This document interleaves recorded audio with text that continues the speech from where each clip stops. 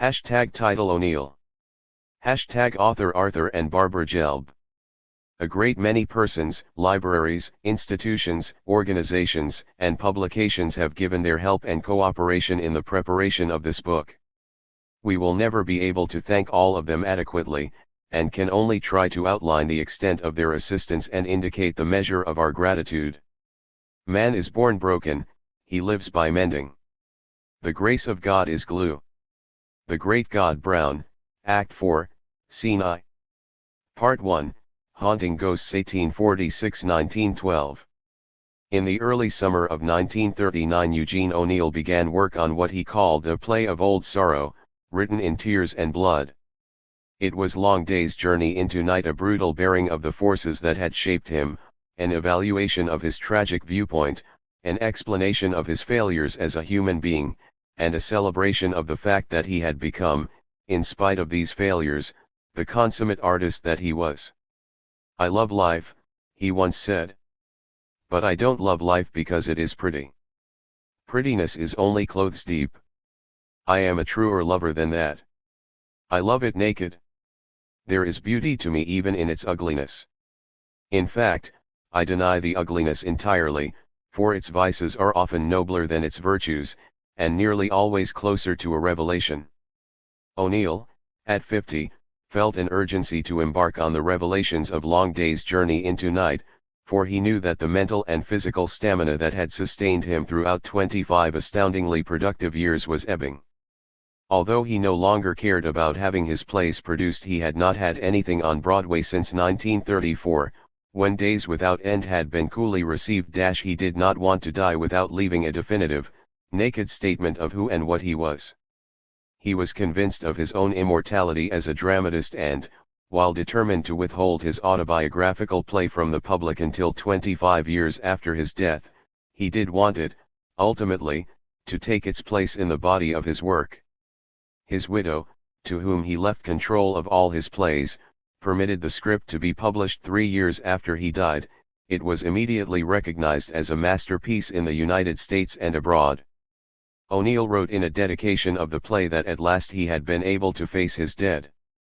After years of dissecting, analyzing, and reconstructing the members of his family and drawing thinly disguised and symbolically heightened portraits of them, he was now prepared to approach them and himself with, as he put it, deep pity and understanding and forgiveness. It is true that he pitied and understood. But the fact that he was impelled, years after their deaths, to reveal his father as a miser, his mother as a narcotics addict, his brother as an alcoholic, indicates that he could not entirely forgive. O'Neill, in his 50s, was still torn by alternating hatred and love for his family. Friends assumed that he wanted to defer publication of Long Day's Journey into Night out of consideration for the feelings of his parents' surviving relatives, who would have been dead when the play finally emerged. Since O'Neill had little affection for his parents' kin, however, it is more likely that the purpose of the delay was to prevent his harsh portraits from being disputed.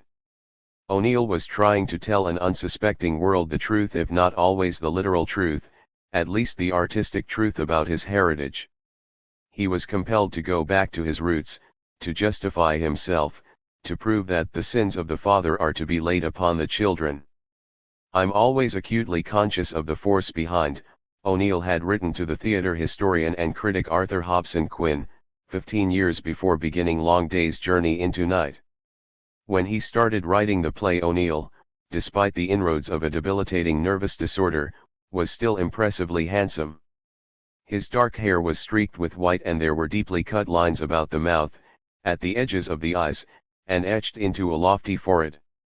A sparse, gray, triangular mustache roofed a mouth at whose corners lurked the hint of a sardonic smile.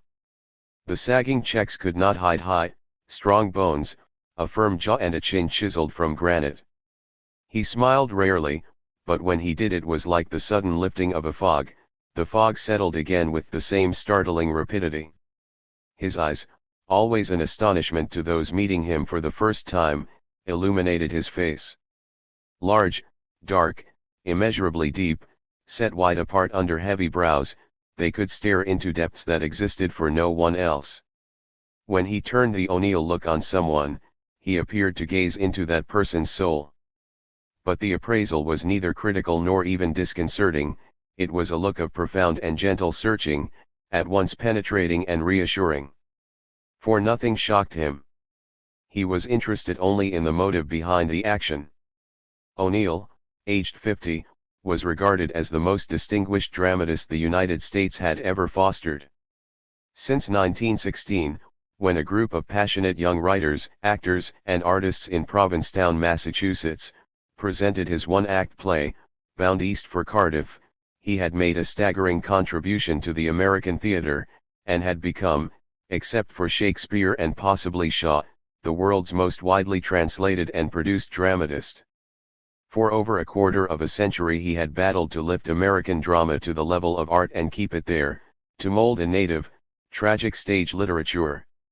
The first American to succeed as a writer of theater tragedy, he had continued shattering Broadway convention and made possible the evolution of an adult theater in which such playwrights as Thornton Wilder, Tennessee Williams and Arthur Miller could function.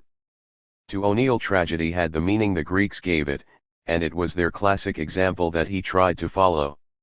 He believed with the Greeks that tragedy always brought exaltation, an urge toward life and ever more life. The spectacle of a performed tragedy roused men to spiritual understandings and released them from the petty greeds of everyday existence. Tragedy ennobled in art what O'Neill often referred to as man's hopeless hopes. Any victory man might wring from life was an ironic one, O'Neill believed. His viewpoint was that life in itself was nothing. It was only the dream that kept man fighting, willing living. To me, the tragic alone has that significant beauty which is truth, O'Neill said in 1921, not long after the premiere of Beyond the Horizon, his initial Broadway production and the first of 4 O'Neill plays to win the Pulitzer Prize. It is the meaning of life and the hope. The noblest is eternally the most tragic. The people who succeed and do not push on to a greater failure are the spiritual middle classes. Their stopping at success is the proof of their compromising insignificance. How petty their dreams must have been. In 1939 O'Neill's dream still soared. Despite the fact that he had won the Nobel Prize for Literature 3 years before, he did not think he had yet pushed on to a great enough failure. Although he already had 34 published plays to his credit, including the 13-act trilogy, Morning Becomes Electra, and had completed the as yet unproduced and unpublished The Iceman Cometh, he had set his hopeless hope on finishing a Herculean cycle of 11 plays 7 cycle, on which he had been working intermittently for about 5 years, was to span a period of more than 175 years in the history of an American family doomed to what O'Neill characterized as self-dispossession, or the bartering of their souls for material gain. But ill health had forced him to ponder the shelving of his taxing project. Toward the end of 1937 he began to suffer from an illness diagnosed at first as Parkinson's disease and later as a rarer disease, whose nature could not be completely ascertained but which most specialists considered degenerative. The obscure disorder causes a gradual breakdown of brain cells and results in a lack of coordination between nerves and muscles. The sufferer loses the ability to control arms, legs and even tongue and throat, while retaining his mental clarity. He reaches for a sheet of paper and instead of grasping it his hand flies upward, he tries to walk forward, and instead he stumbles backward, he clears his throat to speak and with his tongue cleaving to his palate his voice emerges as a croak, his words unformed. In O'Neill's case these things did not happen always or all at once. He never knew, though, when or how he was to be frustrated. His symptoms varied in their intensity, some of his doctors believed that psychological causes governed the form of his affliction. By 1939 palsy was seriously affecting his hands. Even as a young man his hands had trembled slightly, a trait he believed he had inherited from his mother. Now the trembling made it difficult for him to write. To help control the shaking and conserve energy, he formed smaller letters, and his calligraphy became increasingly cramped. Eventually he was squeezing 1,000 words onto a sheet of paper the size most people fill with 200. Much of his work had to be deciphered under a magnifying glass. He could not set down a creative thought except in his own hand. It was impossible for him to dictate or to use a typewriter. Thus handicapped, O'Neill turned to work he considered more pressing than the cycle. I felt a sudden necessity to write plays I'd wanted to write for a long time that I knew could be finished, he wrote to a friend. On a Tuesday, June 21, 1939, O'Neill's wife, Carlotta, made the following entry in her diary: Gene talks to me for hours about a play of his mother, father, his brother, and himself. A hot, sleepless night, an ache in our hearts for things we can't escape. She was referring to the imminence of World War II. It took O'Neill a little over 2 years to complete Long Day's journey into Blight. He worked every morning, many afternoons, and sometimes evenings as well. Often he wept as he wrote. He slept badly, and occasionally in the night he rose from the converted Chinese opium couch that served as his bed to go to his wife's room and talk of the play and of his anguish. He explained to me that he had to write the play, his wife once said. He had to write it because it was a thing that haunted him and he had to forgive his family and himself. He was living at the time on a 158-acre estate, in a concrete blockhouse built on the side of a mountain, about 35 miles from San Francisco. The house was staffed, until the war, by efficient servants. O'Neill saw scarcely anyone except his wife, whose job it was to maintain an atmosphere conducive to work. Orders were that nobody was to go near him, she later recalled, not even if the house was on fire. He was never to be disturbed. O'Neill arose daily at 7:30, dressed, had breakfast on a tray in his bedroom, and then shut himself into his study to work until 1 p.m. He would come out of his study looking gaunt, his eyes red from weeping, Mrs. O'Neill continued. Sometimes he looked 10 years older than when he went in the morning. For a while he tried to have lunch downstairs with me. But it was very bad, because he would sit there and I knew his whole mind was on his play acts, lines, ideas, and he couldn't talk. I would have to sit there perfectly dumb. I didn't even want to make a sound with the chair that might disturb him. It made me very nervous and it made him nervous seeing me sitting there like that. We decided it would be best for him to have his lunch on a tray, alone. After lunch O'Neill would lie down for a rest, unless he was at a point in his work where he felt he had to go on a bit longer. But he napped sometime during the afternoon and if the weather was mild he swam in his pool, which, being high over the valley, had an oddly soothing effect on him. Later in the day he and his wife would walk about on their grounds and look in on the chickens O'Neill was keeping as a hobby. He sometimes went back to work until dinner. In the evenings the O'Neills usually sat before their huge fireplace. O'Neill enjoyed reading Yeats aloud, while his Dalmatian lay at his feet. If he felt gay, he would act something out, his wife has said.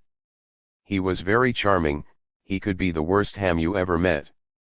But if he was sick, he would be silent and just sit and think. Sometimes, he wouldn't talk all day long. When the play was completed in the summer of 1941, O'Neill told his wife, "Well, thank God, that's finished." All but spent from the effort, he was able to write only one more play before his death in 1953, A Moon for the Misbegotten, which is principally about his brother and is in a sense a sequel to Long Day's journey into night.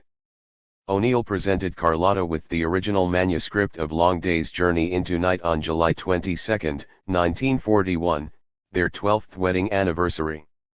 In his inscription he declared that it had been her love that had enabled him to face his dead and write about the 4 haunted Tyrones.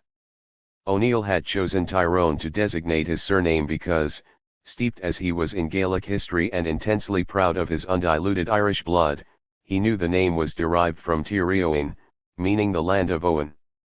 Owen, who died in AD 465, was the ancestor of the O'Neills who for centuries ruled over a section of Ulster, including the part that later became County Tyrone. O'Neill did not bother to disguise the given names of his father and brother James and James Jr., but he called himself Edmund, which was the name of a brother who had died in infancy. And he called his mother, whom everyone had known as Ella Quinlan O'Neill, Mary Cavan Tyrone.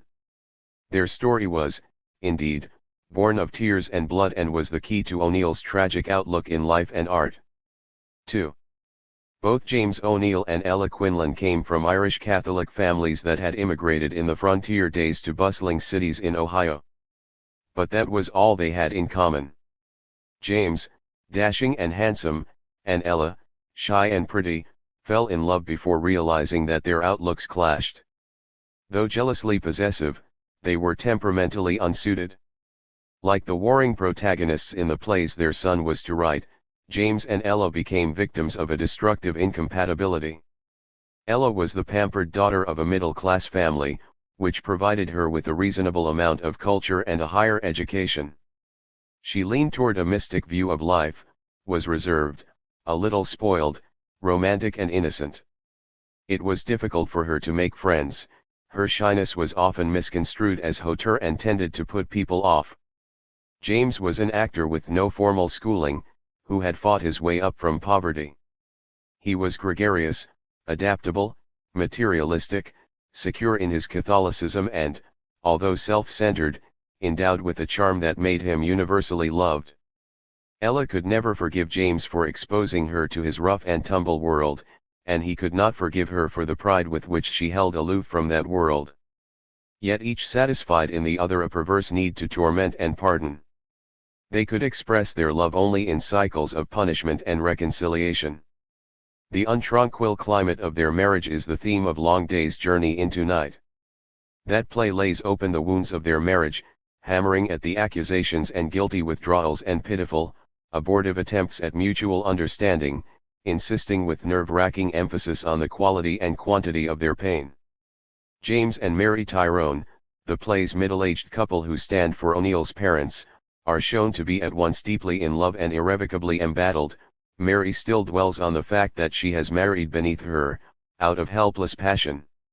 Her frustration has driven her, long since, to narcotics addiction. She talks in self-pitying monologues. She has tried to understand James's ambition and his terror at being unable to rise to and stay at the top, but she cannot excuse the effect it has had on her. James, for his part, adores her, but writhes under her withdrawal and contempt.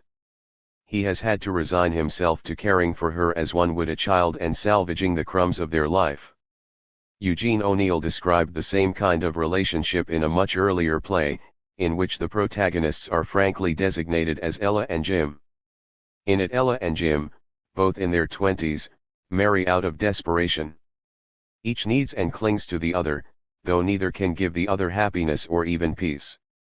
Ella considers herself Jim's superior by birth and background, and Jim is forced to concede her superiority. Ella resents Jim's unrelenting fight to overcome his environment, she is furious at being dependent on him, and she is incapable of accepting his self-sacrifice and devotion to her. Jim cannot follow her behind the locked door of her disillusionment. Jim and Ella literally drive each other insane, but they do not let go. In the end, Ella is reduced to a childlike state in which she talks to herself madly. Jim's hope of rising above the petty cruelties of life is crushed, and he resigns himself to being Ella's nurse. "I can't leave her. She can't leave me," says Jim to his sister, who has asked why they don't separate. "And there's a million little reasons combining to make one big reason why we can't. For her sake, if it do her any good, I'd go, I'd leave, I'd do anything because I love her, but that'd only make matters worse for her.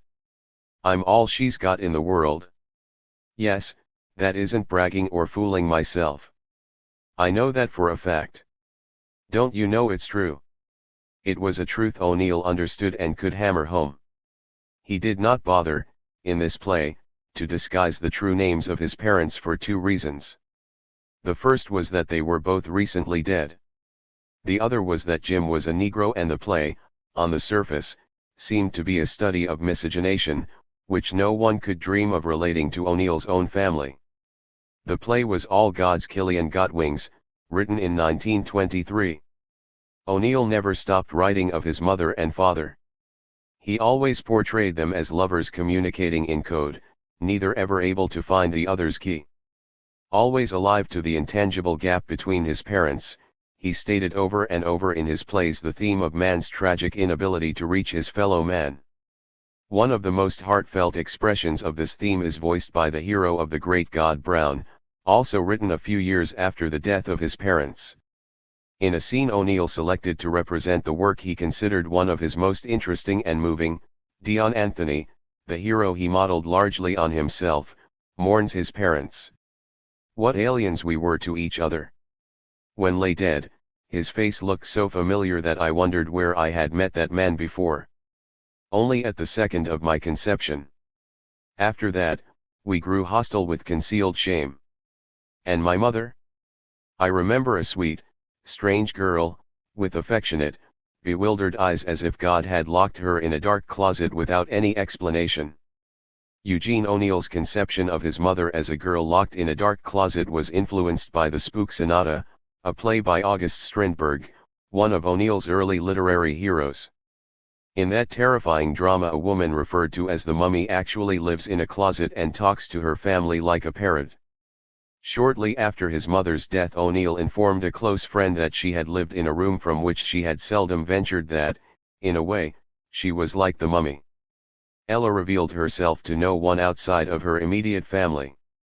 Among the hundreds of friends and business associates with whom her husband brought her into contact, even among her relatives who spent summer after summer in the harbor resort of New London, Connecticut, where she and James had their only permanent home, there was no one who could say he really knew her. Relatives who survived her did not even know her actual given name. She had been christened Mary Ellen and was called by that name throughout her childhood. At 15, when she went to boarding school, she dropped the Mary and became Ellen, a name she considered more glamorous. She remained Ellen to the time of her marriage. Sometime after her marriage she assumed the name Ella, which she used on all later legal documents, including her will, that is the name engraved on her tombstone in New London. It appears then that O'Neill used his mother's actual given name in Long Day's Journey into Night, just as he used the real names of his father and brother. But he may not have done so in this case for the sake of biographical accuracy.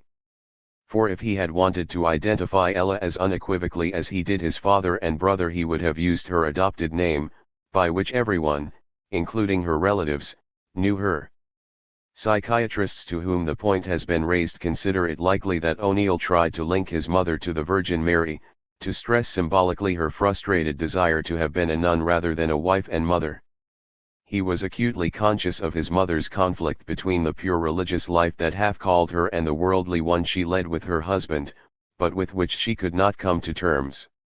Ella was born on Grand Avenue in New Haven, Connecticut, on August 13, 1857, at the height of a national financial panic.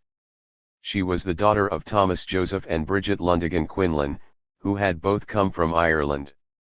When Ella was born, her father was in his early 30s and her mother in her late 20s.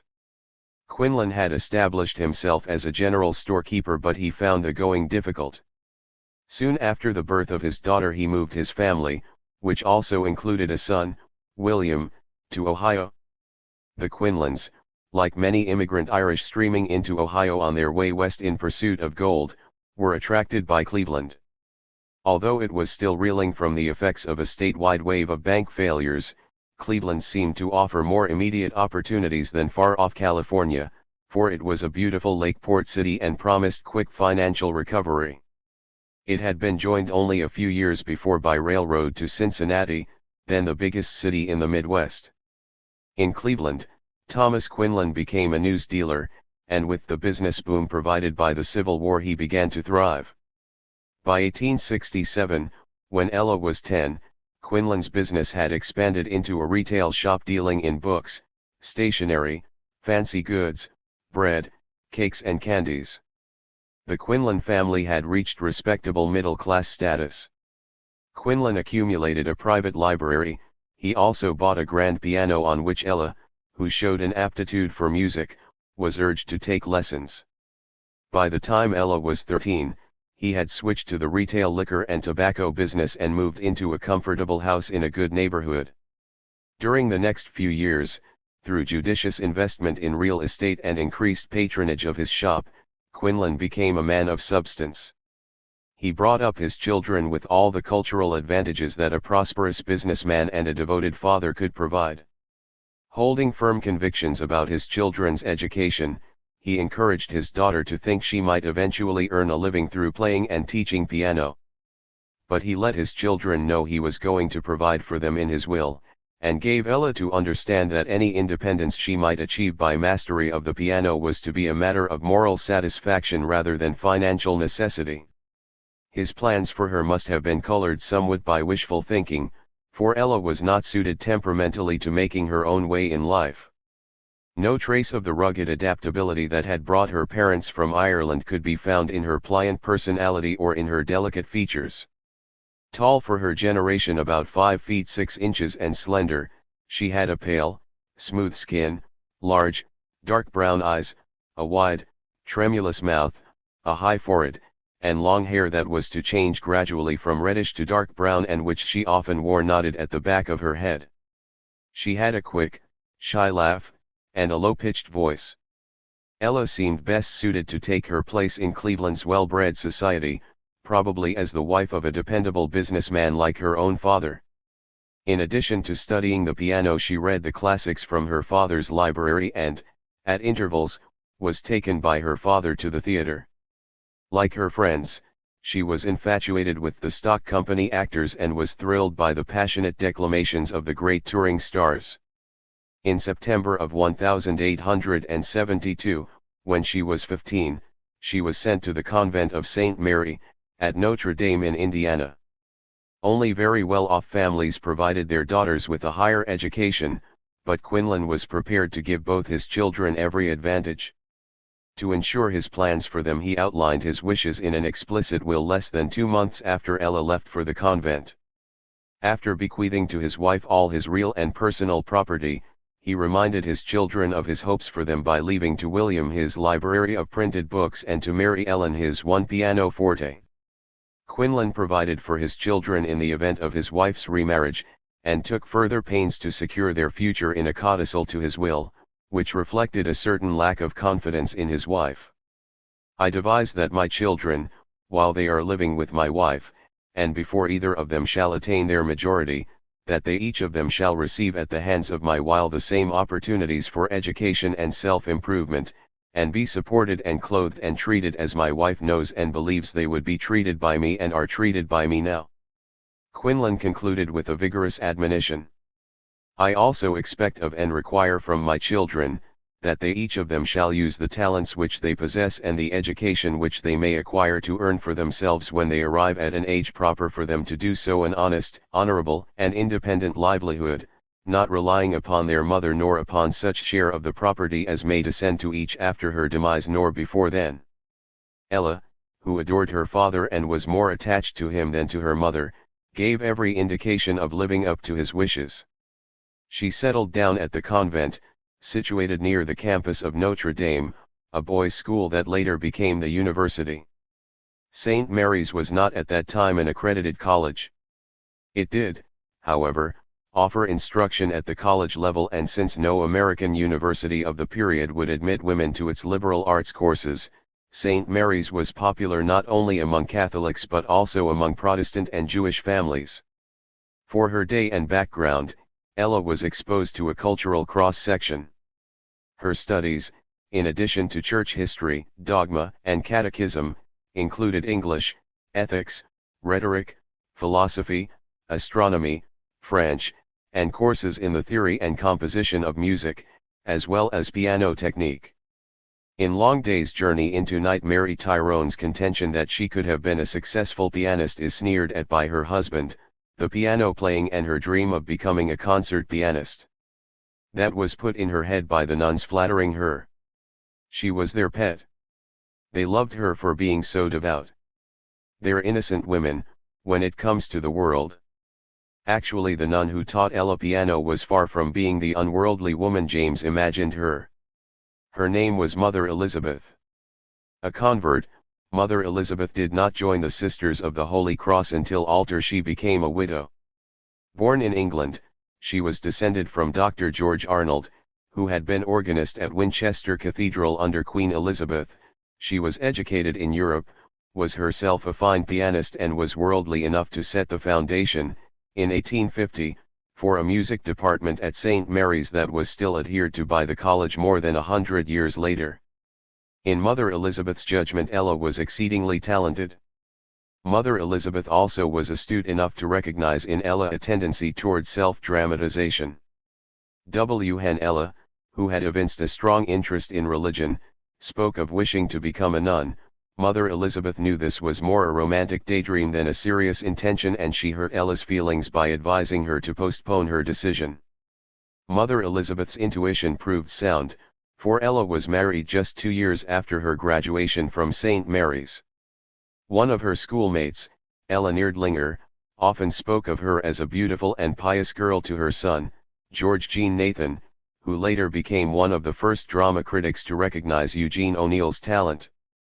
Another of Ella's classmates was Loretta Ritchie, of Pinckneyville, Illinois, who kept up a casual correspondence with Ella for many years. Ella wrote Loretta of bringing up her children in hotels and sometimes cradling them, as infants, in dresser drawers. Neither Loretta Ritchie nor Ella Neardlinger snubbed Ella Quinlan when she married, although Ella's literary counterpart, Mary Tyrone, sadly recollects in Long Day's Journey into Night, that after her marriage to an actor all my old friends either pitied me or cut me dead. In June, 1875, when Ella was 18, she was graduated with honors in music. She received a gold medal engraved with her name and garnered honors for politeness, neatness, order, amiability, and correct observance of the academic rules. Although Long Day's Journey into Night is biographically accurate in regard to most of the minutiae concerning Ella and James, a mystifying lapse occurs in connection with the description of their first meeting. Eugene O'Neill has made it appear in the play that Ella was introduced to James by her father during the spring vacation of her senior year at St. Mary's, in 1876. Ella was actually in her senior year in 1875, but this error of a year is less noteworthy than the fact that Ella's father had died before the end of 1874. More interesting is the reference in the play to Quinlan's participation in his daughter's wedding plans, particularly the mention of his purchase of an elaborate wedding dress for her, when, in fact, the wedding took place more than 3 years after his death. O'Neill deliberately altered the facts to heighten Ella's tragedy. She becomes a more poignant victim when she is thrust into James's harum-scarum theatrical world directly from the sheltering home of her father. But while O'Neill took license with these details, it is true that Ella's father did become acquainted with James O'Neill in 1871 or 1872. James, at that time, was the leading man at Cleveland's celebrated theater, the Academy of Music. Quinlan's shop on Superior Avenue was just a block and a half from the theater, which stood between Superior and St. Clair Avenues, in the heart of Cleveland's business district. Members of the acting troupe visited the shop, and it was there that Quinlan and James struck up an acquaintance based on their common Irish ancestry. It was the custom for leading businessmen of the community to befriend actors of prominence. Many of the touring stars, who were products of stock companies, could boast of friends in every town on their itinerary. This often made their travels more pleasant, for their local friends could be counted on to wine, dine, and even house them during their engagements. Ella, as a girl of 15, met James, who was then 26, in her father's home and developed a schoolgirl's crush on him. But Ella enrolled in the convent in the fall of 1872, about the same time that James left Cleveland for McVickers Stock Company in Chicago. While Ella may have dreamed of James and talked to her friends about him, and even imagined herself his wife, James did not give her a serious thought at that time. During the next 3 or 4 years, which he spent in Chicago and San Francisco, James was conducting a fairly hectic love life. It was not until he came to New York in 1876 that he again met Ella, and this time decided he had found his true love. Their courtship had come about after Ella had spent some months in Cleveland following her graduation and decided that life was pallid there without her father's stimulating presence. She reminded her mother of his wishes, and Bridget agreed to take Ella to New York, where she had relatives, and to let her enroll for advanced studies in music. Mother and daughter arrived there early in 1876, Substantial checks drawn on Quinlan's estate followed them periodically.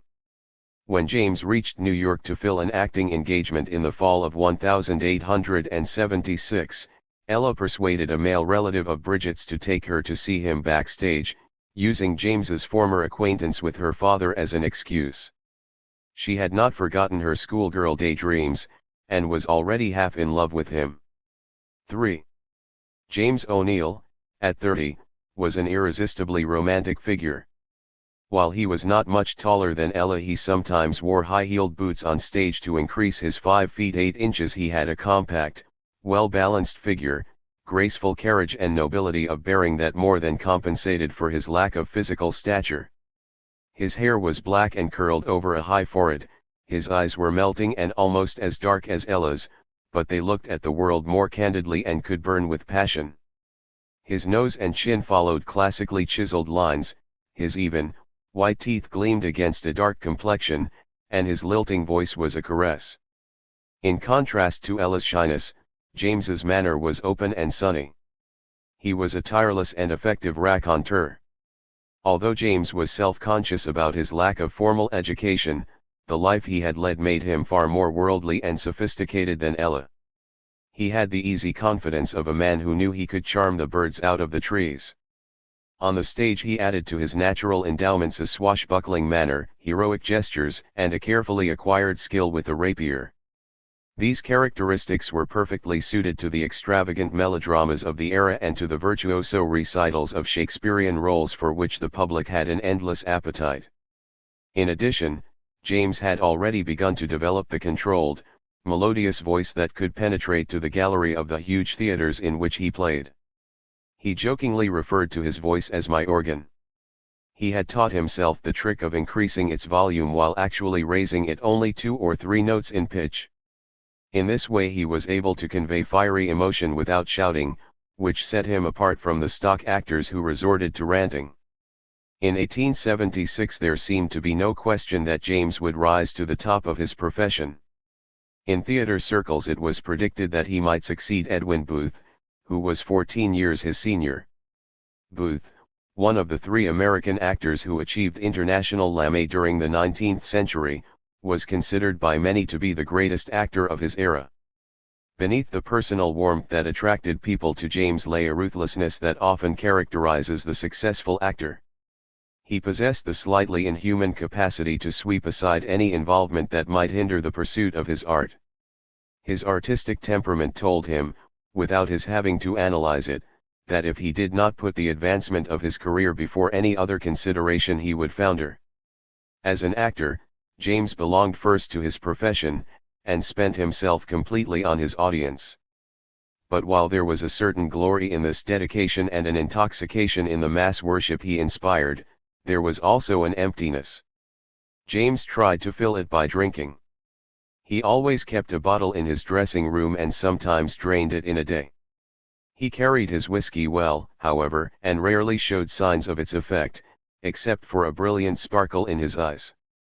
Certainly it did not hurt his acting, nor did it in any way hinder his career. The theater of the day, in which James had been steadily rising for the past 7 years, was a national institution that approximated in popularity the motion picture industry during the 1930s and 1940s.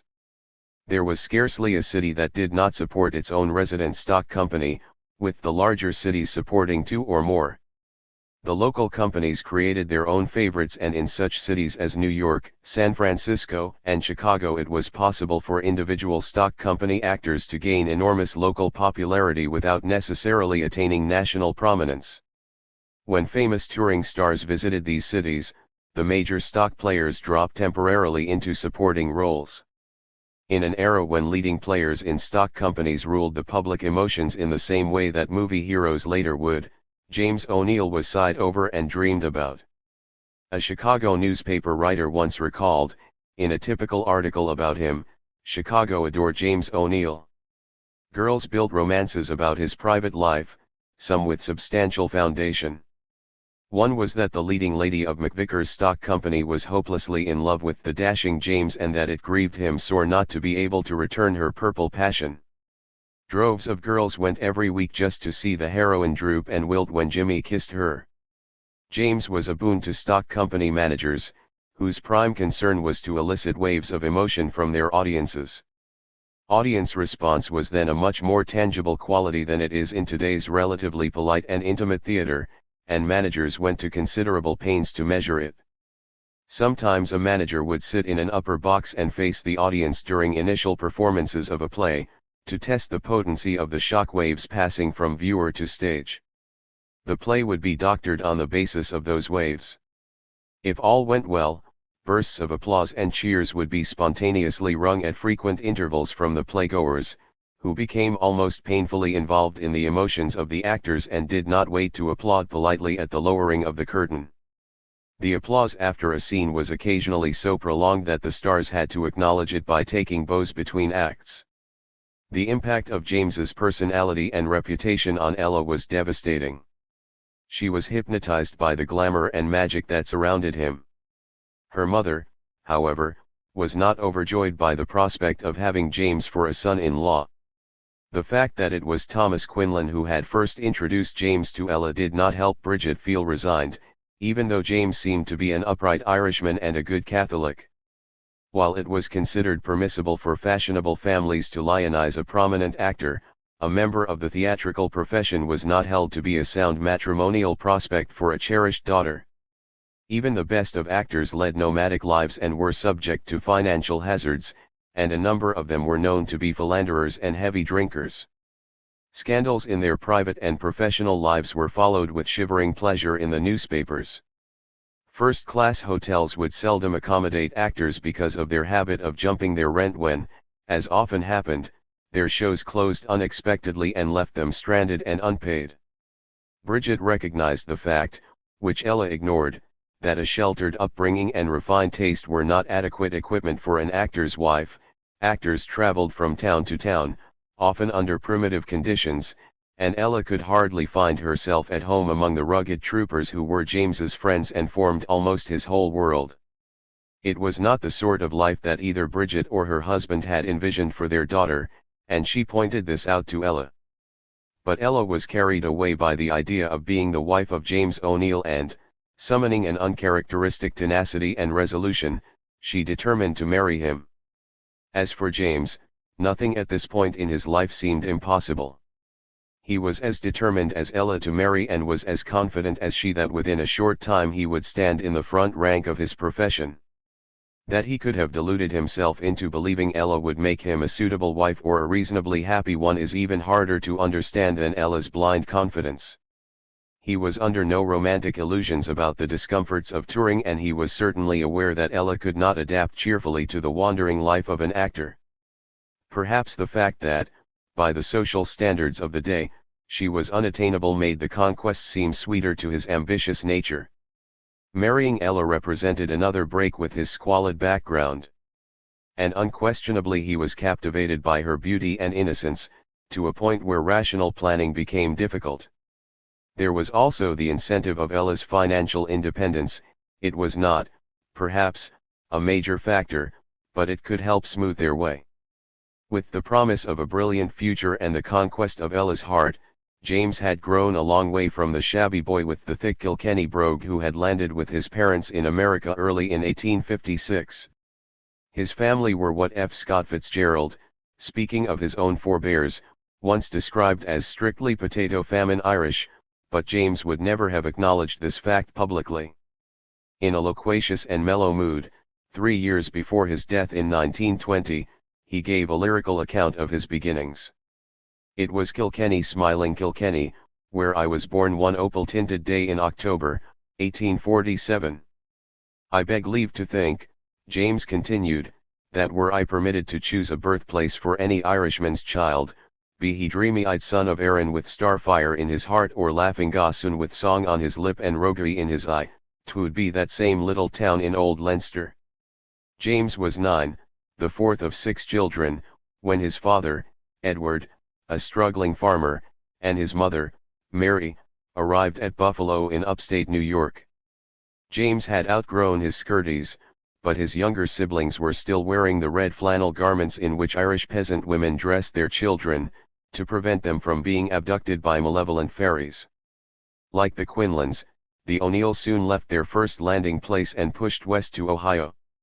It was in the same year that the Quinlans arrived in Cleveland, 1857, that the O'Neills settled in Cincinnati, about a 4-hour train ride away. Unlike the Quinlans, however, the O'Neills did not prosper, although Cincinnati was then the undisputed industrial center of the West. Edward O'Neill was a mystic. Soon after his arrival, in response to an ethereal summons from his Celtic ancestors, who warned him of his impending death, he abandoned his family and returned to Ireland, where he died a short time later. The two older brothers left home and James became the family's mainstay.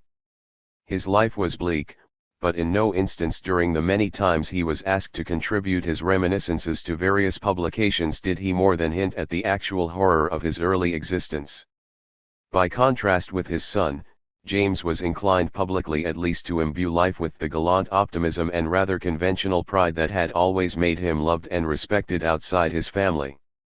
The views of both father and son were distorted and dramatically heightened by their strangely disparate temperaments. For example, Eugene O'Neill's impression of his father's boyhood is contained in the lines he wrote for James Tyrone in Long Day's Journey into Night. "It was at home I first learned the fear of the poorhouse.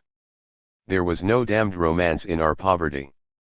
Twice we were evicted from the miserable hovel we called home. I cried, though I tried hard not to, because I was the man of the family. At 10 years old, there was no more school for me. I worked 12 hours a day in a machine shop. A dirty barn of a place where rain dripped through the roof, where you roasted in summer, and there was no stove in winter, and your hands got numb with cold, where the only light came through 2 small filthy windows. I got 50 cents a week. And my poor mother washed and scrubbed for the Yanks by day and my older sister sewed. We never had clothes enough to wear, nor food enough to eat." This was true as far as it went, but it was only part of the story. James O'Neill's own romanticized version presents a startling contrast. "I tried many kinds of work after my father died. I was a newsboy for one day.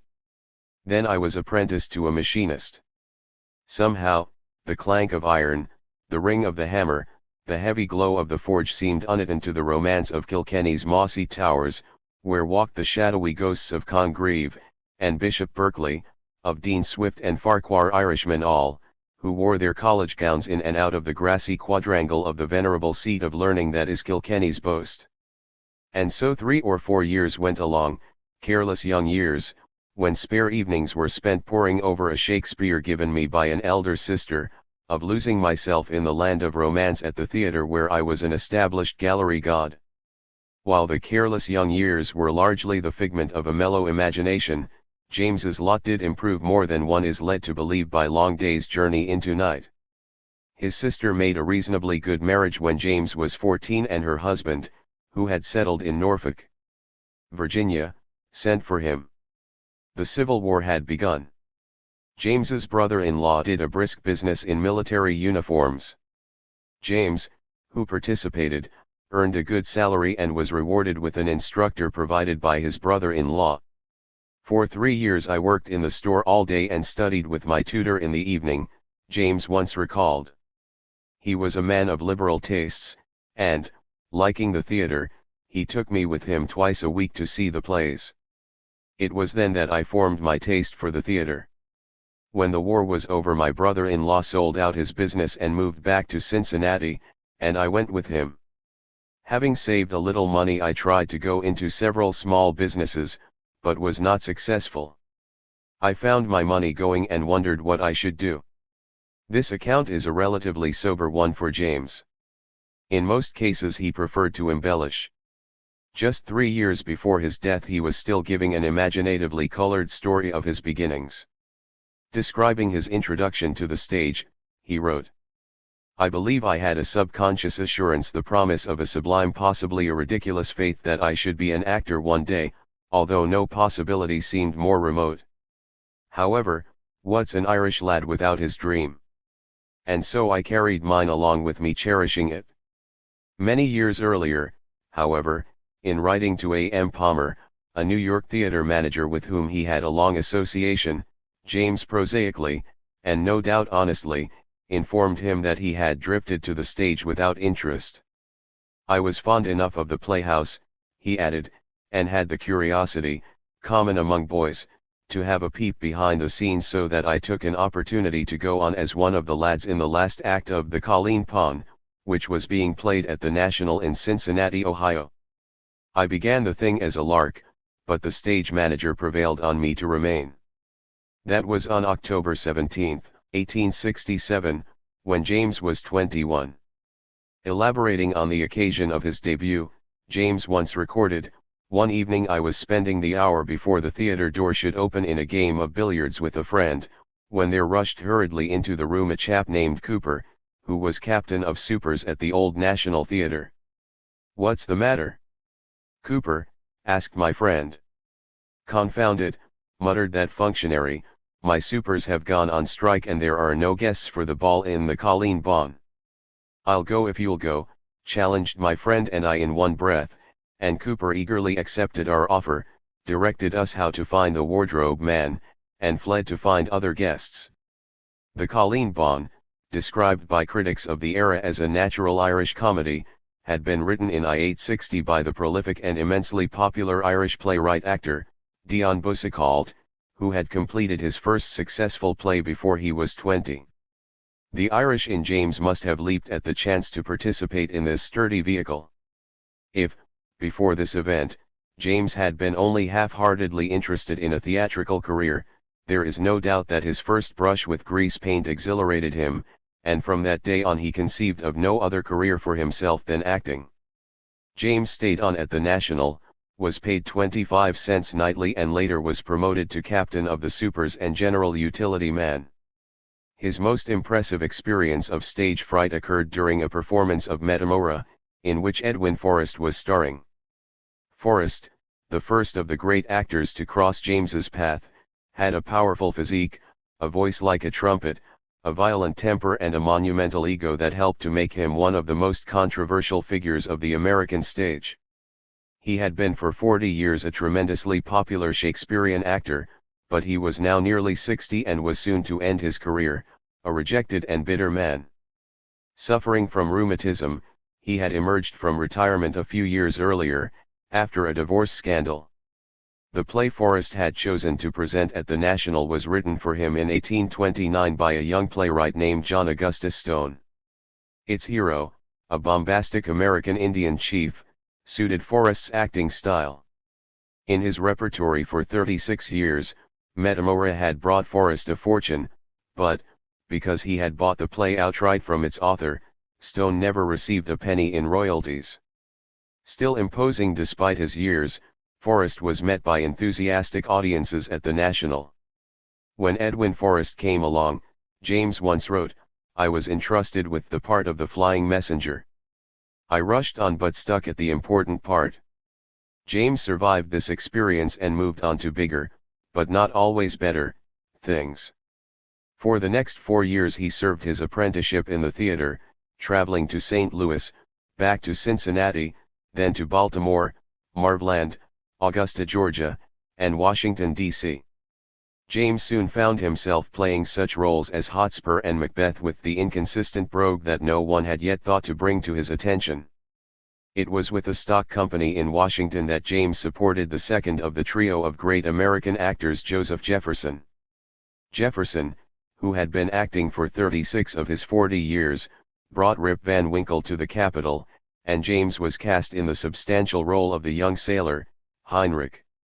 Dramatized by Boucicault from Washington Irving's story in 1865, the play, with numerous alterations provided by Jefferson, was to be a staple of the road for 40 years and was forever to be identified with Jefferson, as he was with it. James was panic-stricken when Jefferson sent for him at the close of the first performance. He was sure he was about to be picked apart, but Jefferson, smiling genially, waved James to a chair in his dressing room. "My boy," said Jefferson, "you got 6 rounds of applause tonight, and that is good. Very good. But there are 8 rounds in the part and we must get them. Then the man James later described as the kindest and finest of men and of actors showed him the points where the rounds of applause might be elicited and carefully explained why they had not been forthcoming. A lesson in acting money could not have bought, James said. At the next performance he tried to follow Jefferson's advice, but nervousness made him stumble, so that he received only 7 rounds of applause. "Better, my boy, better," was Jefferson's comment. After that, James received the full 8. At the conclusion of Jefferson's stint with the company, he praised James's acting and encouraged him to study. James was emboldened to ask Jefferson for a list of books that would help improve his technique. "Shakespeare first, for breadth and depth and height of thought and fancy," said Jefferson, and for insight into human nature read all the standard old comedies. Jefferson's advice unlocked the treasures of the old masters of the stage, James recalled. Congreve and Farquhar and along down the line to those other Irishmen, Goldsmith and his brilliant young disciple Richard Brinsley Sheridan, I devoured them all, and Dion Boucicault too, together with every French and German comedy I could find. James's next noteworthy engagement in 1871 was as leading man at John Elsler's Academy of Music in Cleveland, where Elsler and his wife were popular local performers. Elsler had been a partner of Jefferson and coached him in the dialect for Rip V. M. Winkle. His academy, at the height of its fame when James arrived, was a 3-story brick building, equipped with a vast stage that was hung with red plush curtains. Gas footlights provided the stage lighting, while a huge chandelier illuminated the auditorium. Its hundreds of china candles were laboriously lighted every evening from one of the theater's boxes with a long taper. Many of the top stars made the Academy a regular stop, and the Elslers did excellent business, charging the customary admission of $1 for orchestra seats and 25 cents for the gallery. James was now 24.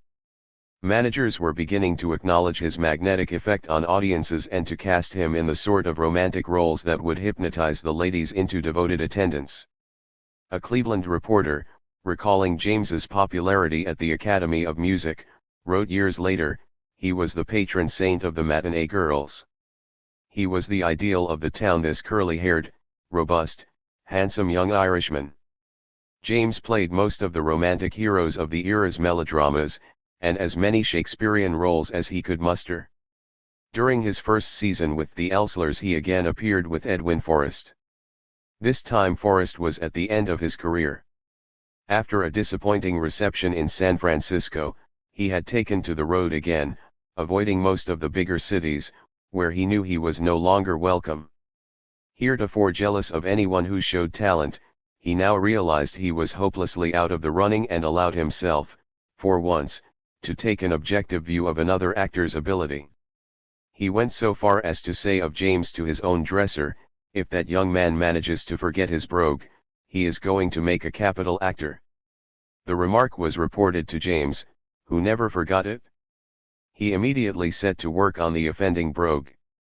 Other stars passed through Cleveland, many of them at the top of their success, and James held his own, even when playing the title role of Macbeth opposite Charlotte Cushman, whose Lady Macbeth was one of the most formidable interpretations of the era. The deep-voiced Miss Cushman, who preferred to play Hamlet and Romeo and who cordially disliked most men, was so charmed by James that she took the trouble to coach him in the role of Macbeth. She predicted a brilliant future for him, if he would work, work, work. In those days an actor who had less than 50 parts including the major Shakespearean ones and numerous of the contemporary melodramas and farces in his repertory was looked upon with scorn. James, by now, had acquired the requisite number. He had also learned, with practice, to suppress the richer part of his brogue, although it still had a tendency to trip him up in impassioned scenes. His reputation had spread as far west as Chicago, where J11 McVicker ran one of the country's leading theaters. At the time it was outranked only by Wallack's in New York, considered the best theater in the United States, and Mrs. Drew's Arch Street Theater in Philadelphia. James accepted McVicker's proposal to star for 10 weeks at the head of the stock company, after which he would support a succession of touring stars. Chicago was recovering from the effects of its fire of the year before, and the fever of reconstruction seemed to serve as a stimulus to theatrical activity. McVicker's audiences were loyal. At McVicker's, James met Edwin Booth for the first time. Booth, then 39, was at the height of his popularity as a Shakespearean actor. He had a superb stage presence enhanced by an artfully modulated voice. He wore his dark hair long, and he had a thin, sensitive face with deep-set eyes. A number of years after Booth's death, James reminisced about his idol. Booth as a young man was the handsomest actor I have ever seen on the stage. He was the picture of manly beauty. Not only all women, but men, as well, were enthusiastic over Booth's personal charm. Having weathered a difficult youth, during which he was obliged to act as a guardian and buffer for his eccentric father, the famous actor Junius Brutus Booth, young Edwin had developed as a first-rate performer in his own right. He had overcome a tendency toward alcoholism, recovered from the death of his first wife, for which he blamed himself in part, and emerged from the retirement into which his brother's assassination of Lincoln had plunged him. James was as taken with Booth's personal dignity as with his intellectual, low-key acting style. A Chicago newspaper, summing up James's development as an actor toward the close of his engagement at McVicker's, said, "Most of all did he become the pattern of Edwin Booth. So keenly did he study Booth that he copied even his defects in mannerisms. He dressed like him, posed like him, and finally came to speak like him." Concluding on a mixed note of flattery and caution, the article declared that after the study of a year, he is the equal of some stars and the superior of many more, but warned James to develop his own style and not carry imitation too far. Ironically, James was to come much closer to emulating Booth's tragic personal life than his triumphant professional one. Booth had taken as his second wife Mary McVicker, daughter of J. H. McVicker. Like Ella Quinlan, Mary had been a student at St. Mary's Academy. She had attempted to become an actress, but her stage career was no more successful than her marriage. After several years of disillusionment, she became insane. She was to die at 31, leaving Booth with one more unhappy memory to add to his collection of personal disasters. James admired Booth's fortitude and reticence in the face of tragedy. Perhaps the memory of Booth's courageous resignation helped sustain James later when he was faced with a comparable situation in his own life. Booth was not only the greatest actor without a doubt the world has ever seen, but the noblest man the stage has produced, James once said. It is hard to tell how lovable he was personally, how high-minded and lofty was his purpose and how pure his character, but we who knew him intimately will always reverence him above all other men we ever met in life. Booth gave James an unprecedented professional opportunity, which, in detailed accuracy even as to the date, Eugene O'Neill has recorded in Long Day's Journey into Night. The speaker is James Tyrone. In 1874, when Edwin Booth came to the theater in Chicago where I was leading man, I played Cassius to his Brutus one night, Brutus to his Cassius the next, Othello to his Iago, and so on. The first night I played Othello, he said to our manager, "That young man is playing Othello better than I ever did." That from Booth, the greatest actor of his day or any other.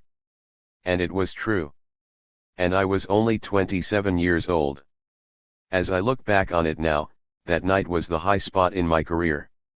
The switching of leading roles from night to night was a custom often followed when two stars of equal stature appeared together for a run. But as James was nowhere near Booth in importance, this particular occurrence was extraordinary. Booth had not intended to include Othello in his repertory at McVicker's at all, but the Chicago press had challenged him by predicting that he would not dare play the role in the wake of the Italian tragedian, Tommaso Salvini, who had acted Othello just a week or two before. Othello was Salvini's most famous portrayal, and audiences on both sides of the Atlantic had been electrified by the terror with which he could fill a stage. Salvini was a giant of a man who believed in steeping himself so thoroughly in a role that it became almost an inseparable part of his personality. He used to terrify his Desdemonas by the realistic ferocity with which he attacked them during the strangling scene. Booth could not overlook the challenge. He promptly announced Othello for the first week. Rivalry among stars was part of the theatrical tradition, with the public gleefully participating. Animosity between players could reach destructive heights. Many people could still recall the Astor Place riot of 1849, which had been the result of a feud between Edwin Forrest and the English tragedian William Charles Macready. Forrest blamed Macready for his having been hissed during a performance of Macbeth in England. He retaliated by attending Macready's performance of Hamlet and hissing his rival. Theater patrons in both countries were shocked by the incident, and when Macready visited America, outraged supporters of both stars fought a bloody battle in and around New York's Astor Place Opera House, where Macready was playing Hamlet. Forrest was considered by many to be morally responsible for the riot, which resulted in 22 deaths and several hundred injured. Tempers were not so volatile in 1874, and Booth adopted a peaceful means of putting his rival in his place. He could not only play the part of Othello as well as Salvini, James later told a Boston journalist, but he could do something which Salvini would never attempt. He could play Iago.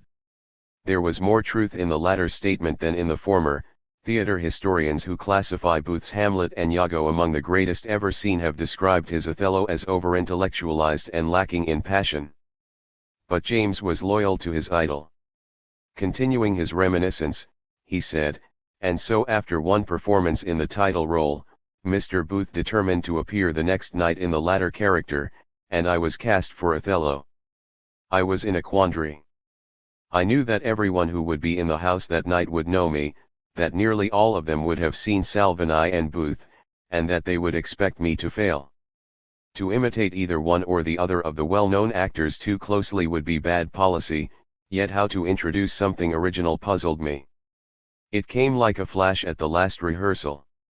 James said nothing to the other members of the cast about the innovation he planned for the evening performance. Actors seldom bothered with such formalities, for there was no director to keep them in line. Coordinated performances of the classics were a rarity. Productions of Shakespeare were individual tours de force. The star, if he was so inclined, might direct other members of the cast, but usually he was too preoccupied with his own strategy for wringing response from the audience to pay attention to his supporting company. Rehearsals were sketchy, the star withholding anything resembling a performance until actually playing before a paid audience. His supporting players followed suit, with the result that each performer took a stance and declaimed his big speeches oblivious to the rest of the cast. How he gestured, how he moved, how he intoned was determined by him alone. Audiences came to see their idols go through their paces, not to see ensembles interpreting a play. The attention given to scenery and costumes also was negligible by modern standards. If the canvas was richly painted and the decorations lavish and ornate, the scenery drew good notices from the press. It was of minor significance whether the background furthered the mood of the play or whether it was appropriate to its period or place. The costumes were a matter of individual taste. Each player provided his own, without regard for authenticity of period or location. It was enough to look elegant. In the romantic melodramas that alternated in stock repertories with the classics, however, there was often more stress on the mechanics of the scenery than on the ability of the actors. These were the action-packed thrillers that foreshadowed the movies, boasting shipwrecks and near drownings in ocean waves, raging fires, and howling snowstorms. The stage manager coordinated the action, but just as long as the players drowned, scorched, and shivered on cue, they could do the rest of their business as they saw fit. James was merely following established procedure when he privately decided on the bit of business that was to distinguish his Othello. The cast was going through the third scene of the third act on the afternoon before the performance. "Of course, this is your scene, O'Neill," Booth said magnanimously. "I will be at the side here whenever you want me. And, by the way, O'Neill, I wouldn't wear the sword in that scene if I were you. You will find that it is in your way and that it hampers your movements, while at the same time you will not need it." The sword in question was an ornament James had acquired during his early barnstorming days. It was an ancient scimitar, and James had never had occasion to draw it from its decorated scabbard. Going off stage, he now tried to pull it out, It came only halfway and then clanged back, as he had anticipated. He decided it suited his purpose. He wore the sword that evening when he went on for the scene. Sidling across the stage toward Booth, he uttered the lines. If thou dost slander her and torture me, never pray more, abandon all remorse. On horror's head horrors accumulate. Do deeds to make heaven weep, all earth amazed. For nothing canst thou to damnation add. Greater than that. James approached Booth, his sword half drawn. When Booth gave his answering lines, James sprang his surprise. Nay, stay, thou shouldst be honest, he said menacingly, and let go of the sword hilt. The sound reverberated through the theater. The audience, so knowledgeable it could be enchanted by even such a minute innovation, nearly fell out of its seats in its effort to applaud James.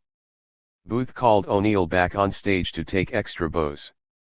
The scene is yours, said Booth. You couldn't have done it better. To James's relief, Booth never mentioned the brazen disregard of his advice. Tricks like these were not, however, the sole basis on which James won the hearts of Chicago audiences. He had a genuine flair for Shakespeare that earned their respect.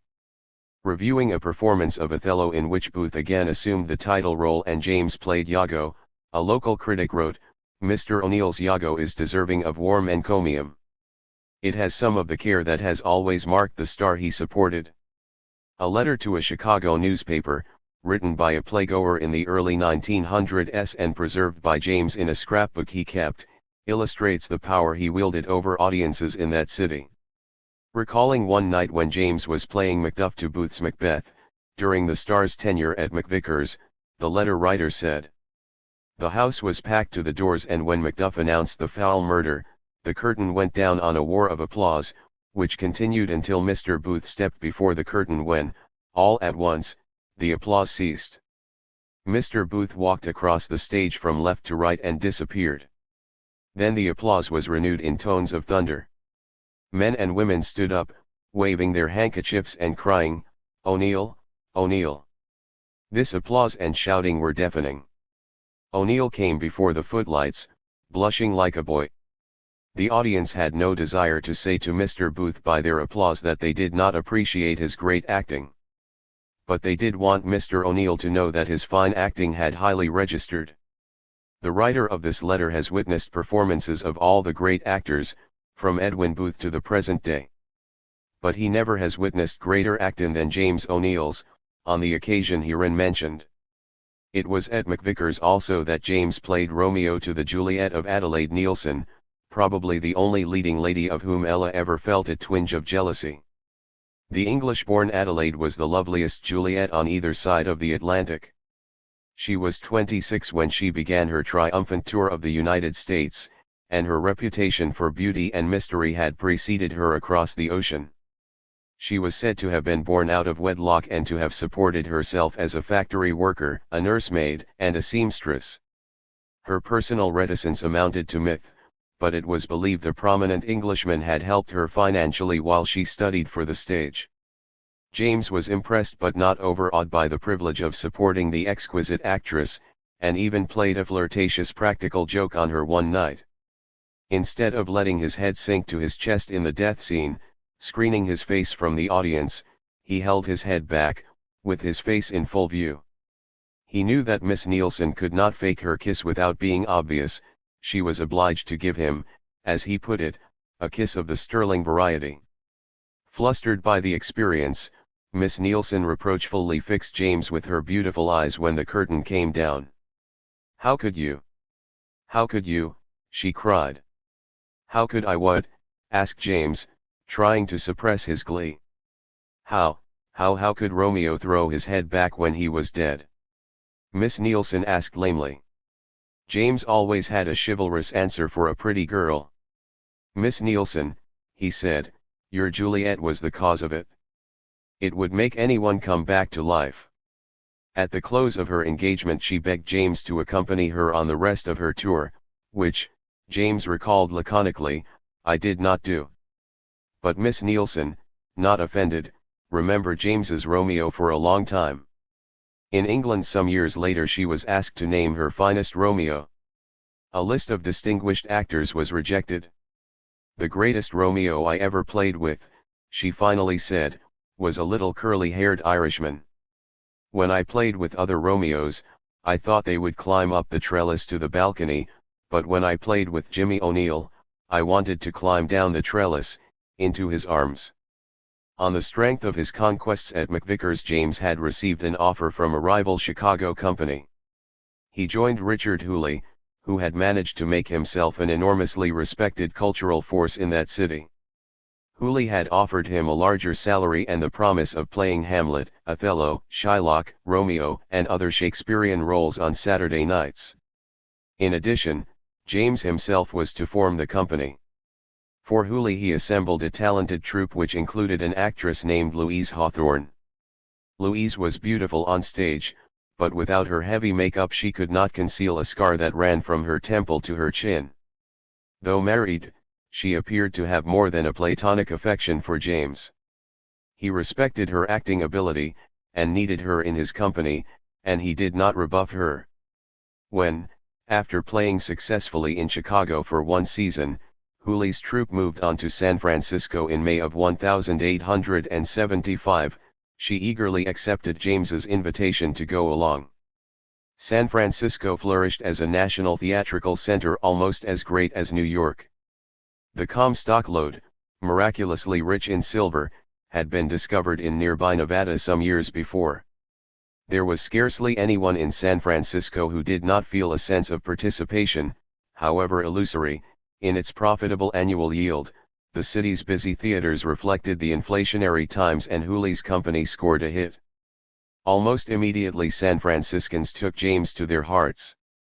In the late winter of 1875-76 James received an offer to join a top-notch stock company in New York the following season, an invitation he had been waiting for. Louise was not included in the invitation, nor did James tender her a personal one.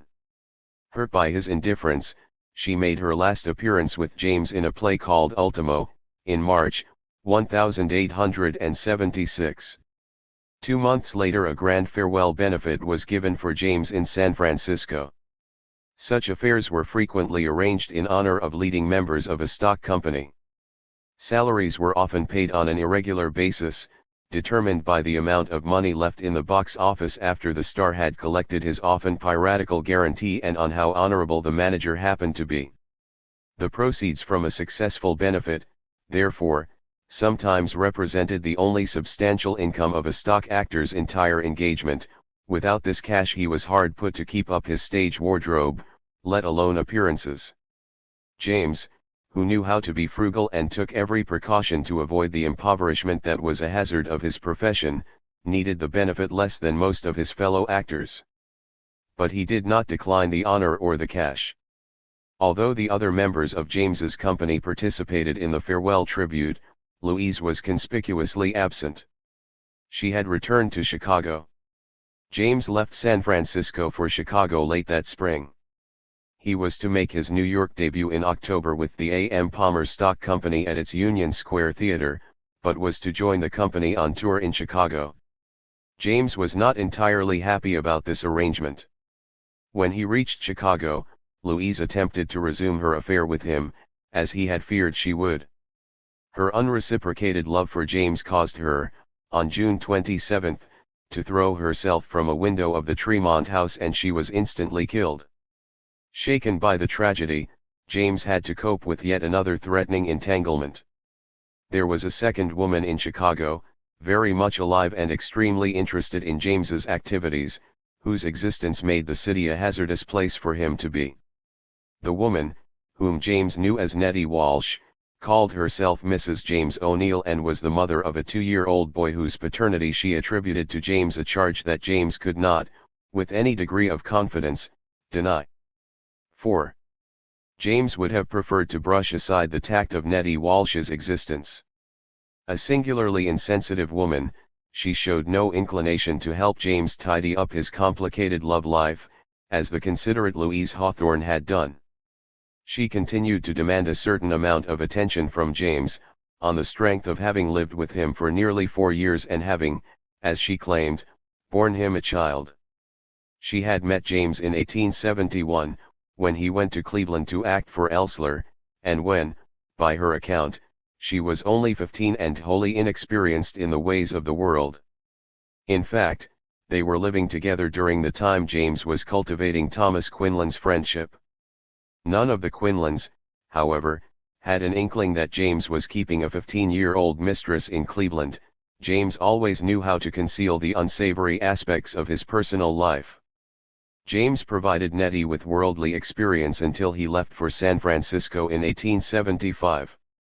She had been a willing student during those 4 years, despite her knowledge that James was simultaneously enriching the experience of Louise Hawthorne.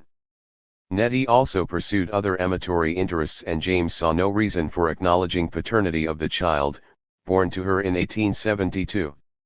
With apparently no twinge of conscience, he had left Nettie in Chicago and taken Louise with him to San Francisco. When James returned to Chicago after his San Francisco triumph, he made some cautious inquiries about his legal responsibility to Nettie, who had begun announcing that she was his wife. He was told that Nettie had no legal claim on him, and he evidently considered the relationship terminate when he left for New York. Nettie, as she was soon to demonstrate, thought otherwise. It was at this point that James and Ella met and fell in love. But even though James kept the affair with Nettie a secret from Ella, he had his troubles overcoming the opposition of Ella's mother to the marriage. It took James the better part of a year to win over Bridget and make Ella his bride. He did not, however, allow his negotiations with the Quinlans to interfere with his work. He had come to New York to triumph, and he did not lose sight of his goal. New York's theatrical atmosphere in the 1870s was not much different from that of other large cities. It had a denser concentration of playhouses, but most of them were run on the stock company principle. Stars of genuine national stature were scarce. A contemporary New York newspaper sadly commented that the list of star performers who can be depended upon to gather large audiences in the city is growing smaller from day to day. The clamor for their services was, of course, as great in New York as elsewhere. But stars did not tour the country so as to arrive ultimately in New York. Once they had fulfilled their brief engagements, even the most successful of them had to continue on tour. Even a play that scored a hit did not run for more than a few weeks. A run of 2 months was considered spectacular.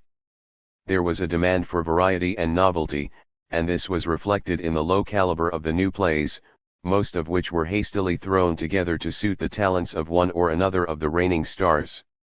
Many of the productions laid not the slightest claim to originality. They were either pirated versions of successful European melodramas or slightly doctored versions of plays brazenly stolen from the stock company across the street.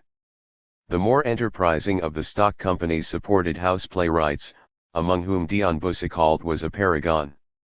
House plays were frequently turned out by their authors at the rate of a dozen a year, and they were liable, with no noticeable detriment to their literary quality, to be rewritten by the actors who played in them.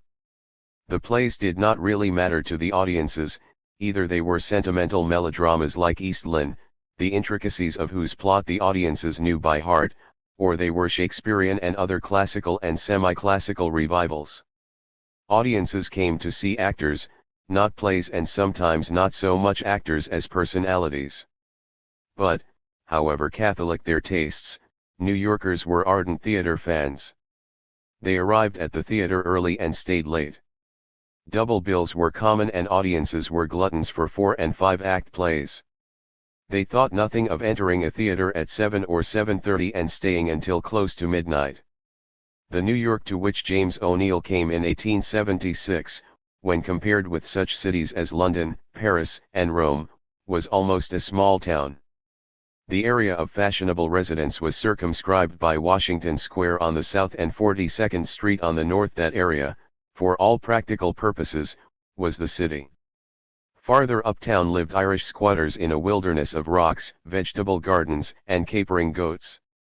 The area that later became the Bronx was open country, dotted by little villages at scattered intervals along the railroad tracks. New York had nothing resembling a skyline. It was architecturally undistinguished, its squat buildings, most of them brownstone, seldom reaching a height of more than 3 or 4 stories. Its most original and impressive structure was the Brooklyn Bridge, which was then in the 6th year of its 13-year construction period. Horse cars jogged along the dusty, untended cobblestone streets, but businessmen could, to save time, ride in the Pullman cars of the steam-engined 3rd Avenue Elevated Railroad. Stylish shops such as A.T. Stewart's, Macy's, Lord & Taylor, Arnold Constable, and James McCreary lined Broadway from 9th to 20th Streets, earning for the area the title of the Ladies' Mile. Tiffany & Company was at Union Square and 14th Street, a convenient place for James to buy Ella's wedding ring, for the square also marked the beginning of the theater district, which James seldom left. There were about 20 theaters in New York, of which the most successful were Lester Wallack's, at 13th Street and Broadway, Augustin Daly's, at 5th Avenue and 24th Street, and A.M. Palmer's, on the south side of Union Square. Wallack, the son of an English actor-manager, played romantic and light comedy roles in his own company. Daly, who had been a theater critic, went on to adapt popular plays and create stars in the theater he managed. Palmer, for whose Union Square stock company James had been engaged, had created an artistic reputation by imposing discipline and serious rehearsals upon his actors. The Union Square Theater, built in 1871 as a variety house and taken over a year later by Palmer, could scat 1,200 people, a small capacity for that era. The theater occupied the lower stories of a hotel called Morton I. Louse, where many actors lived. Union Square, a center of good living and gaiety, had been established as the city's first theatrical district 20 years before, soon after the completion in 1854 of the Academy of Music on 14th Street. Since then the square had drawn the best restaurants, such as Delmonico's, and become a popular site for torchlight parades. Palmer, a former librarian and a man of education, became, through the reputation of his stock company, a power in theatrical circles. He helped organize the Actors Fund, which looked after the families of indigent players. In 1874 his production of an adapted French melodrama, The Two Orphans, brought him a fortune. It was with a revival of this play that he intended to launch his regular fall and winter season for 1876-77. Palmer was winding up a preliminary season with a Bret Harte play called Two Men of Sandy Bar when James moved his wardrobe trunk into the Union Square Theater in September and began rehearsing. James was to play the role of Pierre Frocard, the cripple, in The Two Orphans. The romantic part of the Chevalier de Vaudreuil, which James had acted in San Francisco, was to be played by the company's leading man, Charles R. Thorne, Jr. A favorite of New York theatergoers, Thorne was 7 years older than James. Tall, slim, and handsome, he had toured as a child with his actor father. Though not in the first rank of actors from a national standpoint, he was extremely effective in the swaggering roles for which he was generally cast. Under Palmer's tutelage he had learned a quiet, dignified style of acting that was considered refreshing by the critics of the day. A news item on October 2 informed the public that the revival of The Two Orphans would introduce, as Pierre, Mr. James O'Neill, a fresh candidate for Metropolitan honors. The production, in 4 acts, included scenes of an illuminated garden near Paris, a prison courtyard, and a boathouse on the banks of the Seine. Among its climatic effects was a snowstorm.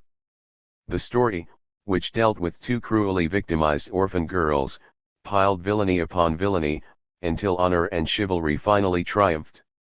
It was undoubtedly this play that Ella attended. Although a responsive audience greeted James's debut, The Times, in its review the next day, was cool.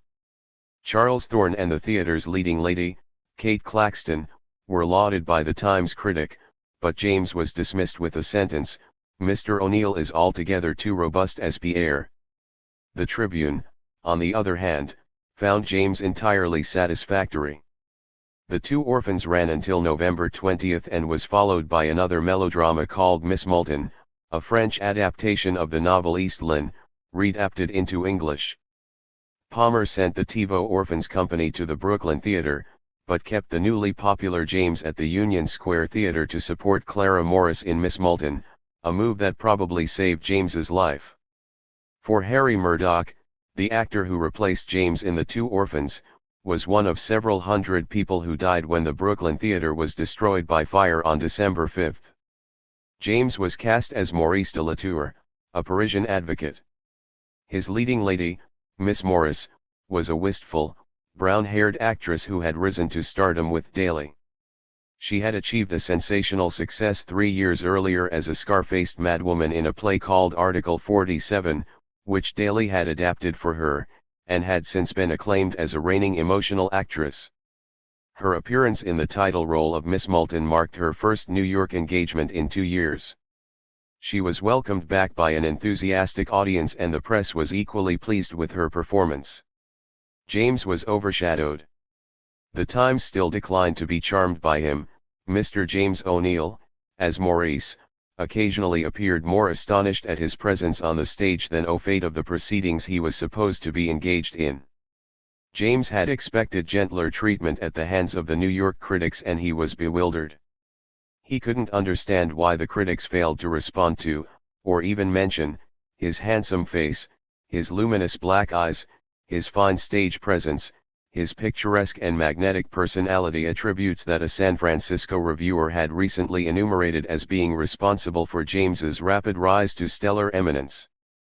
But New York critics continued to measure James unfavorably against their local standards.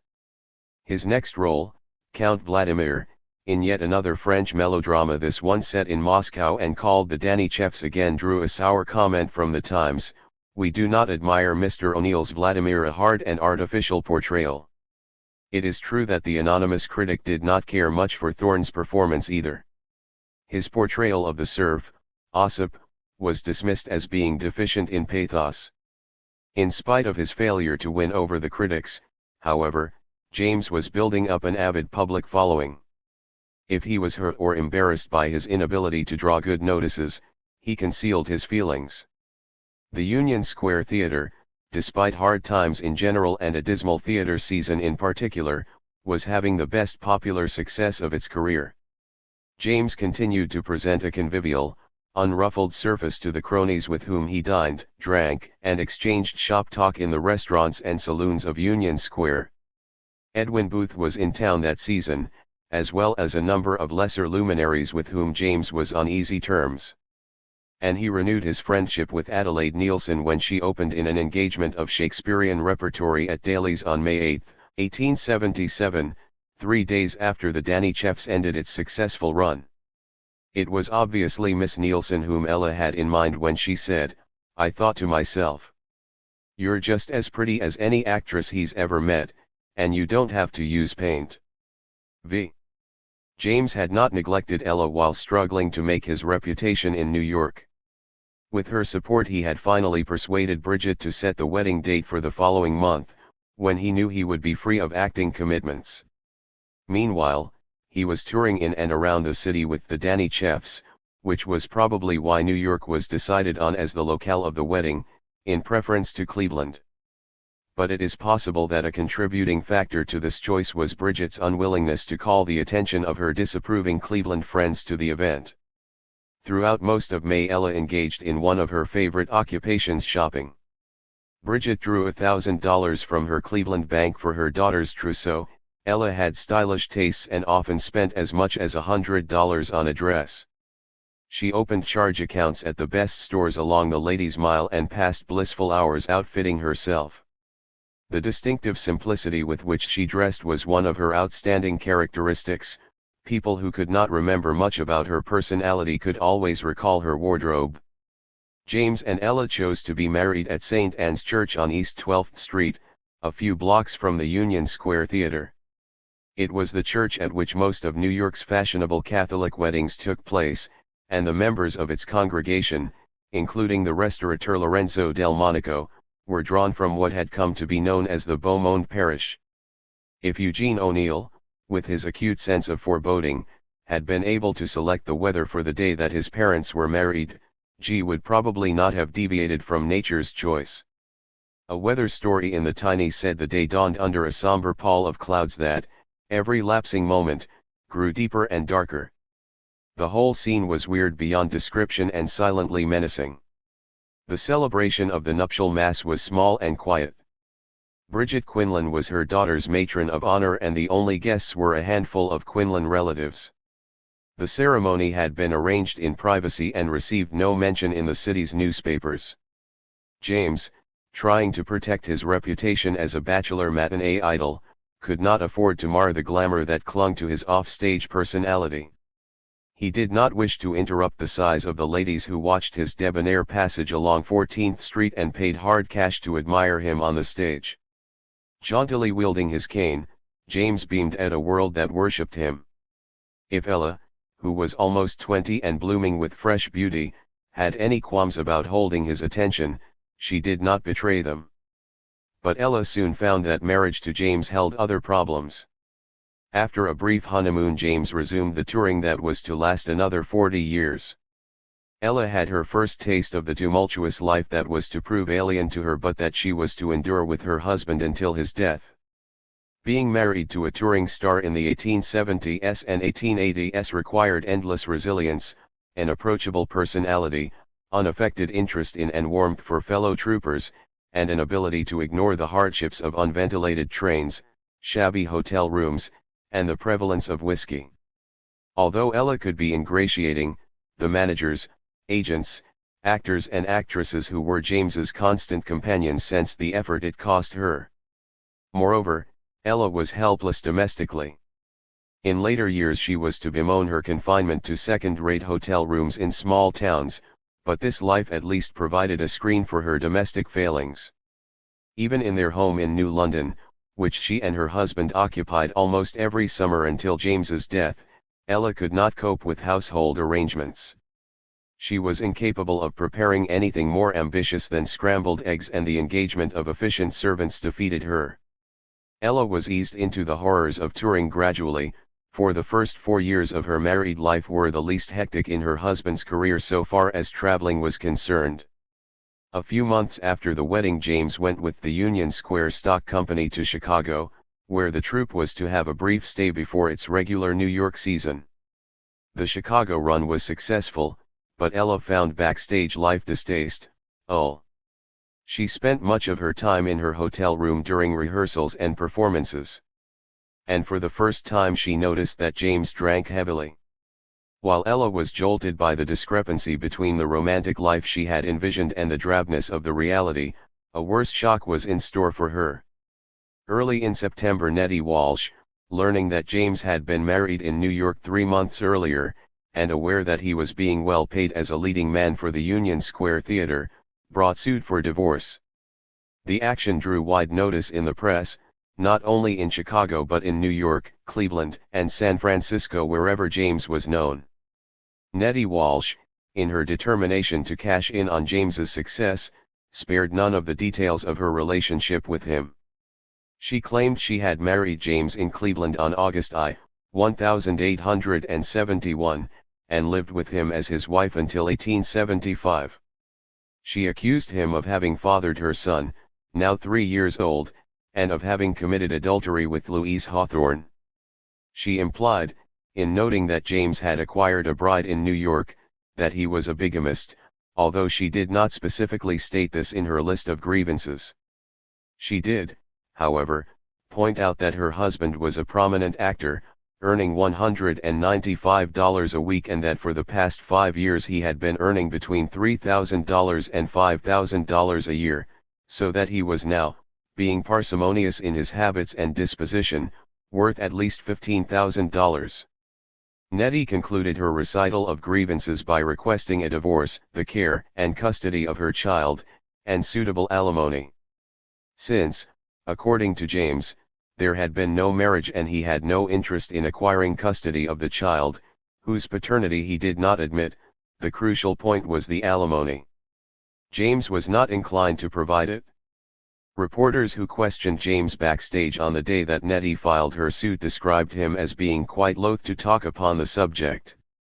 James did, however, characterized Nettie's statement as false from first to last and went so far as to acknowledge that he knew Nettie had a child which she attributed to him, but that the whole thing is a piece of blackmail and an old story which has been tagging me around ever since I began to acquire prominence in my profession. He added that he saw no reason why he should make any public explanation of the matter. A week later, with Chicago buzzing about the scandal, James did make a public answer through his lawyer, Frank Crane. Crane filed a paper in which James alleged that he had become acquainted with Nettie in Cleveland on August 1, 1871, but that Nettie, so far as he knew, had adopted his name simply for the purpose of the suit and had no legal right to use it. He denied he had married Nettie in Cleveland or anywhere else, adding that his acquaintance with her after he left Cleveland for Chicago in 1872 had continued at wide intervals of time up to the present. Between 1872 and 1875, James said, Nettie had visited Chicago only twice, and he professed not to know whether these visits were made for the purpose of renewing the acquaintance.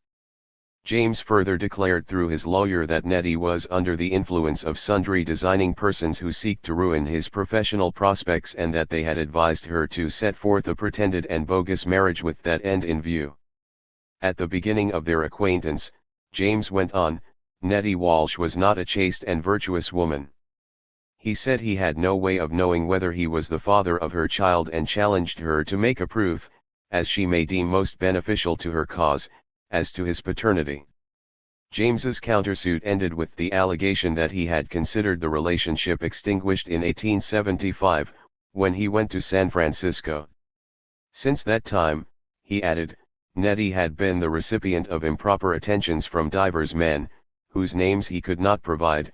He claimed she was currently living with one of these men, who was not her husband but who provided her with means of support and enjoyed the marital relations of a husband. By way of establishing his own probity and refuting Nettie's charge of his affluence, James pointed out the fact of his marriage to Ella Quinlan, which had been solemnized according to the forms of law and sealed with the obligations of religion in the church. Ever since his marriage, he said, he had been endeavoring to support himself and his wife in a just and lawful and honorable way. Moreover, he declared, he was not worth $15,000 and he offered to make an exhibit to the court of all his property. But he maintained that Nettie Walsh had no right whatever to call for such a statement nor had she any claim upon his property. Begging the question of his relationship with Louise Hawthorne, James denied that he was addicted to vicious and obscene habits. He said he was living a laborious life and making provisions for the future. He summed up by rejecting every one of Nettie's outrageous charges as being without substance or in fact. In spite of James's spirited defense, Ella was mortified and could not forgive him for dragging her into a scandal. Her son Eugene later indicated the depth of her wound in Long Day's Journey into Night. He makes it clear that Ella was never able to dismiss the Nettie Walsh affair by causing Mary Tyrone to say, "Right alter we were married, there was the scandal of that woman who had been your mistress suing you." It is true that Ella later learned to take what comfort she could lie in the fact that James was a meticulously faithful husband. There has never been a breath of scandal about him. I mean, with any other woman. Never since he met me. That has made me very happy. It has made me forgive so many other things, Mary observes in the play. On October 23, 3 weeks before James was due to open in a play in New York, the case labeled Nettie O'Neill against James O'Neill was heard in Superior Court in Chicago. Judge Williams listened patiently to depositions of witnesses representing both sides. A man named Alfred Seaman testified that James and Nettie had been clandestinely married in Cleveland, and a woman named Mrs. James Astor stated that Nettie had lived with her in 1875 and that she had often urged Nettie to demand recognition as the wife of O'Neill and support from him as such. Nettie's lawyer stated that his client was suffering from poverty, while the defendant was in good circumstances, but offered no further argument. All in all, the evidence in support of Nettie's claim was not overwhelming. James, for his part, simply offered an affidavit denying the marriage, and he was supported by sworn statements from two friends, Henry Pratt and John O'Neill. James's lawyer also introduced as witnesses two women, one Sarah Howard and a Mrs. Brockman, who alleged that Nettie had once said she was not the wife of James O'Neill, but intended to make money out of him. Judge Williams ruled that the evidence before him was insufficient to prove the marriage, but that, pending a hearing on November 26, he would allow Nettie $100 for attorney's fees, and $50 a month for her support. By November 13, James was in New York, appearing in Palmer's production of a play called The Mother's Secret. The Chicago hearing was conducted on December 6, after a postponement, without Lames being present, but his lawyers rallied their resources, and the court held that it did not appear that there had been any marriage from the evidence presented. The bill for divorce was dismissed. Ella shrank from the well-meant sympathy of James's friends. She was convinced that her own friends had nothing but scorn and pity for her, and she began to wonder how she would support the lonely life in which she was trapped. Her own world, she believed, had shut the door on her, and she could not bring herself to enter James's world. "I've never felt at home in the theater," Mary Tyrone says broodingly. "Even though Mr. Tyrone has made me go with him on all his tours, I've had little to do with the people in his company, or with anyone on the stage. Their life is not my life." Little by little Ella was retreating, hurt and bewildered, into her dark closet. Early that winter she and James, together with the rest of Palmer's company, began a train journey to the Pacific coast. On the way, the coach carrying the troupe was coupled to a train filled with soldiers returning from the scene of Indian uprisings. A wildly festive greeting awaited the soldiers and the Palmer Company in San Francisco. The soldiers were conquering heroes, and James was no less so, having been sincerely missed by the city that regarded him a favorite son. The city also took a tenacious interest in his personal fortune, and it quickly showed Ella that the divorce scandal was not forgotten. Soon after their arrival, a local journalist, enhancing the facts, wrote, "Mr. James O'Neill, your black-mustached Adonis, had stood in the foremost rank in New York, been claimed in Chicago by 3 or 4 wives, and finally comes back to us as handsome, as talented, and as well-mustached as ever." When the company settled in at the Baldwin Theater, James occupied the star's dressing room. After panic and depression, San Francisco was recovering its aplomb in the winter of 1878. Members of the new society were as culture-conscious as any group in the East, and they saw to it that their theaters flourished. Castles were going up on Nob Hill, real estate was booming once more, and James expanded in the lush atmosphere. Ella, although she could not shake off her unhappiness over the scandal, found temporary serenity, for she was anticipating her first child. She even managed an air of amused tolerance over the publicity given to James's realistic love-making in a run of Bronson Howard's Surafegu. James's innovation fascinated the young men about town, who attended performances repeatedly to time the kisses he exchanged with his leading lady, Nina Varian. Betting pools were organized on the number of kisses Miss Varian would receive each night. James at this time became involved in the speculation fever that gripped San Franciscans and began investing in real estate and mining operations. He left Palmer's company and joined a San Francisco group, to stay in California close to his investments. Although he eventually lost money on most of these deals, he never lost faith in his judgment as an investor and continued throughout his life to sink a portion of his earnings 1/10 the stage into a variety of schemes and properties. As his son Eugene was late to point out, he was an easy mark for Anzone with a spare gold mine, zinc mine, coal mine, silver mine, pieces of real estate, etc., and he rarely guessed right. James did not invest because he enjoyed gambling, but because he had a terror of poverty and thought he was securing his future.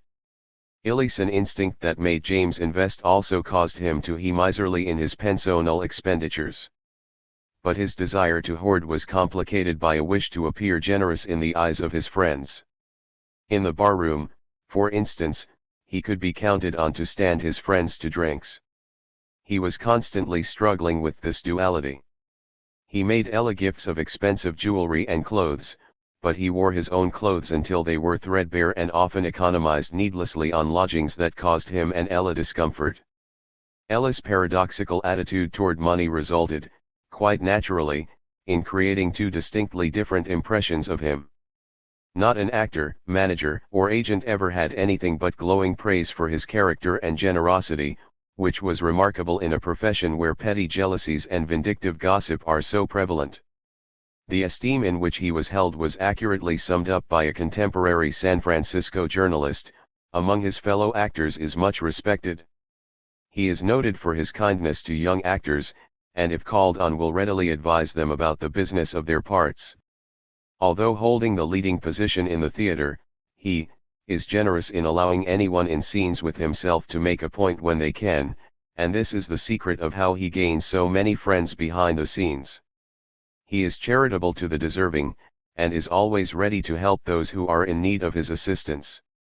When James O'Neill, Jr. was born at the home of a friend on September 10, 1878, James and Ella seemed, to their acquaintances, to be happy and secure.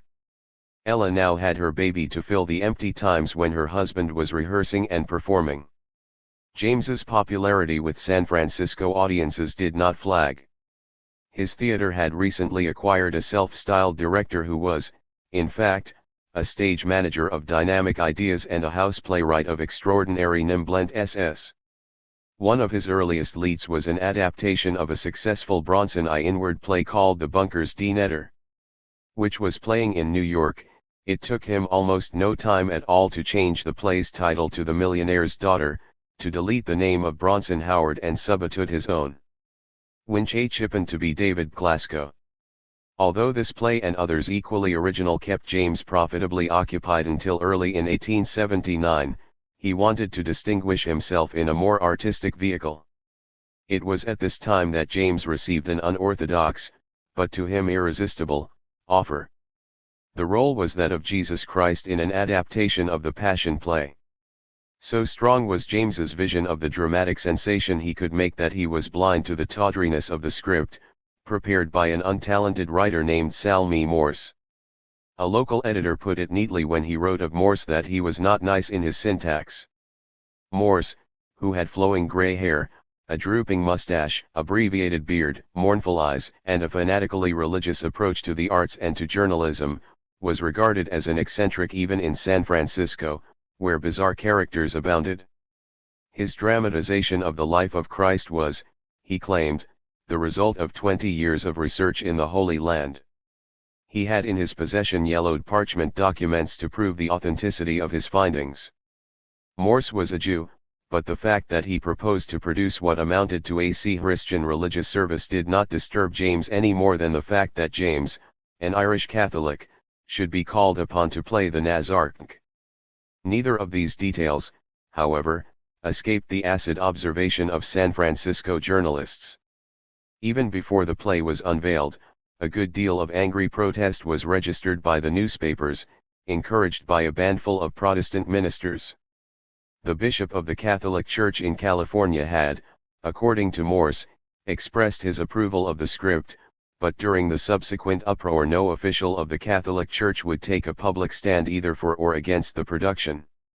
Amidst protest and criticism, James and his cast rehearsed the Passion at the Baldwin Theater, with the sort of biblical concepts that Hollywood's Cecil B. DeMille was to employ 75 years later. The man behind the extravagant preparations was Voting Velasco, who could be seen running about San Francisco, ecstatic over the opportunity that had come his way. He ransacked the city to find 100 nursing mothers to appear in the tableau, The Massacre of the Innocents. He rounded up a flock of sheep and engaged 200 singers and 400 supers. He visited the Mechanics' Mercantile Library, where he stood lost in Spolle's study before two biblical canvases that he aimed to reproduce en tableau. James decided that to do justice to the role of Christ he must become an ascetic. He gave up drinking, tobacco, and other worldly pleasures. He ordered solemn rehearsals, after which he retired to his dressing room for contemplation. His fellow actors and fans were astonished and impressed by James's new personality. He allowed no rough language backstage and tolerated no frivolity. The other members of the production found James's pious approach contagious and began to walk solidly and speak gently. Velasco, who knew when to take a cue, carried a Bible and spoke of plans to enter a monastery. James was bewildered by the reaction of the press, which criticized him for a misguided attempt to mix religion with commercialism. He considered himself a devout man, and he had persuaded himself that the Passion was both beautiful and elevating. Despite threats by irate citizens to take legal action against the production, the Passion opened on the night of March 3, 1879. The results were disastrous.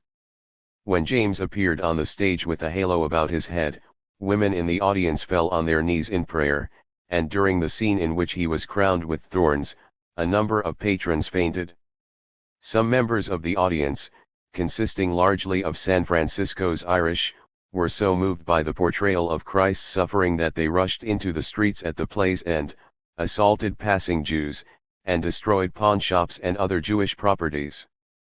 The critics were hostile, one of them calling the play an absurd and irreverent money-making spectacle. The editorial pages of the newspapers rang with protest, the Protestant clergy redoubled its denunciation, and it looked as though the Passion would be a resounding financial success. But after a run of only 8 days it was closed.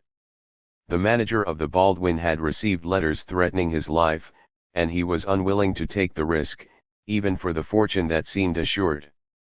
When business fell sharply at the Baldwin during the hastily substituted run of a play called The Miner's Daughter, the manager had second thoughts about the wisdom of his decision. Swallowing his fears, he revived the Passion on April 15, even though a city ordinance had been hastily passed, making its presentation illegal and its cast subject to prosecution. The attempt at defiance was short-lived. At the end of the performance, 2 police officers served James and the other members of the cast with warrants, and they were led to jail, still in costume. James and his company were released on bail and brought into court for trial several days later. The embarrassing episode was finally closed when James paid a $50 fine, and others in the company paid smaller penalties. Ella was humiliated both as a wife and as a Catholic, but James stuck to his conviction that the Passion was in the nature of a religious service. Some years later he insisted, to an interviewer, that there was nothing irreverent or theatrical about the performance, but that its intense solemnity throughout was most impressive. To my mind, he added, there was nothing sacrilegious in the Passion. If anything, it was in the line of biblical education. James resigned himself after the Passion to more mundane impersonations, and San Francisco forgave him for his lapse. At the same time that San Franciscans re-embraced James, they politely ignored Lester Wallach, who had arrived in San Francisco to open an engagement at the rival California Theater. Wallach was so indifferently received that he was forced to pack up, but before he left the city he vindictively told a reporter, "Sir, you can judge what I think of average San Franciscans when I state my opinion that if Jesus Christ himself came down from heaven they would give O'Neill the preference in the character." Toward the end of October, 1880, James took Ella and their 2-year-old son back to New York, where James spent the season at Booth's Theatre. During the season of 1881–82, he toured New York State and New England. Believing the time had now come for him to launch himself as a full-fledged star in the East, he selected a vehicle, but once again his judgment proved faulty. The play he chose, and which he bought outright from its author, was An American King. It was written especially for James by a young man named Charles Daisy, who wrote his only really successful piece, in Old Kentucky, some years later. An American King was something less than the tour de force James had thought it would be. This unfortunate venture marked the end of James's possible claim to an immortality such as Edwin Booth's. He was now 35, but had not achieved anything near the stature that had once been predicted for him. He had, in fact, already started downhill without being aware of it. Easy success in Lulish roles had made him forget his original goal of becoming a great Shakespearean actor. When he realized what he had done, it was too late. Eugene O'Neill, brooding about his father's misstep 7 years after his death, was contemptuous of a contemporary actress who seemed about to make the same error. ELE told Brooks Atkinson, the critic, in 192 that this rising actress planned to secure her reputation by placing tricky modern drama and then devoting herself to great art. O'Neill, undoubtedly thinking of his father, scornfully pointed out that she would have accumulated so many facile mannerisms by that time that she would be lost to the ways of genius. In January of 1883, James, struggling to keep An American King going, received an unexpected oiler from John Stetson, the manager of Booth's Theatre in New York. It was the role of yet another French nobleman, but this particular character became in James's hands the be-all and the end-all of stereotyped French noblemen. Booth's Theatre, built in 1869 by Edwin Booth as a Shakespearean showcase for himself, had failed under his management 5 years later and was currently pandering to the public taste for French melodrama. Charles Thorne, Jr. had opened in The Corsican Brothers on January 8, but became seriously ill 2 nights later with rheumatic gout. He was hastily replaced, and when it became clear that he would not recover in time to play Edmond Dantes in the next attraction, The Count of Monte Cristo, Stetson thought of James O'Neill. It is conceivable that Thorne himself suggested James, recalling his popularity when they played together for Palmer. Although James had no way of knowing that this offer held out overnight stardom, he accepted with alacrity, for he had been on the point of abandoning his King venture. Monte Cristo was a rewritten version of the Alexander Dumas romance, a story that gave color to the heroic dreams of the young men of the day. The form that Stetson planned to use had been doctored by the popular romantic actor Charles Fector, who had toured in it successfully for several seasons but had died 4 years earlier. Stetson had acquired the script. Monte Cristo was to open on February 12. On the 5th, New Yorkers heard of Thorne's unexpected death. He had died so suddenly, of internal hemorrhages, that his father had been unable to reach his bedside in time. Thorne's funeral was held the next day. That night the cast of Monte Cristo, which was supposed to have supported Thorne, supported James O'Neill. It was a significant night in the history of the American theater, not so much because it launched James on a new phase of his career, but because its effect on the career and personality of the actor colored the life and helped to foster the strange genius of his son Eugene. The Count of Monte Cristo, which was to bring James the popularity and wealth for which he had yearned, simultaneously put a strict limitation on his career. It became a trap from which he never escaped and into which Eugene O'Neill was born. In the beginning it seemed to James that he was still on his way up, that Monte Cristo marked one more step in the direction of lasting fame and stature. He was still slender enough to look well in tight velvet breeches and close-fitting doublet. Experience had made him an agile swordsman, and he had no peer in grace. The role of Edmond Dantes might have been written expressly for him.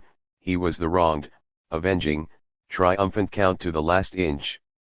How could success in this romantic role detract from the Shakespearean parts he would play later?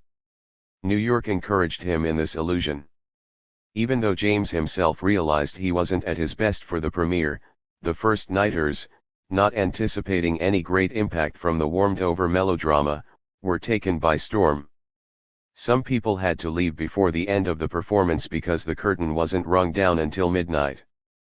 But even they had seen enough to tell each other excitedly that the old play had been infused with new life.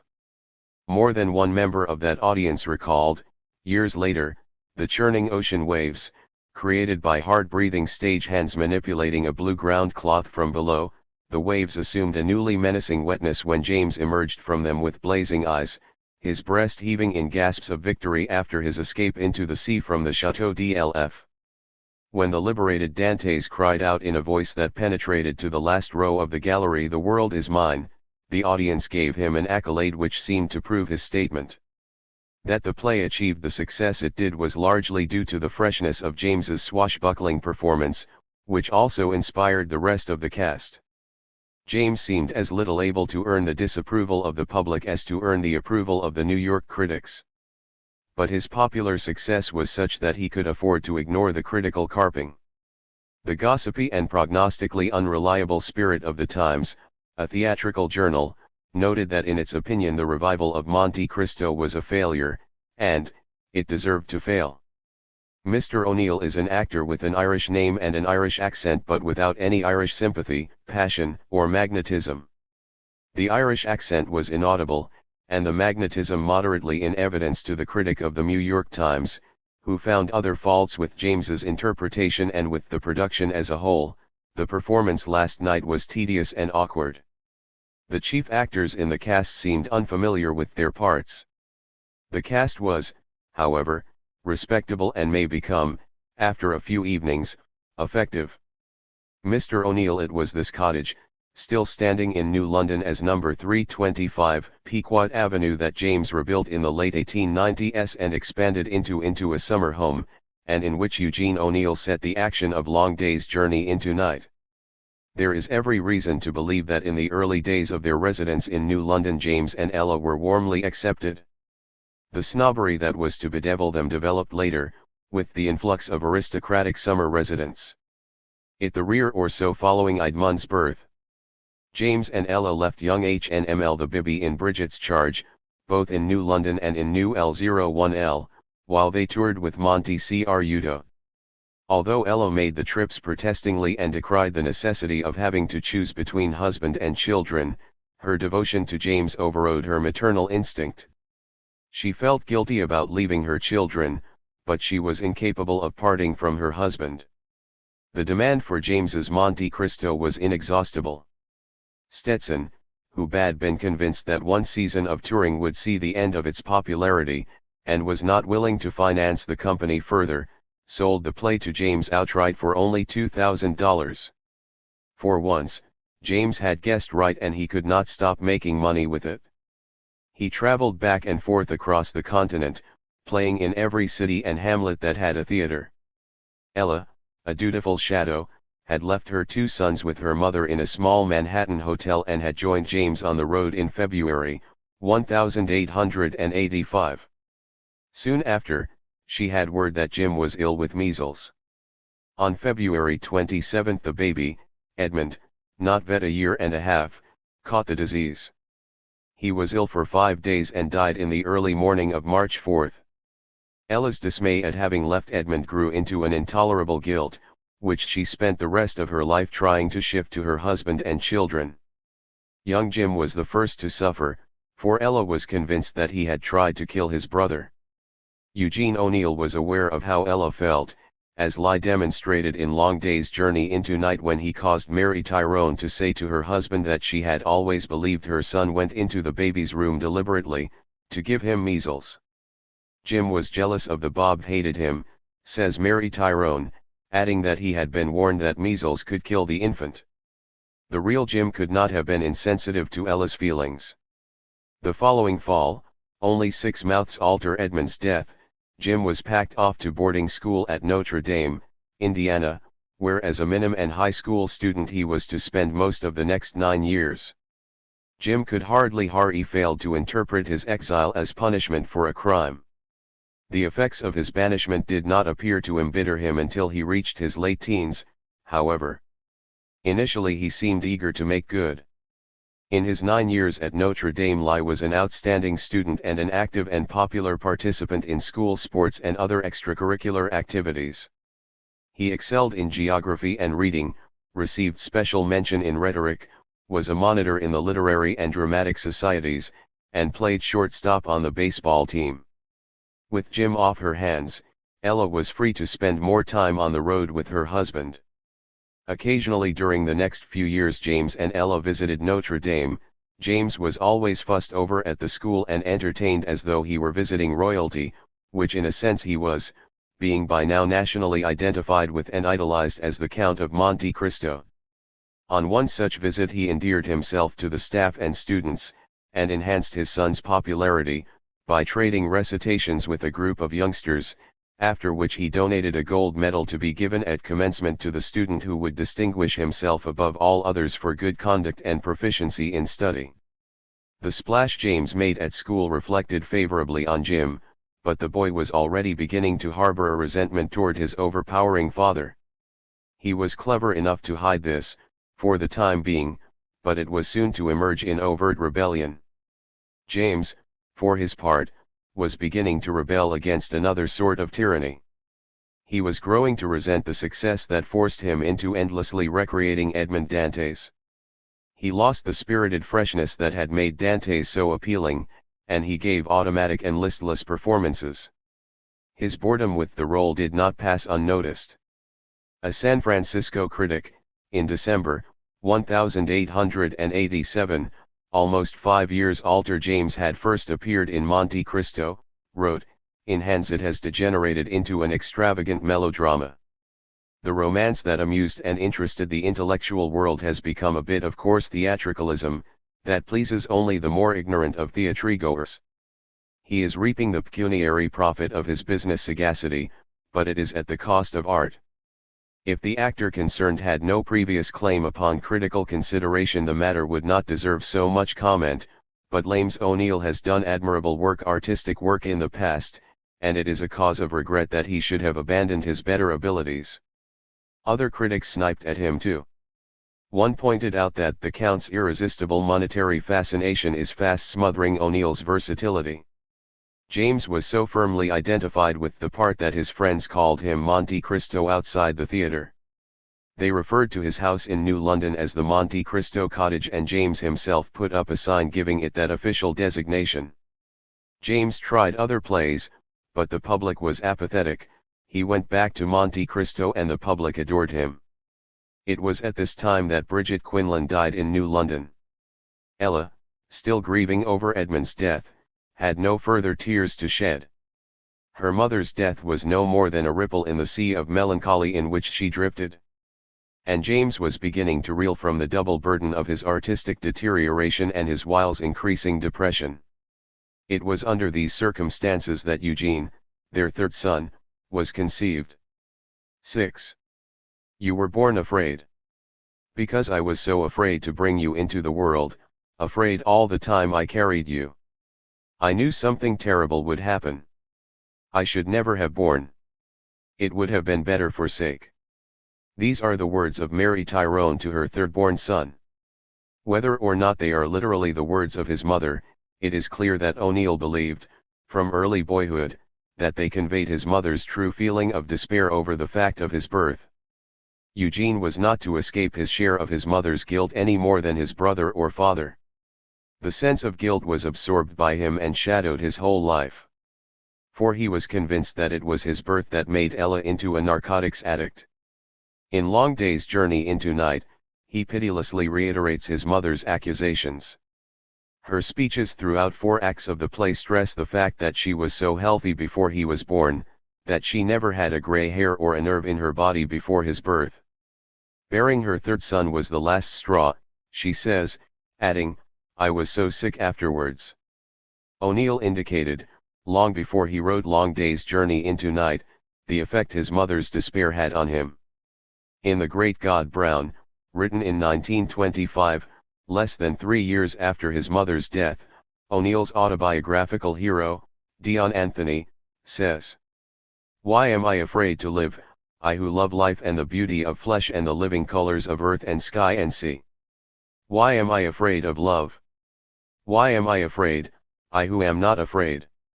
Why must I live in a cage like a criminal, defying and hating, I who love peace and friendship? Why was I born without a skin, O God, that I must wear armor in order to touch or to be touched? Or rather, old graybeard, why the devil was I born at all?" The self-lamented birth of Eugene O'Neill took place in a Broadway hotel room on a Tuesday afternoon, October 16, 1888, 2 days after his father had marked his 42nd birthday and a month after his mother had turned 31. Ella was still lovely and James, trim and dapper, still presenting a smiling, unruffled exterior, was hollowly assuring audiences from Boston to San Francisco that the world was his. Although James's tour during the months of September and October, 1888, followed a New England route, Ella had left New London to await her confinement in New York. Despite her precarious emotional and physical condition, James did not feel he could postpone his lucrative tour to be with her. Depositing Ella in New York at a hotel called the Barrett House, he opened Monte Cristo in New Jersey the week of September 3. From there, Leaving Ella to brood over the impending arrival of their baby, he took up 1 and 2 night stands in Massachusetts, Maine, and New Hampshire. He played without a break through the Saturday night performance, October 13, in Worcester, Massachusetts, and came to New York on Sunday to spend his birthday with Ella. Since Ella expected to be confined within the next couple of days, James remained at the Barrett house. Evidently he cancelled his scheduled appearances for the next 4 nights, for he did not resume his tour until October 18, 2 days after his son's birth. Eugene's birthday was damp and grey, with an intermittent light rain. In the theatrical world, Edwin Booth and another great Shakespearean actor, Lawrence Barrett, had recently taken the country by storm, appearing together in their first nationwide tour. On the Rialto, which by that time had expanded to the area between Union Square and 34th Street, E.H. Southern was playing in Lord Cholmondeley. James's old mentor, Joseph Jefferson, was announced to appear with John Gilbert and Mrs. John Drew in The Rivals within a few days. Gilbert and Sullivan's The Yeoman of the Guard was having its American premiere. Although the first electric lights had been installed in a theater 6 years before, the street lamps above 26th Street were still being lighted by oil-tipped torches. Stanford White had recently completed his architect's blueprint for the Players, the newly organized actors club that was to be opened on New Year's Eve at a house purchased by Edwin Booth in Gramercy Park. Missing from the theatrical scene was the theater where James had made his New York debut. The Union Square Theater had been destroyed by fire 8 months before. On February 27, almost every actor and actress then in New York had turned out to watch and lament the destruction of a cherished landmark. Eugene O'Neill's birthplace, at Broadway and 43rd Street, was then called Longacre Square. Because lie never had any real roots, Eugene grew up with a dogged sentimentality for the neighborhood in which he was born, as it was in his boyhood. He was always half-humorously resentful of the rapid changes that took place in the area, recalling the quiet side streets of the West 40s, lined with brownstone residences and interspersed with their owners' livery stables, and the tree-lined lane a little farther uptown known as the Boulevard. The family hotel called Barrett House, which had been built to the imposing height of 8 stories in 1883, occupied the northeast corner of Broadway and 43rd Street. Its windows looked out on cobblestone streets, where horse-drawn carriages passed at a leisurely pace. The Barrett House clock, set into a gabled tower, was a landmark for uptown residents and visitors. For many years O'Neill was to point out to friends the third-floor room in which he was born, until, in 1940, the hotel was torn down to make way for a 2-story structure housing a group of stores and topped by a towering electric sign advertising Kleenex. By the time O'Neill was old enough to enjoy recalling and revisiting his birthplace, the hotel, which had merged with an adjoining structure in 1900, was called the Cadillac. But this did not detract from O'Neill's nostalgia. "Every time I go past, I look up," he said in 192.5. Third window from Broadway on the 43rd Street side. "I can remember my father pointing it out to me." In at least one instance, he impetuously hustled a friend up to room 236, knocked on the door, explained his mission to the startled occupants, and was granted permission to look around. Many years later, returning to New York after having lived some years in California, O'Neill found that the hotel had been razed and he complained that he hardly recognized the area anymore. "There is only empty air now where I came into this world," he said.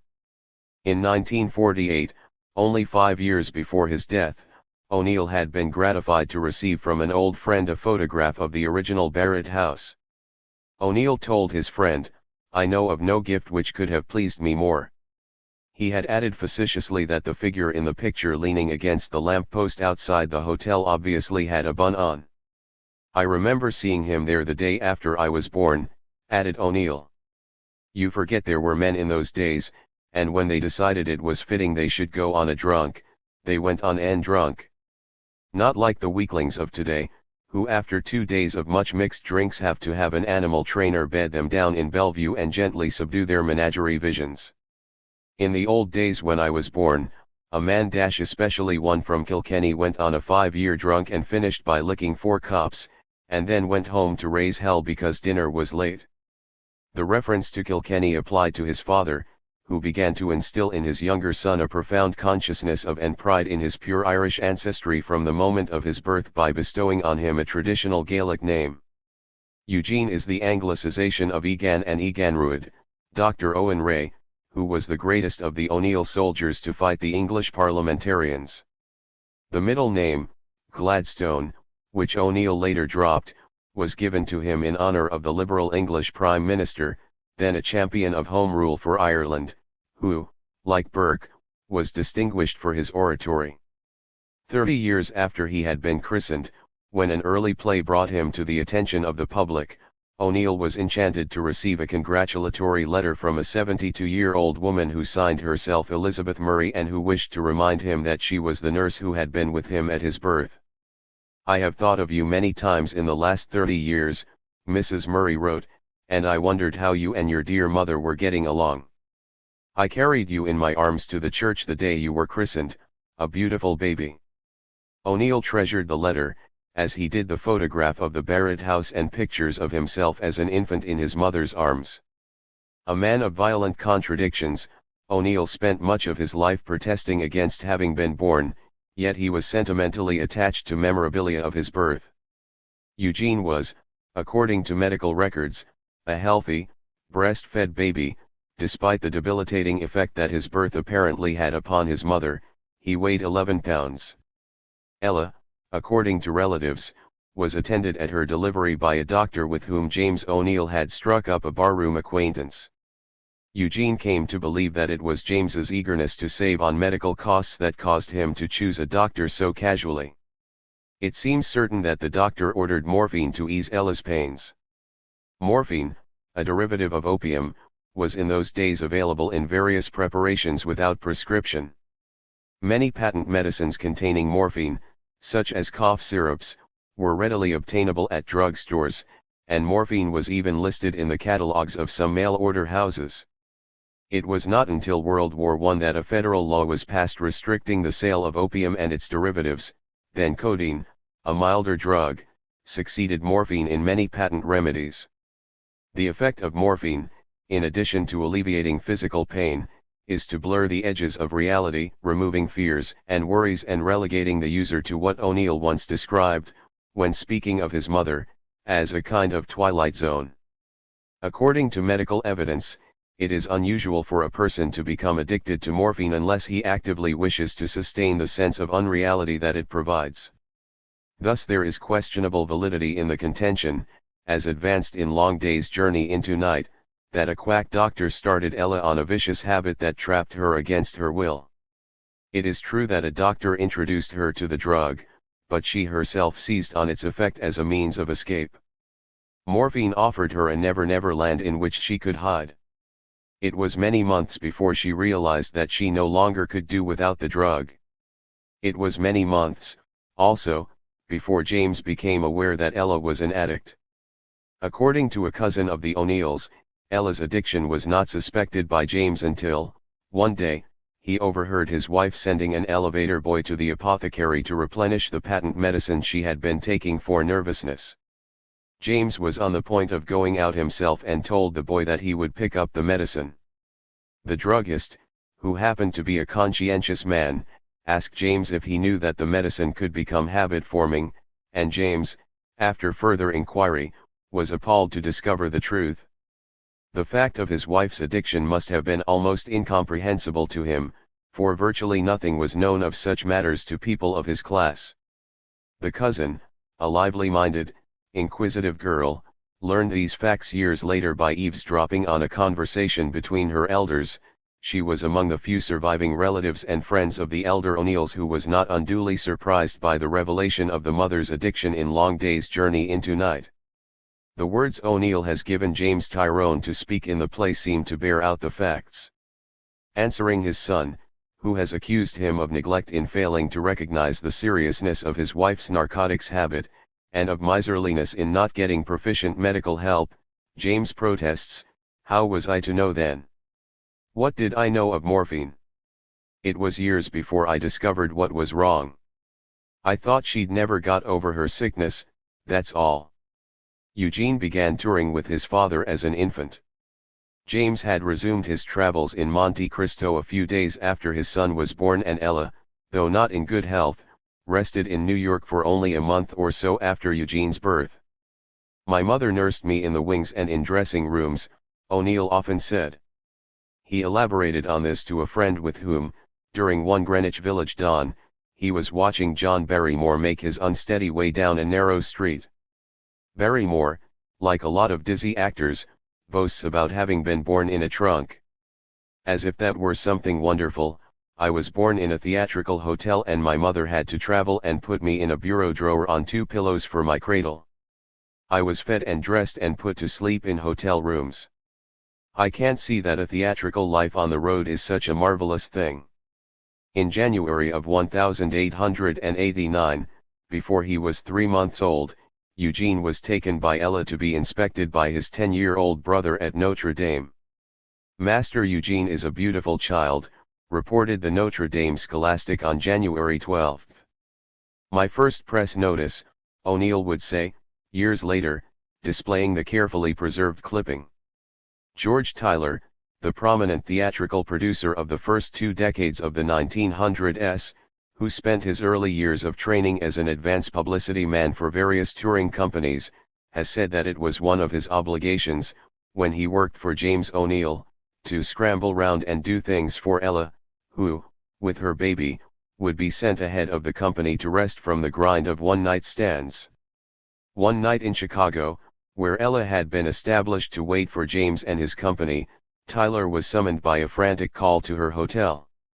He discovered that Eugene, then 3 months old, was sort of black in the lace and gasping and raising Cain. Ella was convinced he was dying. Tyler finally managed to find a doctor, who, after a look at the baby, decided it was nothing more serious than colic. The disruptive and grueling routine of travel had its more serious effect on Eugene, though. His mother's own attitude toward the wandering life had frozen into cheerless resignation, alleviated by daily attendance at Mass or, alternately, by escape into drugged daydreams. This did not bolster Eugene's sense of security. Even though Ella was spared the more strenuous aspects of one-night stands under whose rigors James seemed to thrive, the clattering old day coaches on which she rode with Eugene, the indifferent hotels in which they staved, and the tasteless food on which they subsisted in their moves from city to city created a drab and wearing environment. A representative route, got up by one of James O'Neill's managers, has survived to indicate what a sample month's tour was like. In one November, James's company played Scranton, Pennsylvania, Albany, New York, North Adams, Northampton, Westfield, all in Massachusetts, Hartford and Middletown in Connecticut, Worcester, Massachusetts, Woonsocket, Rhode Island, New Bedford, Massachusetts, Newport, Rhode Island, Fall River and Boston, Massachusetts, and Providence, Rhode Island, in that order. All but 4 of these stops were for one night and only 2 were for full-week engagements. This went on throughout the theatrical season, with only the summers in New London providing a breathing spell. Eugene's companions, necessarily restricted during the 7 years he traveled with his parents, consisted mainly of railroad conductors and hotel porters, in addition to an English-trained nanny named Sarah Sandy. Sarah was a good-hearted woman and devoted to Eugene. Her only grudge against the world, whether real or imagined, was that her mother had sent her into service while allowing her sisters and brothers to receive an education. Sarah came to Ella highly recommended by a resident at the Barrett House in whose employ she had been for many years. Sarah did her best to compensate her charge for his lack of family life and playmates. She sometimes took him to stay with her own relatives and, while on the road, zealously sought out aquariums, zoos, and circuses for Eugene to visit. His earliest memory of those days was of feeding squirrels in a park in Memphis, Tennessee. A chubby infant, he was dressed for his outings in little Lord Fauntleroy suits and lace collars, and he wore his light brown hair long, with bangs. Sarah also told Eugene the sordid details of contemporary murders and invented horror talks of her own, supplementing this instruction with visits to museums where wax effigies of criminals and malformed dummies were on display. In New York she often took him to the Eden Museum, which featured, for a 25-cent admission, a world of wax and Hungarian gypsy music. She probably channeled her lust rations into this vivid form because she felt as isolated and unbelonging as Eugene. Her terrified but attentive listener was a perfect captive audience. The reference in Long Day's Journey into Night to Edmund Eugene's continually having nightmares as a child, although not related in the play to his nurse, was obviously factual and just as obviously traceable to the imaginative Sarah. On the other hand, her lurid stories may have begun to stimulate an imagination that was later to hold audiences spellbound with vivid accounts of terror and doom. Both Sarah and Eugene found themselves picking up a second-hand backstage education. Sarah used to say that she had seen the Count of Monte Cristo so many times she could go on stage and plus any part at a moment's notice. As for Eugene, one of his earliest memories was of his father dripping with salt and sawdust, climbing on a stool behind the swinging profile of dashing waves. It was then that the calcium lights in the gallery played on his long beard and tattered clothes, as with arms outstretched he declared that the world was his. This was a signal for the house to burst into deafening applause that drowned out the noise of the mechanical storm being manufactured backstage. Eugene was so steeped in the ways of the theater that by the time he was 5 he considered himself qualified to pronounce a professional opinion that both amused and appalled his father. He was paying a call with James on a Cincinnati relative, when a wizened neighbor happened in. Habitually shy and silent, he could not refrain from turning to his father and confiding, in a stage whisper, "Ugly old woman. Wouldn't do for the stage." He was no better disposed toward pretty, young women who did very well for the stage. He accompanied his mother to the dressing rooms one day after a matinee and hung back bashfully as Ella greeted Margaret Anglin, at that time still a relatively obscure ingenue. "Come in, boy," said Miss Anglin. "Don't be afraid. I won't kiss you." Eugene did not budge. "You might," he said. By this time, Eugene had outgrown his lace collars and long curls. With his ears sticking out and several front teeth missing, he looked the typical, winsome 5-year-old. It is not surprising that Eugene, between bouts of horror with Sarah, casting efforts on behalf of Monte Cristo, and dodging the blandishments of ingenues, found early and pleasurable escape into books. A photograph taken of him in New London at the age of 7, which O'Neill, in his later years, referred to as amusing and characteristic, shows him seated on a rock, gazing sadly and thoughtfully out to sea. He is fetchingly dressed in a dark jacket, short pants, an Eton cap, long dark stockings and high-laced boots.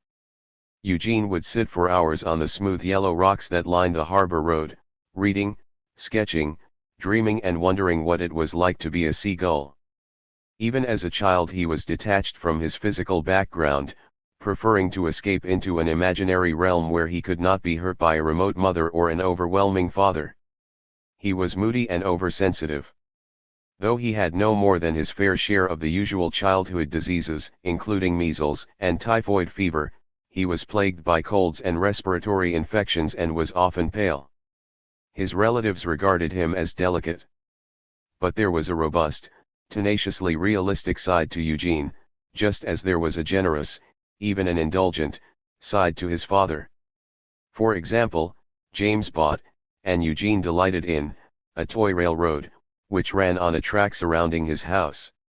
It was not a miniature electric train, but a coal-burning model in which he could sit and ride around his yard, but he had to stoke the engine himself, with fuel he fetched and carried.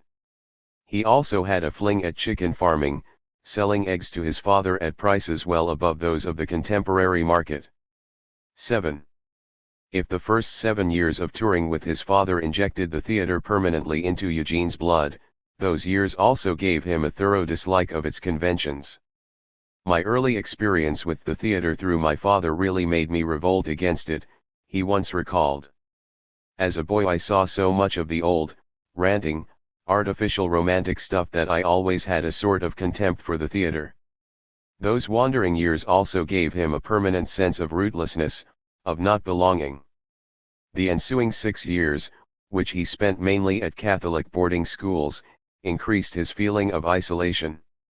O'Neill has acute memories of the outbursts of hysterical loneliness that overtook him on every return to his rigid Christian exile, wrote Elizabeth Shepley Sargent, the journalist and biographer, who, after interviewing him in 1926, became his friend. Gazing afar upon a stage where a heroic figure strutted, towards a lovely distant mother to whom he stretched his arms in vain, he conceived the world in which he was at mercy of his affections as disastrous.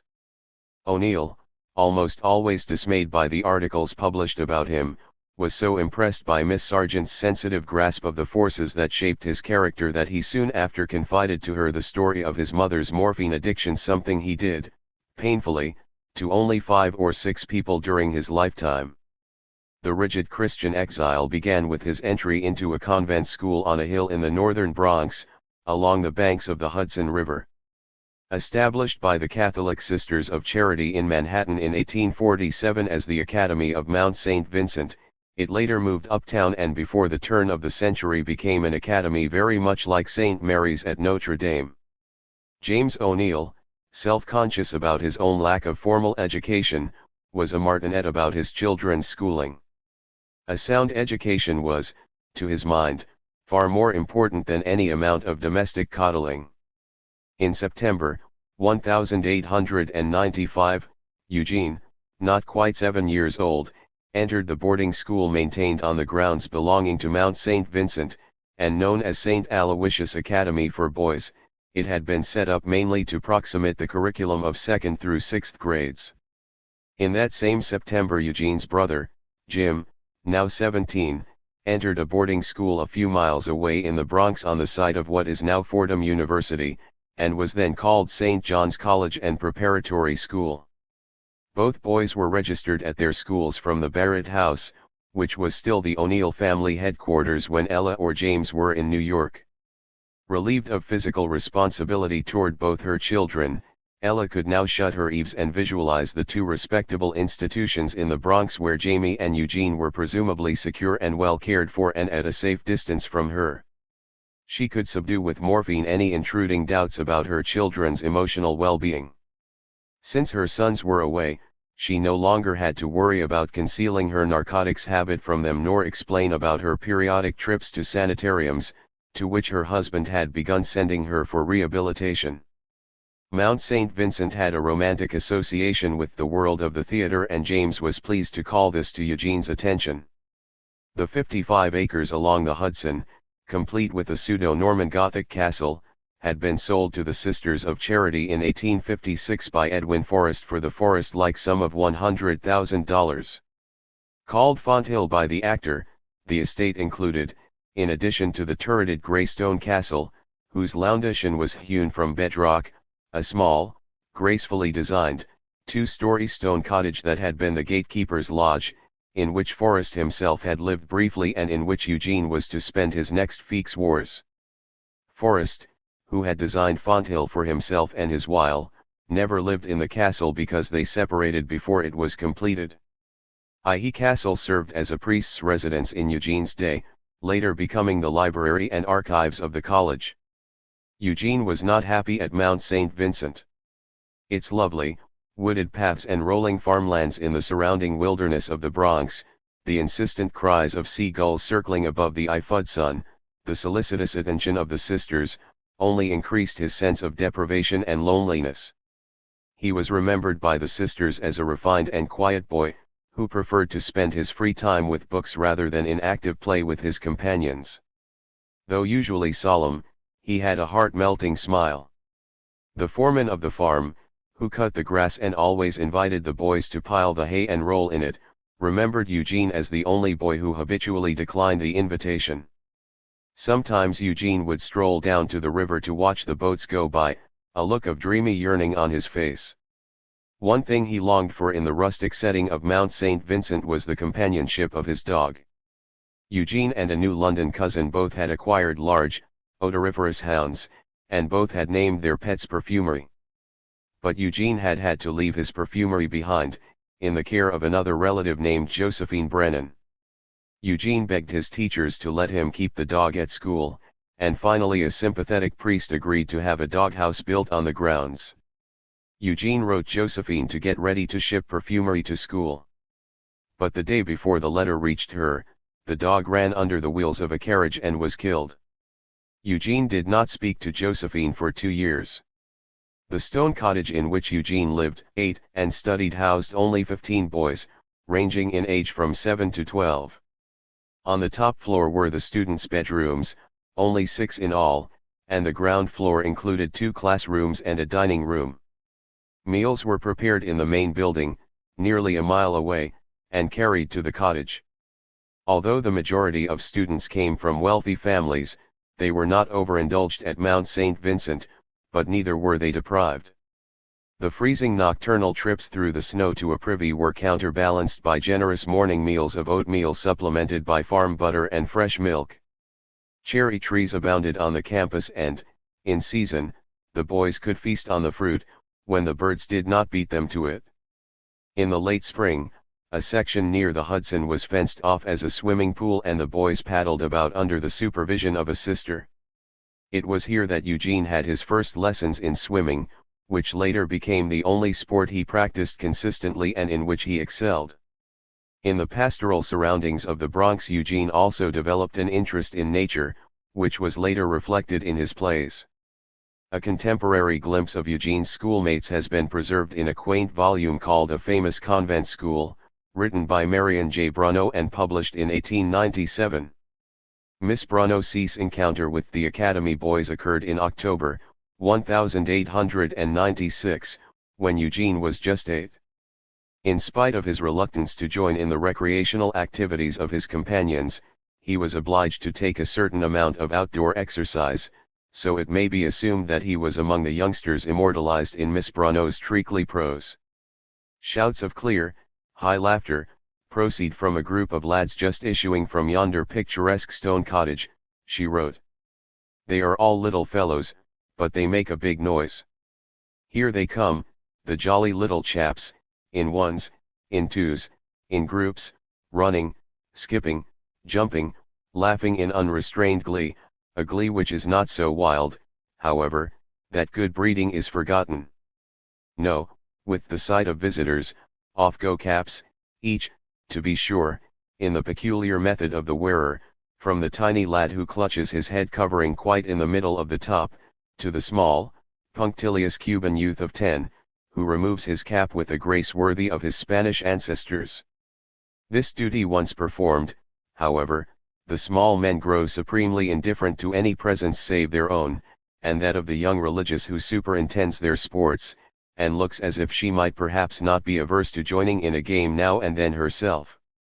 Although Eugene may have been a part of this group physically, he was certainly detached from it spiritually. Flea's roommate for 2 years, a boy named Joseph McCarthy, who was 3 years older than Eugene, recalled, at 72, that Eugene did not have much to do with anyone except him. He talked very little, McCarthy has said, and he didn't have much to say to me, either, although he seemed to be fond of me and considered me a sort of protector. Once, I punched another boy in the nose for calling Jean a sissy.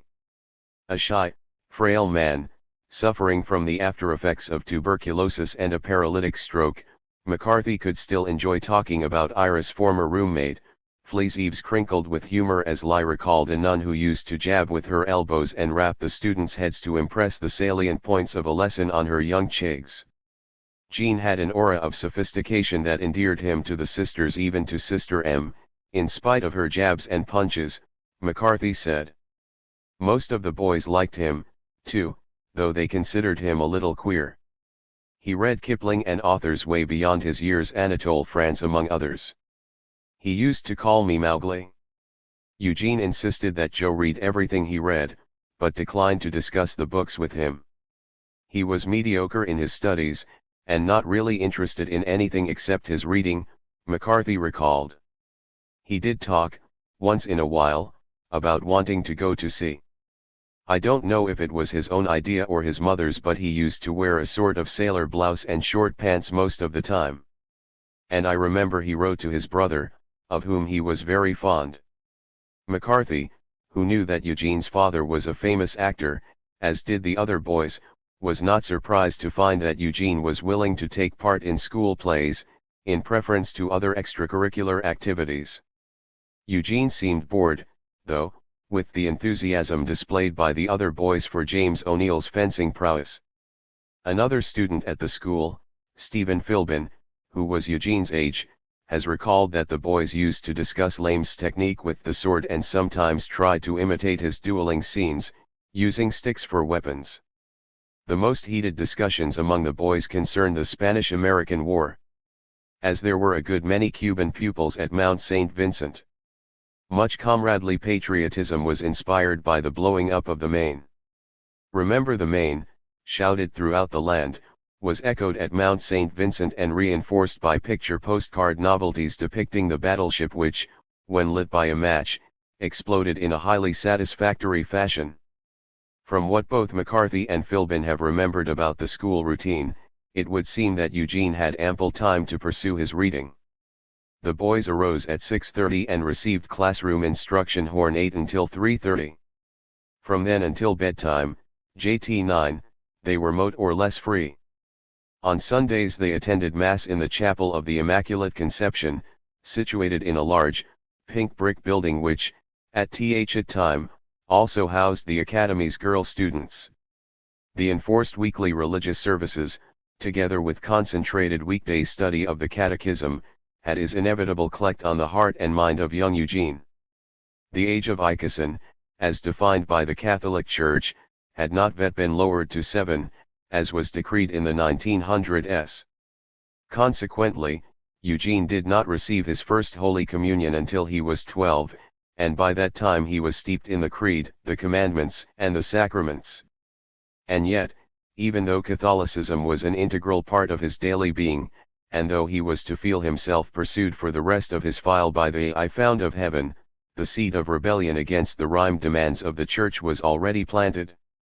McCarthy, who had a less questioning mind than Eugene's, was startled by a comment his roommate once made, and never forgot it.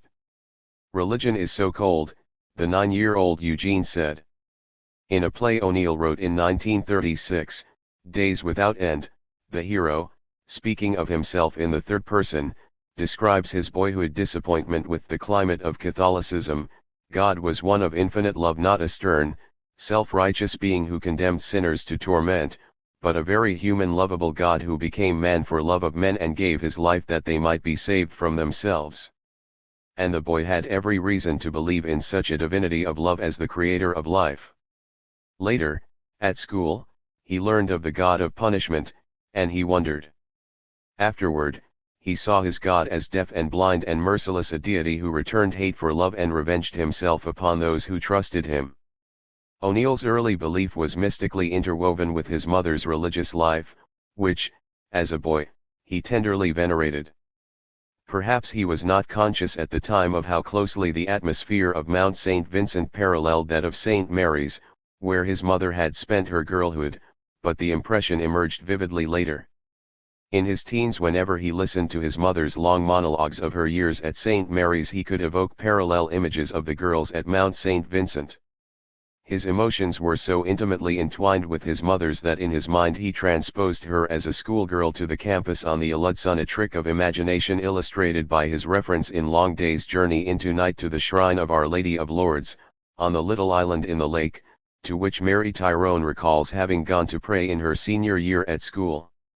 No such shrine existed on the campus of St. Marv's Academy when Ella was a student there. The shrine was at Mount St. Vincent.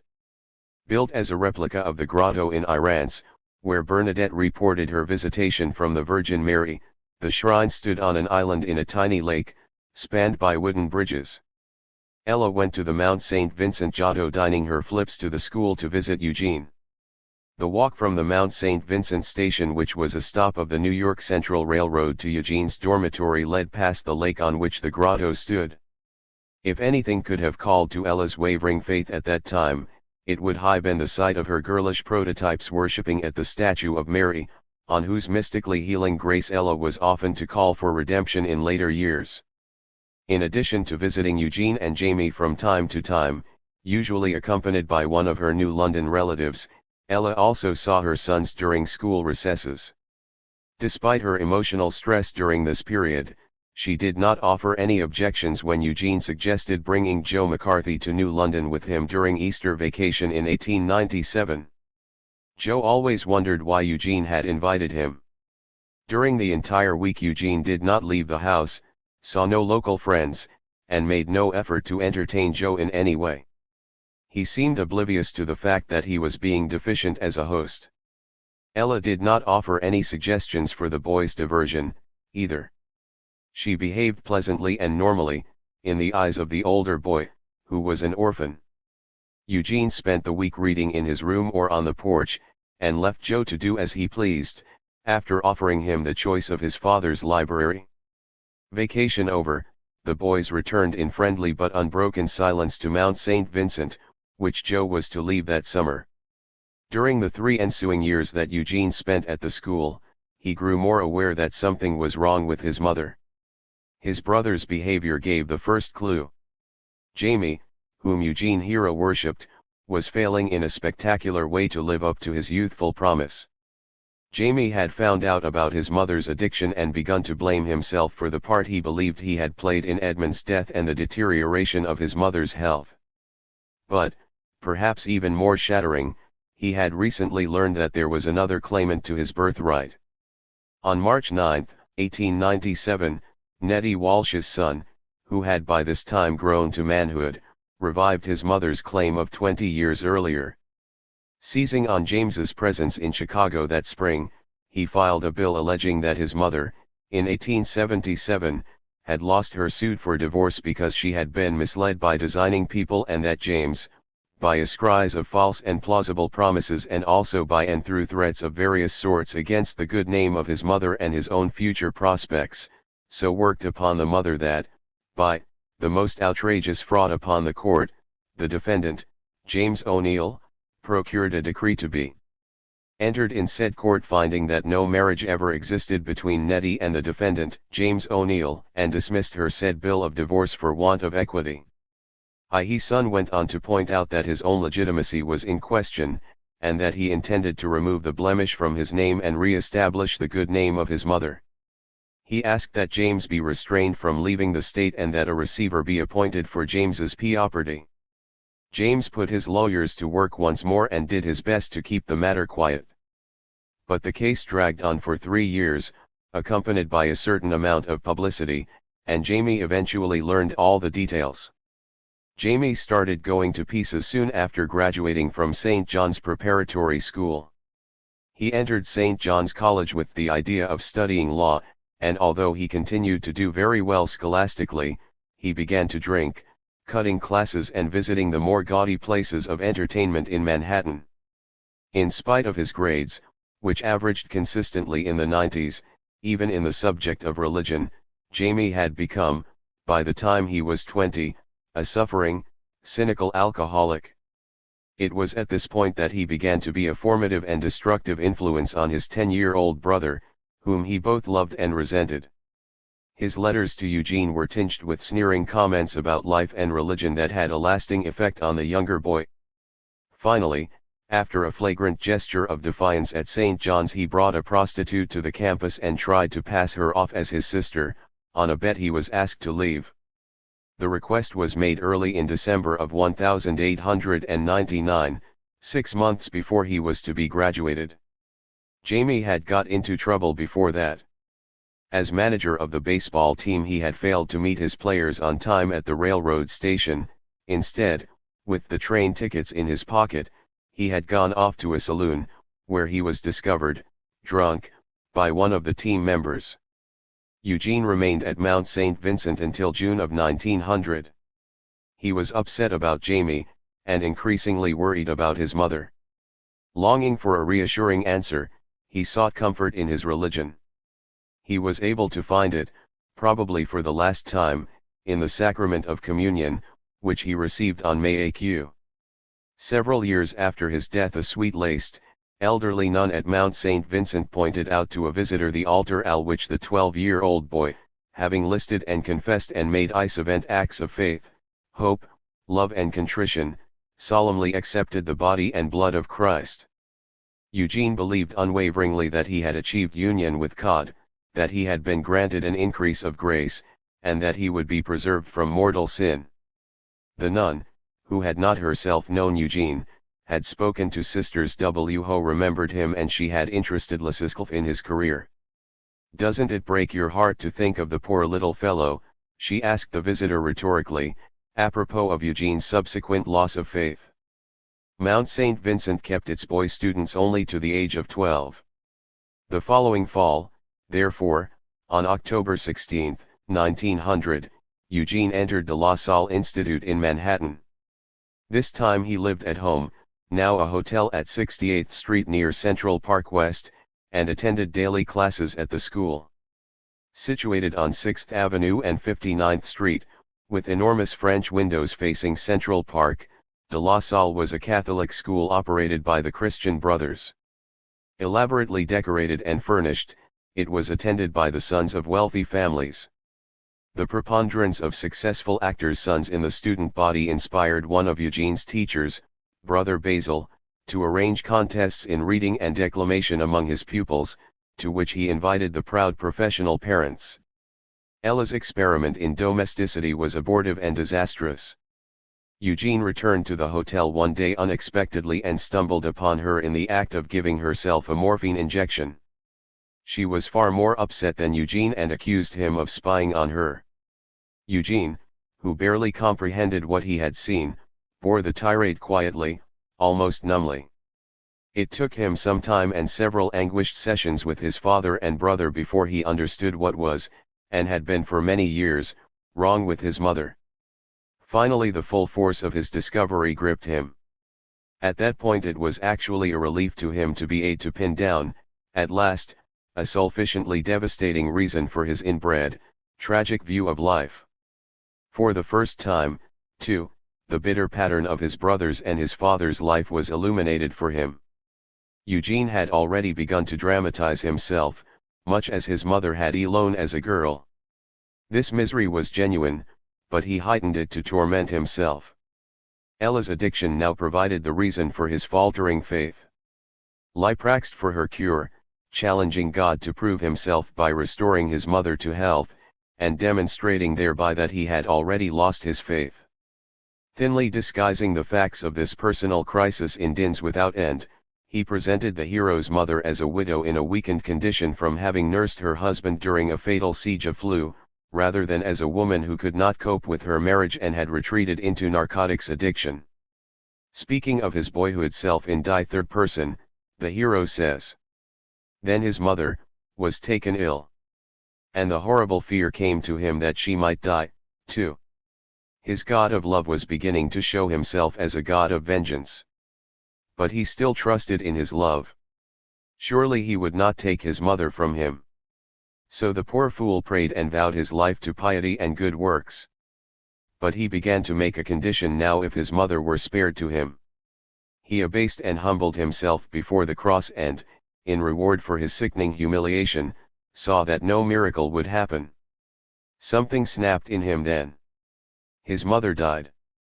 And, in a frenzy of insane grief in his awakened pride he cursed his God and denied him, and, in revenge, promised his soul to the devil on his knees, when everyone thought he was praying. This fictional session of prayer and revolt had its actual counterpart during Eugene's second year at de La Salle. Ella, who did not want him at home watching her with wounded and accusing eyes, had enrolled him as a boarder. Eugene prayed and vowed his life to piety and good works, asking God to redeem his mother. He deluded himself into believing that he was still firm in his faith, by applying himself with unprecedented zeal to his studies and by doing particularly well in the subject of religion. That year, under a stringent grading system, he tied for 5th place with 2 other students in a class of 22. His average mark in religion for the year was 84. English, in which he averaged 87, was one of his best subjects, but his highest grade was 88. In history, his lowest mark was 57. In geometry and algebra, subjects he consistently resisted. But in spite of his application to good works, Ella was not spared. By the end of the year Eugene knew he was through with Catholic schools. However strongly James and Ella may have felt about it, they could not induce Eugene to accept any further religious training. He jeered at their arguments, saying that religion had proved of little use to them, why insist on it for him? He was to maintain later that this year marked the turning point in his life. Phi confided as much, at 60, to one of his doctors when he was gravely ill. Phi entered Betts Academy, a non-sectarian Connecticut boarding school, at 14. At 15 he decided to stop attending church. It was on a Sunday morning in New London, during school vacation, that he made up his mind never to go to church again. James saw him descending the stairs and told him to get ready, and Eugene informed him of his decision.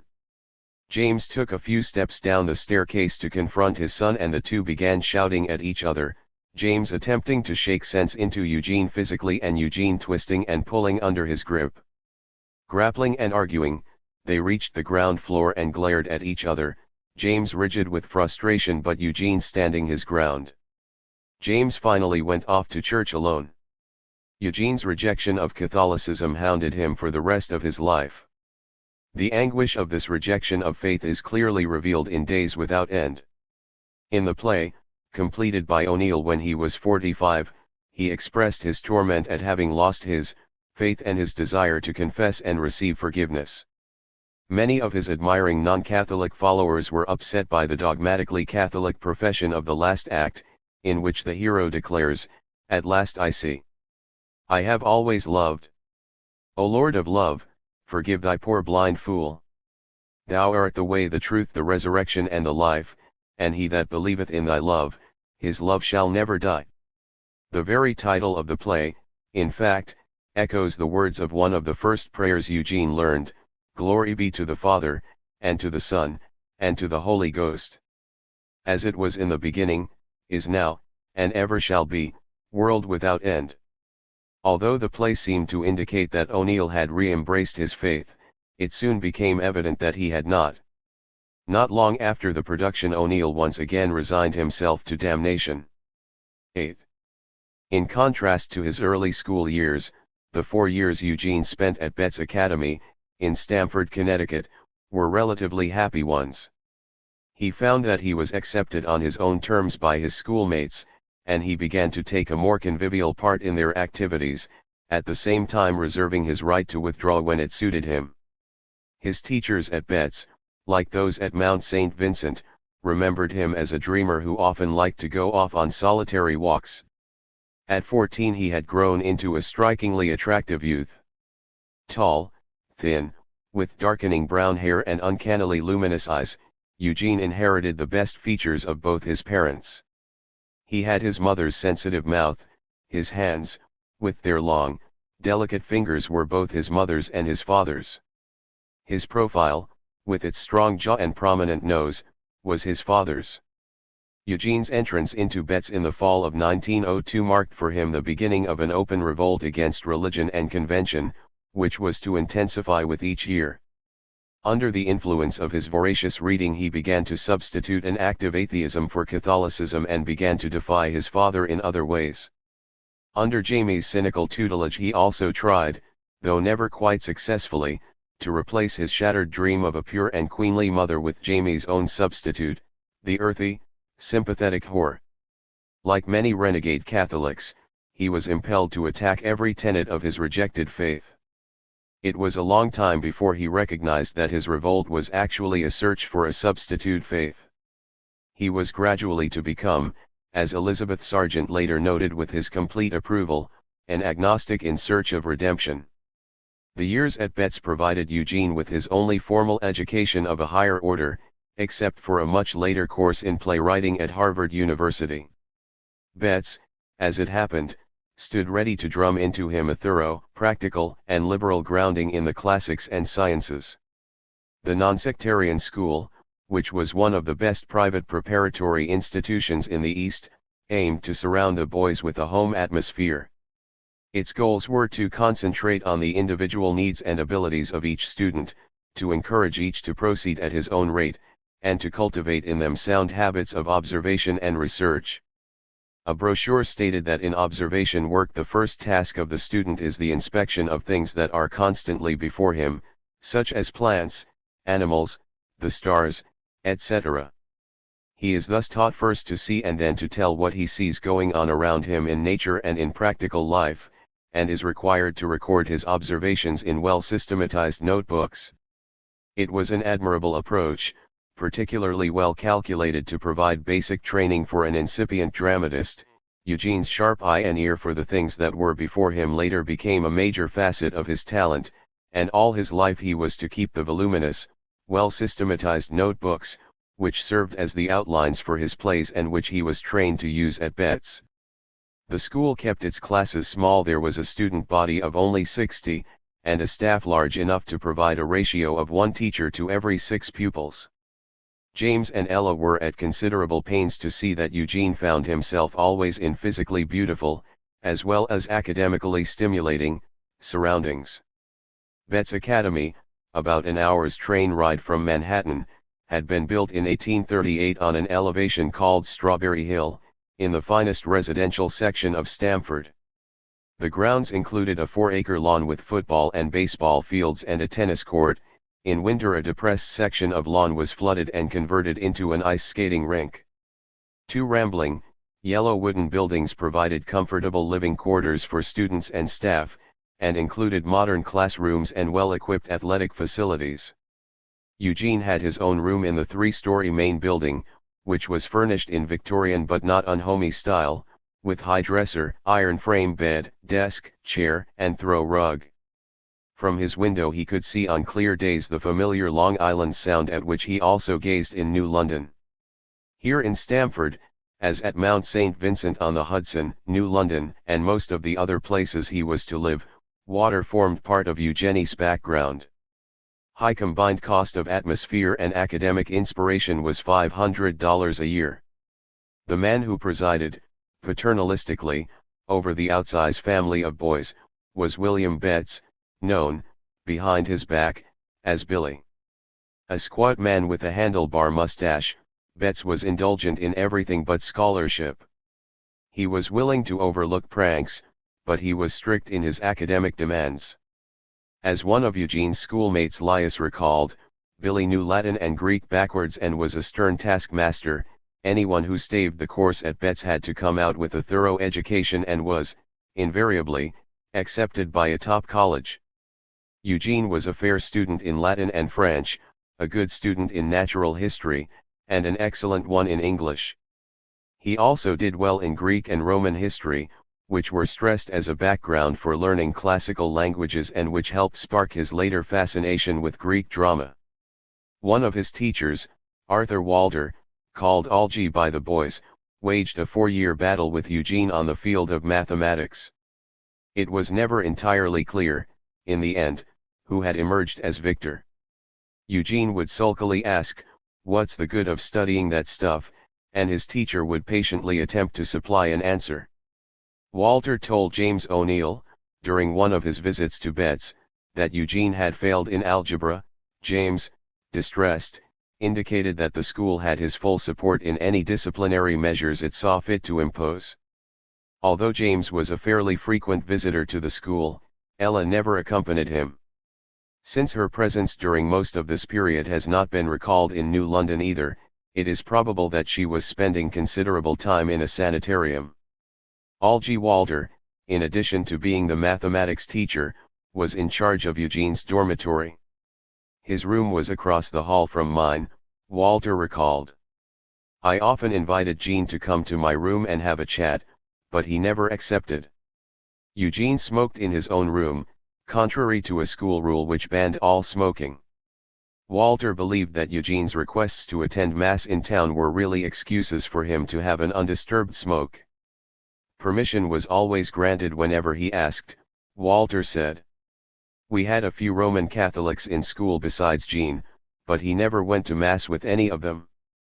Another way to come by a smoke was to visit the town lunch wagon, which provided the only place within walking distance of Betts where the boys could eat out. The wagon was a horse-drawn affair, which was stationed during the day in an alleyway near the firehouse. At night a horse towed it to the center of town, where it became a dinner wagon. The lunch wagon's bill of fare was inferior to that of the Betts dining room, where second helpings of nutritious food were always provided. But the boys enjoyed the wagon's specialty, which the menu ambiguously called tenderloin. It sold for 15 cents, and was actually a chunk of pork pounded into a flat slab and fried brown. A number of Eugene's classmates have concurred in their recollections of him as a popular, if not gregarious, boy, who took normal pleasure in breaking the rules and flouting authority both as an individual and as a member of the crowd. One evening Eugene and a group of friends gathered all the chamber pots in the dormitory and built a tower of them at the top of the stairs outside their rooms. They tied a rope to the bottom pot, and as soon as they were sure all the teachers were asleep, they pulled the rope. The resultant clatter was as terrifying as any of them could have wished. Betts, who was unable to isolate the ringleader, as all the boys had taken an oath to stand together, was inclined to favor Eugene as one of the chief culprits. In his frustration he predicted that Eugene was destined for the electric chair. Eugene was flattered. Eugene was also among those who sneaked out of the dormitory and raced for town the night the town hall burned down. Many other times, and with a less exciting incentive, he participated in the game of tying sheets together from a dormitory window and escaping into town after lights out at 9 o'clock. At times the boys would find Billy Betts grimly awaiting their return. Then they would be penalized with cancelled weekend leaves. When the boys sneaked into town it was about a mile's walk on a dirt road. They usually headed for a saloon operated by the champion prizefighter, Bob Fitzsimmons. Fitzsimmons would occasionally look the other way while the bartender slipped them a beer, or even something stronger. He was in an expansive mood. Fitzsimmons, who kept a lion cub as a pet, would sit with the boys and, to their immeasurable delight, tell them of his bouts in the ring. Fitzsimmons would sometimes turn up on the Betts baseball field in the spring to root for the home team, sporting a tall silk hat and holding his lion on a leash. Eugene was as enraptured as anyone. Although Betts emphasized athletics, Eugene never took an active part in any sport except, once in a while, to swing a desultory golf club, but he had a boundless enthusiasm for athletes that was to last all his life. Eugene, as some of his classmates have recalled, was interested in, but not completely at ease with nice girls. He made dates with 1 or 2 Stamford girls but was uncertain how to entertain them. He asked a Betts boy named Sawyer Robinson, whom he once introduced to a local girl, how much he ought to spend on her. But other of Eugene's classmates had the impression that off campus he was something of a ladies' man. Eugene had begun to tag along on New York weekends with Jamie, who was methodically teaching his kid brother the ropes. He was an eager pupil, but not an altogether apt one. Although he followed Jamie's example in going through all the motions, Eugene never believed in what he was doing. Jamie was wised up to the fact that all women had the souls of whores. Eugene was convinced that all whores had souls of gold. Jamie was chronically cynical, Eugene was incurably naive and romantic. He was incapable of adopting Jamie's hedonistic attitude. But Eugene kept up an appearance of savoir-faire. He enjoyed displaying his knowledge of the ropes by taking school friends with him to New York to see the current shows, which, due to his father's profession, he could do free of charge. He and another New York boy named Hans, whose father ran Pabst's Cafe, next door to the Majestic Theater, became close friends for a time. While Hans's access to free tickets was limited to the Majestic, the Betts boys were just as willing to settle for repeated attendance there as for visits to other theaters. The main reason was that the Wizard of Oz was having a long run at the Majestic and the student body of Betts was collectively in love with the blonde ingenue, Anna Laughlin. Eugene could be lofty about this mass, unrequited love, for he was personally acquainted, through Jamie, with the musical star, Lotta Faust. Lotta made such an impression on him that, about 24 years later, he could still remember her beautiful legs, and he was fond of discussing Miss Faust with other old fans, among them George Jean Nathan. "There, my boy, was a love apple," O'Neill once told Nathan, "and who said anything about acting?" You could get an effect just looking at her that you can't get from looking at and listening to any dozen current actresses full of the virtuoso stuff. When Lotta sang Sammy, all the great Shakespearean actresses of the day felt like going into hiding. When Eugene was ready to leave Betts, he was an exceptionally well-mannered, but at the same time shy and withdrawn, boy of 17. He was still conforming in his dress, possibly in imitation of his brother, who was a Broadway fashion plate. Although he was soon to emphasize his revolt against convention by abandoning all semblance of decent attire, during this period he dressed nattily. On weekends and holidays he wore white flannel trousers and dark jackets, and on school days he wore knickers and pullovers. His fashion sense beguiled the girl who lived next door to him in New London, and who played croquet with him on his front lawn during summer vacations. "I'll never forget the time Jean came home in brown knickers and squeaky yellow shoes," she once said. "I remember them squeaking along the road past my house." In spite of his sartorial conformity, Eugene possessed an instantly recognizable quality of being set apart from the crowd. By this time he had swallowed large doses of Tolstoy and Dostoevsky, as well as Kipling and the modern French writers, and he had discovered Oscar Wilde. Joseph Conrad and Jack London fascinated him, and he dreamed of going to sea, although he did not, for the moment, consider it as a serious possibility. Phi did not, in fact, have any serious plans for his future, even though his father had a faint hope that he might go on the stage, as Jamie had been persuaded to do. Chafing at his father's heavy-handed paternalism, Eugene consented to go to college. But he chose Princeton rather than Yale, which was where all his college-bound classmates were going, and for which Betts was an acknowledged preparatory school. 9. In the fall of 1932, Eugene O'Neill wrote his only full-length comedy. He called it Wilderness, set it in a large small town in Connecticut in the summer of 1906, and made its central character, Richard Miller, a boy going on 17, just out of high school and ready to enter Yale in the fall. In the summer of 1906, Eugene was 17, just out of high school, and ready to enter Princeton in the fall. He spent his vacation in the large small town of New London. When Wilderness was produced, there was considerable speculation as to how autobiographical the characters and events of the play were. At the time, O'Neill said that the resemblance between Richard Miller's life and his own was trifling. What he really thought of himself and his family did not emerge until Long Day's Journey into Night, set in the New London of 1912, appeared in print. Wilderness, said O'Neill, was a nostalgic dream of what he would have liked his adolescence to have been. "The truth is, I had no youth," he added.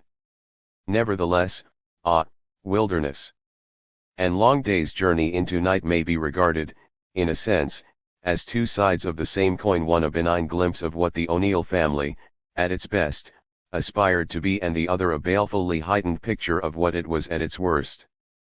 But while O'Neill based Wilderness on his own family to some degree, the family of his best friend, Arthur McGinley, served as his principal model. Arthur was the son of John McGinley, who, in 1883, had urged James and Ella to buy a house in New London. O'Neill was self-pityingly given to contrasting his own boyhood summers in New London with the sort of summers spent by his New London contemporaries, whose parents devoted themselves uncomplicatedly to each other and their children. The McGinley family was the one he particularly admired and envied. Like Nat Miller in Wilderness, John McGinley was the editor of a newspaper.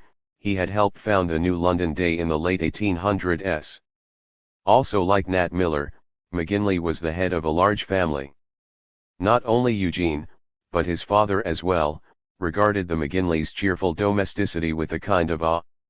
Once, when visiting the McGinleys and observing the easy, close-knit camaraderie that existed among the parents and their 7 sons and daughters, James was moved to confess to his friend, "I may have made some money and achieved some fame, but you're the man I envy." Whenever James appeared as Monte Cristo in New London, he reserved a box at the Lyceum Theatre for the entire McGinley clan. The children would show up for the event scrubbed, shining, and eager. Arthur McGinley saw the play 9 times as a result of this family ritual. In Wilderness, O'Neill characteristically used many actual names or close approximations of the people connected with the era and locale of which he was writing. The names Arthur, Tom, and Wint were given to characters in Wilderness. And a boy named Lawrence is mentioned, but does not appear. All 4 names belong to the McGinley boys. John McGinley's wife, Evelyn Essex, became Essie, and the daughter, Mildred, took her name from a girl O'Neill had known and remembered in that period. Her nickname, in the play and in life, was Mid, and her last name was Culver, which O'Neill also managed to use by having Mildred mention a friend named N. Culver. O'Neill also threw in a reference to a policeman named Sullivan, who was actually Tim Sullivan, a New London fixture. In the play Nat Miller's spinster sister, Lily, drew her name and much of her character from a spinster cousin of Ella O'Neill's named Lil Brennan. It was Lil who often protested to Ella and James that Eugene's reading should be censored, although, in other matters, she was inclined to take Eugene's part against his father. She recognized, for example, that James had made Jamie overdependent on him, and felt it was unreasonable for James to expect his sons to have a mature sense of responsibility unless he changed his method. I look ver much the youthful Eugene suffered from a lack of warmth in bis own home, the adult Eugene, yielding to an inescapable bond of all action beneath his resentment of his father, endowed the character of Nat Miller with at least 2 of his father's amusing and rather lovable traits. One of the traits was James's conviction that a certain peculiar oil in bluefish had a poisonous effect on his digestion. It was a family joke that Ella served him bluefish under the guise of weak fish. The other trait was James's tendency to repeat stories of his boyhood and young manhood illustrated in Wilderness. By what was probably the only non-theatrical reminiscence in his repertory, concerning the way he had once rescued a friend from drowning. Although O'Neill succeeded in drawing 2 totally disparate families in Wilderness and Long Day's Journey into Night, he set them both down in the living room of his own home on Pequot Avenue. Both the Miller and the Tyrone living rooms are first seen empty, with early morning sunshine streaming through the windows. Porch, doorways, bookcases, and windows are almost identically situated. In the center of the Tyrone living room is a round table with a green-shaded reading lamp, the cord plugged in one of the 4 sockets in the chandelier above. In the center of the Miller living room is a big, round table with a green-shaded reading lamp, the cord of the lamp running up to one of 5 sockets in the chandelier above. In the Miller's room a medium-priced, inoffensive rug covers most of the floor, and in the Tyrone's room the hardwood floor is nearly covered by a rug, inoffensive in design and color. Yet the Millers find their home cheerful and pleasant, while the Tyrones regard their home as little better than a hovel. This contradictory view was actually reflected by contemporary New Londoners, depending upon their social strata. James's Irish friends and in-laws thought the house comfortable, attractive, and more than adequate for the 4 O'Neills. Members of the town's more pretentious families, however, considered it ordinary. Ella, later supported by Jamie and Eugene, was self-conscious about not having a home as grand as those belonging to the better families in the town, and often complained to James that the house was ill-constructed, shabbily furnished, and cheaply maintained. She and her sons often accused James of frugality. But James, who had few pretensions and who believed he had done well to come as far as he had from his Irish peasant beginnings, took their abuse in silence. While there is evidence to support the Long Day's Journey view of the O'Neill home, especially when it began to be neglected in later years, a newspaper article written in 1900 supports the Wilderness side. The feature writer for the Boston Sunday Journal, who visited the O'Neill home for an interview with James, came away dazzled. He described it as an elegant 2-story structure, and an ideal spot for rest and recreation. Set well back from the road on an embankment, the house was surrounded by open porches, shrubbery, flowers, and a sizable expanse of well-kept, velvety lawn. The reporter credited Ella with artistic ideas are manifested in the taste with which the interior of the house is arranged. He added, "It is hard to go into any room in which there is not a cozy nook or a comfortable corner." Paintings of real value and rare etchings adorn the walls, while any number of photographs of Mr. O'Neill's professional friends are scattered over tables and writing desks. Among them was a large photograph of Edwin Booth, inscribed to James, that stood on a small easel in a bamboo frame. The reporter was also impressed by James's library, which, he said, included rare acting editions of old plays, and prompt books of distinguished value in addition to the works of Rousseau, Emerson, Kant, and Farquhar. The house could not have been cheaply constructed, for the beautiful old wooden staircase, solid door and window frames, and fine, sturdy hardwood floors survived years of later neglect and abuse. Even its white shingle exterior and the Victorian gingerbread trimming of the porch caves, while not especially fetching by modern standards, were solid enough to withstand years of seafront weather. But it is true that the house did not compare favorably with the more luxurious homes of other theatrical figures in the town, and Eugene chose to condemn his father for that. One way in which, as a boy, he revenged himself upon James, was by writing his own name in the front of his father's books. Another thing he did was to scratch a large, disfiguring MC into the base of the handsome, polished balustrade of his house. But the worst thing from James and Ella's point of view that Eugene ever did as a child was to pour a can of green paint over a box of shiny, metal statuettes depicting lames as Edmond Dantes.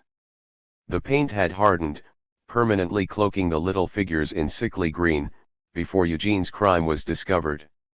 Neither Jamie nor Eugene approved of James's practice of doing his own work about the grounds. They accused him of trying to save money on help, while James stoutly maintained that he found relaxation in tending his own lawn and shrubbery and that no lazy loafer he could hire would do it half as well. Similarly, James's refusal to avail himself of the city's water supply, on the grounds that it was not pure enough, and his use, instead, of an old-fashioned well sunk in his own property, was attributed by his sons to reluctance to pay the water taxes. While all of this accumulated resentment is spelled out relentlessly in Long Day's Journey, no trace of it appears in Wilderness. But, curiously, another vestige of the O'Neill menage does appear in both the nostalgic comedy and the autobiographical tragedy, and in almost the same form in both plays. This is the raw, young, rough-spoken Irish maid, or second girl. In Wilderness, her name is Nora, but she uses the same brogue-larded phrases and is the same thorn in the side to her mistress as Kathleen in Long Day's Journey. The greatest disparity in characterization between the two plays is the mother. Mrs. Miller is nothing like Ella. She is, however, very much like Evelyn McGinley, who bore a physical resemblance to Queen Victoria and had all the maternal, bustling, good-natured officiousness that Eugene missed in his own mother. And the older brother, Arthur, in Wilderness, is also far removed from actuality. 2 years older than Richard, he is a Yale undergraduate and almost as innocent as Richard himself. Jamie, on the other hand, was 10 years older than his brother, and no innocent, an actor, a heavy drinker, a favorite in the New London brothels, and a man who knew all the Broadway gossip and could be amusingly informative about the least savory and most personal aspects of all the reigning soubrettes, a number of whom had lost their heads over him. As for Richard, there was much of young Eugene in his makeup, though part of his personality was borrowed from a contemporary named Charles Collins. When Wilderness was produced, Arthur McGinley wrote to O'Neill to tell him he recognized his own family in the play. O'Neill, fearing that he might have embarrassed his friend, wrote back that none of the characters were taken from life. They are general types true for any large small town, he added. But the boy does spout the poetry I and Hutch Collins once used to. Hutch shared with Eugene a passion for the works of such scandalous writers as Wilde and Swinburne, and both boys could recite long passages from the Rubaiyat of Omar Khayyam.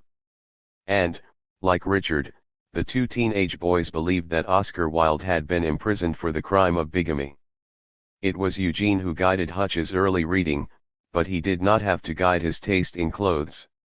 Hutch dressed like a dandy, wearing white flannels and a hat with a London label that elicited both the envy and the scorn of his friends, whose parents referred to him as Jerry Collins' damn fool.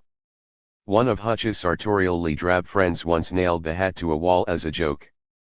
Both Eugene and Hutch were often seen leaving the New London Library with stacks of books under their arms, eliciting the bewildered respect of their less intellectual friends. One such friend, on being questioned about Eugene by a younger boy, was told, definitively, that Gene O'Neill he reads deep stuff. But the 17-year-old O'Neill, like Richard Miller, had his lighter, boyish side, though he was sometimes inclined in later years to deny it. While he expressed contempt for the stuffiness of New London, he did participate with pleasure in the 4th of July rituals, which he later described in Wilderness. The traditional celebrations, with intricate displays of fireworks, started at midnight on July 3rd and lasted until midnight of the 4th. Eugene marked the holiday with his friends rather than with his family, for neither his mother nor his father was interested in or capable of the cheerful give and take that pervaded the McGinley and the Miller clans. Despite his sense of deprivation and his insistence that he hated New London, Eugene had no wish to forget it. He kept revisiting, in his mind, its physical and emotional landmarks, just as he later persisted in pointing out the Barrett House to his friends. He set 3 of his major plays in New London, and there are hints of vividly remembered local events and personalities in several others, notably Strange Interlude, in which the frenzied excitement of a college rowing meet is recreated. Eugene attended many of the Yale-Harvard boat races that were held every year on the Thames and were among the big social events of New London. Members of the competing crews and their relatives and friends crowded the hotels and inns of the town, and a Mardi Gras spirit prevailed, in which Eugene participated. Eugene also relished listening to the popular player piano tunes of the day, some of which turned up in Wilderness, Waiting at the Church, for instance, and Bedelia. His nostalgia for the songs of the early 1900s lasted all his life. O'Neill attributed his love of music, which included contemporary jazz and an indiscriminate smattering of the classical, to his mother's musicianship. He boasted to several close friends that she had been a talented pianist. But though in later life he acquired a sizable record collection and a fine phonograph, nothing could send him into quite the same transports as the tinny sound of a player piano, rendering the tunes of the early 1900s. He humorously confessed as much in a poem he composed in New London a few years later, of which these lines are typical. I have tried to fall for the stuff of Mozart, Handel, Haydn, a dozen or more. But I guess my ear isn't framed for Beaux-Arts. For I found them all a terrible bore.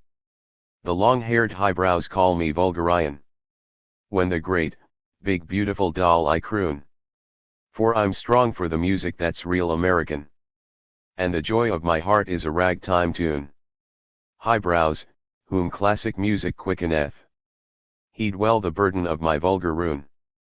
Your lofty tumbling wearies me to death. The joy of my heart is a ragtime tune. Evidence of the strong pull music had on his emotions appears in many of his plays. Besides the popular songs in Wilderness, he used songs to underline mood, evoke atmosphere, or convey character in such plays as The Hairy Ape, The Great God Brown, Morning Becomes Electra, All God's Chillun Got Wings, and The Iceman Cometh. Another phase of his boyhood that Eugene cherished and never outgrew was his use of early 1900 slang and colloquialisms. That was the speech in which he felt most at home, and the further he deviated from it, either in conversation or in the dialogue of his plays, the more stilted and ill at case he became. The Old Bean, In the Pink, Palship, and the Glad Mid were among his favorite expressions long after they had become archaic. In his correspondence he often emphasized these phrases with an exclamation mark, a punctuation to which he was devoted. A number of people who met him in later life have commented on the extraordinary flavor of his speech. Brown has remarked that he lacked a knowledge of contemporary speech, and Atkinson has pointed out that his outdated slang sounded awkward. But O'Neill loved it, and in addition to the colloquialisms of a bygone era he had a fluent command of the unchanging language of the underworld and the demi-monde, which, from his lips, sounded as incongruous as the obsolete slang. One of the last plays he wrote, a one-actor called Huey, is an amazing compilation of Argo. The play, less an acting piece than a short story with dialogue, which O'Neill did not intend FPR production, is about a petty gambler and a night clerk in a seedy Manhattan hotel. In it O'Neill uses the following terms from his working vocabulary: sap, noggin, sucker, puss, moniker, hooked, bangtail, fin, babe, sawbuck, croaked, bum dope, old bones, raw babies, rubbed out, real jack, old turtle, round-heeled, in my book, the sticks, the big stem, run out powder, fall guy, clam shut, hit the hay, crummy dump, the once over, head up, beat the racket, poor boob, square shake, lap it up, put the bite on. He derived none of these terms from books, they were all part of what he liked to think of as his life experience. But in 1906 his ideas, like those of Richard Miller in Wilderness, came almost exclusively from books. In that year Eugene did a good part of his reading in the apartment office of a dashing New Londoner named Joseph Gani, who was 10 years Eugene's senior, and a contemporary of Jamie. Gani had been a butcher and a coal dealer, before deciding to become a doctor. Shortly after settling down to medical practice and acquiring Doc as his nickname, Gani made an impetuous trip around the world, during which he collected a number of first editions to add to an already sizable library. Although Gani did not return Eugene's admiration, he found him sullen and difficult and considered him something of a poser. He tolerated the boy and did not discourage his reading. Doc Gani refused to allow Eugene to take any of his precious volumes home with him, but consented to let him read as much as he pleased in the apartment. Often Gani would return home at 3 in the morning from a night on the town and find Eugene poring over Wilde, Schopenhauer, Zola, or de Maupassant. From early adolescence Eugene had been devouring the books in his father's library. Every summer he read through the works of Victor Hugo and Alexander Dumas, in addition to Dickens and Kipling. He also read the Irish Romantic, Charles Lever, and the volumes of Irish history with which James's library was studded, as well as the philosophy of Emerson and the poetry of Scott and Byron. He could recite Childe Harold interminably. Only after he had exhausted the supply of recognized classics in his own home did he approach Doc Gancy's more sophisticated library. But while Richard Miller is depicted as startling his family with lurid and antisocial quotations from disreputable European authors, he is shown to be basically innocent and pure in heart. His depravity is solely intellectual. Eugene, on the other hand, was inclined to practice what he preached and, although he was naive, he was not innocent. Doc Ganny's Second Story Club, an informal, raffish, preponderantly Irish organization that would have stood Richard Miller's hair on end, was a milieu in which Eugene felt at home. The club, which met in Ganny's second-floor rooms on Main Street to talk, drink and play cards, was composed of a kind of avant-garde of New London and was regarded with horror by the respectable citizens of the town. Art McGinley, who was tall and lanky and was called the left-footed Irishman by his friends because his family was Episcopalian, said, in recalling Doc Ganny, "We ate his food, drank his liquor, wore out his carpets, read his books and got free medical attention." Eugene did not care for cards, but he could hold his own in the other activities. Like Richard Miller, who is shocked by his encounter with a prostitute in a shady hotel and resists her efforts to entice him to an upstairs room, Eugene by now was boastfully at home with the ladies of Bradley Street, a narrow avenue at the northern end of town that encompassed the flourishing red light district of New London. Jamie had seen to his indoctrination there, and the members of the Second Story Club saw to it that he continued his visits. The brothels of Bradley Street, about a dozen in all, were housed in rickety wooden structures that flanked the New London police station. This facilitated periodic police raids and generally abetted the convenient working arrangement between the upholders of the law and the practitioners of vice. The girls would lean out the windows and exchange small talk with the policemen while waiting for customers. When a house was raided and the prostitutes haled into court, the judge would ask occupation, and the customary answer would be seamstress. A description of the interior of a Bradley Street brothel was given by O'Neill in The Great God Brown and was recognized with delight by some of his old companions in sin when the play was first published. An automatic, nickel in THC slot player piano is at center, rear, he wrote. On its right is a dirty gilt second-hand sola. At the left is a bald spotted crimson plush chair. The backdrop for the rear wall is cheap wallpaper of a dull yellow-brown, resembling a blurred impression of a fallow field in early spring. There is a cheap alarm clock on top of the piano. Here comes the kindergarten, the seamstresses would call out when Eugene and his young friends showed up. They usually arrived en masse, for reasons of economy. A round of beer cost $1, regardless of how many were in the group. Eugene and Richard were dissimilar in other ways. There is nothing in Richard's character that suggests Eugene's profound love of the water and ships, nor does wilderness. More than hint at the fact that the town in which it is set had a tradition of sea history. Eugene, however, rarely missed watching the arrival or departure of the square riggers that still, in the early ICCOs, sailed with breathtaking beauty into New London Harbor. That harbor was all but jammed with the floating palaces of millionaires, navy craft, and a training vessel for Coast Guard cadets. But Eugene was interested only in the romantic schooners that were already becoming something of a rarity and were soon to vanish completely. He spent long hours talking to the ship's captains and crews, trying to recognize in them the romance he found in Jack London and Joseph Conrad. Ella snobbishly disapproved of Eugene's acquaintances among the old salts who hung about the harbor, just as she deplored the fact that both Eugene and Jamie and James too, for that matter, seemed to prefer almost any environment to that of their home. She could not even take pleasure in James's purchase of one of the first packets in eastern Connecticut in a year when there were less than 80,000 automobiles in the entire country, for the kind of gay, duster and goggles outings indulged in by the Millers in wilderness were simply beyond the O'Neills. Ella was usually driven out in the car alone, and Eugene and Jamie, feeling very devilish, occasionally appropriated it for themselves.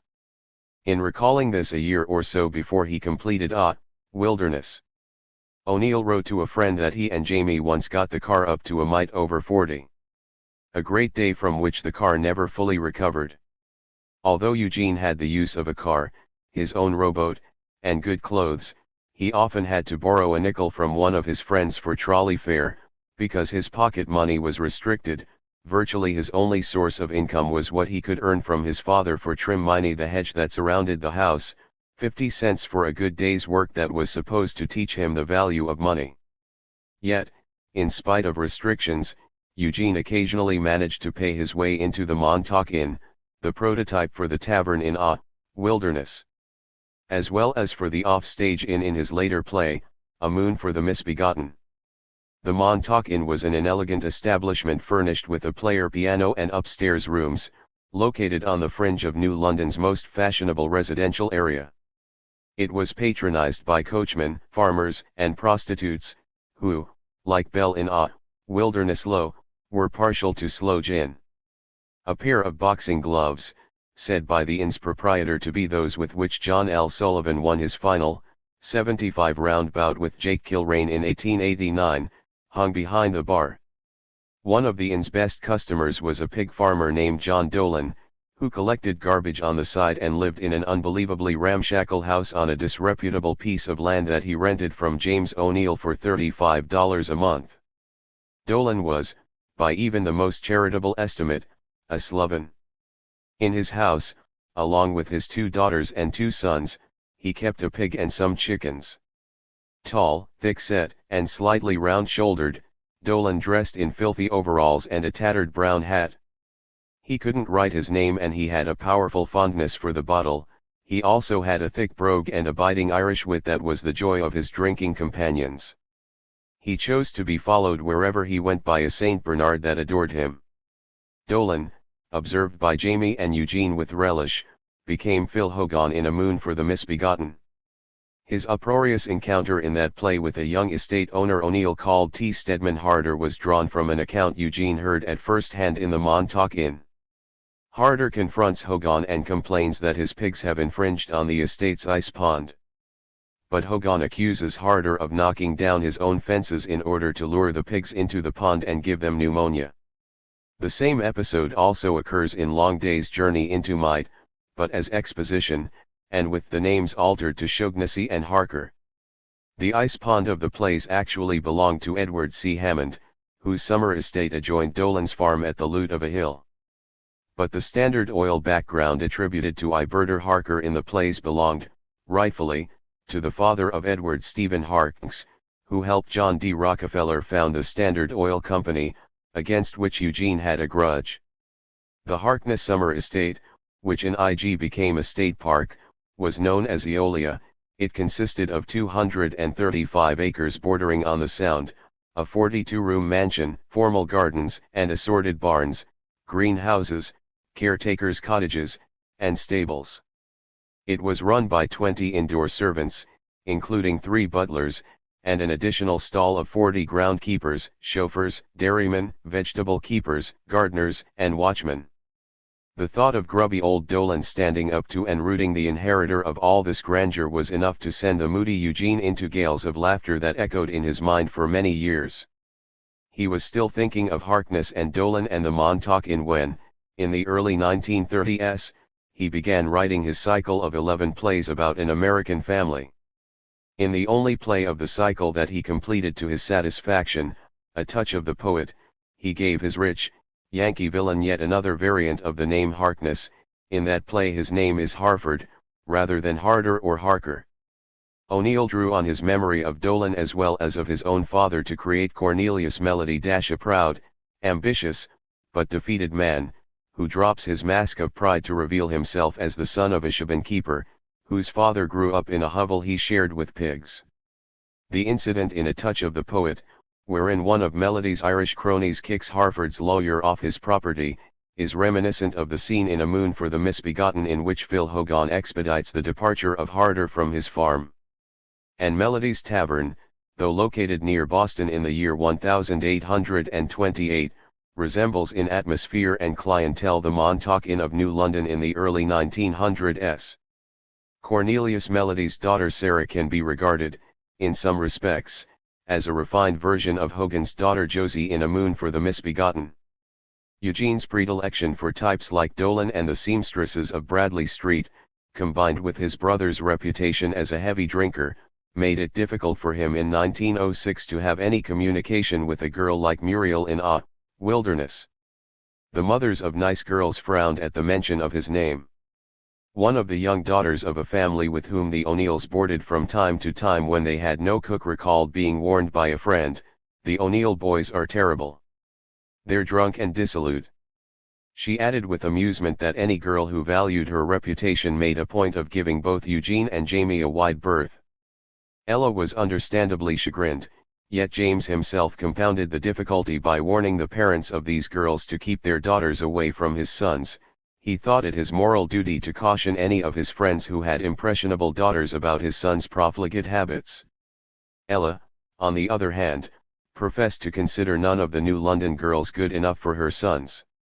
Ella kept mostly to her house, though she occasionally entertained and visited her relatives, the Brennans, and another old New London family, the Sheridans, with which the Brennans had allied themselves by marriage. When she was on morphine she was not fit for social intercourse, and when she was between cures she was too self-conscious and apprehensive to be sociable on a large scale. Her addiction was a well-kept secret outside the family circle. A few of Ella's younger relatives, who lived to witness the publication and production of Long Day's Journey into Night, found themselves in the uncomfortable position of having to defend, out of family loyalty and pride, a situation they had barely guessed existed, and to defend a woman who, because she had held them at arm's length, they did not really know and rather resented.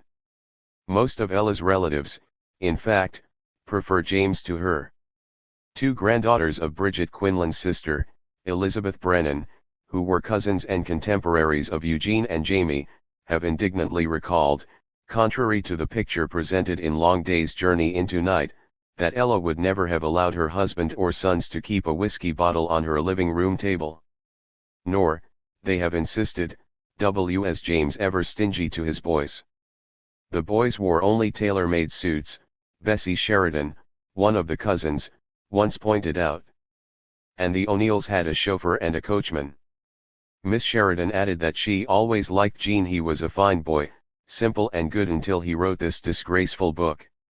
Her sister, Mrs. Irene Moran, has concurred in this opinion. The recollection of another of Elizabeth Brennan's granddaughters, who was only 10 years younger than Ella, is, for a poignant reason, both more candid and more revealing. Lil Brennan, one of the few relatives of whom young Eugene was genuinely fond, became, in her late 80s, a victim of senility psychosis. Confined to a state nursing home near New London and out of touch with the world, she vividly relived in her mind her young womanhood in New London. Believing herself to be in her early 30s during the summer of her 90th year, in 1957, she spoke to her doctor and a visitor about what she thought were recent events and of people she believed were still living. "Mama always says, be nice to Ella, she has a difficult life," Miss Brennan told her visitor, recalling the period in the late 1000s when, as a young girl, she first became aware of Ella O'Neill. Lil's mother, Josephine McGlynn Brennan, who lived to be 93, was Bridget's niece by marriage. "Mama never can see any wrong in anyone," Miss Brennan added. "But Ella O'Neill keeps to herself, she passes me in the street and doesn't even notice me.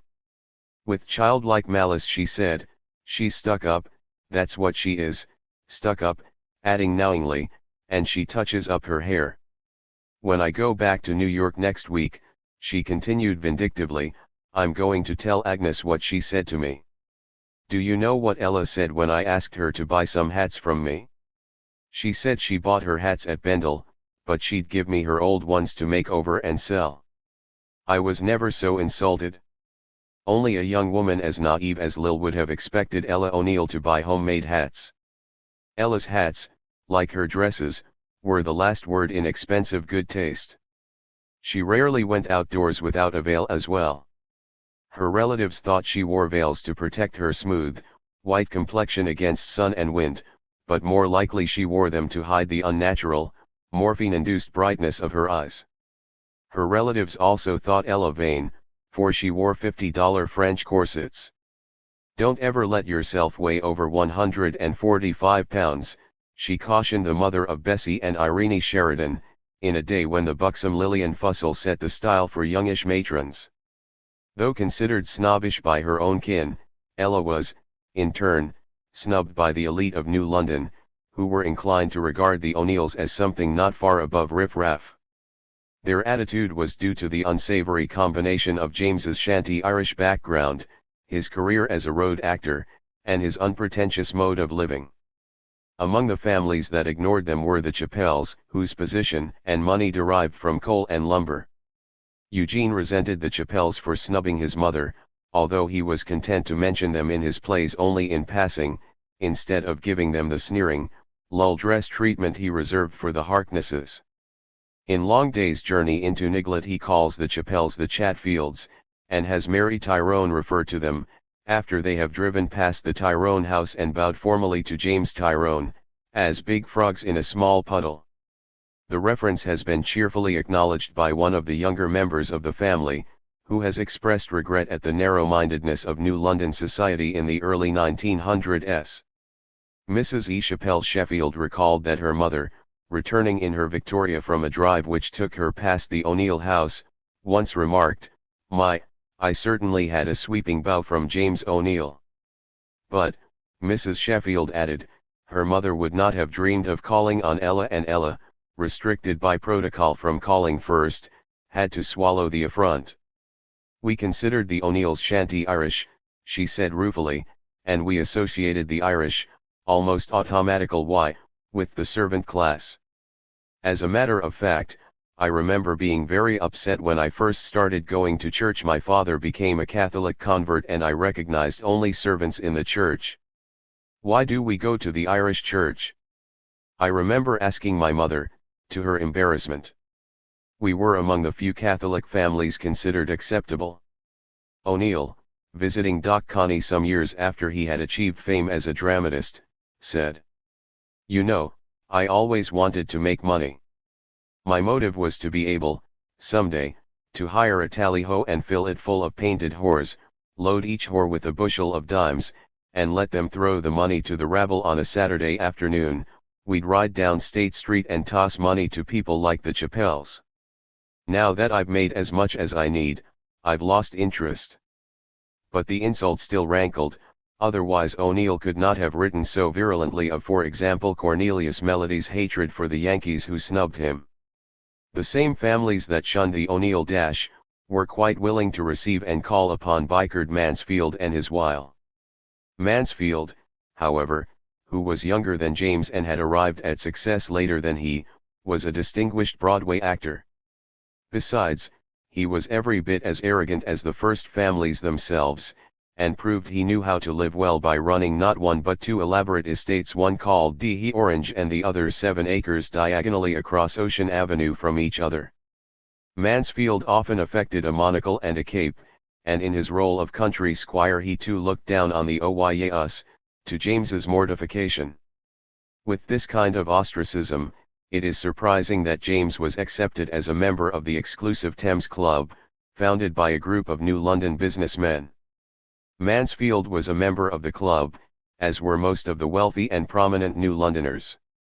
But aside from James and a Brennan relative of Ella's, only a handful of Irishmen gained admittance. James did not disgrace his nationality. Within the club's dignified chambers he was treated with quiet respect, if not with enthusiasm. He visited the club 2 or 3 times a week during the summer months, sometimes bringing an actor friend. He habitually ordered bourbon and milk, a drink remembered as unusual by the club's bartender, a fellow Irishman named Jim Shea. Shea has also recalled that James often bought drinks for any other club members who happened to be present. His manner was courtly and genial, and he invariably raised his glass in the same toast.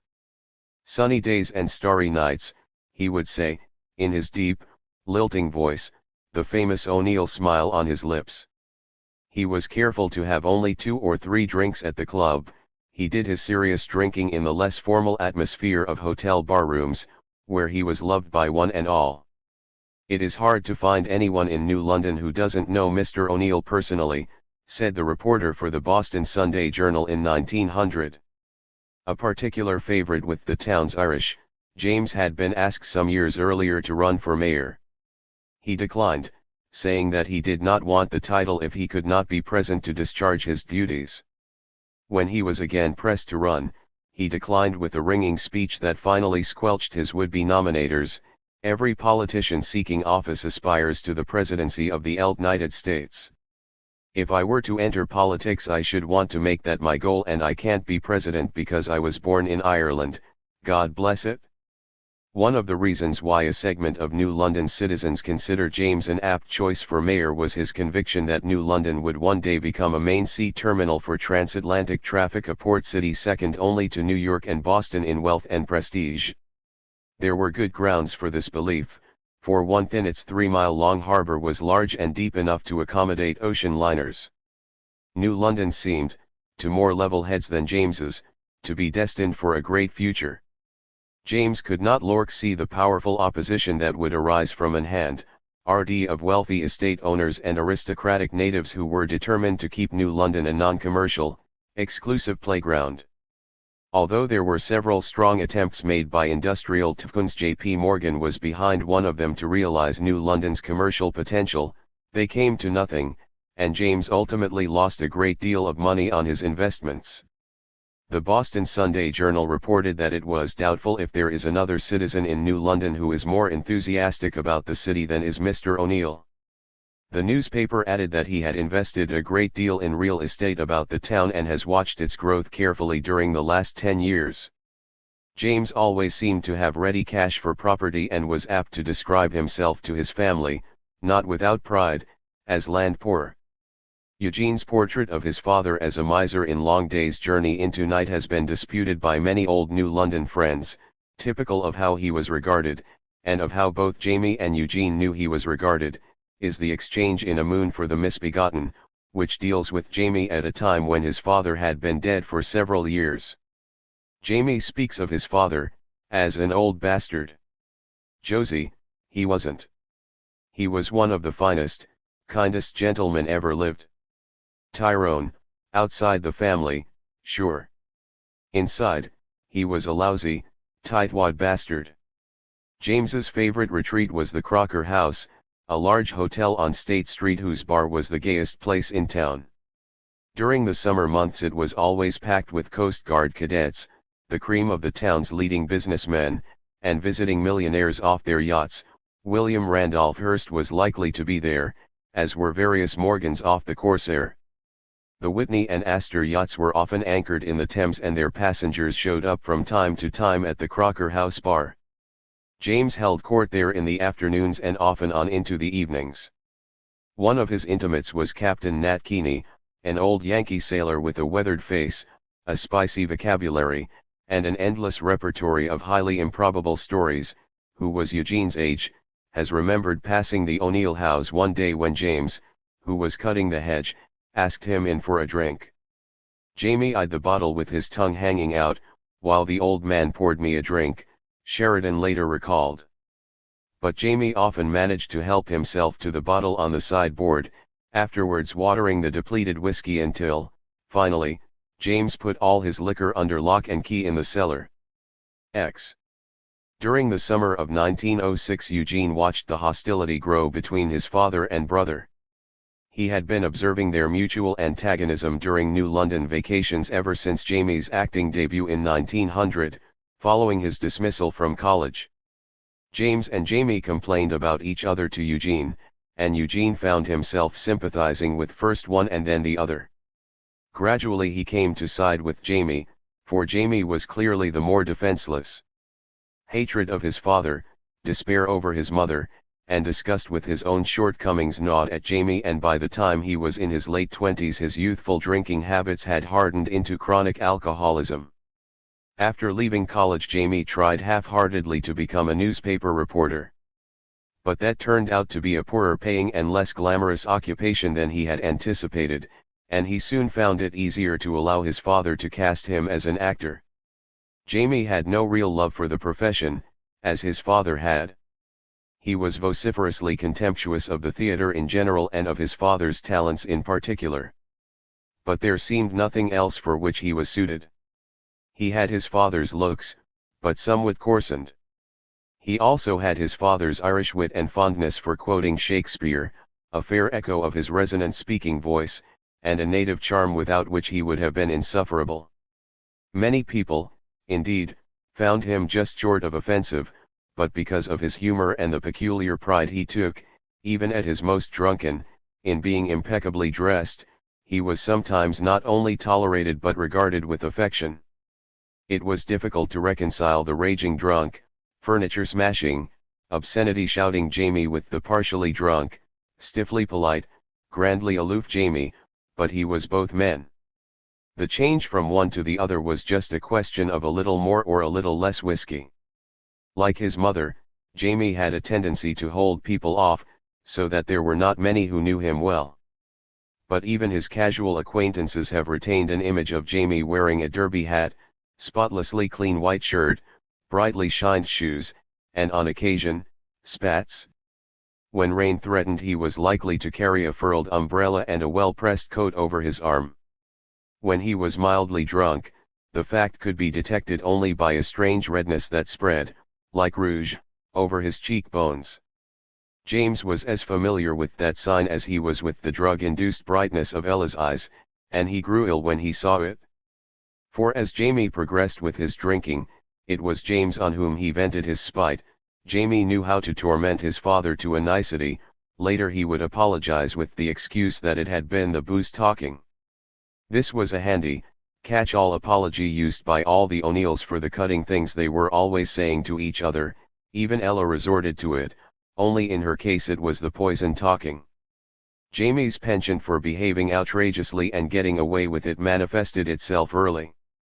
During a New York vacation from prep school, when he had been forbidden by his father to attend a circus matinee, he decided to flout the order and raise the price of admission on his own. Wandering about the neighborhood of Madison Square Garden, then situated on the northeast corner of the square, he spotted a boy wanted sign in a luggage shop window. He approached the proprietor, who was absorbed in his bookkeeping, and brashly announced, "I want that job." The irritated proprietor decided to put him in his place. "You do you?" he growled. "Well, go outside and walk down the block, and if I call you back, I'll hire you. If I don't, you just keep walking." "Thank you, sir," said Jamie, and left. In front of the store was a display of trunks and suitcases with price tags attached. Without slowing his pace, Jamie picked up the most expensive bag he could carry and started down the street. The proprietor, who had been watching to see the effect of his own maneuver, shouted, "Here, you, come back." Jamie came back, and the proprietor, Outmankovkirkt, gave him the job. After working a few hours, Jamie talked his boss into giving him not only a small advance on his salary enough to pay. The game of harassment was kept up relentlessly. Once, when father and son were playing a New York engagement, Jamie swaggered into the office of the theatrical manager who was working out the details of a tour with James. Jamie was out of funds as usual and knew he could not ask his father for a loan, as one had recently been refused. James had periodic impulses to teach Jamie the value of $1, although he knew, in his heart, that Jamie would always depend on him and that he would permit him to. "I want to make you a little bet," Jamie told his father. "The loser can stand the whole office staff to drinks across the street." Jamie explained that he'd been exercising to improve his chest expansion and bet that his chest measurement exceeded his father's. James, who prided himself upon his robust condition, took the bait, as he invariably did. Though in his late 50s, he could still boast that he had never been sick a day in his life. A tape measure duly demonstrated that James's chest measured 43 inches, while Jamie's measured only 40. Smiling triumphantly, James told his son to lead the way across the street. Jamie, affecting chagrin, complied. He ordered drinks for his guests and thirstily downed his own. When the bill, for $6.90, was handed to him, he told the bartender, indicating his father, and in a voice loud enough to carry to him, "Give the bill to that elderly, gray-haired gentleman at the other end of the bar. He has a wallet stuffed with greenbacks sewn into the front of his shirt, which gives him a chest expansion 5 inches above his normal one."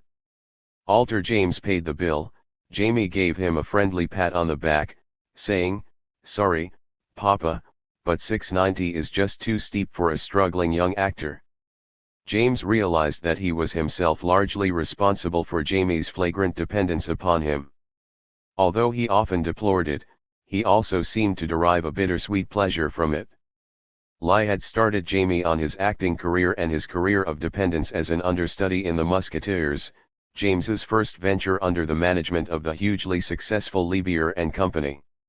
Like a number of producing concerns during the late 1800s and early 1900s, Liebherr and Company had begun on little more than high hopes, nerve, precarious credit, and a few $100s in cash.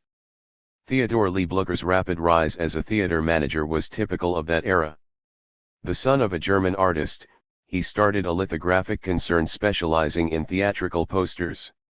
He grew interested in show business when managers who couldn't pay their bills gave him, instead, a percentage of their productions. This kind of payment proved profitable for Liebherr, and by 1890 he had a thriving establishment in New York's Park Place.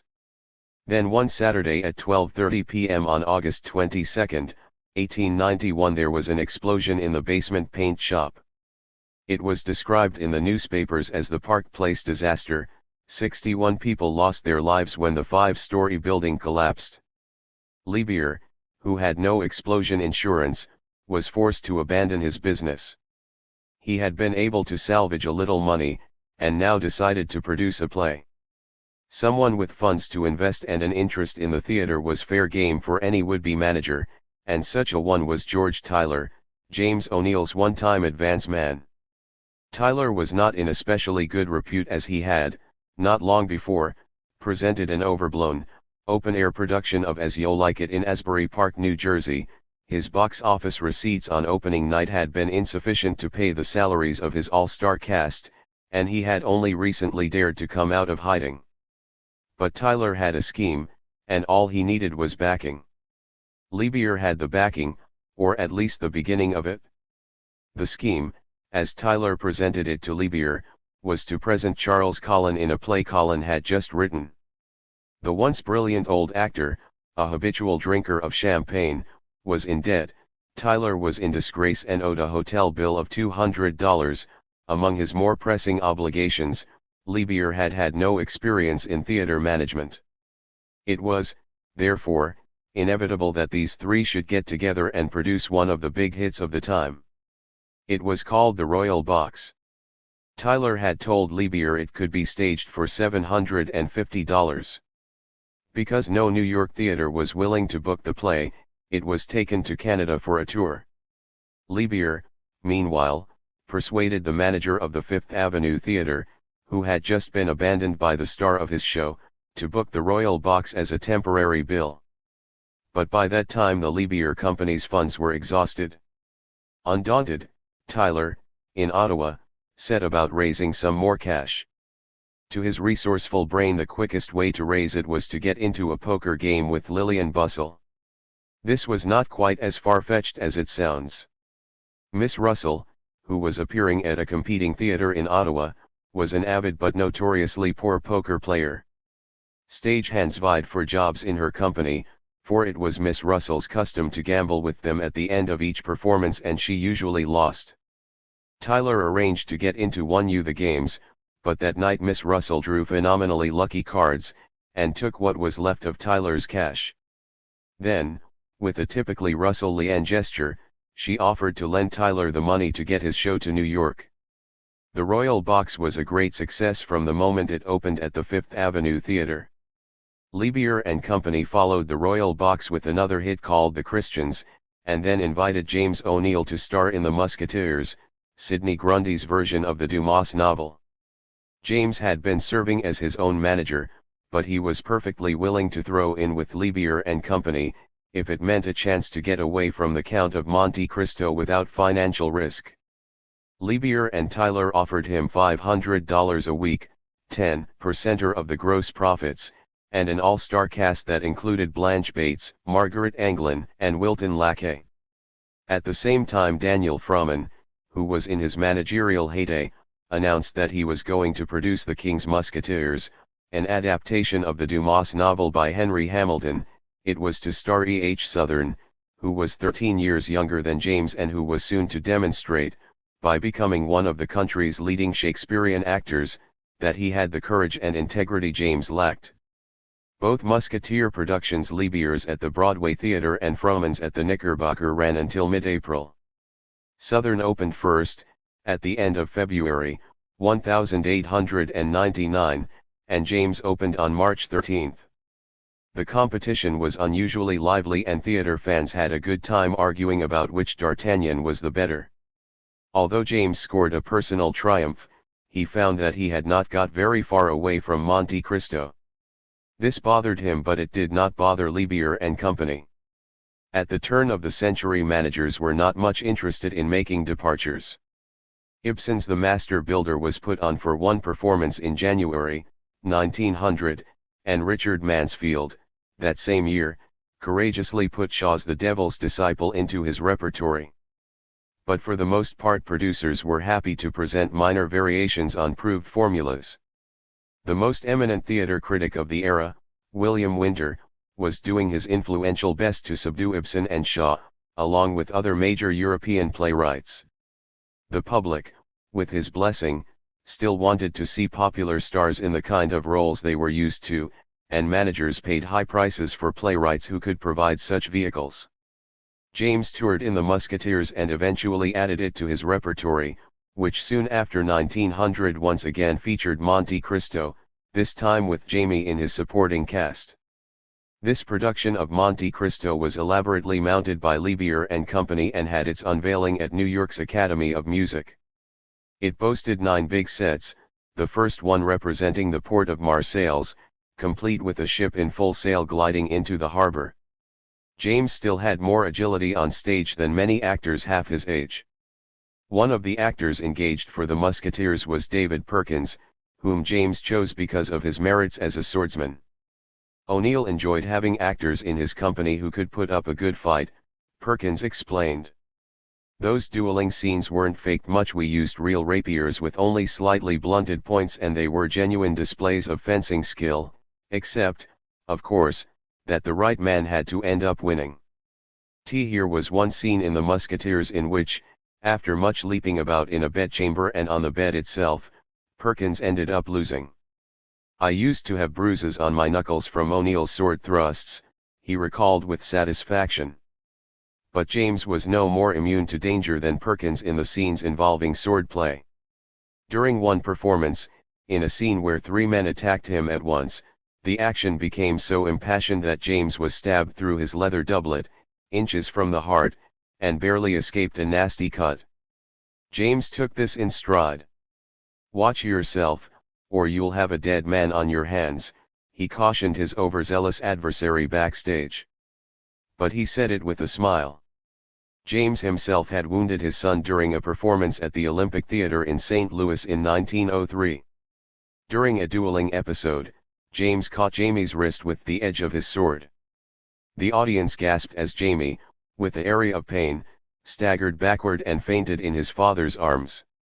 Jamie played the rest of the tour with his arm tightly bandaged during performances, and supported by a sling off stage. Although remorseful, James turned the accident into an object lesson.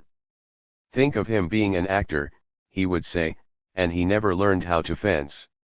When Jamie first joined his father's company, he began in small parts, for which he received $20 a week. Not long after, his father allowed him to make his debut as Albert, Edmond Dante's son, at more than double that salary. His first appearance in the role at McVicker's, the old O'Neill stamping ground in Chicago, was a success. "Last evening's entertainment," wrote a critic for a Chicago newspaper, "was made particularly charming by the debut of James O'Neill, Jr., who by his unusual resemblance to his father promises another generation of Monte Cristo. He acts extremely well too, and the fact that he plays Albert in the play and is Dante's son makes the instance of his appearance fraught with charm." He had a lot of enthusiastic applause for his civility to dramatic art and his nice temper.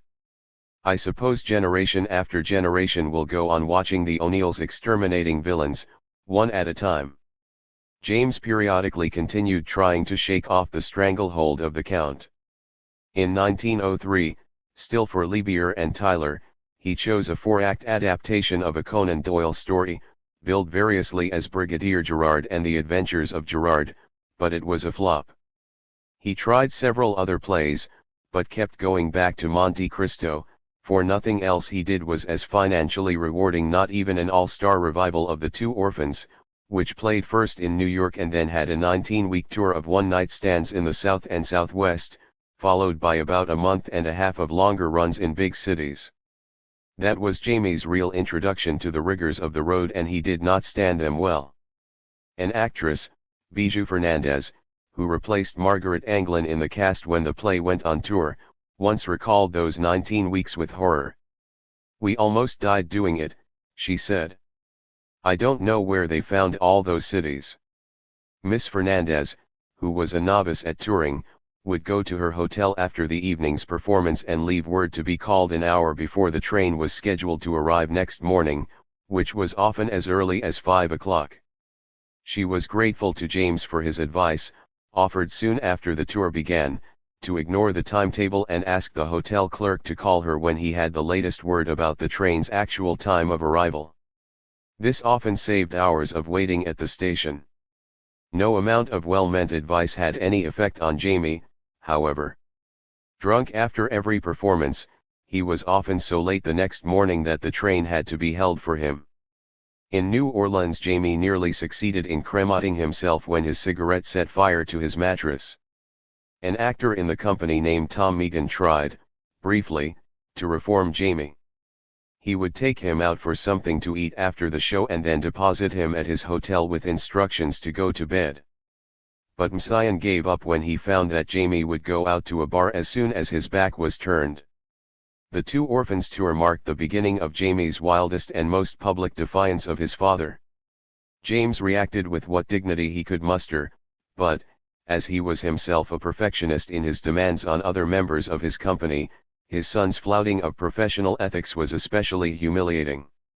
Jamie did not try to spare his father's feelings before the rest of the company. He made jokes about his own drinking and his slovenly attitude toward the tour. He abused James, ran down the production, and kept on drinking. For some time Jamie continued to play the role of Albert in Monte Cristo and also doubled in the small part of an old man. As Albert, he wore light, buff-colored buckskin tights, which fitted him like his skin. He did this with his father's tacit approval, to attract the women in the audience. But his father did not approve of the women who usually filled the boxes to ogle Jamie. A number of them were prostitutes, whose acquaintance Jamie had made on earlier tours. Jamie would take every opportunity to strike poses at the stage apron, thereby drawing unfavorable comments from the local critics.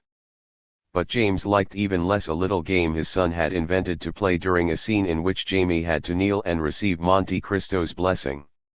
Jamie would conceal a strip of muslin in his hand and, as he knelt, would surreptitiously tear it, causing a rending noise that sounded as if his tights were splitting. His father would grow so furious that the color of blood showed through his makeup. "Someday it's really going to happen to you," James would fume at his son the moment they were both off stage. In his other role as the old man in the first scene, Jamie enjoyed making his entrance wearing a frosy gray wig, which he never combed, and the youthful black eyebrows that belonged to Albert. "Horrible, horrible," James would mutter. He knew, and he knew that his cast knew, that he would have dismissed any other actor for such behavior. One New Year's Eve, when the company arrived in San Francisco, Jamie and a friend rented a furnished room, where they thought they could hide. They drank through the night and ended by smashing the china basin, windows, and furniture. On New Year's Day before the matinee, Jamie's landlady presented herself at the theater shouting for James O'Neill and claiming payment for the damage. A young man, John Hewitt, who at one point doubled as stage manager and actor with James's company, took the landlady's message to James. "Governor," said Hewitt, using the title everyone in the company gave James, "I have some very unpleasant news for you on New Year's Day." "Well, out with it, lad," said James. "Your son," began Hewitt. "Ah, my son of the Golden West?" asked James, with heavy irony. Hewitt told him what Jamie had been up to, and presented the landlady's bill for $80. James wrote out a check. "Case dismissed," he said, smiling ruefully. Jamie arrived a few minutes later, barely in time for the curtain.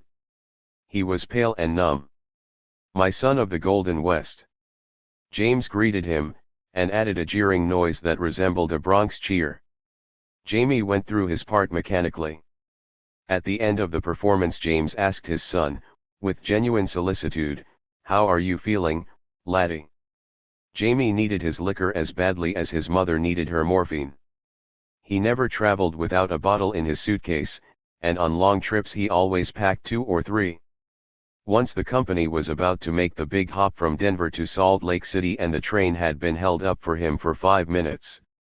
Hewitt was giving him a hand up to the train's platform, when Jamie's suitcase opened and 2 bottles fell out and smashed on the ground. Jamie was almost in tears over the squandered alcohol. In the small towns where the company played, the actors would often fall asleep to the sound of Jamie's voice, singing in the town's only tavern. Even when Jamie was at his most inebriated, he could not be goaded into a barroom brawl. When he saw that a situation was slipping out of his control, he would put out his hand, like a policeman halting traffic. "What, ho," he would say, in a frozen voice, turning his back and lurching away with a pathetic attempt at dignity. If there was a town prostitute, Jamie would find her. In the larger towns he was frequently called for at the stage door by the leading madam, who would bear him triumphantly away in her carriage. At the end of a run in St. Louis, he sent word to the theater that he was not leaving with the company. Phi had found a pretty, 20-year-old brunette in the best bordello and had fallen in love with her. Hewitt had to drag him away by main force. Isla, who was still making the longer stops on James's itinerary, would come to the theater from time to meet her husband and take a casual look at her son, of whom, at this point, she gravely disapproved. She was distant to Jamie backstage and appeared distressed at her husband's calm acceptance of his behavior. On the other hand, it seemed to members of the company that she made a point of being attentive to Eugene, who sometimes accompanied her during his school vacations. This caused James to labor his elder son over Eugene and fan the various touchy O'Neill tempers into new flame. Eugene, when he visited backstage, had the eager curiosity of any youth who gets a chance to look behind the scenes. He would play with the props and question the actors and stage managers. Hewitt, for example, once demonstrated the way coconut shells, tapped on a piece of marble covered with chamois cloth, simulated hoofbeats. Jamie teased him, but in an affectionate, big brotherly way that made Eugene glow. During performances, which Eugene watched from the wings, he had eyes only for Jamie. Jamie clowned and strutted for him and told him of his exploits, and little by little Eugene was drawn into what James thought was a filial conspiracy to undermine him. Toward the end of the season in the spring of 1906, James was faced with a new problem. Ella, whose most recent sanitarium treatment had had good results and who seemed to be making a real effort to overcome the drug habit, developed a breast tumor. Her doctors suggested an operation and recommended a French surgeon. James immediately made plans to go to Europe. He told friends that he was going abroad for a vacation, prior to opening a new play in the fall. Ella's operation was successful and James, for the first time in years, threw himself into the spirit of a real holiday. Phi visited the Château d'Elf, the historical castle used by Dumas as the scene of the Count of Monte Cristo's incarceration. The old man who served as superintendent and guide for pilgrims to the ruin near Marseilles had been running through his travelogue, which included a reference to Edmond Dante's imprisonment and escape, for so many years that he had come to believe Dante's had really existed.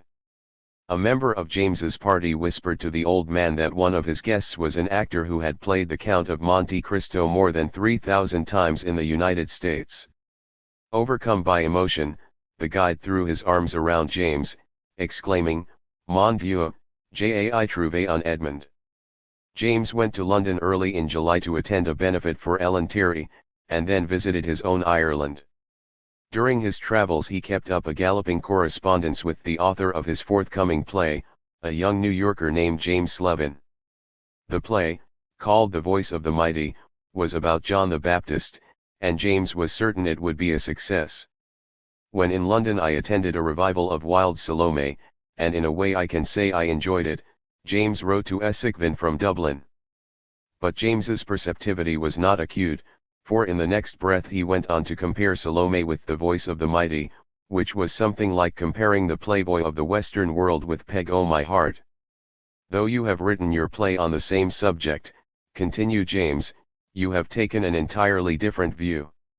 Your choice of situations is not the same and your handling is quite the opposite.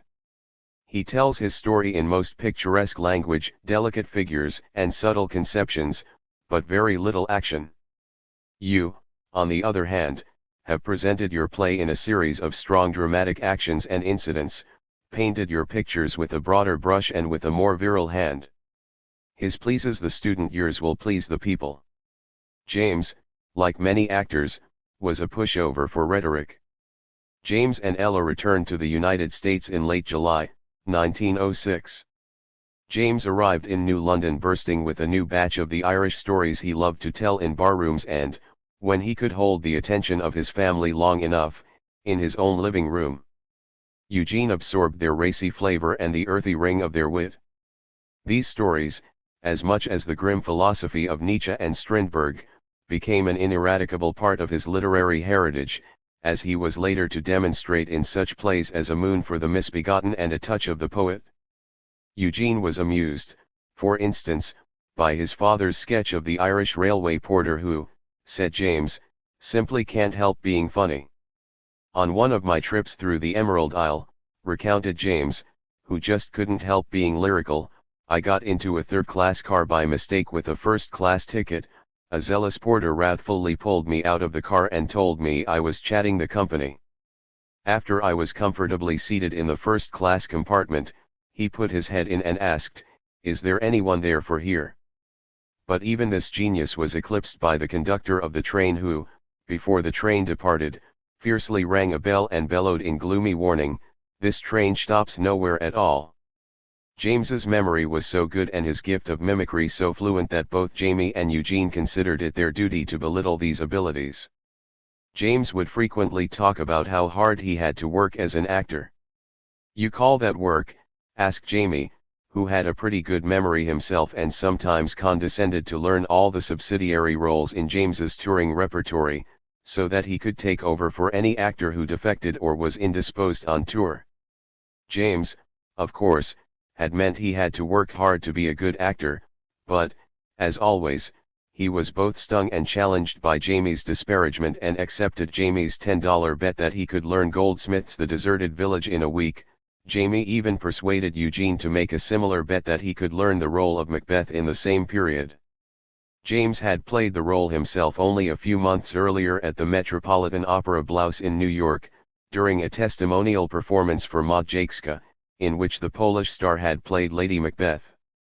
He had, on that occasion, caused a bit of a backstage sensation when it was discovered, just before the murder scene, that he had somehow forgotten to provide himself with a costume. He went on in an ancient dressing gown of his own, wearing it with such aplomb that no one in the audience dreamed of questioning its suitability. Since neither Eugene nor Jamie could afford to lose the bet, they both applied themselves to the task of memorizing. At the end of the week Jamie recited The Deserted Village for his father and collected his bet, proving nothing except that he could work harder in a petty cause than in a worthy one. Eugene then began Macbeth, taking his cues from James. He was letter perfect, but before he had gone very far James closed the book and fixed Eugene with his penetrating eyes. "You certainly have a good memory," said James, "and I see you've worked hard, but never go on the stage." Eugene couldn't help laughing. Nothing was further from his mind. 11. Eugene entered Princeton on September 2, 1906, and left a little less than 9 months later, having established beyond a doubt that he was not college material. Woodrow Wilson was the university's president, and, while Eugene had nothing against Wilson personally, he soon decided that Princeton was excessively tradition-bound, self-consciously superior, and clannish. Eugene scowlingly put on the black beanie that was required dress for freshmen, but he conspicuously refrained from any word or deed that might have been mistaken for school spirit. Moreover, he quickly concluded that the university offered little in the way of intellectual challenge or stimulation. "Why can't our education respond logically to our needs?" he rhetorically asked Olin Downs some years later when Downs interviewed him for the Boston Sunday Post. "If it did, we'd grab for these things and hold on to them at the right time when we've grown to them and know we need them. It was not until I had to shift, mentally as well as physically, for myself that my awakening came. When I was studying Shakespeare in classes, I was afraid of him. I've only recently explored Shakespeare with profit and pleasure." O'Neill found profit and pleasure during his college year in authors he had discovered on his own. "Wilde, Conrad, and London were much nearer to me than Shakespeare at that time," O'Neill said. And so, later, was Ibsen. "I needed no professor to tell me that Ibsen, as dramatist, knew whereof he spoke. I found him for myself outside of college grounds and hours. If I had met him inside, I might still be a stranger to Ibsen. I am perhaps excusing myself for the way I loafed and fooled and got as much fun and as little work as I could out of my 1 year at Princeton, but I think that I felt there, instinctively, that we were not in touch with life or on the trail of real things, and that was one consideration that drove me out." Eugene's idea of being in touch with life and going after the real things included private experiments with absinthe and incense in his dormitory and the pursuit of prostitutes in Trenton, New Jersey. A book by the torrid, best-selling novelist Marie Corelli inspired the dormitory experiment. One night, Declining the invitation of a couple of other freshmen to go into town, Eugene shut himself into his room with a bottle of absinthe and a couple of sticks of incense. When his friends returned, they found Eugene blazing drunk. The bottle was nearly empty and the room, reeking of incense, was lit by a single, naked bulb, covered with red paper. He had kicked over the radiator cover and was starting to break the furniture when his friends intervened. Eugene had no more inherited his father's capacity for holding his liquor than had Jamie. Although the handful of freshmen with whom Eugene condescended to be friendly were flabbergasted by his behavior and opinions, they were also beguiled. He never went out of his way to make friends and wasted no time with anyone who didn't immediately interest him. But to people he found responsive he was instantly, if offhandedly, charming. Despite the disapproval of many of their classmates, 3 freshmen remained loyal to Eugene throughout his Princeton year. They were roommates and their names were Ralph Florton, Tom Welsh, and Al Zimmerman. Unlike Eugene, they had all led sheltered lives, had attended recognized Princeton prep schools, and knew how to conform to the undergraduate atmosphere of the university. Princeton was a difficult place to get along in with only 3 or 4 friends, Horton once pointed out, recalling Eugene's willful isolation. Gene wasn't popular. He wouldn't put himself out to make friends, and as a result he didn't have many. Horton remembered the difficulty he, Welsh and Zimmerman encountered in trying to get Eugene accepted by their eating club. At that time freshmen ate in the Commons, on the ground floor of University Hall. Groups of 20 to 50 freshmen would organize themselves into a club, whose members would then regularly dine together in a small room off the Commons. Non-club members ate in a non-convivial, community area. Horton, Welsh, and Zimmerman belonged to a club that called itself the White Hat and, after making friends with Eugene, proposed him for membership. Phi was promptly blackballed. His reputation for being a destructive drunk was partly responsible, but his remote attitude contributed equally. The 3 tried again on successive Monday nights to get him into the club, with the same result. Finally Welsh, who was president of the club, appointed Horton and Zimmerman as tellers. Eugene's name was resubmitted and the tellers, ignoring the negative votes, announced that Eugene was elected. The club members who had cast the negative votes were puzzled, but since it was already spring they did not make an issue of it, and for the final weeks of the term Eugene dined wearing a white hat. Eugene's little room upstairs in University Hall was a magnet for Horton and his roommates, and for another freshman named Richard Weeks on whom Eugene had consented to smile darkly. According to Horton, Eugene was far more advanced, intellectually, than anyone else in our group. He would hold forth by the hour, quoting poetry and philosophy with supreme self-assurance. When he had had a few drinks he was likely to climb onto a table. Standing with the slight stoop that was characteristic, gesturing eloquently with his long-fingered hands, his cheeks flushed, his eyes blazing, he would expound on religion, literature, and politics.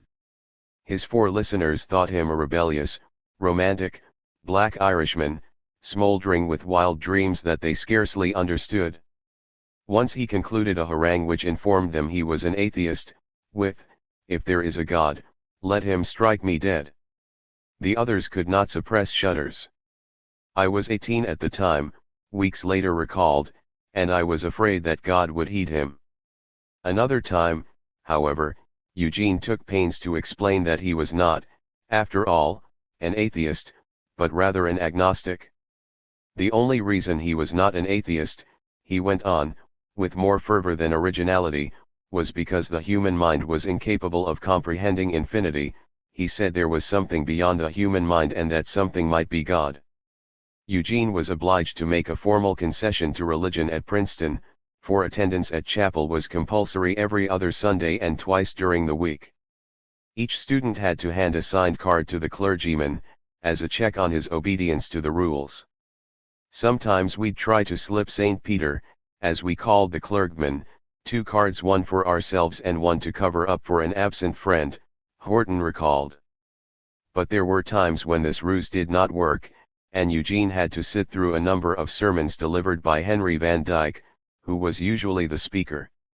Van Dyke, who had left his Presbyterian pastorate in New York to become professor of English literature at Princeton in 1900, did not impress Eugene favorably.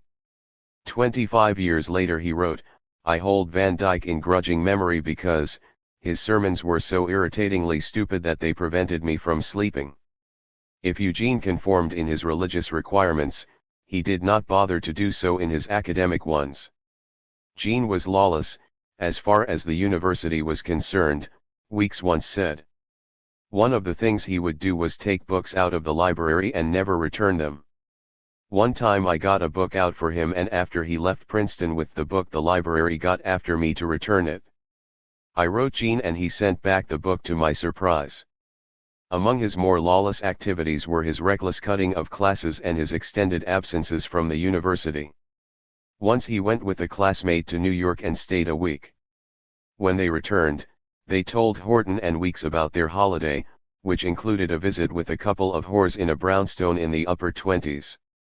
Another time Eugene went to New York with Horton, and he proudly pointed out a $2 house in which lived a woman many years his senior who had recently fallen in love with him. He gloated about his conquests, which, at that time, included a married woman in New London and several loose ladies of Trenton.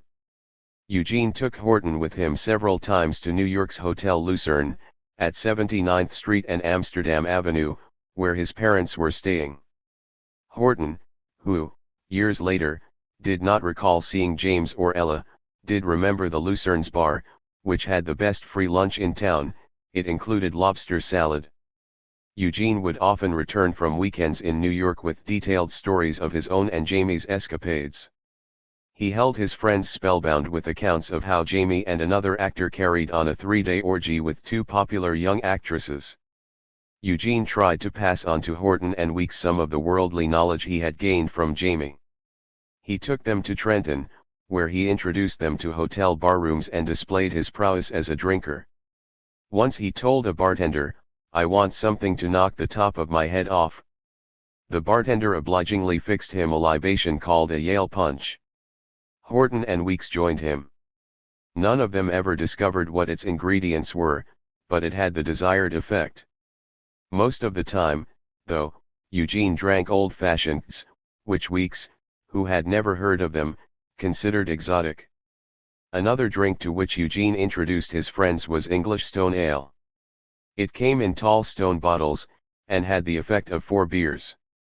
Many nights Eugene would slip off to Trenton on his own, to visit a girl of whom he was especially fond. She was known, locally, as the widow of Nassau Hall. He often talked about her in idyllic terms and grew irate when his friends made ungallant comments about her reputation. Eugene seldom appeared troubled by lack of funds and was always well dressed. The only commodity he seemed unable to supply for himself was a smoke. One of his friends, from whom he constantly cadged cigarettes, kept a special supply of sweet caporals, which he knew Eugene disliked, in order to discourage him. Although he sometimes spoke to his friends of putting the bite on the old man for extra funds, he was in no sense deprived. About 40% of his fellow undergraduates were earning part or all of their way through Princeton, but Eugene was not required to lift a finger. His expenses, including spending money, amounted to about $1,400 during his freshman year, which James apparently parted with willingly for the sake of his son's education. Eugene must have appreciated James's generosity and felt kindly disposed toward him at the time. Horton has recalled that Eugene went so far as to put in a good word for Monte Cristo, which he described as the only non-Shakespearean play that had withstood the test of time. Between drinking and women, Eugene had little time for classes. At midterm, one of the few exams he passed was French. He took no interest in the extracurricular activities of the college and was unenthusiastic even about attending football and baseball games. Eugene revealed his mixed feelings about college sports 6 years after he left Princeton, when he wrote a one-act play called Abortion. In this early effort, however lacking in literary merit, there is evidence of his keen eye for his surroundings, and there are a number of autobiographical references to his year at Princeton and to the one immediately following. The setting of the play is a dormitory in a large Eastern university in the United States, and the action takes place during a typical Princetonian celebration of a sports victory. The hero, a youth named Jack Townsend, is a college baseball star.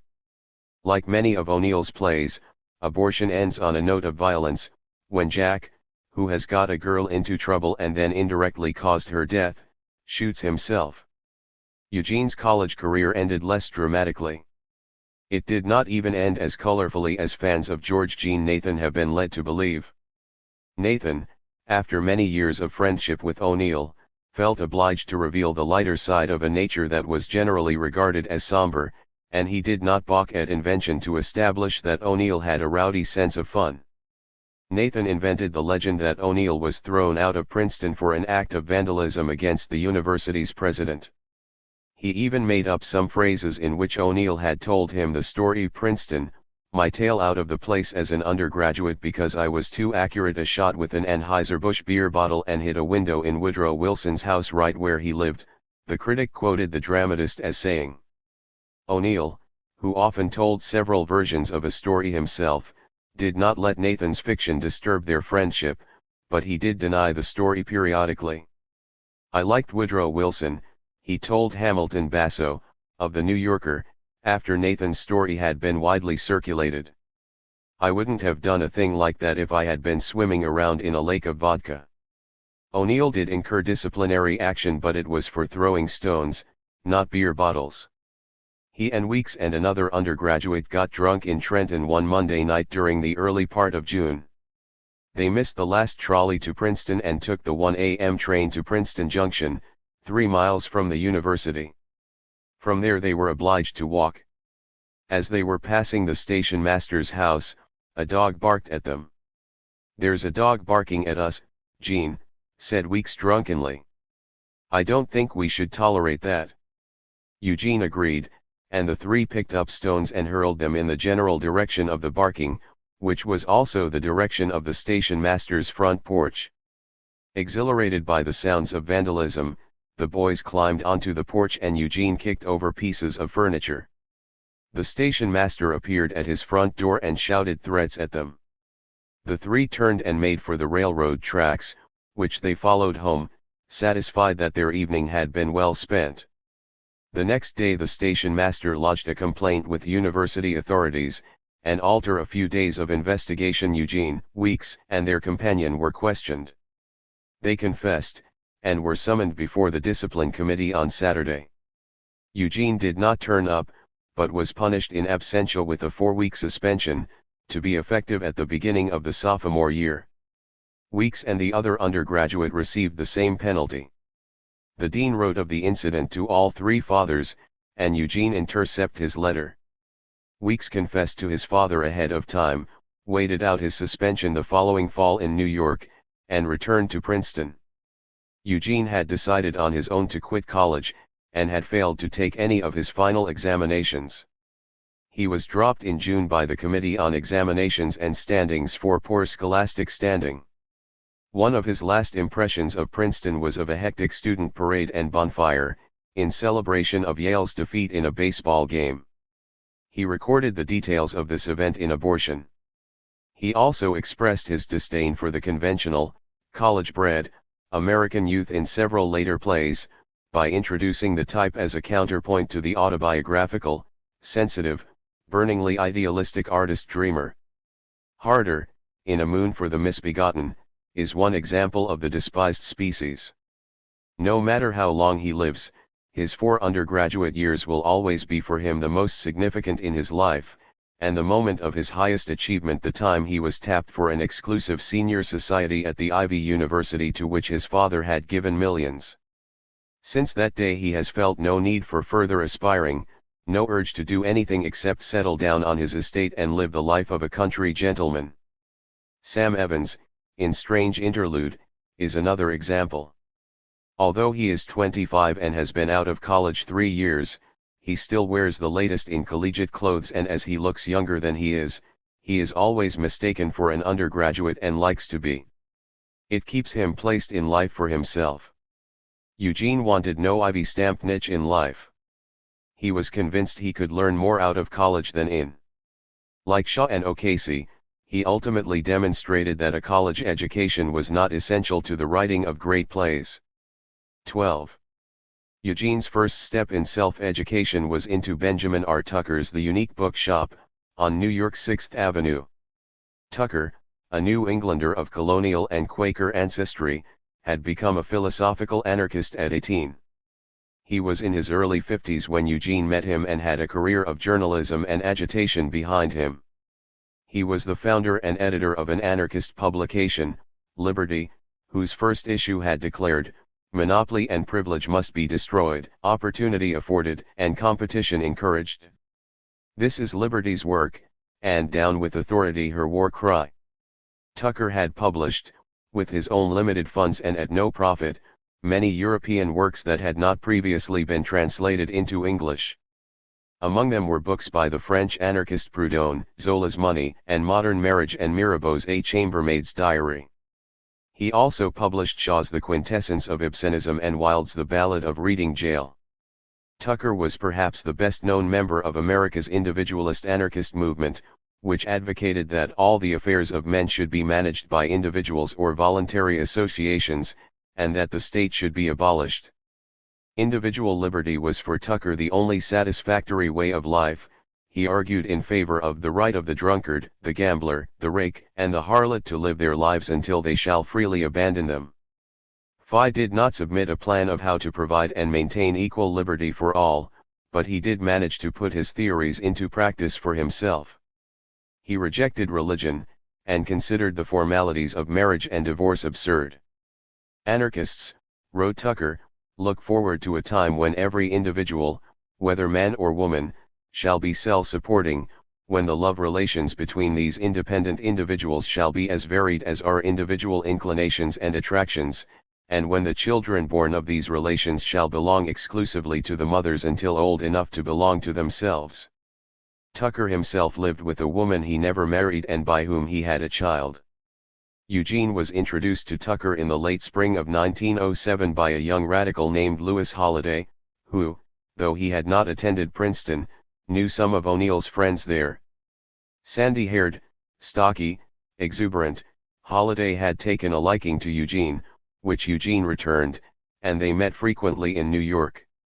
Years later, when Eugene had isolated himself from all the radical acquaintances of his youth, he often spoke of Holliday, who by then was dead, as having been one of his few real friends.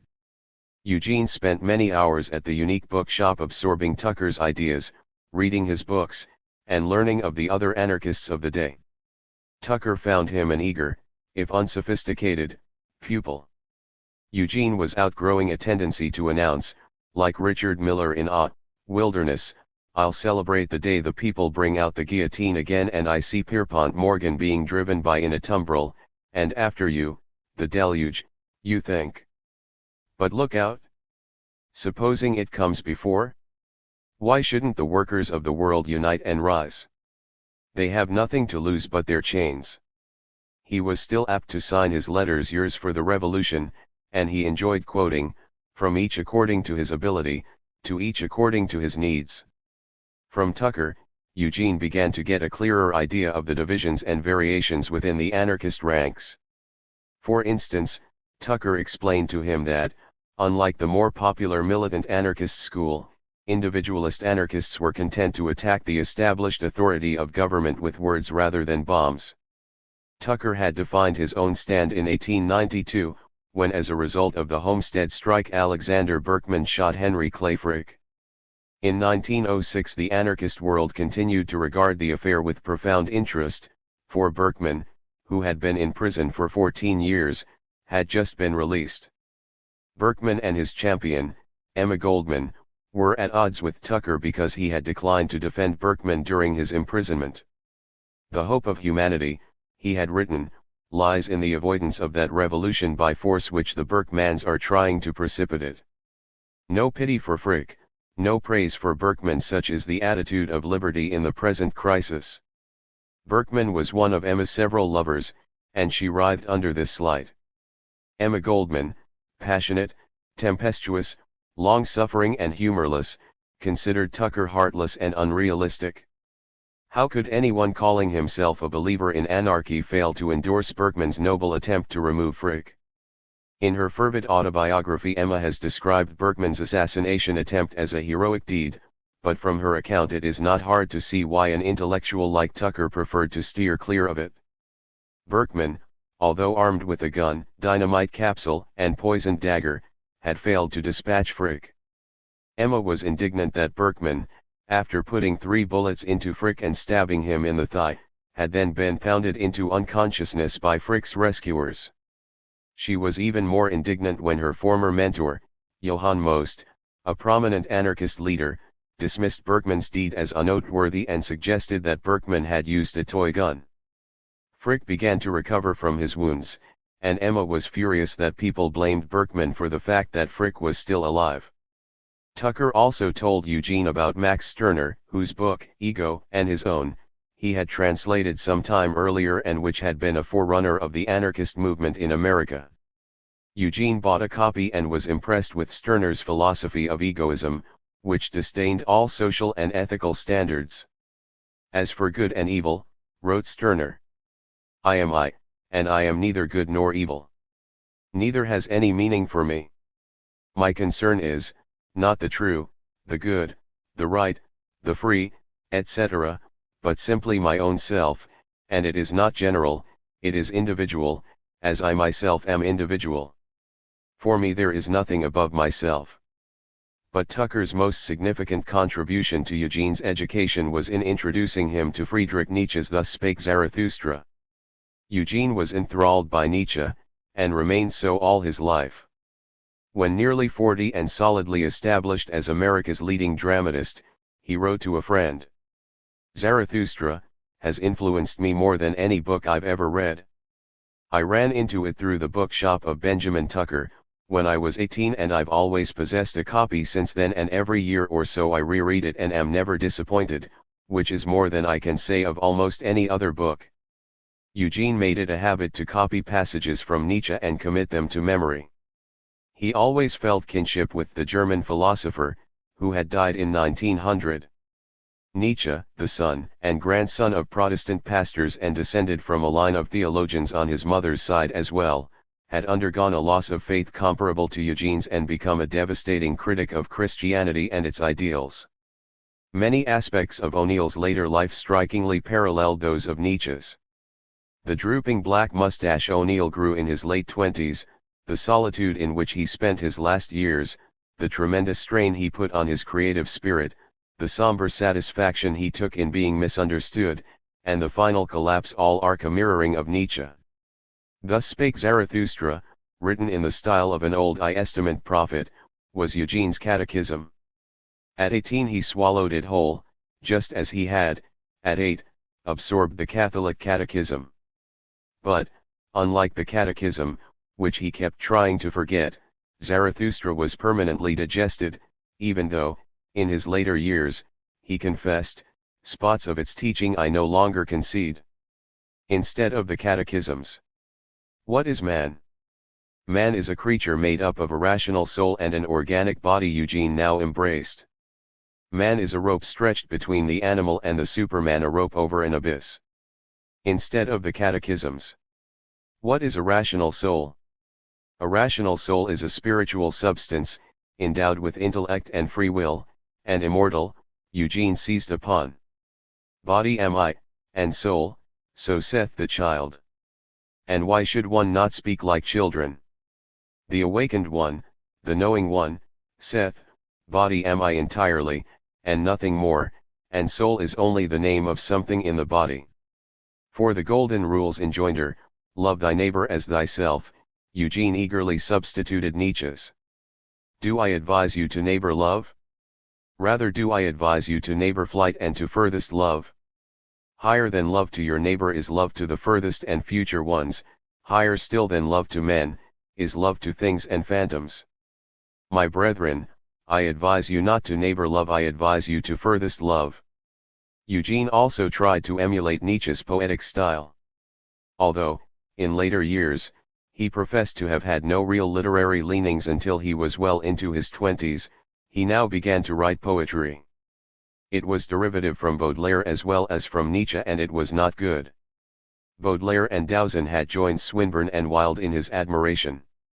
James considered most of his son's literary heroes degenerates and suspected, not without some justification, that Eugene was attracted to them as much by the sordid details of their personal lives as by the cadence of their language.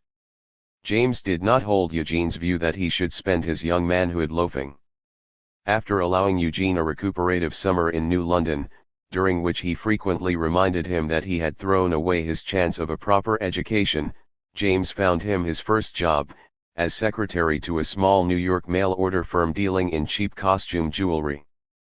The company, in which James had invested some money, gave prizes of phonograph records to children who could peddle a certain quota of tawdry rings and pins among their neighbors and relatives. James thought Eugene could utilize his literary background in handling the correspondence for the firm, but Eugene decided otherwise.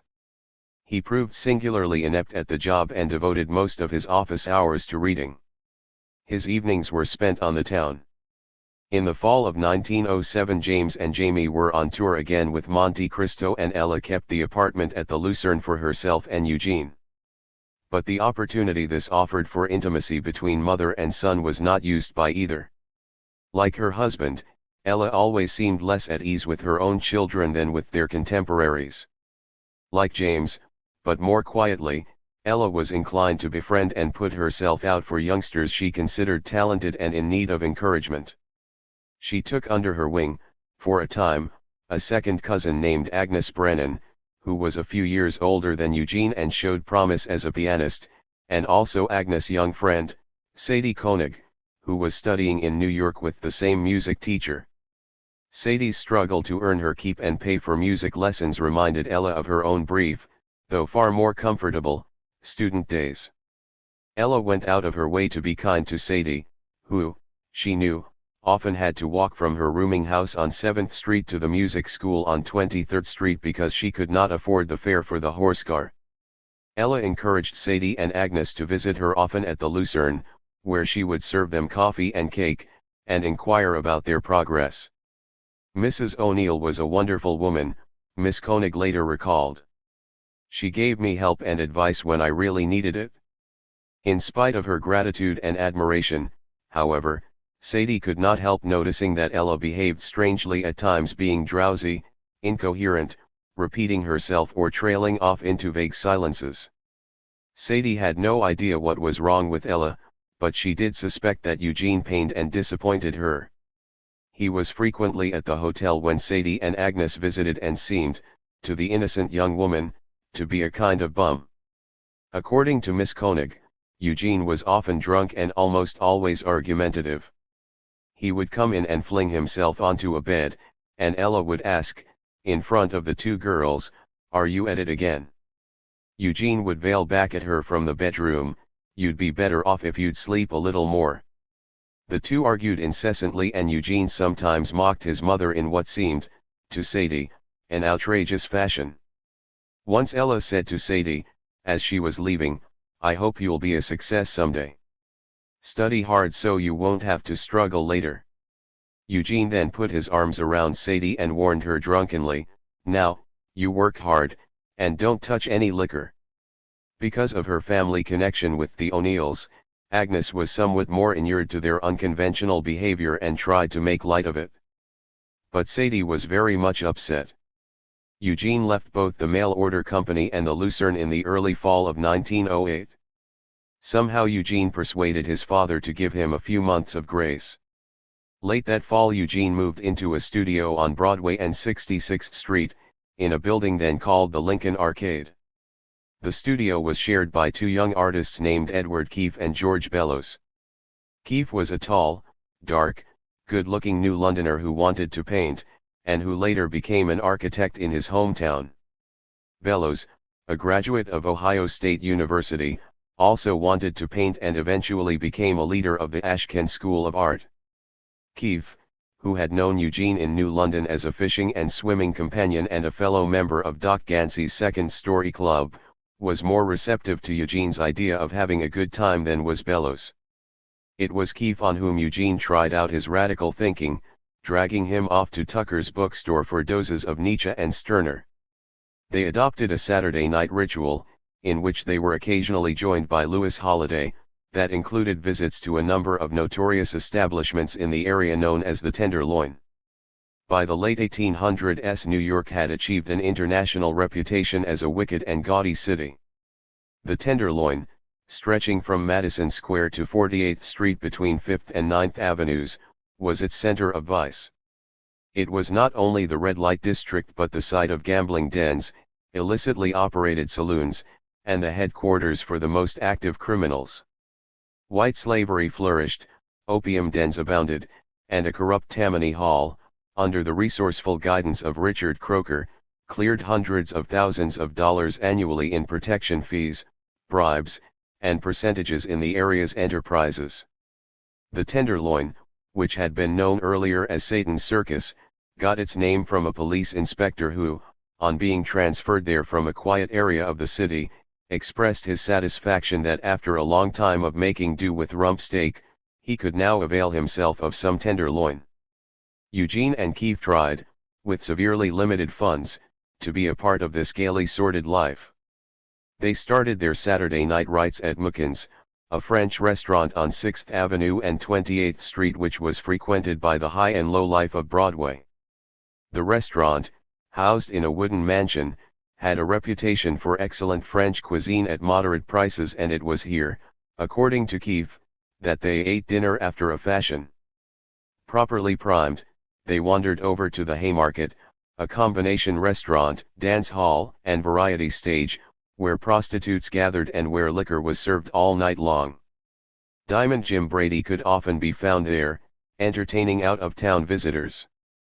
Pickpockets, petty thieves, and pimps made it their headquarters. Located on 6th Avenue, just south of 30th Street, it was an ugly, yellow, brick and frame building 3 stories high. Shuttered by day, its windows blazed with light at night and far into the early morning hours.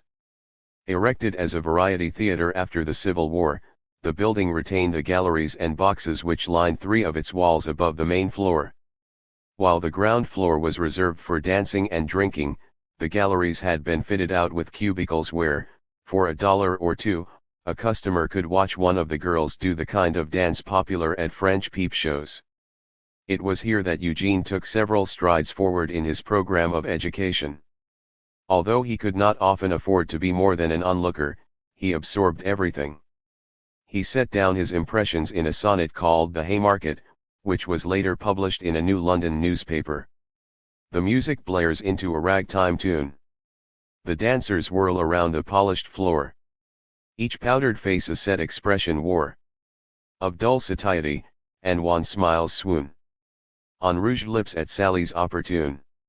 Of maudlin youths whose sodden spirits soar on drunken wings, while through the opening door a chilly blast sweeps like the breath of doom.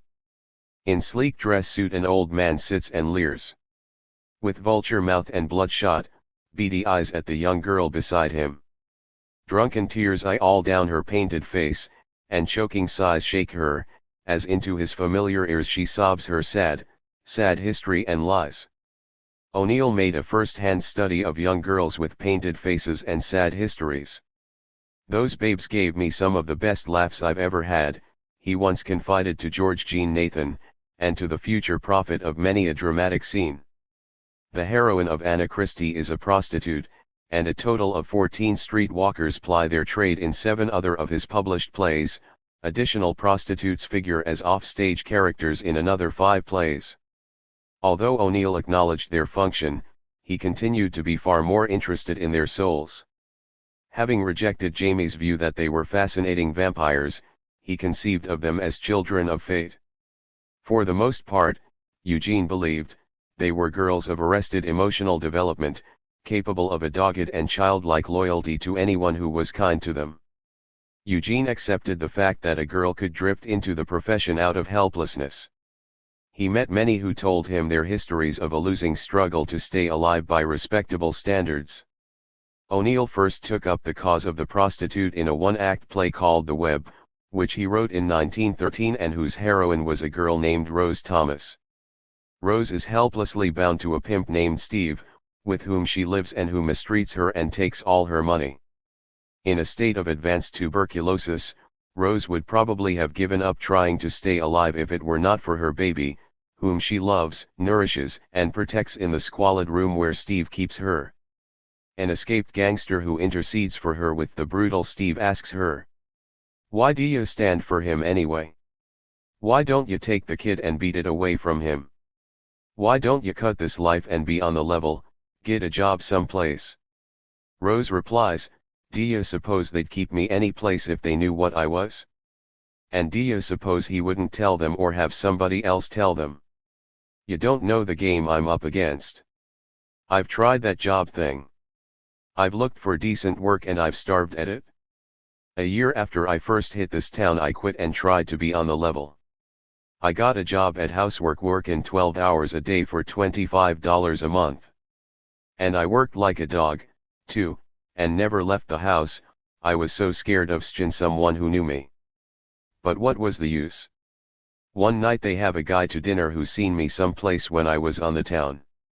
He tells the lady his duty he said it was and she fires me right off the reel. I tried the same thing a lot of times. But there was always someone who'd drag me back. And then I quit trying. There didn't seem to be no use. They all the good people they got me where I am and they're going to keep me there. Reform. Take it from me, it can't be done. They won't let you do it, and that's God's truth. The same sense of being trapped by circumstances is expressed by O'Neill's later heroine, Anna Christie. Confessing her past to her father and the man with whom she has fallen in love, Anna says, "It was one of them cousins, the youngest son Paul, that started me wrong. It wasn't none of my fault. I hated him worse than hell and he knew it. But he was big and strong. That's what made me get a job as a nurse girl. And you think that was a nice job for a girl? With all them nice fellers just looking for a chance to marry me, I suppose. What a chance. They wasn't looking for marrying. I was caged in, just like in jail, lonesome as hell. So I gave up finally. What was the use? Men, god damn 'em. I hate 'em. Hate 'em." O'Neill's language had become less finicky by 1920, when he wrote Anna Christie, but his sentimental sympathy for whores was basically unchanged, and it never did change. At 58, shortly before The Iceman Cometh was produced, he was asked if it was true that the play had a cast of 14 men and 3 tarts. "There are 14 men and 3 ladies," he replied. And at 63 he was still defending the honor of prostitutes. He bristled when a mild-mannered friend made a casual remark about an army experience involving a 2-bit whore. He resented the slight, much in the same way that the ladies in The Iceman Cometh insist on the distinction between tarts, a designation they are glad to own up to, and whores, which they stolidly maintain they are not. Not many of Eugene's friends were interested in making such nice distinctions, and Ed Keefe, for his part, was content to characterize the girls at the LA market as pretty good. As he has remembered it, though, we were only living at the life, trying to be a part of it, we didn't have the money to do it right. They did have enough money, if they were careful, to end their evening at Jack's, an oyster house at 6th Avenue and 43rd Street. A hangout for writers and newspapermen, Jack's was open day and night and was famous for its Irish bacon and seafood and for its efficient staff of waiter-bouncers. The theater was another form of entertainment open to Eugene and Ed Keefe. Eugene could still obtain complimentary tickets to almost anything he wanted to see, and there was a great deal of glittering nonsense on display. Show business was continuing its expansion to meet the demands of a growing city. About 30 playhouses dotted the Rialto, roughly from Joe Weber's Theater on 29th Street to the Colonial Vaudeville House on 62nd Street, with the center of activity now established at O'Neill's birthplace Times Square. The name of the square had been changed from Longacre to mark the erection of the New York Times building in 1904. 24 theaters were situated in its vicinity. One of the biggest hits of the season, it ran for 496 performances, was The Man from Home, written by Booth Tarkington in collaboration with Harry Leon Wilson. Somerset Maugham's Lady Frederick was a success at the Hudson Theatre. Ethel Barrymore was playing the title role, which had been turned down by the vainer Mrs. Pat Campbell and Viola Allen, among others, because the heroine was a mature woman who had to appear, in one scene, seated at her dressing table devoid of makeup. The Easiest Way, by Eugene Walter, was being hailed as a radical departure from the tepid native drama of the period. Produced by David Belasco, the play had for its heroine a woman named Laura Murdoch, who had a somewhat tarnished reputation.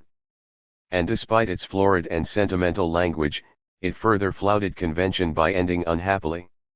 Laura's curtain line was being quoted all over town: "Dress up my body and paint my face. I'm going to Rector's to make a hit and to hell with the rest."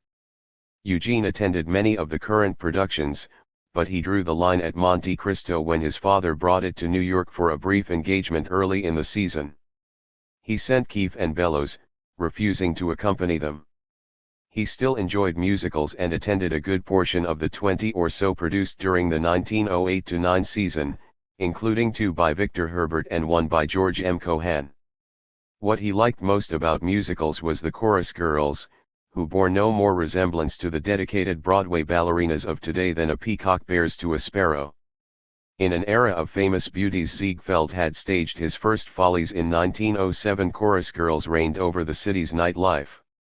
Eugene could not begin to afford them, as they were accustomed to being courted by the wealthiest men about town and expected to be lavishly entertained. But he got to know some of the younger girls through Jamie and would occasionally take them out. The girls in those days, he recalled in his later years, were less ambitious and more fun. For Eugene at that time there seemed to be no middle ground between chorus girls and whores. He considered himself too worldly for innocent dalliance, and the fact that his rakish behavior irritated his father added spice to his adventures. Keefe has recalled a time when Eugene, for some reason, was particularly angry with his father. "I'm going to HX the old bastard," Eugene told his friend. He secured the company of a girl from a French bordello. The girl had violently red hair, and neither her presence nor her profession could possibly have been overlooked. Eugene seated her next to him in a box he had reserved at the New York Theatre, where Anna Held was appearing in Miss Innocence, a musical produced by her husband, Florenz Ziegfeld. Eugene was reasonably sure that someone among his father's army of acquaintances would recognize him and give James a report. Someone did, and James, as often happened when he found himself flouted by one of his children, fell back on Shakespeare, reciting King Lear's "How sharper than a serpent's tooth it is to have a thankless child." Tiring suddenly of their gay life, Keefe, Bellows, and Eugene abandoned New York in midwinter for Zion, New Jersey, a town not far from Princeton, where James owned a small farmhouse and a bit of land. Arriving at the station on a frosty afternoon, they hired a buggy to take them to the O'Neill farm. The house, which only someone as young and heedless as Eugene could have regarded as habitable, was situated at the bottom of a snow-covered hill, with a stream running behind it and snowy hills surrounding it. Eugene and his friends found living conditions primitive, for the house, unoccupied for many years, was in a state of decay. In order to heat the 3 downstairs rooms they decided to live in, they had to tear out a false front that guarded the fireplace and clean the chimney. The kitchen, located in the middle of the house, contained an oil stove, on which they did their elementary cooking. Keefe, the only one able to cope with the stove, acted as chef. His specialty was dried pea soup, but he varied this occasionally with bacon and eggs, purchased from a nearby general store. Eugene, who was incapable of cooking anything at all, chopped wood for the fireplace. The room with the fireplace served as their sitting room, and another room, in which they discovered a broken-down bed and a sagging spring propped up on wooden boxes, became their bedroom. Since the only feasible sleeping arrangement was for 2 of them to share the bed while the other slept on the spring, and since the former arrangement promised to be the warmer one, they tossed a coin to determine who would have to sleep in cold solitude. Bellows lost. All three throve on camp life. Eugene spent his time walking and chopping wood during the day and writing poetry in the evening. Keefe and Bellows turned out 40 paintings between them, a number of which vividly reflected the blue cold of their environment. Since there was nothing in view but hills, they painted hills from morning till night. Since there was no reason to shave, they all grew beards. Shaving would have been difficult in any case. Even washing was a problem. The only water available came from a well pump, and sometimes the water in the bucket started freezing while it was being carried into the house. One of the conveniences of the farmhouse that amused them all was the family privy, which had 3 toilets of graded sizes. The privy was the only spot from which the farmhouse could be painted, and Keefe availed himself of this vantage point.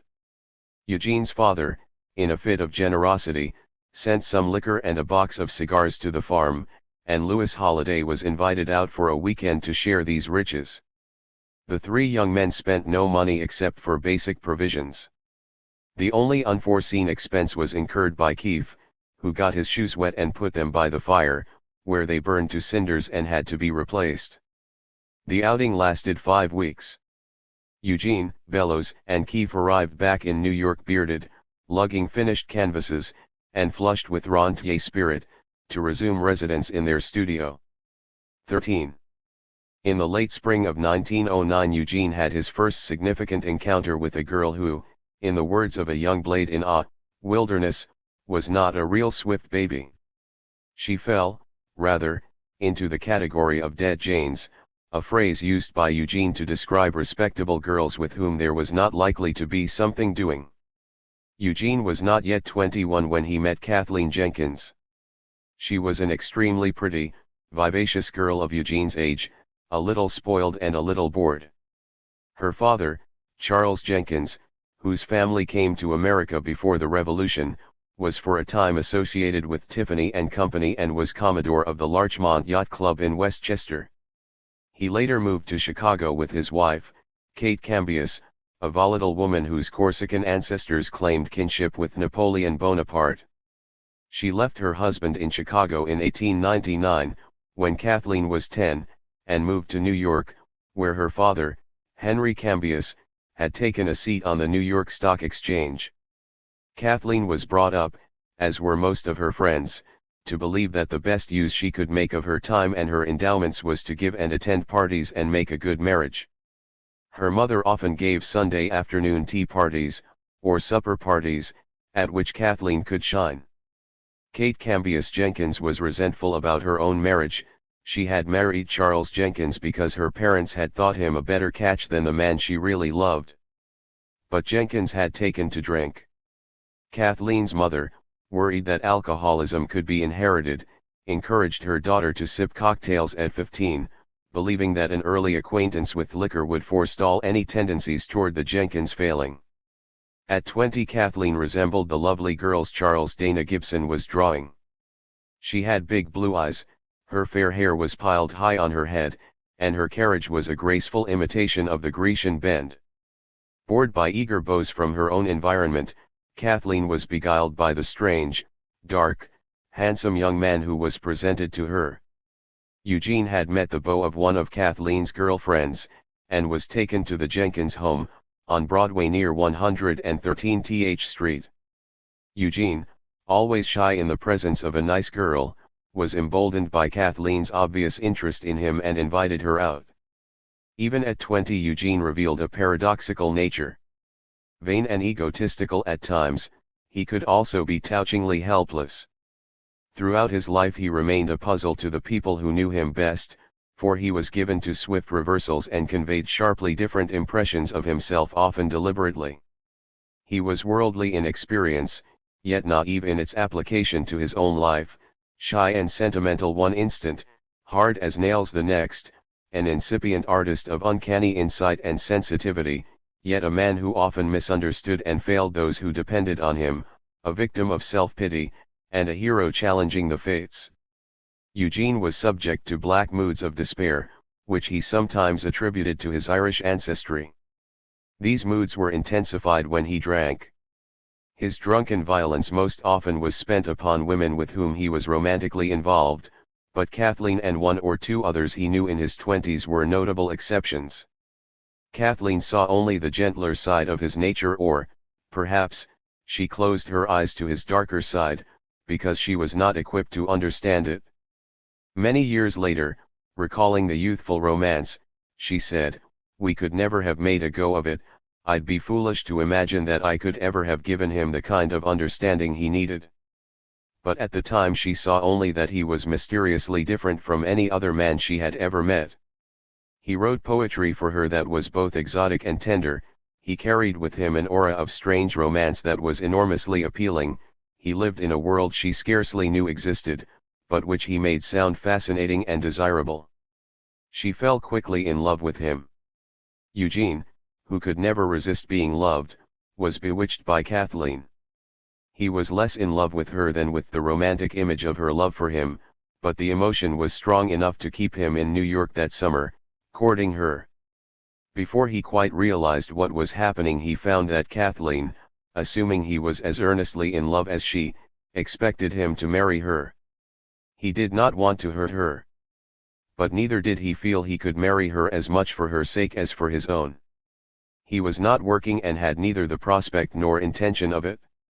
He was entirely dependent on his father for support, and, while that arrangement sometimes made for strained family relations, he was, on the whole, satisfied. He did not see how the acquisition of a wife could help his situation, for he knew that James would not tolerate it. Reverting in panic to his little boy dependence upon James, he confessed to his father the depth of his involvement with Kathleen, stressing that she was a nice girl who really loved him. James, always suspicious that any girl interested in his son was actually after Monte Cristo gold and ignoring the fact that Kathleen's family was well enough off not to need any O'Neill financing, told Eugene that Kathleen must be a gold digger, even worse, she was not a Catholic. James would take matters into his own hands and get Eugene out of the country for a while. Thus reassured, Eugene could present himself to Kathleen as the helpless victim of an unyielding father. But Kathleen was unwilling to let the matter rest there, and Eugene eventually subscribed to her point of view. James, between rehearsals of the new play he was going to do in September, cast about for a way of removing Eugene and came up with a plan to send him on a mining expedition. Ella had invested some of her money in a gold mine in Spanish Honduras, and an engineer named Earl Stevens was about to go there with his wife to investigate the holding. Stevens, a native of Oregon, was 11 years older than Eugene and had graduated in 1905 from Columbia University. James, whose own mining interests were widespread and varied enough to have brought him into contact with numerous engineers, had formed one of his fatherly attachments for Stevens, and he thought the young mining expert would have a stabilizing effect on Eugene. James did not mention to Stevens the real reason for wanting to send Eugene on the trip. Instead, professing a fear he had never felt, James told Stevens that he was sending Eugene away for a while to remove him from theatrical influences. Eugene was interested in his father's plan to make him a miner. Looking for gold in Honduras sounded like an agreeably protracted adventure.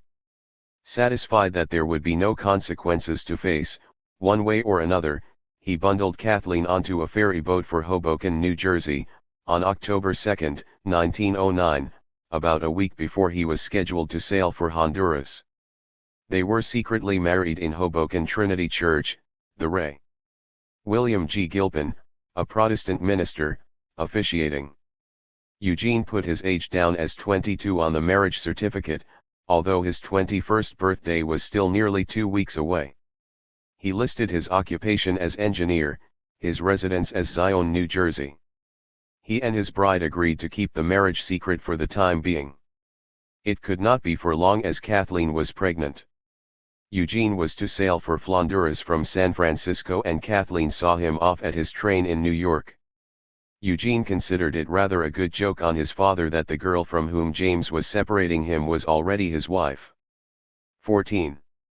The younger son of the O'Neills came into man's estate aboard a banana ship. His 21st birthday found him afloat in the Pacific Ocean, off the coast of Mexico.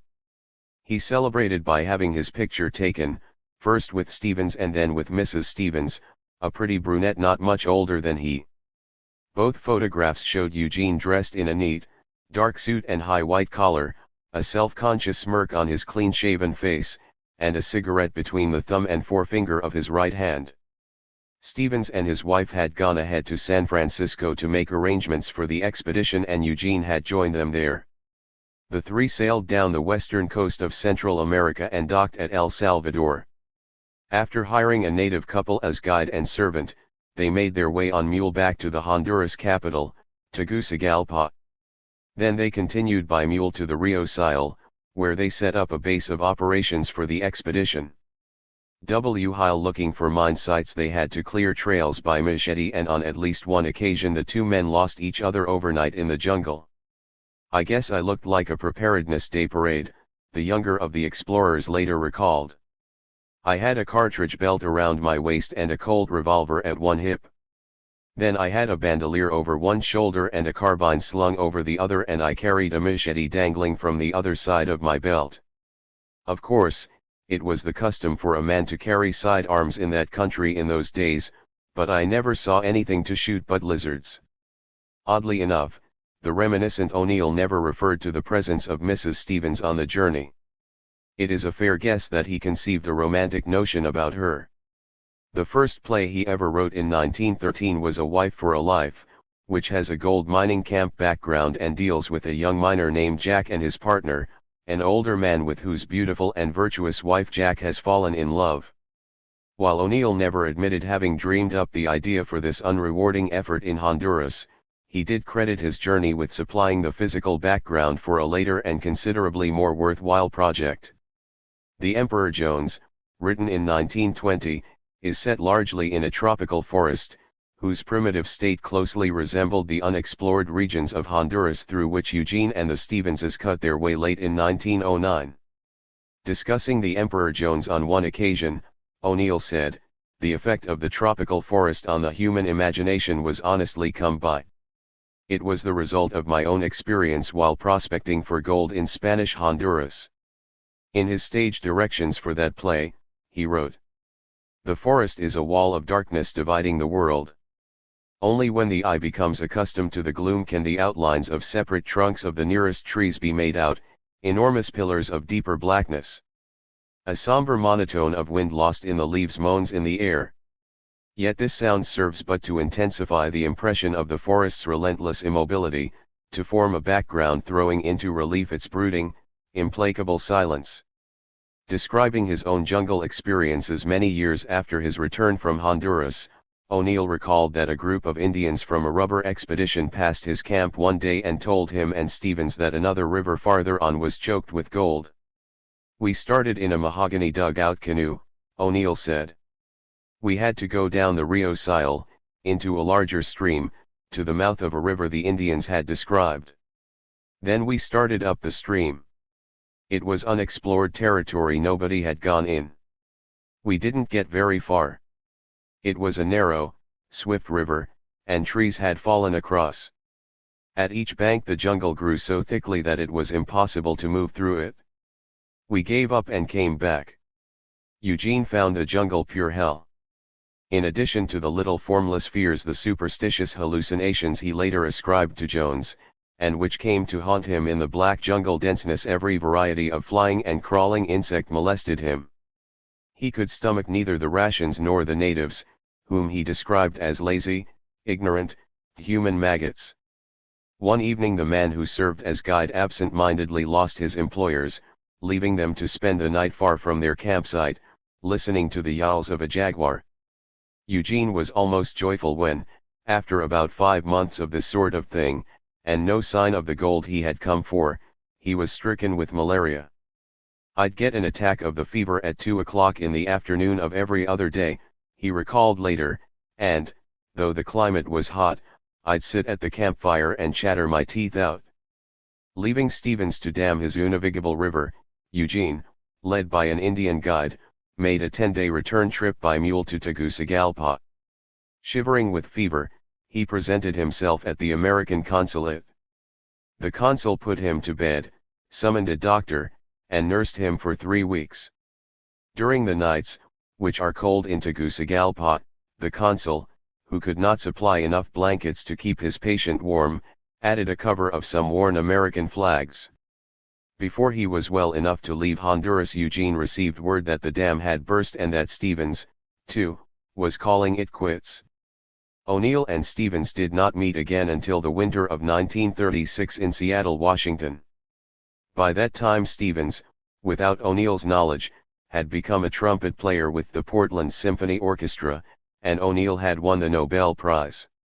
O'Neill, who had gone to Seattle to find background material for a play, instituted a search for Stevens not long after his arrival. O'Neill believes that Stevens is now operating a gold mine somewhere in Oregon, reported Richard L. Neuberger, the journalist who was later to become a senator. After interviewing O'Neill for the Oregonian, Neuberger wrote, "If Mr. Stevens should by any capricious chance read these words and would communicate his address and whereabouts to the writer of this article, care the Oregonian, Mr. Eugene Gladstone O'Neill would be greatly appreciative." Stevens did read the words, and was surprised and delighted. He was surprised because 14 years earlier he had received a very courteous, but explicit, brush-off from O'Neill, in response to a request for financial backing in an Oregon mining venture. O'Neill had written Stevens at that time that it was hard to imagine that the Honduras adventure had really taken place, adding facetiously that the image of himself loaded down like an arsenal with ammunition, knives, and firearms would make a first-rate comedy hero of romance, especially if my faithful mule could also play a part. Stevens was delighted that O'Neill did not bear him a grudge for having had to turn him down. He communicated with O'Neill and both Stevens and his wife were promptly invited to dinner and to spend the night. "I look forward to seeing you both," O'Neill informed Stevens, "although I shall feel a bit embarrassed, because as I remember myself in the Rio Sile days, I was a very obstreperous young nut, and must have been a great trial to have around." The reunion was successful, but soon after that O'Neill became ill and moved to California. Stevens, who outlived O'Neill by 3 years, never saw him again. But from time to time he gazed nostalgically at the photographs of the two eager young men and the pretty girl who had gone on a romantic adventure in a romantic world. The end of Eugene's Honduras expedition marked the beginning of 2 of the most significant years of his life. "I was invalid back to New York via the Panama Canal," was the way he later summed it up, somewhat mystifyingly. The canal was not opened until 5 years later. But he was always conspicuously silent about the melodramatic climax that took place on his return to New York. Although he had tried hard to believe, in the jungle, that Kathleen was an unfortunate memory that would evaporate, he could not quite convince himself that this was true. He had received a letter from her in Honduras saying she could no longer keep the marriage a secret, her pregnancy was now obvious. Eugene had been obliged to write his father about the marriage and James, of course, was furious, but he still imagined he could suppress the whole affair. James miscalculated the reactions of Kathleen and her mother as blandly and as arrogantly as he had once miscalculated those of Nettie Walsh. Eugene arrived in New York at the end of April. His gold mining adventure had lasted 6.5 months. James, who had been touring since the end of November in The White Sister, the play in which he had opened just before Eugene left, hastened to New York from Washington to scold his son and plan new strategy. When O'Neill started writing plays he indicated sardonic awareness of the similarity between his entanglement with Kathleen and his father's affair with Nettie Walsh. In the one actor called Abortion, for instance, the hero, Jack Townsend, becomes involved with a girl of whom he is fond but does not love enough to marry. Eugene had solved his own problem by marrying Kathleen but with no thought of assuming any husbandly duties, and the lines he later wrote for Jack Townsend reflect his own sense of guilt and unhappiness. Speaking of the sweet, lovely girl he does not love, Jack says to his father, "Yes, yes, I know it, Dad. I have played the scoundrel all the way through. I realize that now. Why couldn't I have felt that way at the start? Then this would never have happened. But," continues the hero, "at that time the whole thing seemed just a pleasant game we were playing, its serious aspects appeared remote, unreal. I never gave them a thought. The father in abortion is, like most of the fathers in O'Neill's plays, modeled on James O'Neill. He is a kindly old man of 60 or so, erect, well-preserved, energetic, dressed immaculately but soberly, and he has himself been something of a rake in his youth, as a result of which his son expects a certain amount of sympathetic understanding. Thus, in response to the father's "if you did not love this girl, why did you in the first place," the son says, "Why? Why? Who knows why, or who, that does know, has the courage to confess it, even to himself? Be frank, Dad. Judging from several anecdotes which your friend has let slip, you were no Saint Anthony. Turn your mind back to those days and then answer your own question." As a final indication of Eugene's sense of identification with his father's profligate youth, Eugene called the girl in abortion not quite Nettie, but Nellie. James was on untenable ground. He could not play the stern Victorian with Eugene. He simply had to swallow the situation and sit out the storm which broke a few days after Eugene's return from Honduras. Halley's comet, which had appeared early in the year, had by May 4 grown alarmingly bright in the skies over Manhattan. It continued to grow brighter until May 19, at which time the Earth was scheduled to pass through its 46-mile-long tail. Superstitious throngs spent that day on their knees, praying for deliverance. The arrival of the comet, which since 2616 BC had been frightening emperors, kings, and popes out of their collective wits, heralded the arrival of Eugene O'Neill, Jr., on May 5. On May 6 the World took Mrs. Jenkins' word for the details of the marriage. It announced, in bold headlines, "The birth of a boy reveals marriage of Gene O'Neill." The subhead declared, "Son of actor was wed secretly last July to Kathleen Jenkins, who was sweetheart of his childhood." Mrs. Jenkins had decided to put the O'Neills in their place and to have her moment. The baby, who was born with black eyes, and weighed in at a strapping 10.5 pounds, was, Mrs. Jenkins informed the World reporter, the image of his dad. "It was at the request of Mr. James O'Neill that my daughter's marriage was kept a secret," Mrs. Jenkins added. Mrs. O'Neill had been ill all winter, and the announcement of her son's marriage, it was feared, would have grave consequences to her. She was told only recently. She seemed pleased when she learned of the baby's birth. Making a propitiatory gesture toward the O'Neills, Mrs. Jenkins said to the reporter, "My daughter told me that she had begged Eugene to be married by a priest, but he declined. But the child is to be baptized in the Catholic faith, as Kathleen feels it would be a sin not to do so.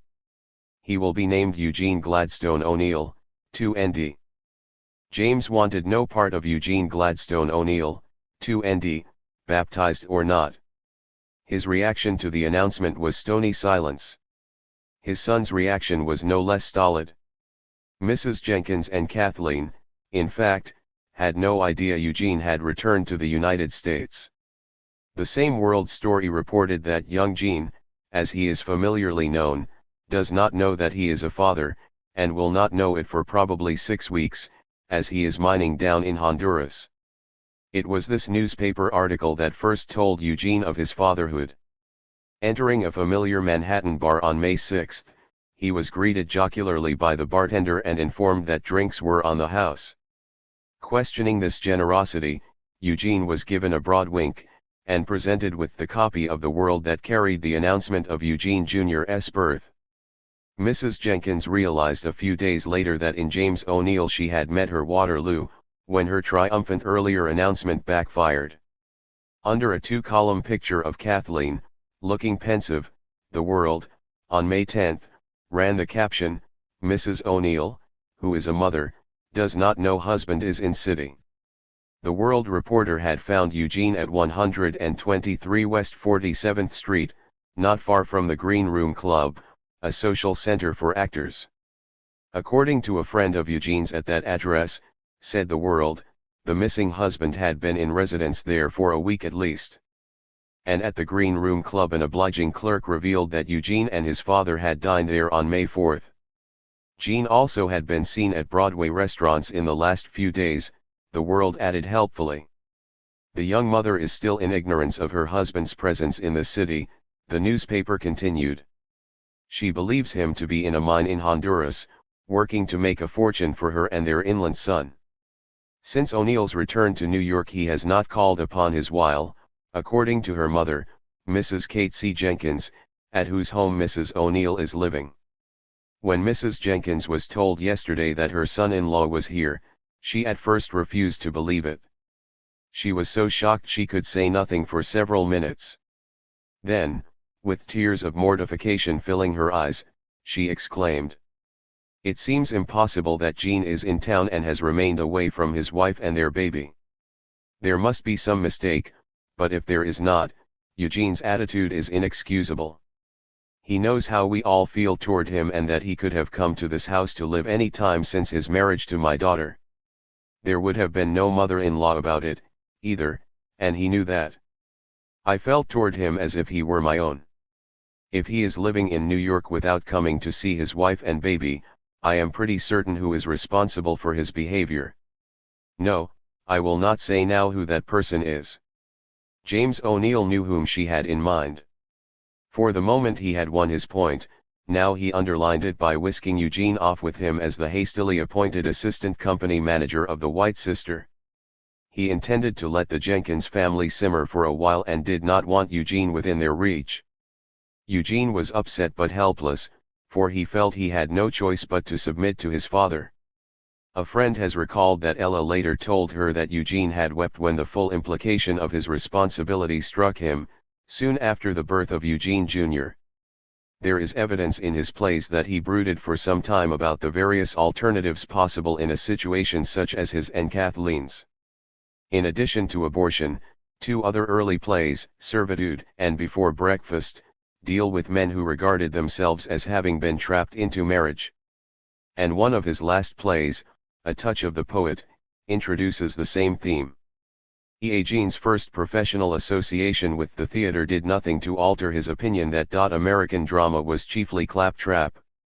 The White Sister was not much of an improvement over Monte Cristo insofar as its high-flown sentiments and improbable dialogue were concerned. It was representative of the mawkish melodramas that were still being complacently produced. Even such innovations as Paid in Full and The Fourth Estate, while dealing with realistic, contemporary subjects, were cloaked in melodramatic speech and contrived denouement. Edward Sheldon, possibly the most original and daring playwright to enter the field in the 1900s, had contributed Salvation Mel in 1908, when he was only 22, and fresh out of Professor George Pierce Baker's playwriting course at Harvard. The Only Law, by Wilson Misner and Bronson Howard, Is Matrimony a Failure? By Leo Dietrichstein, The Melting Pot, by Israel Zangwill, The Passing of the Third Floor Back, by Jerome K. Jerome, and Springtime, by Booth Tarkington were among the shows which, with The White Sister, had launched the Broadway season of 1909-10. Like most of the plays of the time, The White Sister had been tailored to the talents of a particular star, in this case Viola Allen, the tall, dark-haired actress who had sprung to prominence in controlled, romantic roles. The play was adapted by William Hackett and F. Marion Crawford from Crawford's successful novel. James was now 63 and had for the time being put the strenuous role of Edmond Dantes on the shelf. But other starring roles were not easy to come by, and he had accepted the minor role of a bishop in The White Sister. He disappointed most of his out-of-town admirers by dropping his youthful, romantic hero characters to support Miss Allen. At least one feature writer went so far as to inquire why Lebier and Company paid such a large salary to have James O'Neill in the cast, when the part could be played perhaps not quite so well, but satisfactorily just the same, by some actor at 1/4 the allowance. The writer answered his own question: the reason is very plain. When the firm embarked in the theatrical business, their chief asset was Mr. O'Neill in Monte Cristo. He gave the firm an opportunity to book some good routes and helped somewhat to bring the firm into the prominent position which it holds today. There is a certain amount of sentiment attached to the engagement, and with George C. Tyler the salary is of no consideration. It is merely having the services of a man highly esteemed who was once the firm's mainstay. In spite of his critical attitude toward his father at that time, Eugene nevertheless thought it slighting that James was reduced to playing a supporting role in a trivial play. His resentment ripened in retrospect, and in 1920, soon after his father's death, he confided to George Tyler, with whom he was then associated in the production of one of his own plays, that his father suffered as a retribution in his old age the humiliation of supporting such actor yokels as Viola Allen. The White Sister was the story of a pure-spirited girl who, believing her soldier lover dead, renounces the world to become a nun. 5 years later the man returns, having escaped from captivity at the hands of his enemy, and tries to persuade her to give up her religious life and return to the world and him. She resists, and he shoots himself. Although New York received the play with tempered enthusiasm, out-of-town audiences loved it. Viola Allen reaped most of the glory, but the critics were kind to James and he still had his fans. Women who had swooned over him as a young man remained devoted to him as an aging one. The once firm line of his jaw sagged a bit and there was more than a suggestion of a double chin, his hair was gray, his hairline was receding, and there were tired lines under his eyes that makeup could no longer hide, but the eyes themselves could still flash with fire. "I am told that Mr. O'Neill is annoyed by women who gather at the stage door," wrote a woman reporter who devoted half a newspaper column to James's rose-petal hands. 2 seasons before appearing in The White Sister, James had revived Edwin Forrest's old acting standby, Sheridan Knowles's Virginius, which he considered a poetic masterpiece almost on a level with the tragedies of Shakespeare. At the end of the third act of Virginius, on opening night, he made a wry little speech that went over with the audience better than the play. "I thank you," he said, "for your generous appreciation. Though for the last 30 years I have occupied a somewhat conspicuous position on the stage, I have seldom visited New York. I am sure I don't know why. I am no worse than other actors. Tonight's greeting encourages me to say that I intend to be back among you every year of the few years that are still left to me, playing something of this sort, and when I depart for that bourne from which no traveler returns, I trust you may be able to say of me, 'Ah, well, he could do something else than act dear old Monte Cristo.'" Taking their cue from James, who had by then been on the stage for 43 years, newspaper and magazine feature writers seized the opportunity to interview him exhaustively and sentimentally. Briefly, James's star shone once more in New York.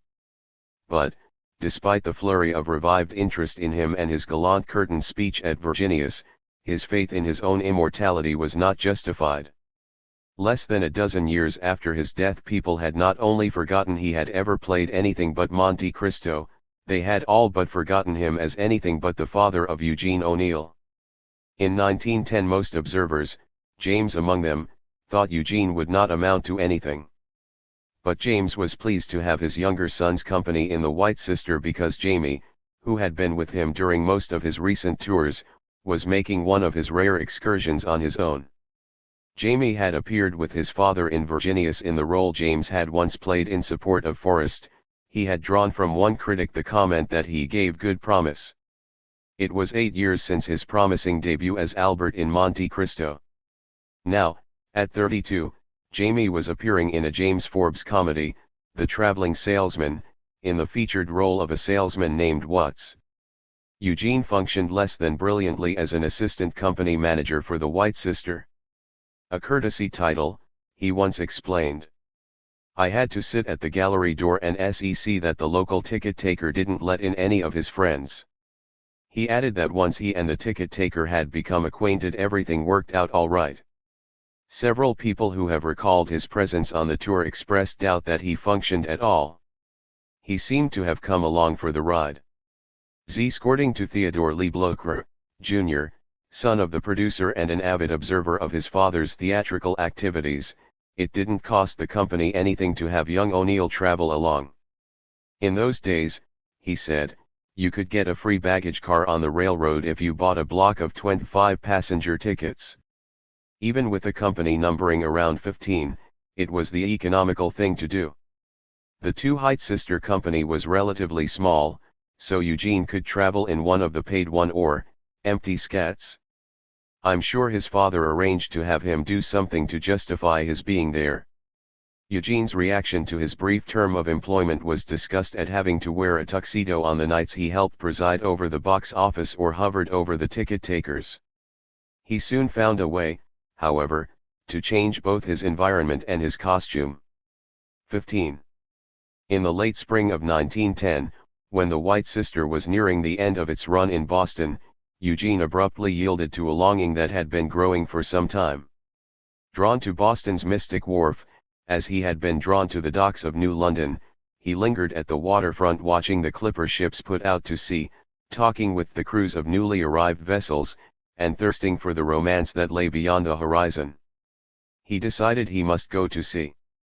Actually, it did not happen quite as fast as O'Neill, looking back, remembered it. Before signing up he consulted his father.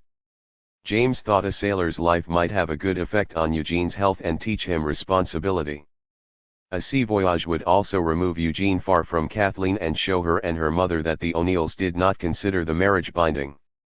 James intended to arrange a divorce when Eugene returned. He was pleased with Eugene's plans. The barque's captain was willing to take Eugene as a passenger for a small fee, provided he lend a hand with the less arduous work on the voyage. James agreed to stake his son. It happened quite naturally, Eugene said later, as a consequence of what was really inside of me, what I really wanted, I suppose. I struck up one day by the wharf in Boston with a bunch of sailors, mostly Norwegians and Swedes. I wanted to ship with somebody and they took me that afternoon to the captain. Signed up and the next thing we were off. The impulse that sent O'Neill to sea was more than a quest for adventure, more than an urge to be the kind of supertramp he admired in the novels of Jack London, although he did have a desire to model himself on London, who had shipped out at 17. I wanted to be a he-man, to knock 'em cold and eat 'em alive, he once explained. But that was only part of it. Shipping out was an escape from circumstances that were suffocating him, into an atmosphere he sensed would set him free. The moment he felt the deck roll under his feet he realized he was, at last, in his natural element. For the first time in his life he felt he belonged. The sea gave him a sense of religious ecstasy, which he tried for the next 30 years to put into words. He made a groping start during his first voyage. Sitting on the deck one day after he had stood his watch, he began writing a poem called Free. Weary am I of the tumult, sick of the staring crowd. Pining for wild sea places where the soul may think aloud. Fled is the glamour of cities, dead as the ghost of a dream. While I pine anew for the tint of blue on the breast of the old Gulf Stream. I have had my dance with folly, nor do I shirk the blame. I have sipped the so-called wine of life and paid the price of shame. But I know that I shall find surcease, the rest my spirit craves. Where the rainbows play in the flying spray. Mid the keen salt kiss of the waves. Then it's ho! For the plunging deck of a bark, the hoarse song of the crew. With never a thought of those we left or what we are going to do. Nor heed the old ships burning, but break the shackles of care. And at last be free, on the open sea, with the trade wind in our hair. 11 years after writing Free, he expressed similar sentiments with more originality, and though the form is prose, more genuine poetry. Oh, there was fine, beautiful ships them days, says Paddy, the old Irish sailor, in one of O'Neill's great, early plays, The Hairy Ape. Clippers with tall masts touching the sky. We'd be sailing out, bound down round the Horn maybe. We'd be making sail in the dawn, with a fair breeze, singing a shanty song with no care to it. And astern the land would be sinking low and dying out, but we'd give it no heed but a laugh, and never look behind. For the day that was enough, for we was free men. Oh, to be scudding south again with the power of the trade wind driving her on steady through the nights and the days. Full sail on her. Nights when the foam of the wake would be flaming with fire, when the sky'd be blazing and winking with stars. Or the full of the moon maybe. Then you'd see her driving through the grey night, her sails stretching aloft all silver and white, not a sound on the deck, the lot of us dreaming dracams. 'Twas them days men belonged to ships, not now. It was them days a ship was part of the sea, and a man was part of a ship, and the sea joined all together and made it one. He never stopped thinking of his exaltation. As late as 1941 he caused Edmund, the sea-struck young protagonist of Long Day's Journey into Night, to say, "I lay on the bowsprit, facing astern, with the water foaming into spume under me, the masts with every sail white in the moonlight, towering high above me.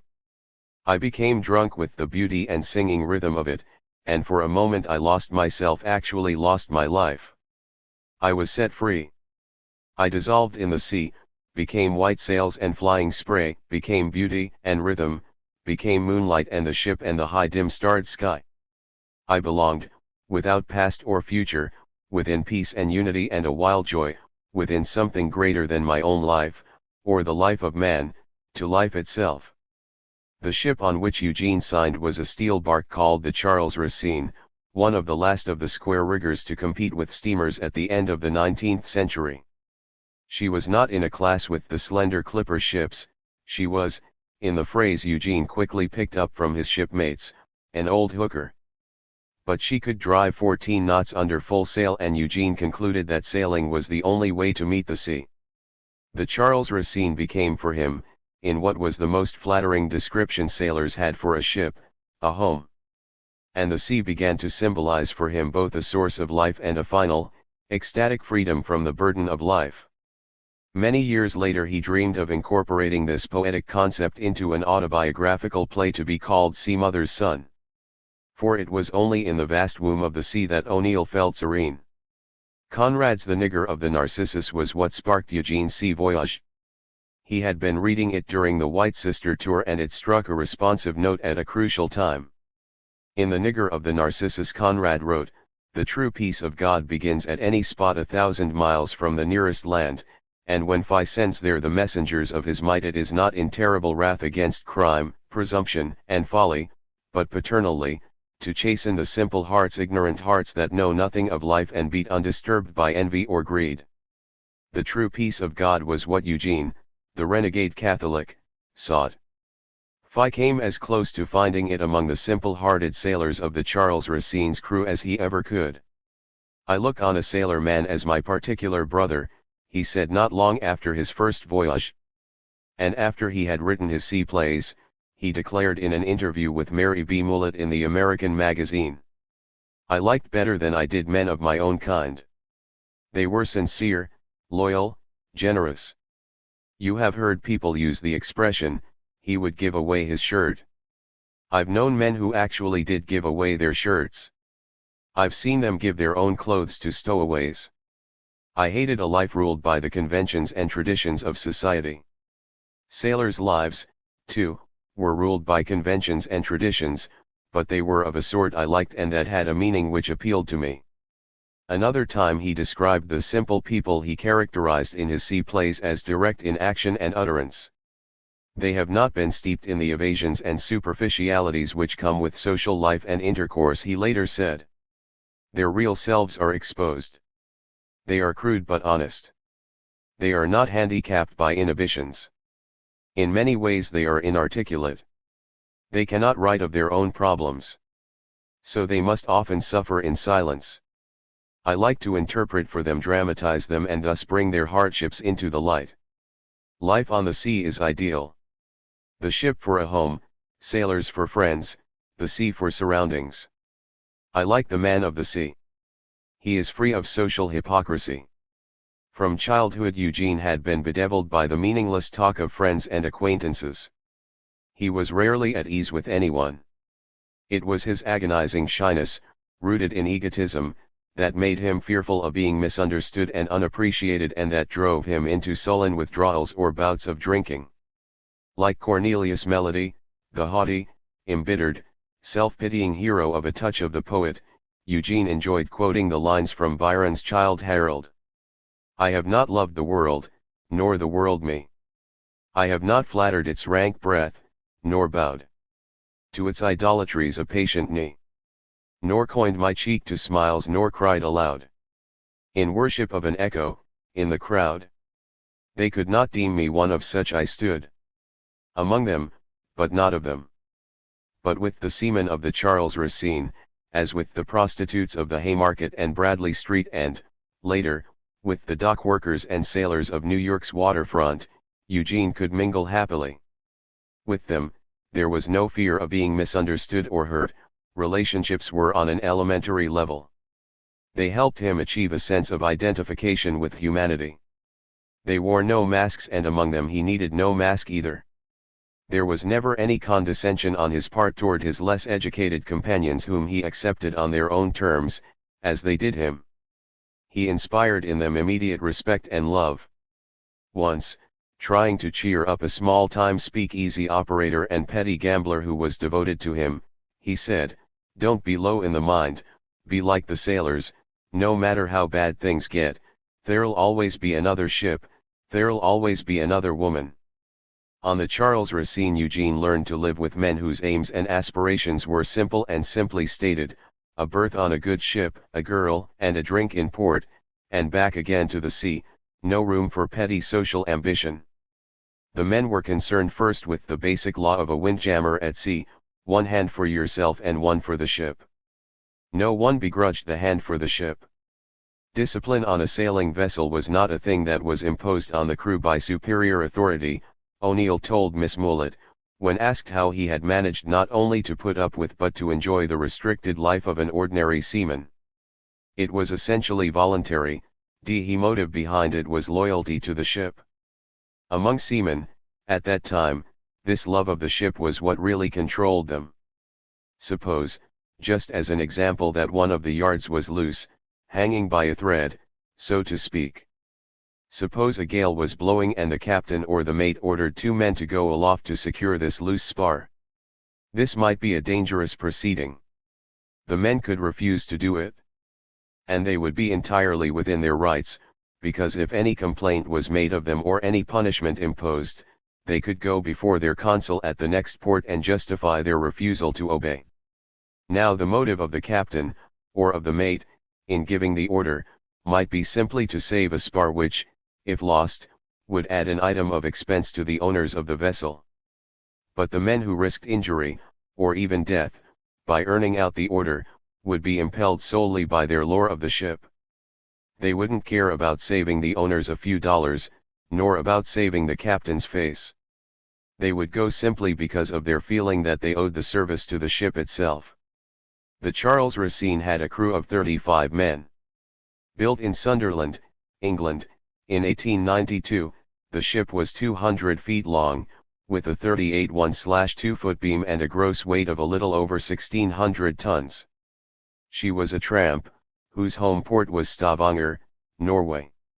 When Eugene signed on as an ordinary seaman, the Norwegian crew classified him as a gunman, just one notch above deck boy. She was bound for Buenos Aires with a cargo of lumber. Eugene's knowledge of the sea had come exclusively from books and the talk of seamen, but he considered himself a natural sailor. He had no trouble learning to climb the rigging of the fore-dash, main and mizzenmasts, and to furl and reef the 6 types of sail carried by the bark. He discovered the thrill of going aloft to the royal and gallant sails, 150 feet above the deck, with the masts sometimes swaying as much as 45 degrees and pitching at the same time. In addition, he learned to do less exciting work, such as holystoning, or scouring the deck on Sundays with a porous sandstone fitted with a stick. The stone was called the Bible, because it was about the size and weight of one. A smaller stone, held in the hand to penetrate into corners, was called the prayer book. Eugene also took his turn sluicing down the rigging with a rag soaked in a mixture of tallow and white lead, to prevent the cables that supported the masts from rotting. And he learned to bring the teak railing to snowy whiteness by scouring it with wet canvas dipped in sand. While the physical activity, the bracing sea air, and the lack of alcohol had a salutary effect on Eugene, the rations did not. The food was only a slight improvement over the fried monkey and tortillas of Honduras: pea soup and salt pork one day, salt pork and pea soup the next. It is true that at the beginning of the voyage the crew feasted on the pigs, chickens, and ducks that were slaughtered en route. But these did not last long. On Sundays the men were treated to salt hash or Argentine canned beef, and the weekday menu was occasionally varied by dry, salt fish, called stockfish, and usually supplemented by potatoes cooked in sea water. Fresh water, even for drinking, was scarce. During a long, rainless period, the men were rationed to a pint a day. The water tank was in the hold, and bucketfuls had to be drawn with a suction pump. The ship's carpenter kept the pump locked in his quarters. The caskets containing the ship's provisions of meat were lashed to a rail above deck, where the captain could keep an eye on them. Every morning the cook would come up to cut off a piece of meat for the day's dinner. "Good morning, Captain," he would say, as he approached the casket with his cleaver. If there was a fair wind, the captain would smile benevolently and allow the cook to cut as much meat as he wanted. If the weather was foul and the ship making little headway, the captain was likely to snap, "Cook, you're taking too much. There's enough in that piece to feed an army." The cook learned to take this philosophically. He knew the captain was fuming over lost time and over the implacable opinion of the ship owners that the wind is always on the side of a good sailor. If meat was scarce, hardtack, or sea biscuit, always abounded. Eugene learned to break open a biscuit with a marlin spike, shake the worms out of the air holes and soak it in what he later described as something called coffee, making it possible to chew. Aboard the Charles Racine, Eugene picked up a love of sea chantas as enduring as his affection for the popular land music of the early 1900s. Long after his voyage he was still singing the songs he heard at sea, such as "There Was a Maid from Amsterdam" and "No More I'll Go a Roving," "Blow the Man Down," "Whiskey Johnny," and "Shenandoah." In 1920 he asked Olin Downs, who was later to become music critic of the New York Times, "Did you ever hear chantas sung on the sea?" "You never did." It's not surprising. There are even fewer sailing vessels now than there were 10 short years ago when I pulled out for the open. They don't have to sing as they haul the ropes. They don't humor a privileged devil who has a fine voice and hell inside of him, as he chants that wonderful stuff, and they pull to the rhythm of the song and the waves. Ah, but I wish you might hear that and feel the roll of the ship, and I wish you might listen to an accordion going in the forecastle, through the soughing of winds and the wash of the sea. And to a friend, the writer Malcolm Cowley, O'Neill would sing "Blow the Man Down," pausing to tell him that the slow rise and fall of the refrain, "Way-oh, blow the man down," was like the movement of a ship on an ocean swell, and illustrating his meaning with a wave-like gesture of his right hand. Eugene spent hours listening to his sailor brothers spin their yarns, many of which turned up later in his sea plays.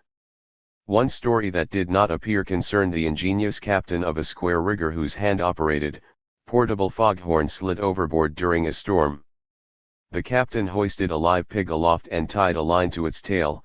A tug on the line, so the story went, brought a squeal louder than the loudest foghorn. In lull weather, when all hands were required to work not only through their own watch but in unrelieved stretches of as much as 12 or 16 hours, the captain sometimes rewarded his crew with a custom called splicing the main brace, a ration of whiskey for all hands. In a ritual not unlike James O'Neill's custom of doling out liquor to his sons, the captain would pour a ration of whiskey for each man as he filed by on the poop deck with a tin cup. Eugene's spare time activities were limited. He could read and write, which he did, or learn to make the intricate sailor's knots that many members of the crew practiced, or patch his clothes. Or he could participate in trunk pleasure, an activity the Norwegians called kystferendels. Every sailor had a trunk, wide at the bottom and narrow at the top, that he kept by his bunk in the forecastle. In heavy seas, when the forecastle was awash, the trunks would float. A sailor's most precious possession, the trunk held his letters, photographs, and such souvenirs and gilts as he had collected from or for his family and girlfriends. Inside the cover was usually painted a full-rigged ship. It was a point of honor to trust one's fellow sailors and leave the trunk unlocked. If anyone did lock his trunk, it was resented as a terrible insult, and everyone would kick at it as he went by, until finally it opened. O'Neill drew on his memory of this custom for the incident upon which an early one-act play, In the Zone, is based. In the play, a seaman arouses the suspicions of his shipmates by concealing a locked metal box. It is wartime and they think he is a German spy. They force open the box and find it is full of old love letters. Trunk pleasure consisted of sitting around with the chest lids up, each man in turn picking out an item about which to describe a personal experience, real or imagined. The Charles Racine was 65 days on the 5,900-mile voyage from Poston to Buenos Aires. All that time she was out of sight of land. During the 4 to 8 a.m. watch, Eugene would climb the ratlins to the highest yard arms called the top floor and watch the dawn come up on the Atlantic. Wherever lie looked, the sea met the sky in a whist circle, of which B and the ship wore the center. No experience in his later life ever equaled the exaltation of these hours aloft. Gene's pride seemed to be in those years, his widow said several years after his death, intriguing to explain her husband's exultant memories of his sailing days. Lai used to talk about his sea years and his flat down on the waterfront, where he slept on the floor. And I said to him once, half jokingly, I have dragged you about Europe. I have worked like anything to show you all the beautiful spots, and I have never heard you say once that you liked this or that or the other. Well, he said, I liked them, but they weren't very exciting. To Eugene it seemed exciting to be for the first time really on his own. Separated by 6,000 miles of ocean from his father and his father's dole, he tackled the problem of survival. He arrived in South America with $10, his wages for the 65-day voyage. I landed in Buenos Aires a gentleman, so called, and wound up a bum on the docks, he later said, recalling his 10-month stay in South America. He never explained why he did not ship out again on the bark, possibly, as James Tyrone puts it in Long Day's Journey into Night, it was part of his game of romance and adventure to have a bit of being homeless and penniless in a foreign land. His wages from the Charles Racine were gone in one night spent at a notorious Buenos Aires waterfront saloon called the Sailor's Opera. O'Neill once described it rather mildly. It sure was a madhouse.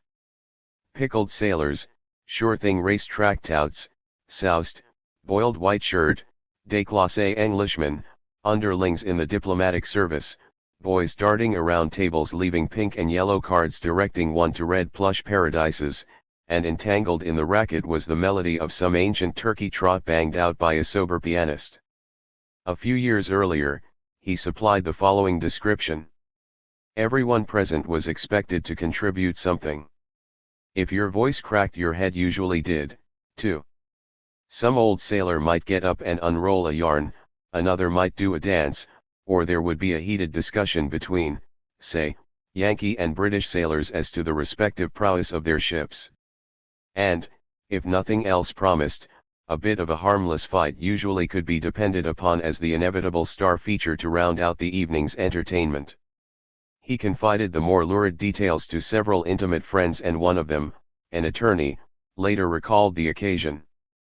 O'Neill spent a couple of hours telling me about his sea experiences one day in 192.6, when he visited me for a day on a chartered boat. I've never heard more colorful or fouler stories in my life, including when I was in the Marine Corps during World War I. He spoke of the brothels of Buenos Aires and Liverpool and of resisting homosexual advances aboard ship, among other things. A couple of hours of talk at one stretch was unusual for O'Neill, who generally talked haltingly when he talked but who was more often silent. And it was extraordinary to hear profanity from a man who by that time restricted himself to an occasional damn or hell. Someday, O'Neill told the attorney, I'm going to publish my experiences and distribute them privately among 50 friends. O'Neill did not carry out this scheme. However, he did reveal for publication his distilled impressions of the motion pictures of Barracas, a suburb of Buenos Aires, which he attended with his shipmates. Those pictures were mighty rough stuff. Nothing was left to the imagination. Every form of perversity was enacted and, of course, the sailors flocked to them. But, he added, save for the usual exceptions, they were not vicious men. They were in the main honest, good-natured, unheroically courageous men trying to pass the time pleasantly. At the Sailors' Opera Eugene met a young man who later turned up as Smitty in 3 of his sea plays. In Bound East for Cardiff, Smitty is a minor character. In The Moon of the Caribbees, he is a sailor haunted by the memory of a shattered love affair, and in the Zone he is the owner of the locked box. The original Smitty was a handsome, 25-year-old Englishman with a blonde mustache. The younger son of a nobleman, he had had a traditional British education and been an officer in the British Army. He was, in O'Neill's words, almost too beautiful, very like Oscar Wilde's description of Dorian Gray. Even his name was flowery. But he began drinking too much and his fiancée dismissed him. Miserable and disgraced, he had come to Buenos Aires, ostensibly to make a new career for himself. Instead of taking advantage of the letters of introduction he had brought from powerful British personages to equally influential South Americans, Smitty decided to go on a protracted drunk. Between drinks, he'd drink to sober up, recalled O'Neill, who had done his own best to drink Argentina dry. Smitty had been in Buenos Aires 10 months when Eugene arrived, and his money was running out. He and Eugene roomed together for a time, while the young Englishman tried to pull himself together and Eugene tried his hand at one job after another. Erst came a stint with the Buenos Aires branch of a United States electrical appliance concern. Eugene presented himself as a draftsman to the firm's American manager, but after he had looked blankly at a T-square and triangle for a few hours he was obliged to admit that his claim had been somewhat exaggerated. The manager put Eugene to work tracing plans. Eugene bore with the monotony of this job for about 6 weeks, and then quit to spend what was left of his salary at the Sailors' Opera. Broke again, he took a job with Swift & Company, in the meatpacking center at La Plata. He was assigned to the warehouse where raw hides were sorted. He was beginning to think he would never get the stench of the hides out of his hair, let alone his clothes, when the warehouse burned down, saving him the trouble of quitting. Approaching his 22nd birthday, Eugene decided to try one more respectable job.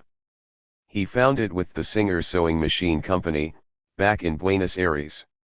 The job lasted only until he discovered that he was expected to learn how to take apart and put together the dozens of different models Singer then had on the market. For a while he went through the motions of reporting for work but was fired when the boss discovered he was less interested in bobbins and needles than in hanging about the waterfront. A California engineer and surveyor named Frederick Hetman, who had recently arrived in Buenos Aires, befriended Eugene when he first landed. After being introduced in a hotel, Hetman discovered that Eugene was the son of his stave hero. From that moment, we became friends, said Hetman, and added. O'Neill didn't busy himself too much with work. He lived modestly in a pension and several times he couldn't pay his rent. Once, before leaving on a surveying trip to the interior, I decided to pay his rent in advance for several months so that he could live in peace. I then went to Cordoba and when I returned to Buenos Aires I didn't find him there.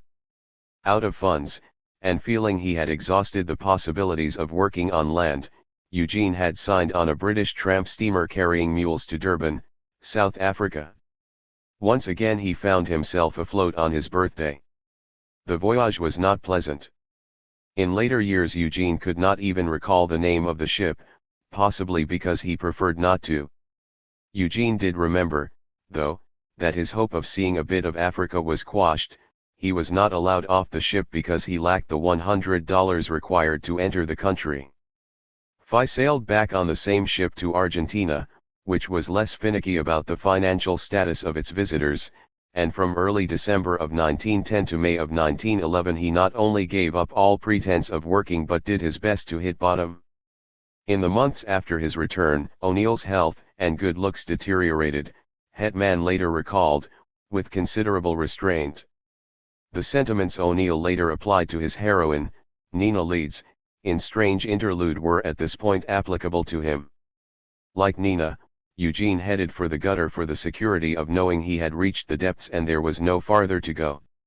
Or, in the words of yet another self-destructive O'Neill protagonist, Oren Manon of Morning becomes Electra, he buried himself so deep at the bottom of hell there is no lower you can sink and you rest there in peace. In later years O'Neill described those derelict months in Buenos Aires as the time he was on the beach. He recalled them with a certain amount of relish. There was an episode, for instance, involving a 2-week job as a stevedore, loading a square rigger called the Tia Mandra. That old bucko of a first mate was too tough, O'Neill once said. He was the kind that would drop a marlin spike on your skull from a yardarm. He went back to beachcombing.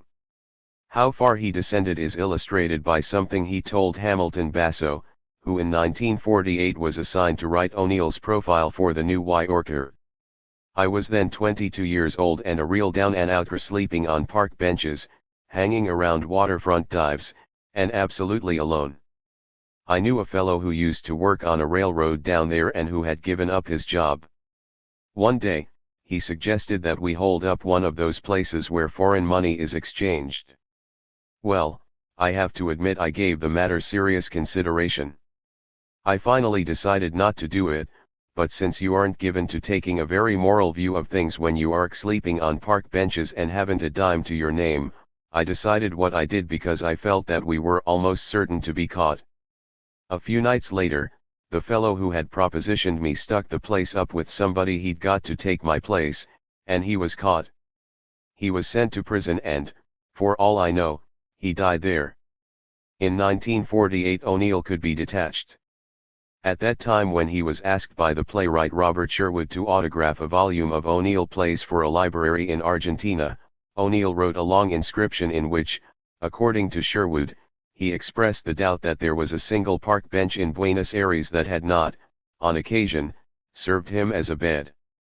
But in 1910 there was nothing very amusing about his situation. He didn't have the money to pay for a bed in even the cheapest rooming house. When he was not sleeping on park benches and trying to avoid the brutal plainclothes police who patrolled the park and were known as the vigilantes, he slept on the waterfront with other down-and-outers sailors, mostly in shacks made of sheets of galvanized metal, which he and his companions scavenged from discarded sections of storage sheds. He picked up a half-starved waif and installed her in one of these hovels as his mistress. He begged for food and for liquor, a cheap white rum called cachaça and a brew called cana. He got food by following an old sailor custom. When he was hungry he made his way to any ship that happened to be in port. He lowered a greasy rope, at the end of which dangled an even greasier can, to the porthole of the ship's galley. The bonds that existed among seamen inspired the ship's cooks to feed their destitute brothers, many of whom were fellow members of the Industrial Workers of the World who had been organized in 1905. Eugene was in sympathy with their aim to overthrow capitalism, although his own contribution to the cause consisted of echoing the patter he had heard in Benjamin Tucker's bookstore. But he was a brother in appearance, and his tin can was always filled with food, the best the ship had to offer, which was often horrible enough. Although Eugene was indistinguishable from his fellow outcasts and was convinced, at the time, that he belonged to their ranks spiritually as well as physically, some small inner voice urged him not only toward self-preservation but even toward creativity. He wrote at least one poem during that period. It was called Ashes of Orchids. Phi also began making notes of what he saw and heard. Not long after he returned from sea he told a girl in New London that he had had an idea at the back of his mind that he might want to write someday, and that it had occurred to him that shipping away was a means of getting material. While it was certainly not his principal motive, it turned out to be a vital factor in his writing. My real start as a dramatist was when I got out of an academy and Among Men on the Sea, O'Neill said in 1920, 6 years after he had drawn on those days to enrich the dialogue of Bound East for Cardiff, his first major one-act play and the first serious contribution by an American to the field of sea drama. Do you remember the times we've had in Buenos Aires? The moving pictures in Barracas. Some class to them, Diva remember, asks the dying sailor, Yank, in that play. And the days we used to sit on the park benches along the Paseo Colon with the vigilantes looking hard at us? And the songs at the Sailors' Opera where the guy played ragtime, Diva remember them? And La Plata Fu, the stink of the hides. I always liked Argentine all except that booze, cana. How drunk we used to get on that, remember? Bound East for Cardiff was the first of 4 O'Neill plays eventually collected under the title, S.S. Glencairn. While these are referred to as the Sea Plays and are an accurate and personal record of the 2 years O'Neill spent among sailors, it is an interesting fact that of the 45 plays he authorized for publication or production, no less than 13 are set entirely or in part aboard ship, and in 6 more the sea figures as an integral part of the action. The variety of O'Neill's sea settings during the period of his creative years illustrates his sustained preoccupation with the subject. A steamer's life raft, adrift in a tropic sea. A section of boat deck of the SS Empress. The lifeboat of a passenger steamer adrift off the Grand Banks of Newfoundland. The forecastle of the SS Glencairn, on the North Atlantic. A section of the main deck of the Glencairn, at anchor off an island in the West Indies. The seaman's forecastle on the Glencairn, somewhere in the submarine zone. The captain's cabin on board the steam whaling ship Atlantic Queen in the Arctic Ocean. The main deck of Columbus flagship, on a calm sea off the West Indies. The barge Simeon Winthrop at anchor in the harbor of Provincetown and at dock in Boston. The fireman's forecastle, a section of the promenade deck, and the stoke hold of an ocean liner on the Atlantic Sea, the Harry Ape, 1921. The poop deck of the royal junk of the Princess Kukachin, at anchor in the harbor of Hormuz, Persia. The afterdeck of a cabin cruiser anchored in the Hudson River. The stern of a clipper ship moored at a wharf in Boston. And the 6 plays, written between 1916 and 1920, which deal with sailors or the influence of the sea, arc, the Iong Voyage Home, where the cross is made. The Achilles had been built 11 years before in Glasgow, Scotland, for a British firm, the Lvland Shipping Company. She was one of a dozen tramps, including 2 sister ships, owned by the company. Like the Charles Racine, the Achilles had no fixed itinerary. She ran mainly between Atlantic and Indian Ocean ports, picking up cargoes as she found them. Her crew of about 30, including coal passers and firemen, was representative of the mixture to be found aboard the commercial steam vessels that had all but replaced the slower but far more beautiful barks. Many of the crewmen were deep-water sailors who had made the reluctant change from sail to steam when they found that desirable berths on windjammers Y.Air becoming scarcer and scarcer. Most of the Achilles crew were unmarried. Men with family attachments wanted berths on ships with regular runs. Although the majority of the Talon were from Liverpool, there was a sprinkling of other nationalities. The captain of a tramp could not be chewy about his crew. Living quarters steer cramped, the work was hard, the pay low and the food atrocious. The captain had to be cityfied with a run-her of inexperienced men, or sonar bums, who came along for the ride and usually lumped ship at the first port it beckoned. In the days before the maritime unions, a sailor's light WT both freer of restrictions and more hazardous. O'Neill had not yet qualified as an able-bodied seaman when he signed on the Achilles, which carried 6 A.Bs and 3 ordinary women. Assigned mostly to scrubbing, painting and shipping during the voyage, he envied the A.Bs their lighter workload and studied them to learn what he could about the chores aloft, the handling of lines and rigging and the art of boxing the compass. In the Glencairn plays, O'Neill used composite types based on the Achilles crew. "I have used the members of the same crew throughout," he wrote to a magazine editor in 1917 when submitting the 1 actors, "because, judging from my own experience as a sailor, I thought I had picked out the typical mixed crew of the average British tramp steamer." Later, enlightening a friend, he described the Glencairn characters as extreme types and simple types. They were composites of men he had known on the Charles Racine, on the Buenos Aires waterfront, on the Achilles itself, and a little later, in a New York waterfront saloon. After writing the Glencairn series, he went on to develop some of them further in the Harry Ape, Anna Christie, Beyond the Horizon, and several other plays. 5 members of the typical mixed crew aboard the Glencairn, in addition to Smitty, are Yank, an American seaman, dark-haired, hard-featured, a rather good-looking rough, Driscoll, a powerfully built, brawny Irishman with the battered features of a prize fighter, Olsen, a stocky, middle-aged Swede with round, childish blue eyes, cocky, a wizened runt of a man with a straggling grey mustache, and Paddy, a squat, ugly, Liverpool Irishman. O'Neill knew them all, in somewhat different guises. But only Cocky, Yank and Olsen had actual prototypes aboard the Achilles. Smitty, of course, was transplanted from Buenos Aires and projected into the Glencairn's forecastle, and O'Neill was yet to meet the real Driscoll and Paddy. The original Olsen, who was the model for the Shanghaied sailor in the long voyage home, was a Norwegian AB on the Achilles, who had followed the sea since boyhood. He had not been home once in 20 years and used to tell O'Neill and his other shipmates that the great sorrow and mistake of his life was that he had left the farm where he was born, to run away to sea.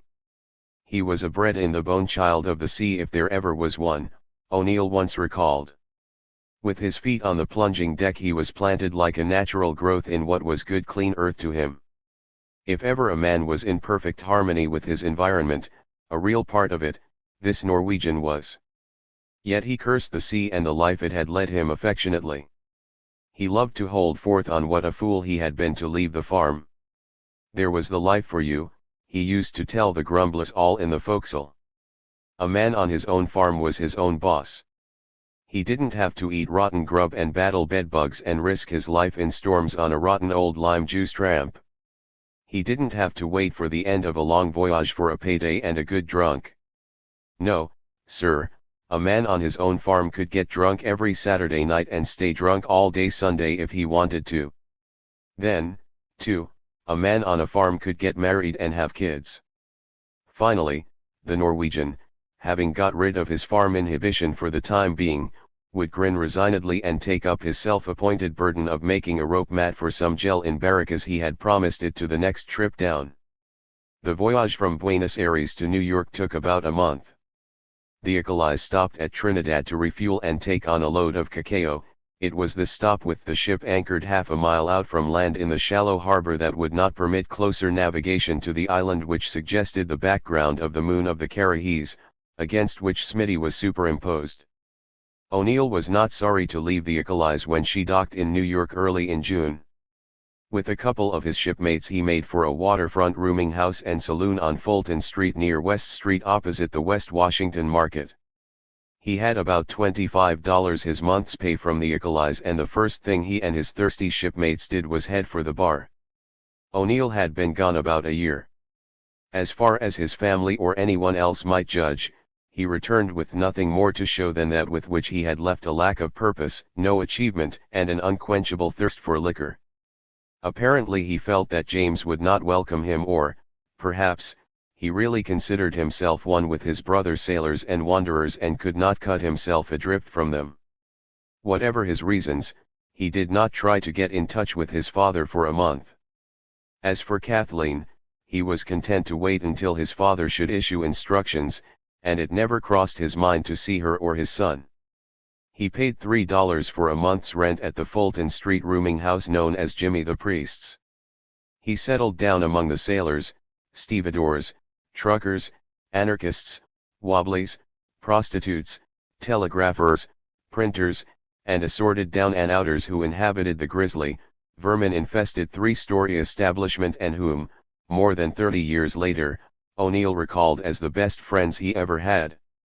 The rooming house was one of a dozen or more that flourished on the waterfront before the Seamen's Institute was built in 1913, providing sailors with a decent place to go to.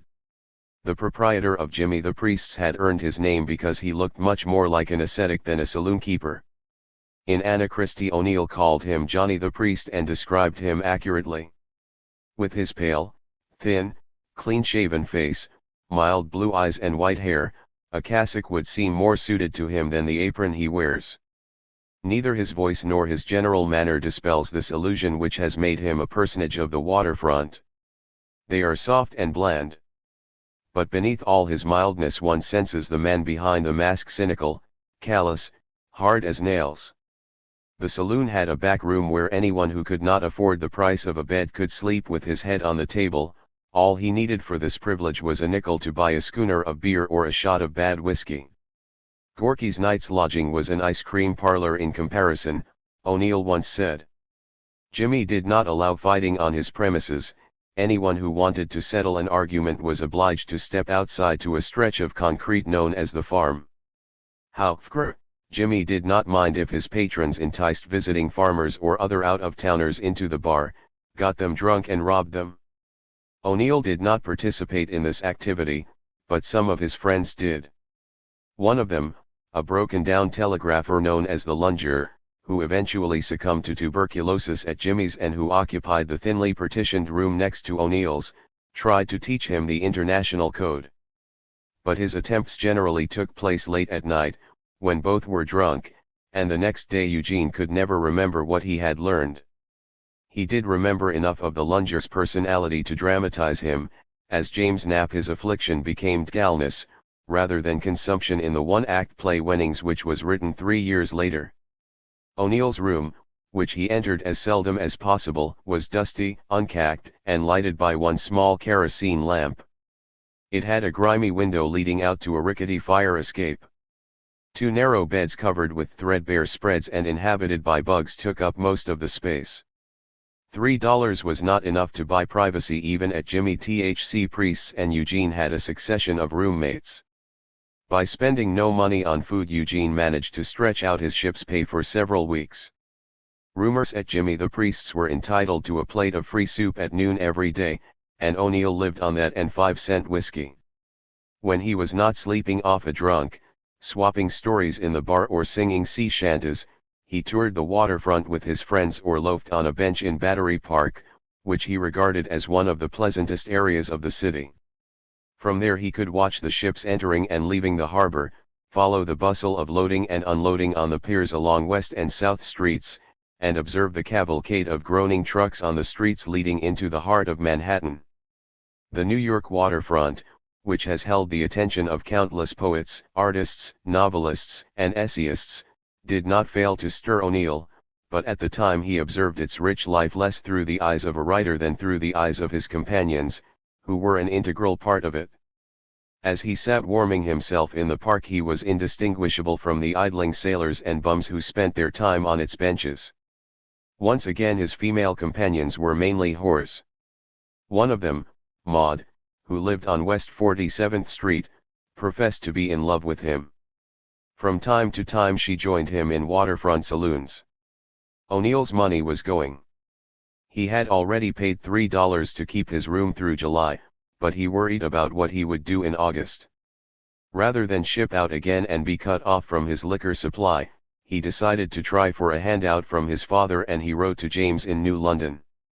James, happy to learn that his son was back, sent him money, but stipulated that it was for train hire home. O'Neill promptly spent it on liquor. When he sobered up, he decided against asking his father for more.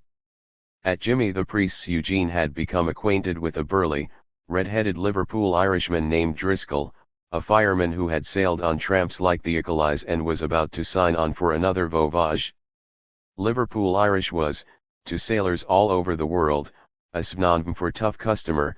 The sons and grandsons of the original Irish settlers in Liverpool had traditionally followed the sea. According to O'Neill, Driscoll was a giant of a man and absurdly strong. In July, Driscoll signed for a berth on a passenger liner, the SS New York, bound from New York to Southampton and Cherbourg. Eugene went with him to Pier 61, where the boatswain was picking his crew for the liner, applied, and was accepted as an able-bodied seaman at the salary of $27.50 per ocean crossing. Proud of his newly acquired rating, B carried his sea bag aboard the New York on July 22. The SS New York was an American line ship that had been built in Scotland the year of Eugene's birth. Like her new AB, she was approaching her 23rd year. A fast ship for her day, she could do 20 knots. The New York had seen service during the Spanish-American War as an auxiliary cruiser called the LLS.S. Harvard. She had been remodeled after the war and given now boilers, and 2 new raked funnels to replace her 3 old ones. With her 3 masts, her clipper bows and her covered promenade deck, the New York was the first twin-screw, deluxe passenger liner between New York and Europe. From a seaman's point of view, however, the luxury liner was anything but luxurious. Once again, in spite of his elevated rating, O'Neill found himself holystoning during his 4-hour watch. He also performed a chore called sugi mugi, the scrubbing down of outside bulkheads with a piece of hammock cloth soaked in a caustic solution that turned the fingernails black. O'Neill once said that what he detested about this detail was being patronized by the aristocratic passengers strolling on deck. Another chore was helping to maintain the standing rigging. A.B.S. rarely took the wheel, but they took in the lines and made the ship fast at pier, and occasionally Eugene stood a 2-hour watch in the crow's nest. Being an AB aboard the New York was, in Eugene's words, an ugly, tedious job and no place for a man who wanted to call his soul his own. He added that it was hard work without any romance. There was about as much sea glamour in working aboard a passenger steamship as there would have been in working in a summer hotel, he said on another occasion. I washed enough deck area to cover a good-sized town. He grew sick of being an AB who wielded a mop as the chief implement of his seamanship. Provisions for the crew were a little better than on the Achilles, but the pay was not much higher, and the patronizing by the passengers outweighed the more humane attitude of the ship's officers. The master of the New York was W.J. Roberts, nicknamed Blackie by the crew. He was a stout, kind-hearted Southampton Englishman, who looked like an Italian. The shipping articles he signed before leaving New York included such stipulations as the prohibition of flogging and all other forms of corporal punishment by the master and his officers. Each member of the crew received a navy blue jersey with American line printed in white across the chest, wool caps, and high-waisted blue pants. O'Neill and his fellow seamen wore these when leaving or entering port to make a good impression on the passengers, but during watches they dressed in old dungarees. O'Neill received his meals in small pots with handles. In addition to his daily rations of lime or lemon juice with sugar, to prevent scurvy, he was entitled, among other items, to 4 quarts of water a day, 1¼ pounds of salt beef on Tuesday, Thursday, and Saturday, 1 pound of salt pork on Monday, Wednesday, and Friday, 1 pound of fish on Friday, and 1 pound of canned meat on Sunday. On paper, the diet sounded fairly palatable, but when the food was not rotten it was so badly prepared that it was all but inedible. O'Neill, accustomed to worse fare, didn't really care what he ate, but he companionably joined his shipmates in grumbling.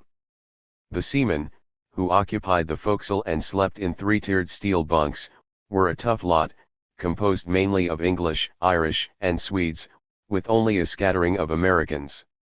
If a man had a toothbrush in his sea bag he was ridiculed for being a dude. If he came on board with a suitcase he was likely to be laughed off the ship.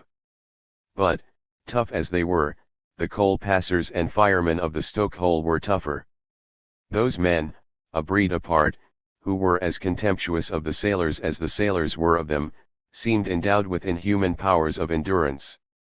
One of them combed his hair with a scrubbing brush.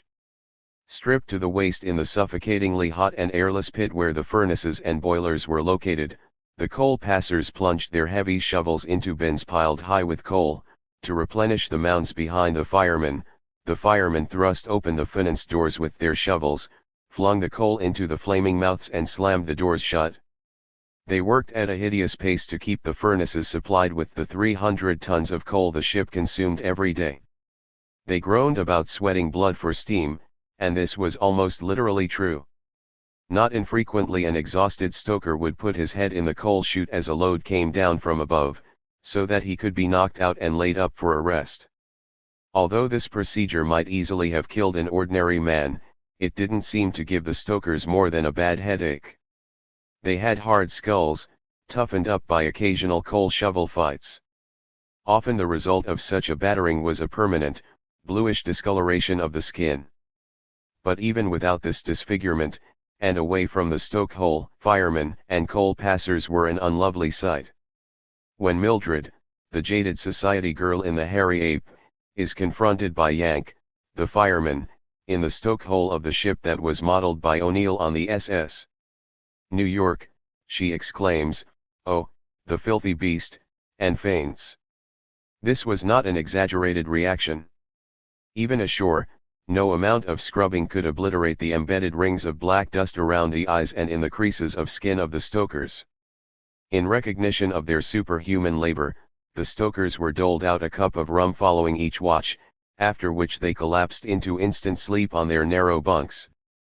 4 hours later they were back in their inferno, breathing flame and dust and sweating blood.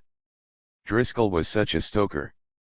He thought a whole lot of himself, was a determined individualist, O'Neill later said. Lai was very proud of his strength, his capacity for grueling work. It seemed to give him mental poise to be able to dominate the stoke hole, do more work than any of his mates. O'Neill's friendship with Driscoll at Jimmy the Priest's caused the fireman to overlook the natural animosity of his calling toward the AB and enabled Eugene to get an intimate glimpse of the kind of man and environment he later interpreted in The Hairy Ape. In that play the fireman, Yank, is described as being broader, fiercer, more truculent, more powerful, more sure of himself than the rest.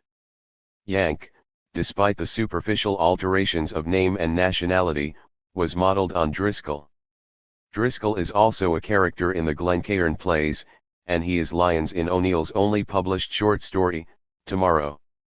A sort of offshoot, or mutation, of Driscoll also appears in the Glencairn plays in the person of Paddy, a squat, ugly Liverpool Irishman. Paddy, incidentally, turns up again but this time transformed into an old, wizened Irishman in The Hairy Ape and, with the same characteristics, in Tomorrow. In both the story and the play, Paddy is given to singing, in a thin, nasal, doleful tone, the old chanty, Whiskey Johnny. It is interesting also to note that in The Moon of the Caribbees, written 4 years before The Hairy Ape, a crew member says to Paddy, "You ain't no bleedin' beauty prize, a hairy ape, I calls yer." The first stop of the New York was the Irish port of Queenstown on the south shore of Great Island in Cork Harbour, 75 miles from James O'Neill's birthplace in Kilkenny. Queenstown was the closest Eugene had come to the island he had talked and read about since childhood, and to which he felt something in him belonged, but the crew was not allowed ashore. He had to wait until the ship had discharged her passengers at Southampton, England, where she stayed only about 5 hours, deposited the rest of the passengers across the English Channel at Cherbourg, and returned to dock at the American Line's home port at Liverpool, where she was to remain for a week. Liverpool for O'Neill was sailor town, its vast docks not much different from the New York waterfront or that of Buenos Aires. There, as in New York, sailors were considered fair game.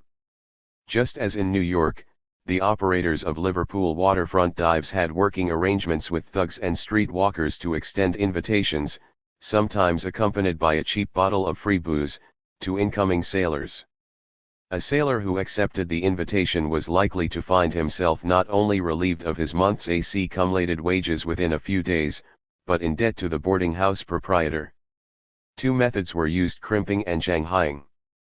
The first of these practices involved a conscious, if somewhat muddled sailor. He was obliged to sign over his future pay to the boarding house operator before his gear was released to him.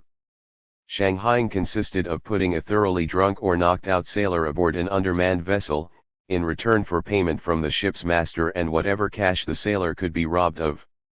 An American line sailor named Starbuck Perry enjoyed telling O'Neill and his friends how he had been a victim of a kind of Shanghai in reverse, when a tramp on which he had once completed a voyage in Buenos Aires put out again, before Perry had collected his wages. Perry, a huge, tough sailor who lived to be 90, and who, in the words of another shipmate of O'Neill's, took nothing from no one, had a permanently bashed-in head and wore an incongruous goatee. One of the most talkative and colorful men who ever put to sea, he greatly supplemented O'Neill's fund of knowledge. He knew Jack London and was not too modest to admit that he had often held London spellbound by his tales. It is probable that O'Neill modeled the setting of The Long Voyage Home, which deals with the shanghaiing of the sailor Olsen and is set in the bar of a low dive on the London waterfront, a squalid, dingy room dimly lighted by kerosene lamps on a notorious saloon in Liverpool. The proprietress of this dive, which had sawdust on the floor and was patronized largely by the toughest of the Liverpool-bred firemen, closed her eyes to the activities of a man called Shanghai Brown, who would have shipped his own father to China for £2 and who kept her supplied with customers. Nick, the crimp, in the long voyage home, could have been patterned on Shanghai Brown, round-shouldered, his face, pasty, his mouth weak, his eyes shifty and cruel, dressed in a shabby suit which must have once been cheaply flashy, and a man who pronounced Buenos Aires Buenos Aires. A fellow AB named James Quigley joined O'Neill and Driscoll during their Liverpool leave. Quigley, who was still putting out to sea as a boatswain 45 years later, recalled how in Liverpool he and O'Neill used to flirt with the Mary Ellens. Aiming to make life pleasant for men in uniform, Mary Ellens were not hardened professionals, but amenable amateurs with a soft spot for sailormen. According to Quigley's pithy recollection, they were good girls, Teddy to say hello to any friendly sailor, and they wore no pants. Quigley and O'Neill made the acquaintance of a couple of Liverpool whores, in addition to the good girls. Jean was so handsome, Quigley once said, that he didn't have to look for women. They'd come over to Bistable and ask for the privilege of sitting down with him. O'Neill was partial to a wide-hipped, languorous blonde, who wore a red rose in her bosom and drank bitters in her whiskey to keep her sober. He called her Cecilia, though that was not her real name. One evening O'Neill confused and delighted Cecilia by fixing her with his dark eyes and murmuring, "My heart has dreamed dreams I might never have known a beautiful whore." A few minutes later, when Quigley bent down to pick up a dropped match, he couldn't resist fondling Cecilia's ankle under the table. She withdrew indignantly and returned to her dreamy contemplation of O'Neill. Grateful for her loyalty, O'Neill kept up a running joke about Quigley's trying to steal his girl. He displayed his characteristic chivalry toward Cecilia. When another seaman said something slurring about her one night in a bar and included Quigley's girl in the insult, O'Neill and Quigley started a free-for-all from which they both emerged with black eyes. In return for O'Neill's and Quigley's loyalty, the whores gave them needed money when their leaves ended. O'Neill told Quigley that no one but a whore would have been so generous. O'Neill did not make the return trip on the New York, which was laid up for repairs. Instead he transferred to her sister ship, the Philadelphia, on August 19. Except for her master, Captain A.R. Mills, who weighed over 200 pounds, drank close to a bottle of whiskey a day, and cultivated an enormous walrus mustache, the Philadelphia was just like the New York. The Philadelphia reached New York on August 26, 1911, and O'Neill collected his wages, less the amount he had spent in the canteen. This came to $14.84. He obtained his mutual release from the American Line vessel and headed back to Jimmy the Priest's, where he recorded his mixed feelings about his trip in a poem he called Ballad of the Seamy Side. Where is the lure of the life you sing? Let us consider the seamy side. The Cecil bunks and the bed bugs sting. The food that no stomach could abide. The crawling salt horse flung overside.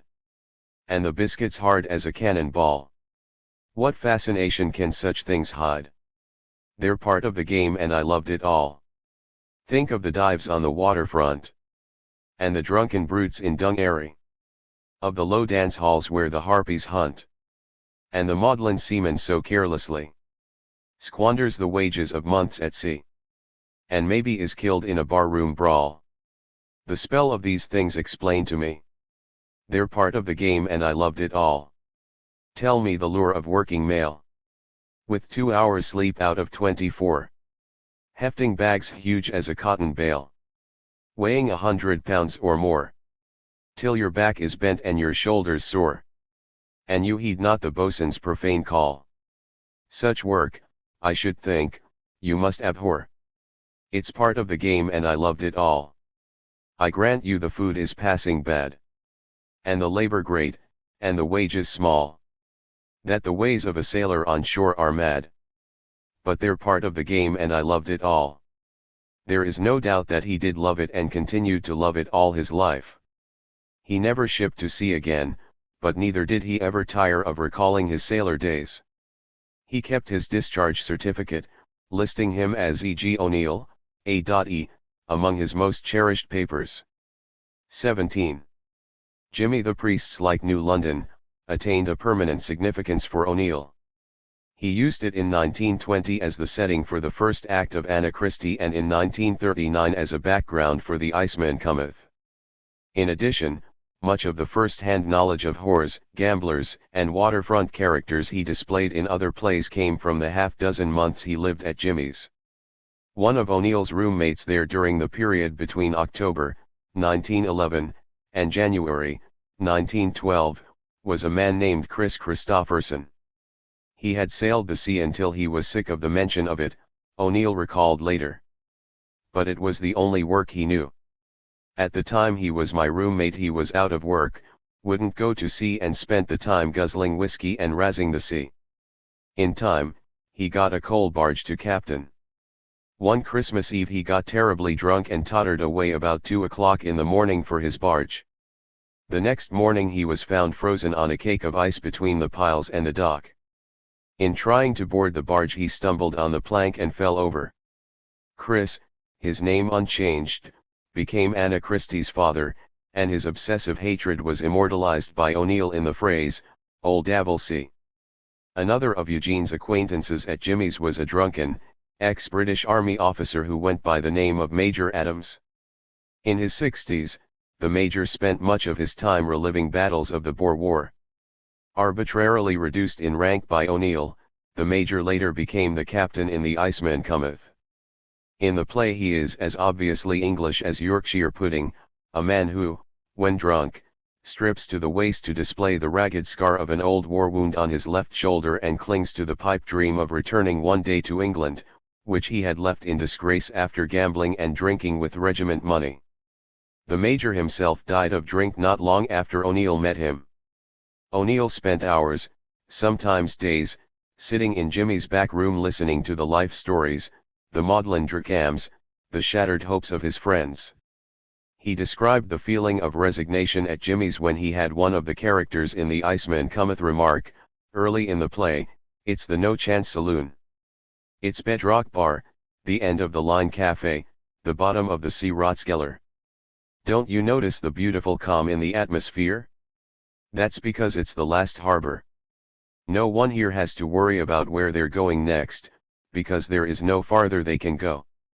The habitués of Jimmy's, O'Neill once said, were a hard lot, at first glance, every type: sailors on shore leave or stranded, longshoremen, waterfront riffraff, gangsters, down-and-outers, drifters from the ends of the earth. O'Neill, just turned 23, was younger than most of them but he belonged. "I lived with them, got to know them," he said. In some queer way they carried on. "I learned at Jimmy the Priest's not to sit in judgment on people." His sense of security at the bottom of the sea was jolted one day when he heard that Driscoll, who to O'Neill represented the acme of belongingness, had committed suicide. Quigley had heard the story at sea and brought it back to O'Neill. Driscoll was sailing on a passenger liner when he jumped overboard, a passenger spotted him and shouted and Driscoll was pulled out.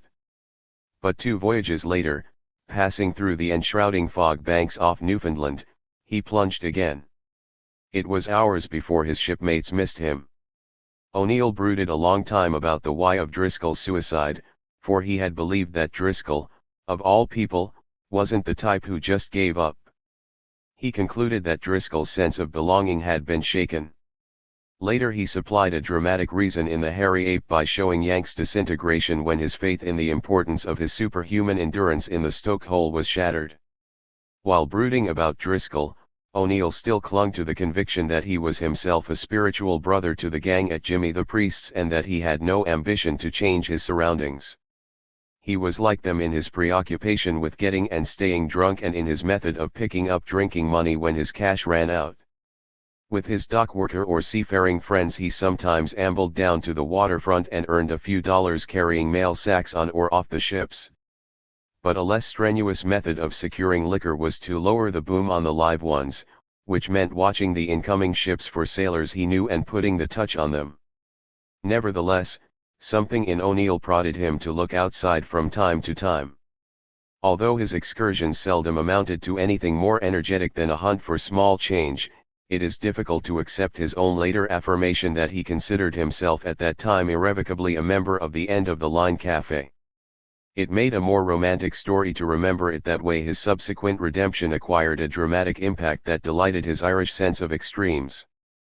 But it is highly doubtful, for instance, that any other member of the Brotherhood at Jimmy's would have had the interest or the ambition to make several trips uptown to see the newly arrived Irish players in their first New York appearance.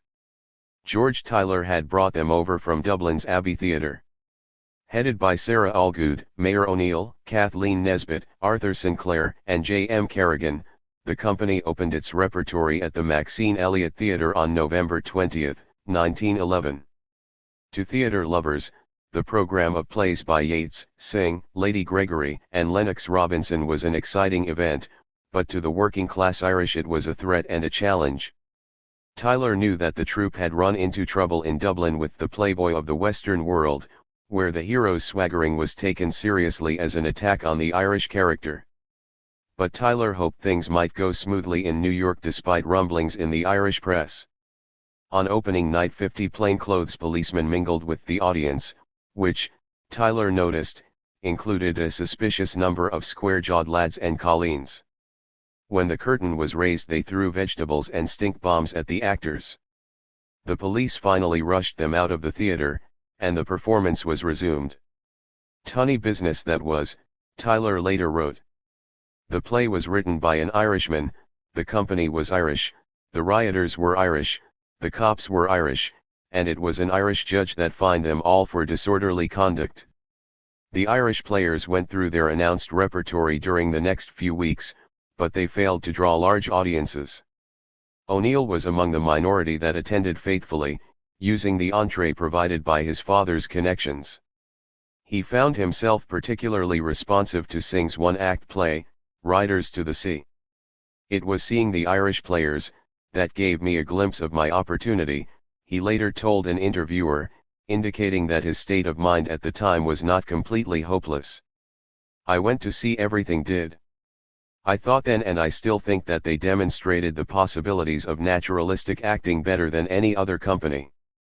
Though he considered himself Irish to the core, he once remarked, apropos of the rioting, "The Irish can't laugh at themselves." Shortly before Christmas O'Neill received a letter from a lawyer representing his wife, whom he had all but forgotten. The lawyer had learned of his whereabouts from James, who was touring the vaudeville circuit in a condensed version of Monte Cristo and had evidently decided to let Eugene take his own time to outgrow the derelict stage. Kathleen was seeking a divorce, the lawyer informed O'Neill when they met. The lawyer had already been in contact with James's attorney and it had been agreed that Kathleen would support the child and would not ask for alimony. What the lawyer wanted from O'Neill was his cooperation in furnishing Kathleen with the grounds for a New York State divorce. The whole thing seemed shabby and ignoble to O'Neill and he felt sorrier for Kathleen than he did for himself. But he agreed to the lawyer's proposal. On December 29 O'Neill went to a brothel at 148 West 45th Street with 3 companions. He selected a girl and took her upstairs while one of his companions, an attorney named James Warren, a friend of Kathleen's mother, waited. After 2 hours Warren went upstairs where, according to his later court testimony, he saw this Eugene O'Neill and this woman in bed together. O'Neill at the time was undressed. The woman also was undressed, according to Warren, who added that Eugene left there with me about 6 o'clock in the morning. The grounds for divorce having been duly established, O'Neill, in disguise, proceeded to drink himself insensible. A new year dawned but it held no symbol of hope for O'Neill. After a few more days spent in drinking at Jimmy's he went uptown with a friend in search of escape. Finding a $5 bill, they decided to try their luck at a gambling den on 44th Street just east of 6th Avenue. Until a few years before, the place had been owned by Dick Canfield, under whose management it had become the most famous gambling house in the United States. Canfield had been forced out of business by District Attorney William Traverse Jerome in 1904, partly as a result of public indignation over the reputed fleecing of a member of the Vanderbilt family, who reportedly lost $100,000 to Canfield in a single night's play. Canfield's house was reopened by others and was still actively in business in 1912. Eugene and his friend had a winning streak, and within an hour they were $200 ahead. Since the gambling houses of the era served free champagne, Eugene and his friend were also by that time noisily drunk. They were thrown out but allowed to keep their cash. It was a cold night, and the last thing Eugene remembered before he drew a blank was being in a Broadway saloon and thinking, "I wish I was south in New Orleans." This story, with the exception of the detail about his wish to be in New Orleans, was published in newspapers in various inaccurate versions after O'Neill had become a well-known dramatist. Most of the versions ended with O'Neill's affirmation that he remembered nothing until several days later, when he awoke in the upper berth of a train pulling into New Orleans, and to his astonishment saw a poster announcing the imminent arrival of James O'Neill in Monte Cristo. This instance of father and son turning up almost at the same time in the same place after their long estrangement is invariably pointed out as coincidence, and apparently O'Neill himself chose to regard it as such. As late as 1931 he wrote to a friend that his father had happened to play New Orleans while he himself was there broke, on the tail end of a bust, just as things were becoming desperate. But only a month or so before his arrival in Louisiana, Eugene had been in touch with George Tyler, one of his father's oldest friends. And it is clear that he was keeping an eye on the theater in general and on his father's whereabouts in particular. It seems more than likely that he longed to return to paternal authority, but since he had chosen to show his father he could exist on his own, his capitulation had to appear coincidental. 18.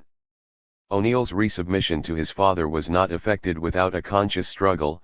Ty was still seething with the childish sense of rebellion James had always inspired in him. When O'Neill arrived in New Orleans and discovered that his father would soon be there, he apparently made an effort to get away. He went to the waterfront seeking a berth on a vessel bound for Nova Scotia or some other place that would include a stop-off at New York, where he could jump ship. He failed to find a berth and spent the rest of his small supply of cash in barrooms. "I had seaman's papers," he later informed a friend, "but no ships seemed to be taking on anyone, at least not ships bound for New York where I wanted to return." When James arrived, O'Neill looked him up and, as he put it, braced him for the fair north. But James, for reasons best known to himself, decided the time had come to give Eugene another chance to become a wage earner. He offered his son a job acting with his company. It was a case of work or walk home, O'Neill told his friend, adding, "I acted for the rest of the tour over the Orpheum circuit." He failed to note that he did not stay with the company quite to the end of its prematurely abandoned tour, or that it was partly due to him that the tour was prematurely ended. After greetings of mixed pleasure and dismay had been exchanged between Eugene and his parents and brother, James told his son that he was to assume a role in the play as an assistant jailer. "You'll go on with Charlie in Utah," he told him, referring to Charles Webster, a 19-year-old actor who, in spite of his lack of professional experience, he had played in only one other production before joining James's company, was doubling in the roles of Albert and Chief Jailer. Ogden, Utah, was the next stop, alter New Orleans. "But I'm not an actor," Eugene protested feebly. "Do what I say," ordered James. "You'll have only one line and Charlie will tell you what to do." On the train to Ogden, Eugene worried about his acting debut, although his role consisted of only 2 words. On the first night in Ogden, young Webster helped the miserable, sweating Eugene into his trappings, which included a bulky black coat with an attached cape and a flowing mustache that was nostrils with wires. Eugene stumbled on stage with Webster in the scene in which the Abbé Faria dies in his cell. Webster went through his business of unlocking the cell door with a monstrous bunch of keys, letting the light from his lantern fall on the body of the Abbé, kneeling down and putting his ear to the Abbé's chest, and then fixing a dark look on his assistant. That was Eugene's cue. His line was, "Is he?" To which Webster replied, "Yes, he's dead." Eugene's nervousness had communicated itself, and Webster found himself delivering the news of the Abbé's demise in an overwrought falsetto. The blackout which followed this exchange, instead of being fraught with audience tension, was filled with derisive laughter. Eugene and Webster exchanged stunned looks in the semi-darkness and bolted for the wings. As they fled, they could hear James's bewildered voice, "What happened? What happened? I'll kill those boys." Webster and Eugene climbed up into the flies and hid until James, still calling out, "Where are they? I'll kill them," was obliged to take his place on stage for the next scene. When Eugene finally had to face his father, he tried to laugh off his discomfiture by commenting wryly, "A chip off the old block, eh?" Whereupon James returned, "Say, rather, a slice off the old ham." But when some reporters, having heard that James O'Neill's younger son was making his debut with the company, came backstage after the performance, they found James smiling and unruffled. One of the reporters, having been introduced to Eugene, remarked, "He's a very handsome boy, Mr. O'Neill, he takes after his father." James replied, with just the right note of paternal pride, "He's much better looking than I ever was." Eugene was not his father's equal in gallantry. Years later he remarked of the tour, "That cut-down version was wonderful. Characters came on that didn't seem to belong there and did things that made no sense and said things that sounded insane. The old man had been playing Christo so long he had almost forgotten it, so he ad-libbed and improvised and never gave anybody a cue. You knew when your turn came when he stopped talking." It is true that the vaudeville version of Monte Cristo, condensed from 4 acts to 4 scenes and reduced to about 45 minutes playing time, was a horribly botched affair. But it is doubtful that Eugene would have been any more sympathetic or cooperative if it had been a respectable production. By his own gleeful admission, he preserved his honor by never drawing a sober breath until the tour had terminated. He wrote to one friend many years later that the alcoholic content was as high as the acting was low, adding that he was graduated from the Orpheum circuit with the degree of lousy cum laude. He further assured his friend that if the tour had lasted just a little longer he would also have won his D.T. His only regret, he continued, was that he was unable to warn the audience in advance about his performance so they could all get drunk before witnessing it. "Although I was only on the stage for minutes at a time," he said, "I imagine there are still people in this country who awake screaming in the night at the memory of it."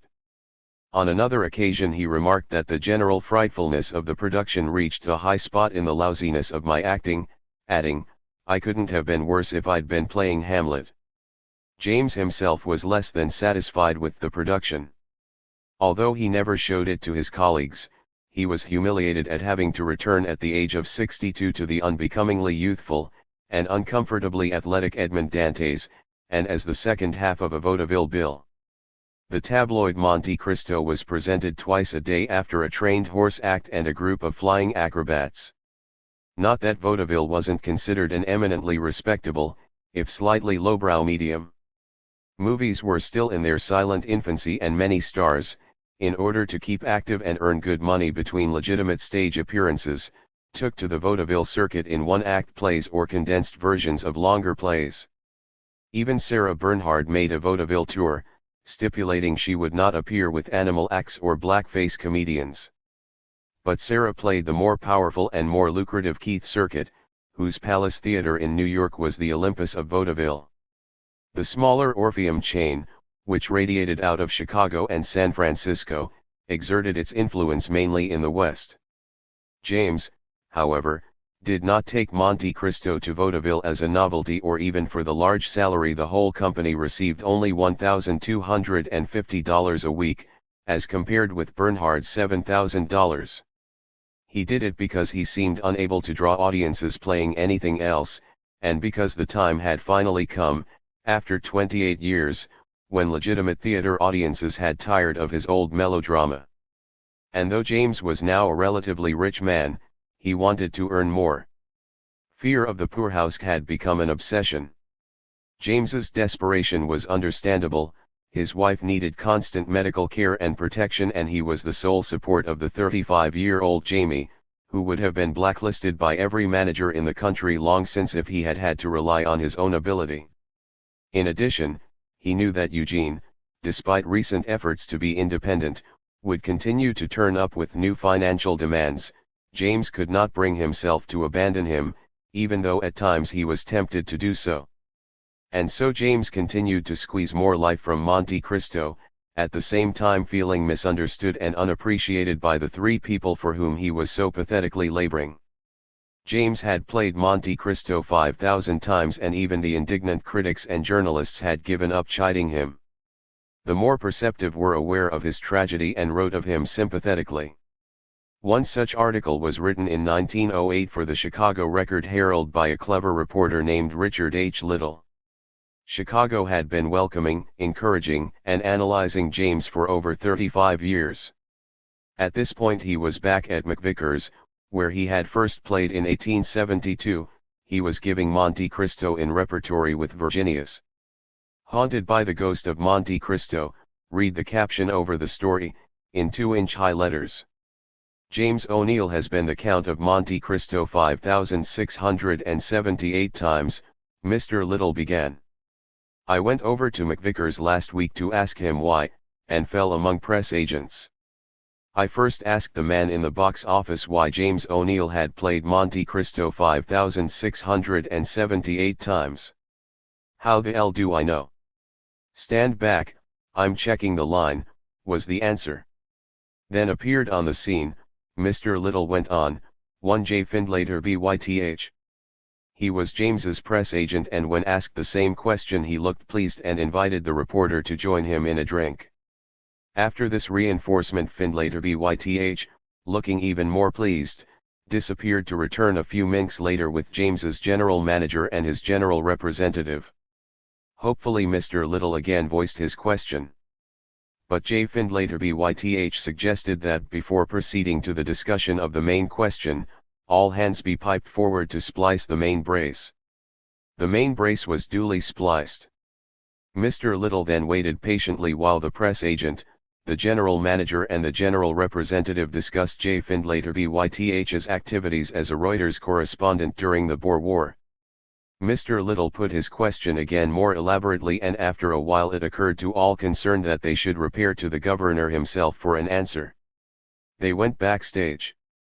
I don't know, said the manager, whether it is because he has played Monte Cristo so many times. Next week, you know, will be the 25th anniversary of his appearance as Edmond Dantes, or whether it is because he so identifies himself with the part that has caused the public to clamor for it when, if he had his way, he would long ago have put it on the shelf. But when he is Edmond Dantes on the stage, he is Edmond Dantes back in the wings until we shake him and bring him back to himself. I always make it a point to be back of stage myself, or have someone else here ready to seize him when he comes off the stage in Monte Cristo and take him back to his dressing room.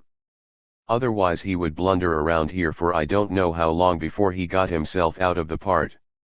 At last Mr. Little confronted James in his dressing room. Why have you played Monte Cristo 5,678 times, he asked. Why, mused James, looking dejected. Well, because I cannot get rid of the cursed thing. Oh, you love your art, Governor, hastily interposed J. Findlater Byth. And the artistic possibilities of Monte Cristo are so great that you feel it would be an imposition on the public to put aside a play that so appealed to the emotions and has such a great influence on so many. Do I, Jimmy? Asked the governor. Thanks. But I would like to bury Edmond Dantes so deep that he would never come to life again. Edmond Dantes is the old man of the sea around my neck. I have carried him 25 years, but he won't let go. I can't break his hold. I want to play Virginius and Julius Caesar. But I can't shake this nemesis, this nightmare, this spectral shape of Monte Cristo. It haunts me and I can't escape it. You're sick, Governor, said J. Findlater Byth. No, said James, I'm not sick. I was never sick in my life. Every year I start out with the fixed determination that I am done with Edmond Dantes forever, and before I know it he has me by the throat and I am climbing the rock once more and shouting, mine the treasure of Monte Cristo, the world is mine. No, when I play Monte Cristo they pack the house. When I play Virginius, well, they give me good audiences, but they don't take me as I want them to take me. James left to go on stage and J. THIRD-WORLDISM called Mr. Little's attention to the fact that it was 13 minutes past 10, and that it was his invariable custom at 13 minutes past 10 to take a gentle stimulant. After J. THIRD-WORLDISM had his stimulant, he took Mr. Little back to the box office where, J. THIRD-WORLDISM thought, Mr. Little might find an even better answer to his question. At the box office Mr. Little observed the large number of people buying tickets who belonged to the older ranks of playgoers. He stopped one of them and got as articulate an answer to his question as any reporter could have hoped for. "I don't exactly know," began the ticket buyer. "I suppose it's a habit with me. I saw O'Neill play Monte Cristo 25 years ago. I've seen him since whenever it was possible. I suppose I've seen that piece 40 or 50 times, and I never get tired of it. I suppose it belongs to the old days, but if they only put plays over nowadays that grip me like Monte Cristo does I'd be for them, but they don't. Say, honest, in all this riot over musical comedy and broilers and showgirls and vaudeville that they have nowadays, do they give you anything that makes the chills shoot up and down your spine like Monte Cristo? Say, when O'Neill climbs up there out of the sea with the salt water dripping off his clothes and waves his knife and yells, 'The world is mine,' I want to stand up on a chair and holler. I don't suppose it affects young people that way. They're spoiled by the class of plays they see nowadays. I took my granddaughter to see O'Neill down in New York a short time ago and she was much disappointed because he only said 'The world is mine.' She wanted to know why he didn't stay up there on the rock and sing it. I told her that it wasn't a song, that it was a line in the piece. 'Oh, no, Grandpa,' she said, 'it's a song, love me and the world is mine.' Well, maybe it is, but I would just as lief that O'Neill didn't sing it. Monte Cristo is human. I don't care how impossible they say it is. At least it always seems to make a direct appeal to me and I hope O'Neill goes on playing it for another 25 years. He may think that Shakespeare is greater, but what is greater than to feel that you have touched the heart, whether you do it in a classic or in a melodrama? I've bought seats for 3 nights next week and I'm only sorry I can't come every night." Mr. Little was impressed. He went backstage to say goodbye to James and found him still musing over the question. "I am as much a prisoner of the Chateau d'Elf as Edmond Dantes ever was," said James.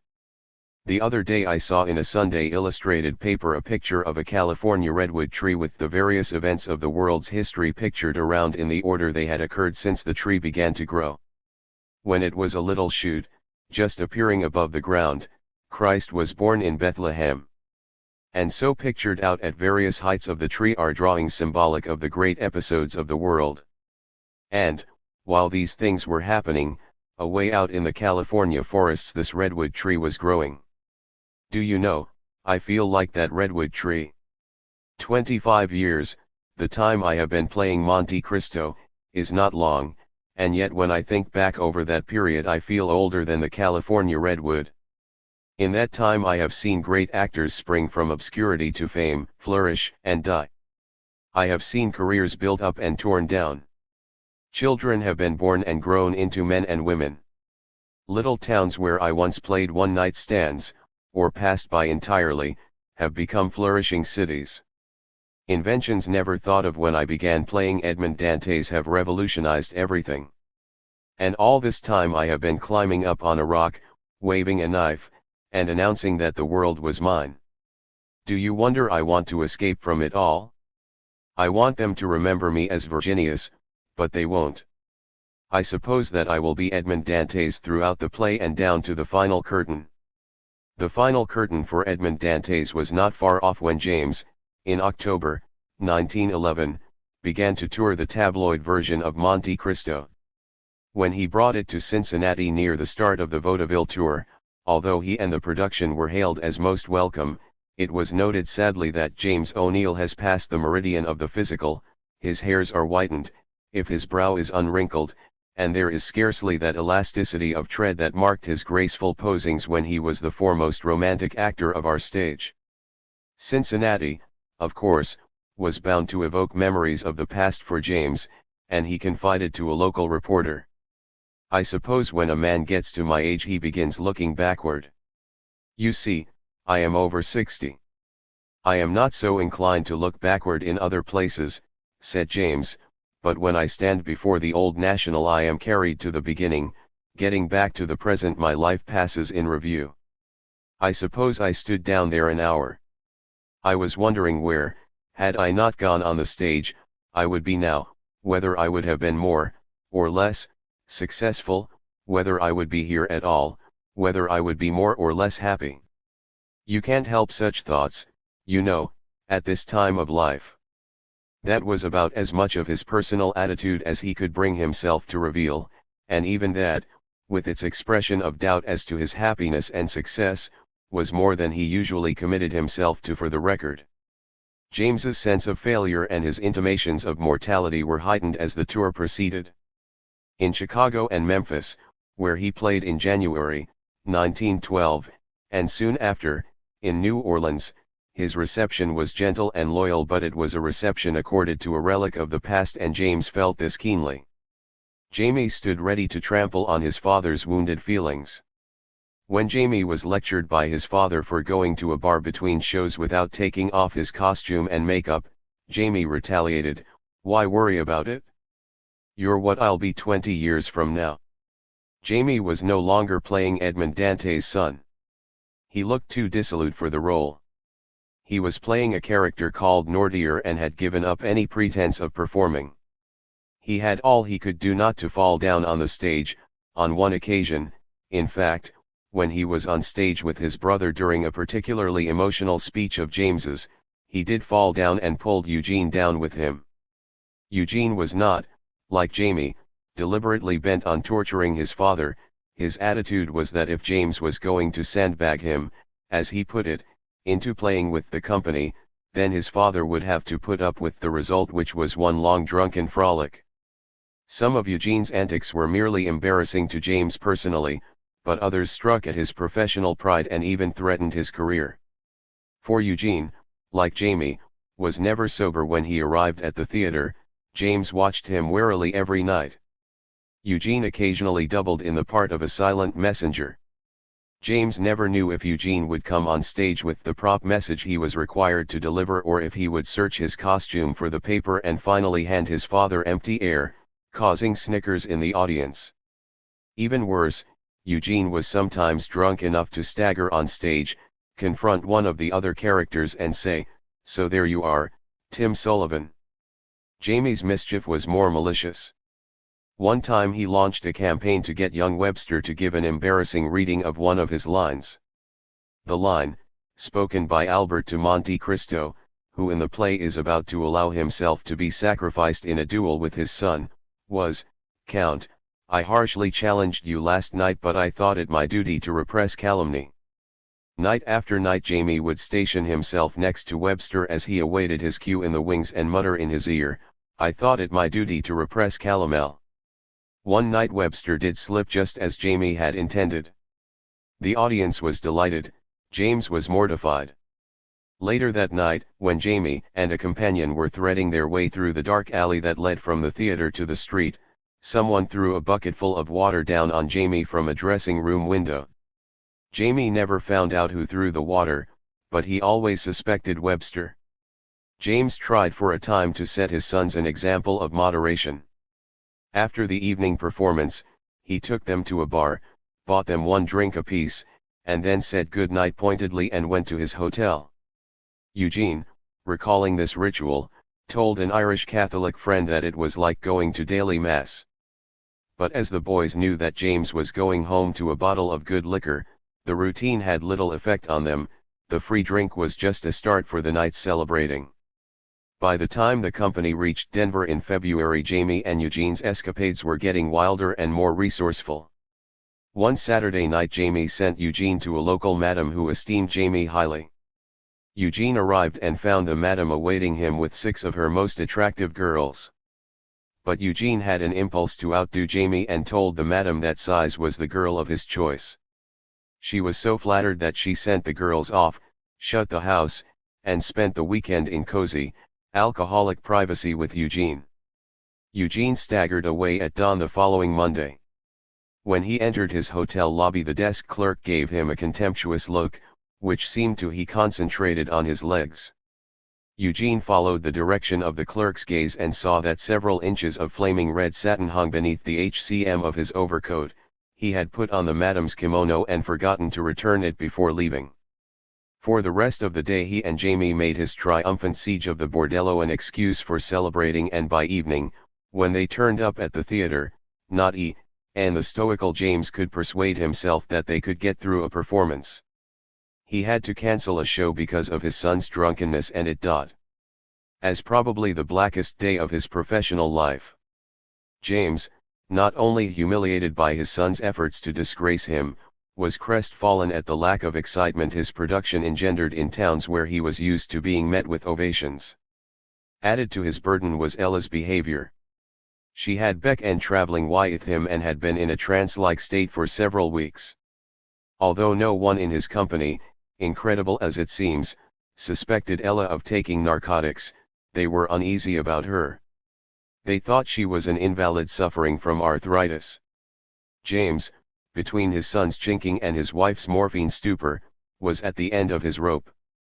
Afraid to leave Ella alone in their hotel room, he often brought her to the theater with him, where she sat in his dressing room during the performance. She ignored her sons and seemed oblivious to her surroundings except in one instance. Obeying a strange impulse, she would sometimes leave the dancing room and stand in the wings during the ballroom scene. This was one of the emotionally charged highlights of the play. It is during the scene that Monte Cristo discovers that Albert, whom he believes to be the son of one of his enemies, Fernand, is really his own son. This is the high-voltage dialogue that unravels the facts. Monte Cristo, Fernand, I hold thy heart in my hand. Mercedes, what will you do? Monte Cristo, I will kill him. Mercedes, you dare not. Monte Cristo, why not? Mercedes, because he is your son. Monte Cristo, my. At the point where James forced Webster to his knees, Ella shuddered and began moving like a sleepwalker toward the stage. James was supposed to be glaring down into Webster's face, but if he lifted his eyes an inch or two he could see over Webster's head, into the wings. His startled look always told Webster that Ella was there again. James was afraid that Ella might reach the stage one day, but someone always tapped her and brought her out of whatever reverie it was that the scene inspired in her. James showed the effect of his personal and professional harassment, first, by sudden and unusual irascibility toward some members of his company, and, second, by giving up one scene that involved an elaborate change of costume and makeup and which he found he no longer had the strength for. He foisted his part in the scene on young Webster, and then proceeded to question Webster's ability to act it. It was uncharacteristic of James to shirk a job, and even more unlike him to taunt an inexperienced actor who was trying his best to juggle 3 roles. The part James unloaded on Webster was that of Monte Cristo disguised as a Jewish peddler. Webster had a bad time with the Jewish dialect. Supposedly stumbling in from a storm drenched, he had to say VOT Vetter, and several other lines in a similar vein. James nagged him about his accent. He would call Webster to his dressing room and say the lines for him over and over. In frustration, probably James was thinking that the unskilled accent would be attributed to him, he told Webster, go to the pawn shops and talk to the Jewish people and learn their accent and mannerisms. Eugene undertook to defend Webster. He's doing fine. I don't know how he does it, he would tell James. Of course, Webster admitted, what Gene admired was the fact that I could memorize and play 3 roles. He had trouble getting his one line down pat. James relented, however, toward the end of their stay in Denver. Webster, whose voice was affected by the altitude, played his various roles one night almost gasping for breath. Very good tone color, tonight, my boy, said James, very good tone color. That night he was feeling expansive over a minor victory he had just won from his sons. Boys, he had told them the day before, "I've been invited to dinner at Ilich's Gardens and I'm to bring you along. For God's sake, stay sober." Naturally, they did nothing of the kind. Shortly after their arrival they took out a bottle and had nearly emptied it by the time dinner was announced. James observed their condition, and as they sat down opposite him at the crowded table he pinned them with a look of such stern command that neither of them uttered a word throughout the meal. Although his triumph amounted to a demonstration that his sons were taciturn, rather than drunken, he had won. It was a small victory, though, in the face of the big defeat that followed. On February 14, Variety, the Bible of the entertainment world, carried the following item, dateline Denver. "After next week James O'Neill will end his Orpheum Circuit tour. The production and star have been favorably received, but Mr. O'Neill's support brought adverse comment all along the line and the voluntary cancellation has followed." The sketch had still about 18 weeks of Orpheum time contracted for. Eugene had the grace to feel ashamed. Before the final week was played out he deserted the company. He soaked up all the alcohol he could absorb and somehow made his way back to New York and Jimmy the Priest's. 19. During the next 3 months, whenever Eugene was sober even momentarily, because of lack of funds things looked so black to him that he would have drunk anything, even varnish diluted with water, to make him forget he was alive. Since he did on one occasion actually try varnish and water and went on to sample camphor-flavored wood alcohol, it is astonishing that he didn't succeed in killing himself in the early spring of 1912. If he needed excuses for drinking at that time, he had them. Pangs of conscience were part of his trouble. Another factor in his depression was worry about his mother. James had sent Ella to a sanitarium near Denver. Eugene always suffered over the humiliation he knew she underwent each time her illness was exposed to strangers. He was filled with helpless rage over what he and his family had done to each other. He drank until he could no longer think or feel, and until even drinking wasn't enough to blot out his misery. He began to wonder seriously if, after all, it would not be better for him to kill himself, as had Driscoll, his friend from Jimmy the Priest's and the SS. New York. O'Neill made an unsuccessful suicide attempt.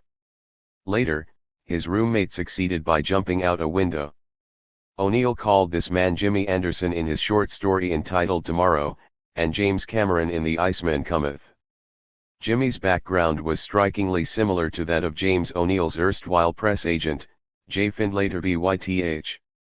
O'Neill once said that his roommate had been a graduate of Edinburgh University, who, until the beginning of his social decline, was a highly valued correspondent of one of the greatest European news agencies. "Ele covered the South African War, for instance," added O'Neill. "There came an appalling tragedy in his life. The booze got him and he had reached the depths. But always, my friend, at least always, when he had had several jolts of liquor, saw a turn in the road tomorrow. He was going to get himself together and get back to work.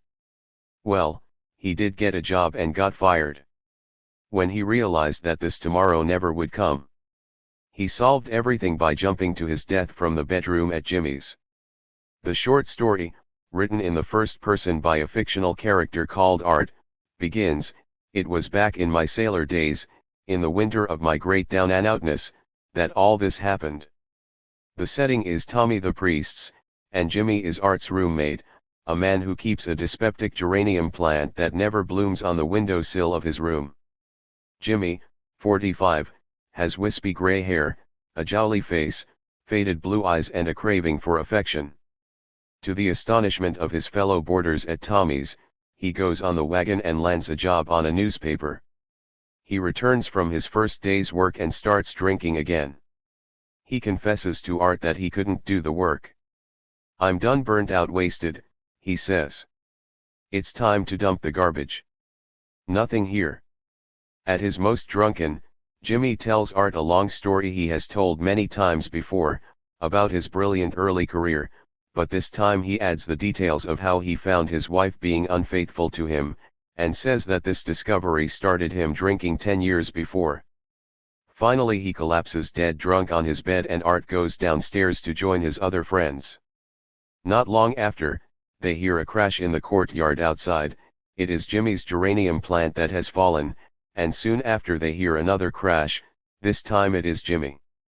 The story ends. We rushed into the hall and out to the yard. There it was, a motionless, dark huddle of clothes, a splintered, protruding bone or two, a widening pool of blood black against the gray flags. Jimmy. The sky was pale with the light of dawn. Tomorrow had come. For his own suicide attempt, Eugene chose a less violent method. He made the rounds of neighborhood drugstores, collecting veronal tablets, which at that time could be had in small doses without a doctor's prescription. Returning to Jimmy the priest's, he tossed down what he estimated to be a lethal dose and went to sleep in his room. A couple of his friends found him there, guessed his condition, and began walking him and pouring coffee down his throat. Eugene, coming to his senses, offered no objection. When his friends had put him back on his feet, they decided to have a doctor look him over. They took him to Bellevue Hospital. At the admitting office, Eugene was pronounced fit and dismissed. His companions, however, were detained and thrown into the alcoholic ward. The story of Eugene's suicide attempt, like that of his departure from Princeton, has many versions. He himself told it to several people, each time embellishing it, like a true Irishman, with different details. In George Jean Nathan's version, published in the Intimate Notebooks, an unconscious O'Neill was sped by ambulance to Bellevue, worked over by 2 interns, and revived 3 hours later. Nathan ended the story with Eugene's friends rushing to James O'Neill and returning 4 hours later with part of the $50 they had received from him to pay the hospital fee. They divided what was left of the money with Eugene, who then rolled over, grinned satisfiedly, and went happily and peacefully to sleep. O'Neill's writings and his later jocularity in recalling this episode indicate that he was making a macabre gesture rather than a sincere attempt to kill himself. At least one friend has said that O'Neill specifically told him he changed his mind about wanting to die after swallowing the veronal. One thing seems clear. The attempt was a gesture aimed largely at his father. Eugene waited until James had returned from Denver, sometime in May, before going out to buy his veronal. In 1919 O'Neill wrote Exorcism, a one-act play based on his suicide attempt. In it a bedeviled young man of good family descends to the gutter and decides to swallow poison. 2 drunken friends revive him, and his initial despair at having been brought back to face the same dreary world changes to enlightenment and hope. He realizes that he is not the same man, that his devils have left him. The play ends with his awareness that the attempted suicide has actually killed his old self and that he is a new man with new hope in himself and life. The play, though it had a brief production, was never published because O'Neill had second thoughts about it and destroyed all the copies of the script he could obtain. Exorcism, however, was neither the beginning nor the end of O'Neill's literary preoccupation with death. The subject, like whores and the sea, is one that recurs consistently in his writing, starting as early as the plays he wrote in 1913. A psychiatrist, after analyzing him for 6 weeks when he was in his early 30s, concluded he had a death wish. Any layman can draw the same conclusion from an analysis of his work, particularly Long Day's Journey into Night, in which O'Neill gave the character representing himself the name of his dead brother, Edmund, and referred to the dead brother as Eugene. Aside from this wishful exchange of names, other evidence of the death wish may be found in 25 of his 45 published plays, in which a total of 40 characters suffer violent or unnatural deaths. Of these, 9 are suicides. 21 of the poisoned, diseased, mangled, strangled, sliced, drowned, electrocuted, cremated or bullet-riddled men, women, and children meet their ends in full view of the audience. For plays not equipped with corpses, O'Neill has provided dialogue in which the word corpse is used frequently, both in its literal sense and in a symbolic sense. Moreover, there is scarcely a play in which the word ghost does not appear, usually in conjunction with the word haunted, and in 3 plays The Emperor Jones, The Fountain, and Gold ghosts or spirits materialize on stage. In Lazarus Laughed there are 77 references to death in Act I alone. As was the case with the protagonist of Exorcism, Eugene's attempted suicide seemed to have satisfied his inner rage, and for a time he was relatively calm. The attempt also had the desired effect of bringing James to a mood of remorse and forgiveness. James, in fact, had several things to be grateful for that spring. Ella had left the sanitarium and seemed well enough to encourage James's hope for her complete recovery. Eugene had succeeded in getting his first piece of writing published. It was the poem, Free, which he had written on the Charles Racine. It appeared in the Pleiades Club yearbook in April, and though the publication was limited to 500 copies and distributed mainly among members of the club, it demonstrated that Eugene was good for something. The Pleiades Club, which was composed of actors, artists, and writers, who met at such places as the Floatel Brevoort in Krtnish village, in the interest of what they called Bohemian good fellowship, had a discriminating membership. People like Mark Twain accepted invitations to address the club.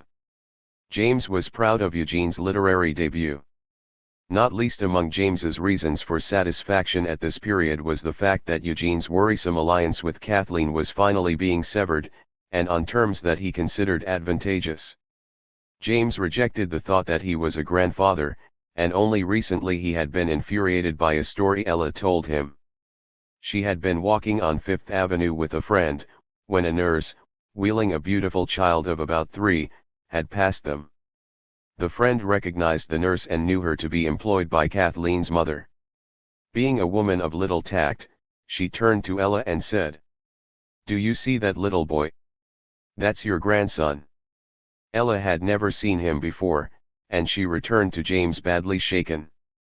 As for Kathleen, she appeared to be just as well satisfied as James that her relationship with his family was being ended, although she had been willing to leave all the arrangements in her mother's hands, just as Eugene had submitted meekly to his father.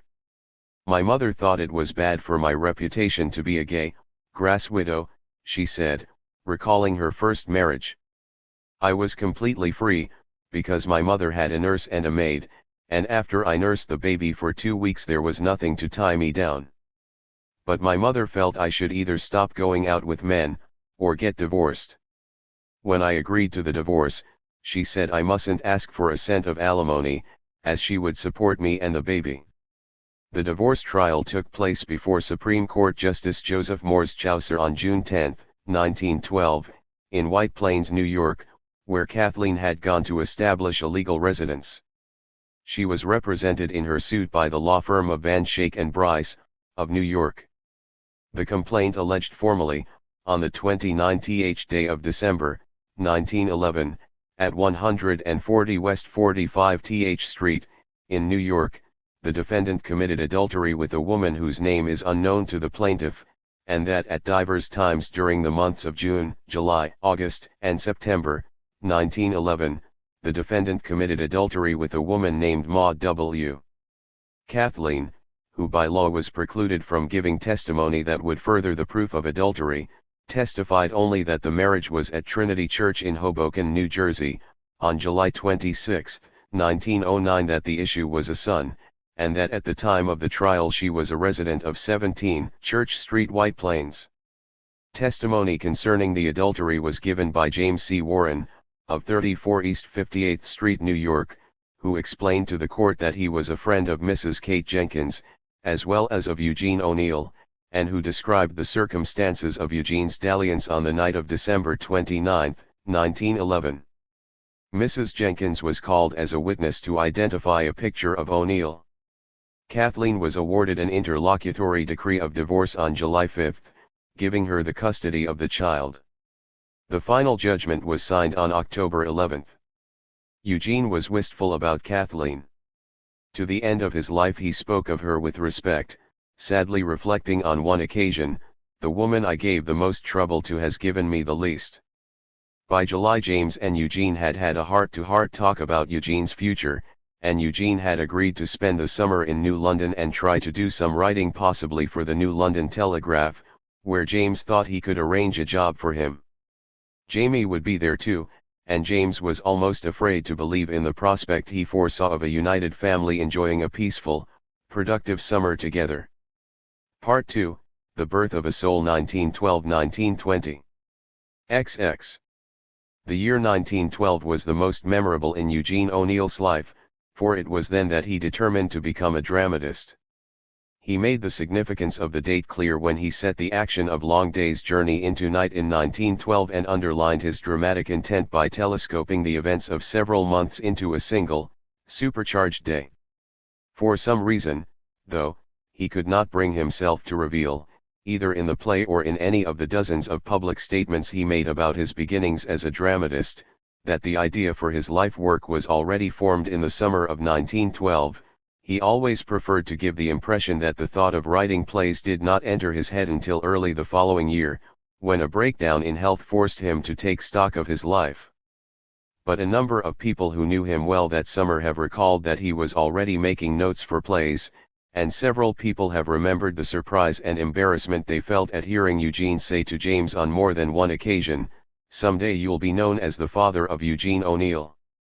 In August, 1912, when Eugene was nearly 24, he became a reporter on the New London Telegraph. Published daily except Sunday, the morning newspaper had been founded in 1885 and taken over in the early 1905 by an attorney named Frederick P. Latimer. Latimer was a man of liberal principles, integrity, and warmth. As a friend of James O'Neill, he acceded to his request that Eugene be taken on. The staff consisted mainly of editors whose lively and divergent interests in foreign and political news gave the Telegraph a far more cosmopolitan flavor than was the case with its more reserved and circumscribed competitor, the New London Day.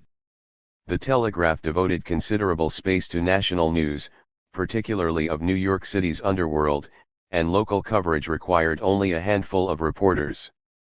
The newspaper employed a red-faced printer's devil who fetched pitchers of ale for the reporters. As there were no copy readers on the Telegraph, the reporters wrote their own headlines. Reporters and editors worked in a musty office and, like most newspapermen of the era, spent a good deal of time playing poker, gossiping and making up for lost sleep at their desks. The reporter's desk was his card table, bar, and bed, and sometimes the place where he wrote a story. Such local news as was covered ranged from fires and the fainting of fat women in the public square to the classy scraps that invariably took place among celebrating sailors on Saturday nights. The reports frequently were colorful. Brandishing a razor in one hand and a bedpan in the other, "John Jones of no certain address ran amok in the city hospital yesterday" was the lead of one such story. Staff members took their meals at an all-night hashery that featured a horseshoe bar flanked by mirrors.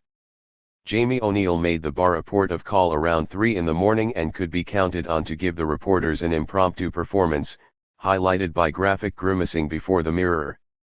Eugene found himself among friends at the Telegraph. He was particularly encouraged by Latimer, with whom he hit it off at once. "He's the first one," O'Neill once told the drama critic Barrett Clark, "who really thought I had something to say, and believed I could say it." Clark, who was preparing a book about O'Neill in 1925, went to Latimer for confirmation. "As we used to talk together and argue our different philosophies," said Latimer, who had by that time sold his interest in the Telegraph, "I thought Eugene was the most stubborn and irreconcilable social rebel I had ever met. We appreciated each other's sympathies, but to each, in the moralities and religious thought and political notions, the other was all wet." Latimer, who considered O'Neill the paper's cub reporter, was impressed with his modesty, his native gentlemanliness, his wonderful eyes, and his literary style. "It was evident at once that this was no ordinary boy," Latimer recalled, "and I watched what he thought, wrote, and did with extreme interest. From flashes in the quality of the stuff he gave the paper, and the poems and play manuscripts he showed me, I was so struck that I told his father Eugene did not have merely talent, but a very high order of genius." Latimer found O'Neill emphatically different, and admired his wit, his iconoclasm, and his sympathy with the victims of man-made distress. He recognized O'Neill's imagination and appreciated the vigor of his writing style, the heat of his spirit, and his scorn for commercial value or conventional fame. "If he could be in only one of two places in a town, the church or the jail, I know where I would find him," Latimer summed up. O'Neill's city editor, Malcolm Mullen, was less inclined to be tolerant of the cub reporter's genius. Mullen wore a silk hat and carried a cane. He cheerfully admitted that he was the sort of city editor who faithfully lived up to the tradition that such a creature must cut the hearts of his subordinates to ribbons with malignant criticism, and once wrote, recalling O'Neill's 5-month stint on the Telegraph. Time was when I used to bawl out, "O'Neill," and O'Neill would come to my desk and say, "Yes, sir. This is a lovely story about that Bradley Street cutting." Mullen would say, "The smell of the rooms is made convincing, the amount of blood on the floor is precisely measured, you have drawn a nice picture of the squalor and stupidity and degradation of that household.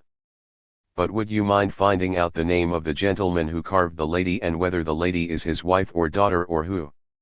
And phone the hospital for a hint as to whether she is dead or discharged or what. Then put the facts into 150 words and send this literary batik to the picture framers."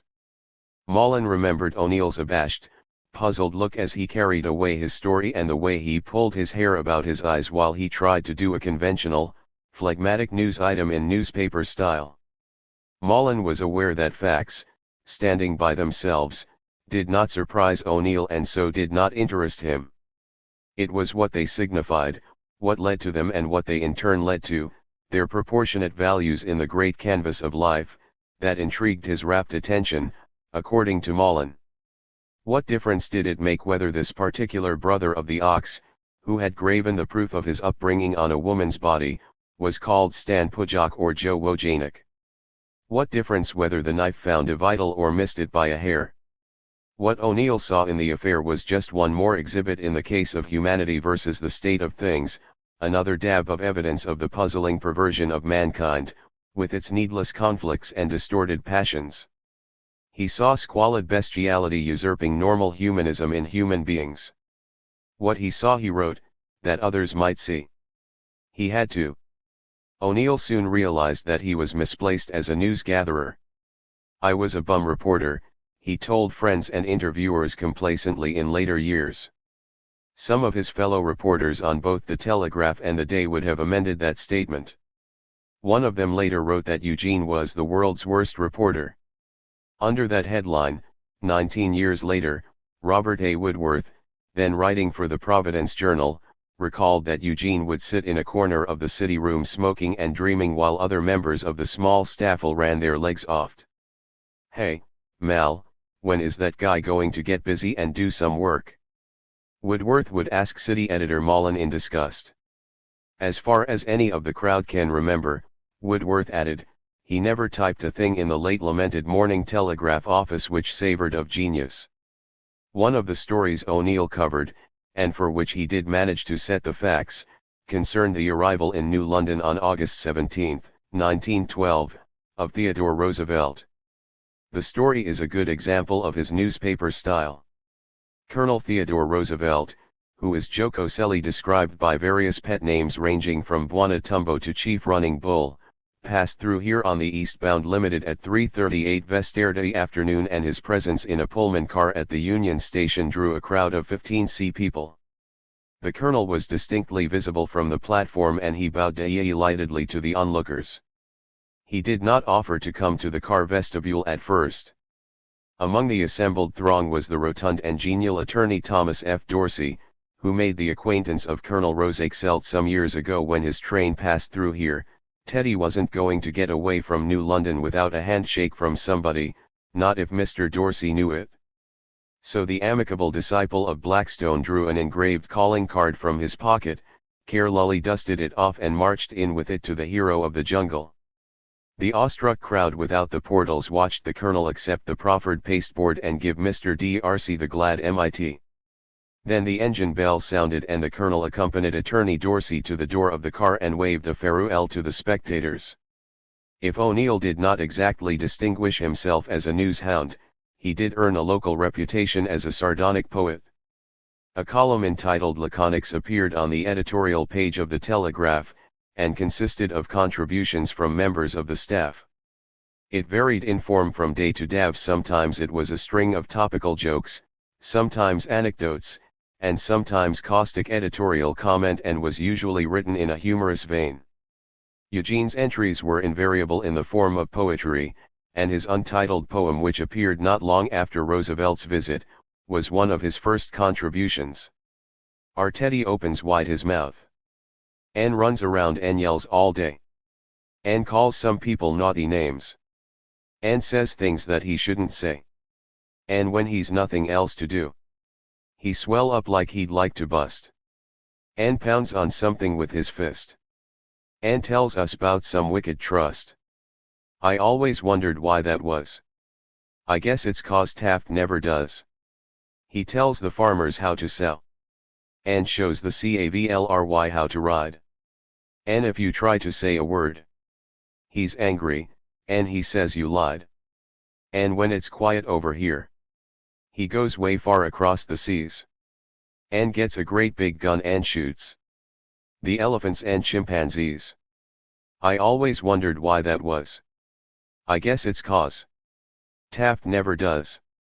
Eugene's hours on the telegraph were from 5 in the afternoon to 1 in the morning, and he worked on Sundays to help get out Monday's paper. He rode to work on a bicycle, presumably to save trolley fare, although cycling was a popular means of transportation even among local businessmen. His salary was $12 a week, and there was an unconfirmed rumor among the telegraph reporters that it was paid by James. One story that made the rounds not long after Eugene had begun to work concerned a night when some inebriated reporters, in the old-fashioned newspaper tradition, showed up for work several hours late. One of them promptly fell asleep at his desk. 2 others were making noisy attempts to wake him when O'Neill walked in, only slightly drunk, but just in time to be spotted by the exasperated city editor, who promptly fired him. "Hell, you can't fire him," the Telegraph's manager, Charles Thompson, was reported to have said. "His father pays his salary." Whether this was the fact or whether Mullen relented out of kindness, Eugene stayed on for a while longer, happily contributing his rebellious ideas to a paper that was prepared to embrace and endorse them. The Telegraph even printed Eugene's lampoon of its own inner workings. "When my dreams come true, when my dreams come true. I'll be sitting in the office here with nothing else to do but to write a comic story or to spin a little rhyme. I won't have to do rewriting, I'll have lots of leisure time for to sit and chatter politics and dream the whole night through. I will never cover socials when my dreams come true. When my dreams come true, I will never stoop to read the proof of advertisements telling people what they need. I will only write the stories that are sure to make a hit. And the mighty city editor will never cut a bit, but put them in just as they are and compliment me, too. I'll be the star reporter when my dreams come true. When my dreams come true, there will not be a mistake in a single line of copy that the linotypers make. I will never have to count the letters framing up ahead. And every night at 12 o'clock will find me home in bed. I will shun the railroad station and the police station, too. And only cover prize fights when my dreams come true. When my dreams come true, all my comments wise and sage will be featured double column on the editor's own page. Personals will be no object, I won't have to go and hunt the history of the tugboats that infest the waterfront. Fire alarms may go to blazes, suicides and murders too. I'll be editing laconics when my dreams come true. Despite the fact that the mechanics of news gathering were beyond him, Eugene found the Telegraph's policy congenial and its atmosphere stimulating. The paper had guts, so much so that it was doomed to failure in the stuffy climate of New London. An example of the open-mindedness of the Telegraph and its refusal to be bullied by its readers into any narrow channel of opinion is an editorial that appeared in its columns on October 5, 1912. Since Eugene, by that time, had contributed several more verses in the same satiric vein as his commentary on the methods of Teddy Roosevelt, including a stab at his pet target, Standard Oil, and a parody of Hiawatha dealing snidely with the publicized New London Waterways Convention, he was probably as much as anybody the cause of the editorials being written. Under the heading Confidential, the Telegraph declared, Some months ago the editor received a postal from an anonymous person, expressing his appreciation of the usefulness of the Telegraph but inquiring rather pointedly, when in HL will your paper make up its mind whether it is a Republican or a Democrat? Happily or unhappily no such decision seems imminent. As long as we keep the words independent newspaper at the head of the page we shall try as best we can to live up to the profession. If we ever take up a party affiliation we shall announce the fact with the boldest type in our fonts. The ownership of this newspaper is in the hands of a Democrat and 2 Republicans, each with different personal bias and political tendencies as between conservatism and progression. Among these 3 are the editor and the business manager. The city editor, who runs things while the rest of us are perforce in our beds, is a fierce bull moose. He divides his time between doing his work and cussing the owners. Our genial chief news gatherer, Joseph Smith, 2ND, is a wildly enthusiastic Democrat. For a long time he said his prayers as often as not to Champ Clark, and his democracy is just as much a part of his religion as his ideas of marriage. There is a faint suspicion in some quarters that Mr. Smith attended the Democratic rally Thursday evening. Another important staff official may be a mixed socialist and anarchist. As far as possible we keep him off political assignments. But he writes satirical verse which is so really clever that we feel obliged to print it, albeit with the blue pencil in pretty constant use. There are others. Out in the composing room we have every shade of political opinion known since Brutus Lo Caesar. A few weeks later, just before the presidential election that was to decide between Roosevelt, Taft, and Wilson, the Telegraph carried a tirade by Eugene Gladstone O'Neill that began. There's a speech within the hall, echoes back from wall to wall, where the campaign banners swing. And the voters sit so patient, listening to the tale so ancient, that the old spellbinders sing. You have heard the story of thieving trusts, and their lawless lust for gain. You have heard that song how long? How long? 'Tis the same old tale again. We have fallen for that same bull, dear lass. Many a season through. Till we're getting fed up with the old tale, the cold tale, thrice told tale. Yes, we're just about sick of that long tale, the tale that is never new. Who was Eugene's best friend in New London? Also Art McGinley was a reporter on the Telegraph, despite his father's association with the day. Eugene and his friend often drank together on their days off or after work. Many times Eugene would go home with McGinley in the early morning hours and rudely wake Art's sister, who would obligingly move into a spare room so that Eugene could have her more comfortable bed. Or if there happened to be no one at home in Eugene's house, the 2 would stay there. Once when they were making a noisy night of it a neighbor telephoned James in New York and complained that Eugene and his friend had a concubine in the house. James called his son to find out what was going on and was only partially reassured on hearing from Eugene that the charge was untrue. Gene and I wanted to drink America dry, McGinley once said, referring to those days. In the bars of New London, particularly McGarry's and Neill's, in which the 2 reporters spent a good part of their salaries, O'Neill enjoyed holding forth on anarchism, Irish kings, and Irish independence.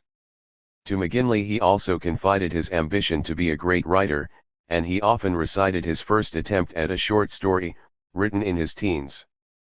About a boy on his way to visit his girl, it began, Jimmy Trevelyan walked up the winding path. It was early May and in the treetops the birds, drunk with the wine of spring, sang their roundelay. Ed Keel, O'Neill's erstwhile roommate in New York, used to join them now and then and the 3 would make their way to Holt's grocery store on Main Street, which, like many groceries of the period, had a barroom in the rear. The chief attraction for O'Neill at Holt's was a bartender named Adam Scott. Scott was a powerfully built Negro of over 6 feet, with arms that hung below his knees, huge hands, and a round, bald pate. Though he tended bar during the week, he was an elder of the Shiloh Baptist Church on Sundays. Before taking a drink himself, he would always rub a drop or 2 of the liquor into his head, then, raising his glass, he would exclaim, "My best to every human being who breathes the breath of love." His rival for political leadership in New London's Agro community was a man named Jim Lewis, head waiter at the Crocker House. O'Neill would tease Scott, pretending he had heard that Lewis was becoming a threat to Scott's supremacy. "I'm a God-fearing man," Scott would say, "but someday I'm going to forget my I folly ghost and slap the bejesus out of that baby." Do you reconcile yourself, Adam, McGinley or Keefe might ask him, to being religious and tending bar? "Lrn a very religious man," Scott would reply, "but after Sunday, I lay my Jesus on the shelf." Scott, who appointed himself a kind of unofficial bodyguard to Eugene and his friends, would tell them, "I gotta look after you boys. I gotta see nothing happen to you boys." Scott's impressive personality was employed by Neill in one of his major works, The Emperor Jones. While part of the play came from other sources, it was Scott's bravado, his superstition, his conviction that he was a religious man, that became the traits of Brutus Jones. O'Neill even reproduced some of his figures of speech, as in this line: "Doesn't you now Dex got to deal wid a man was member in good standin' o' de Baptist Church? Bub it don't get me nothin' to do missionary work for de Baptist Church. Ise after de coin, and I lays my Jesus on de shelf for de time bane." O'Neill's social life continued to be centered in Doc Connie's Second Story Club, which convened nearly every night during the summer of 1912. Sometimes, instead of meeting in Doc's office apartment, the club members would repair to a cottage Ganny had acquired on the Niantic River, on the other side of New London from the Thames. There they would take turns cooking, all except Eugene, who could no more share the amateur chef's enthusiasm for preparing food than for eating it. Doc Gans, who was subsequently married to and domesticated by a vivacious woman much younger than himself, was at that time interested in a woman named Kate. His relationship with Kate did not enhance his reputation among the respectable citizens of New London. On one occasion the members of the Second Story Club disguised Kate as a man in order to smuggle her into the all-male audience at a cockfight.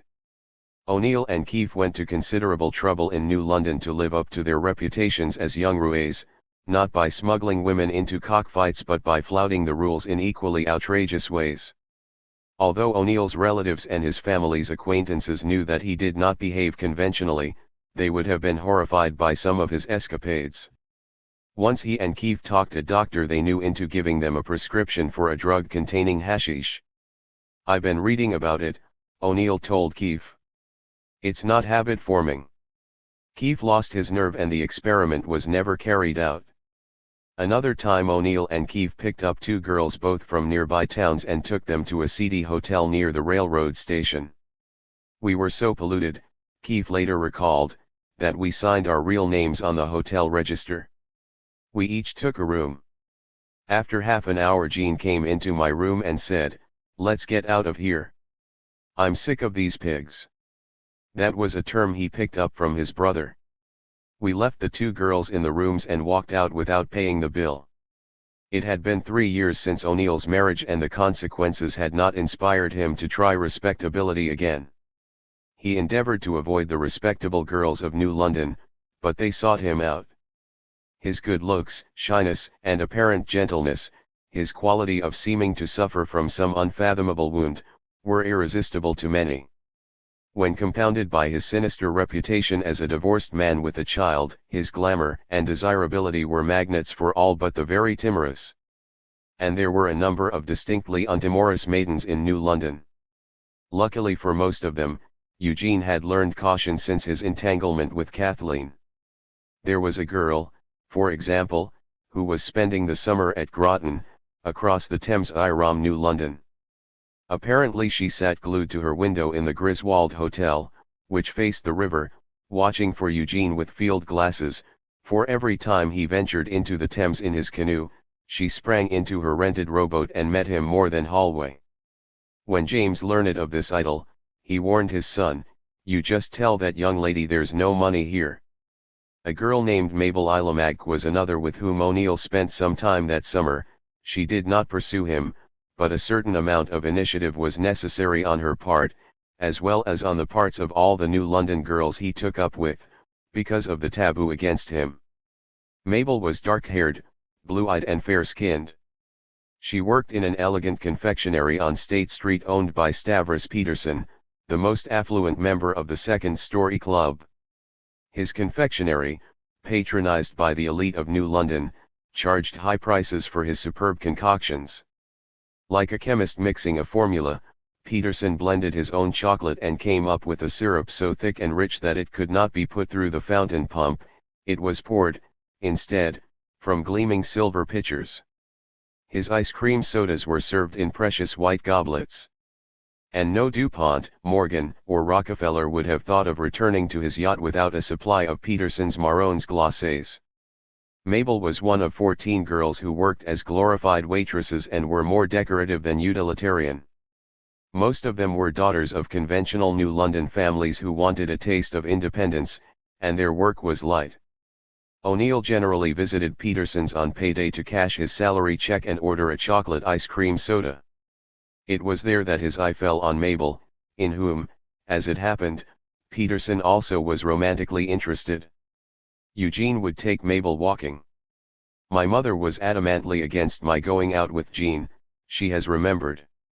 "He called for me once or twice at my home and my mother was openly hostile.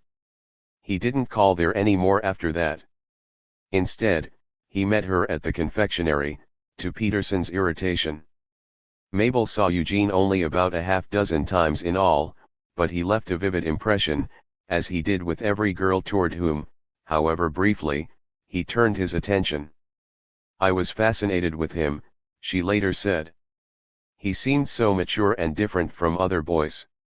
I was flattered to be getting attention from a man like that." Mabel could not reconcile what she had heard of Eugene's evil reputation with his behavior to her. "He never used bad language, and was always polite," she recalled. "He was the perfect gentleman. He never even tried to kiss me. He used to call me Queen Mab and he wrote a couple of poems for me, which I put inside a magazine to hide from my mother." She added ruefully that the magazine was thrown out one day with the poems. Toward the end of September O'Neill met the girl who, exactly 20 years later, served as the model for the young heroine, Muriel Macomber, in Wilderness. Although in 1912 O'Neill himself was nearly 24, and by this time quite different from the Richard Miller of his play, their romance had very much of the same breathless, innocent quality with which O'Neill tenderly imbued the relationship between Muriel and Richard. The clandestine meetings, the parental disapproval, the exchange of notes through an intermediary, and the earnest plans for marriage were nostalgically recalled elements in O'Neill's courtship of the girl he fell in love with in the early fall of 1912. Her name was Mabel Scott and some of her friends called her Scotty. She was tall and slender, with long, light brown hair, large blue eyes, a peaches and cream complexion, enchanting dimples, and a soft, appealing voice. Doc Ganny, who was a connoisseur, and who had watched Mabel stoop to make a graceful adjustment to her garter one day, regarded her without reservation as a beauty. Mabel was the granddaughter of Captain Thomas A. Scott, who had built Race Rock and Sarah's Ledge, two famous lighthouses in Long Island Sound.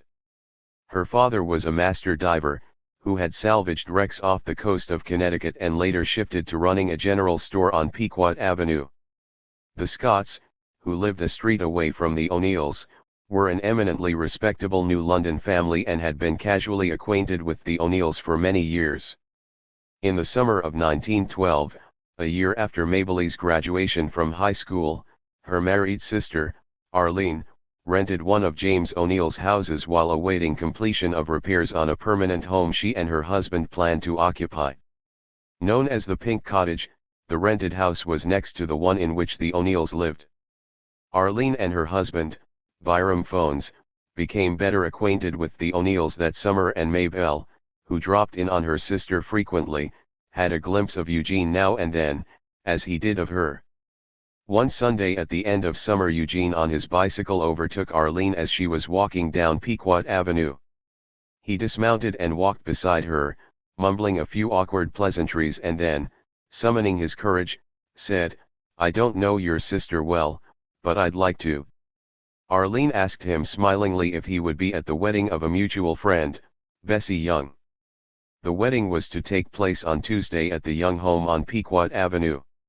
Eugene replied he would be there. "Well, then you'll meet my sister," said Arlene. Bessie had been a childhood friend of his. Her father, a deep-sea diver, had died in 1905 and her young, widowed mother took in table boarders. The O'Neills had been patrons there during periods when Ella found herself unable to cope with the problem of domestic help. All the O'Neills had been invited to the wedding, and although Ella declined, she invited Bessie to her house and asked her to accept the loan of table napkins for the reception. As a wedding gift, she gave Bessie 2 fine pieces of cut glass. Mrs. O'Neill was very refined, Bessie recalled. She always wore a hat, even when she came up the block to have her meals at our house. Often she'd skip a meal, and Mr. O'Neill would explain that she was ill. I always felt there was something strange about her. But Bessie had no inkling that it was narcotics addiction. As it happened, O'Neill was assigned by the Telegraph to cover the wedding scheduled to take place in the evening. Fearful that he would not be able to impress Mabel sufficiently in the role of a reporter, he got himself up in a black silk cape and top hat borrowed from his father. He had had the foresight to grow a small mustache, an adornment which periodically appeared and vanished that summer. With the garments he borrowed a bit of his father's technique as well. Learning, when he arrived at the Youngs, that Mabel was among a group of girls fluttering in last-minute excitement around the bride in an upstairs room, he stationed himself at the foot of the staircase. He could not descend a staircase in the style of Monte Cristo to achieve his effect, but he did the next best thing. As he heard girlish voices taking leave of the bride, he majestically ascended the steps and managed to confront Mabel on the landing. He made her a sweeping bow and murmured, "At last, we meet," fixing his dark eyes on her astonished blue ones. There was no time to pursue the effect, for O'Neill did have to take a few notes and make himself agreeable to the other guests, among whom was Mabel Ramage. After the ceremony, O'Neill bundled up his cape and hat, mounted his bicycle and sped to the Telegraph office, where, inspired by thoughts of the delectable Mabel, he dashed off the following story that appeared in the paper the next day, September 25.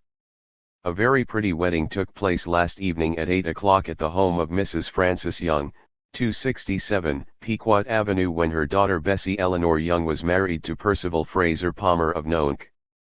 The marriage service was performed by the Rev. J. Romaine Danforth of the First Congregational Church in the city. The bride wore a charming gown of crepe meteor over white satin trimmed with silk lace and carried a shower bouquet of Killarney roses. The bridesmaid was Miss Jenny Payne, who wore white lace over pink satin and carried a bouquet of pink roses. The best man was Frederick Anderson of Staten Island. Miss Faith Howard and Miss Mildred Howard acted as flower girls and preceded the couple carrying baskets of pink carnations. Miss Anjanetta Appledorn was the pianist and played both the Mendelssohn Wedding March and the one from Lohengrin. The young ladies who served were, Miss Mabel Scott, Miss Mildred Culver, Miss Jenny Strickland, Mrs. Byram Phones, Mrs. Eric Barr. O'Neill did not trust the effect of the cape to last until the next day. He telephoned Mabel at 10:30 that night and asked if he could see her again. He need not have been anxious. "I was terribly impressed with Eugene," Mabel said years later. "Aside from his being so handsome, he was vastly sophisticated and, of course, I knew that he had been married and had a child. As a matter of fact, when I first began seeing him, he was still married." Although an interlocutory decree had been awarded Kathleen in July, the divorce did not become final until October. Critics have remarked that O'Neill's omission, in Long Day's Journey into Night, of any reference to his married state in the summer of 1912 was rather extraordinary. Here, again, the Freudians are quick to point out that the fact was on his mind, as indicated by his introduction into the play of a servant girl named Kathleen, the only member of the cast of characters who was not a Tyrone. It is easy to understand O'Neill's fascination for a sheltered girl like Mayhella, the actress Lillian Gish, who became a friend of O'Neill's years later, once remarked that she had found it very impressive to learn how fully he had lived at such an early age. Although Mabel was more than willing to be in Eugene's company, she discovered that her family, with the exception of her sister, was far from happy about the relationship. Mabel was hurt and bewildered by their attitude.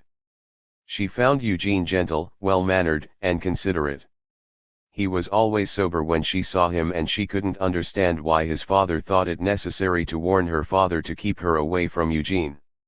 When she heard that James had told her father she was too good for Eugene, that he was a no-good, drunken loafer, it simply drew her closer to him, for she was absolutely convinced that there was no truth in James's statements. She was intelligent, sensitive, surprisingly free of small-town prejudices, and self-confident enough to trust her own judgment. Even when James, trying to enlist the help of Mabel's mother in breaking up the romance, told her that his son fell for every pretty face he saw, Mabel refused to believe anything bad of Eugene. But there was no point in flaunting her defiance of her parents, so Mabel took to visiting more and more often at her sister's house. Arlene, despite the fact that her husband also disapproved of Mabel's seeing Eugene, refused to join forces with the rest of her family. She was convinced Mabel could be trusted to follow her own judgment and that it was nobody's affair but her own and Eugene's. Mabel would come to Arlene's house and, soon after, Eugene would amble over from next door. Arlene realized that the meeting had been prearranged. Their dates consisted mostly of quiet walks on the outskirts of town, as any appearance in a public place was instantly reported as scandal and stirred up Mabel's family anew. Once they went together to the Lyceum Theatre to see The Bohemian Girl, so incensing Mabel's family that they subsequently eschewed all public appearances. They had very few friends in common who were willing to flout public opinion by entertaining them together, but Eugene's boss, Frederick Latimer, and his wife were among those willing to take the risk. The Latimers had them to dinner a number of times, and a friend who lived up the Thames, near Norwich, risked censure by inviting them to his house occasionally. And once they spent a few hours together on a yacht belonging to a neighbor of the O'Neills. Mabel and Eugene saw each other nearly every day for more than a month.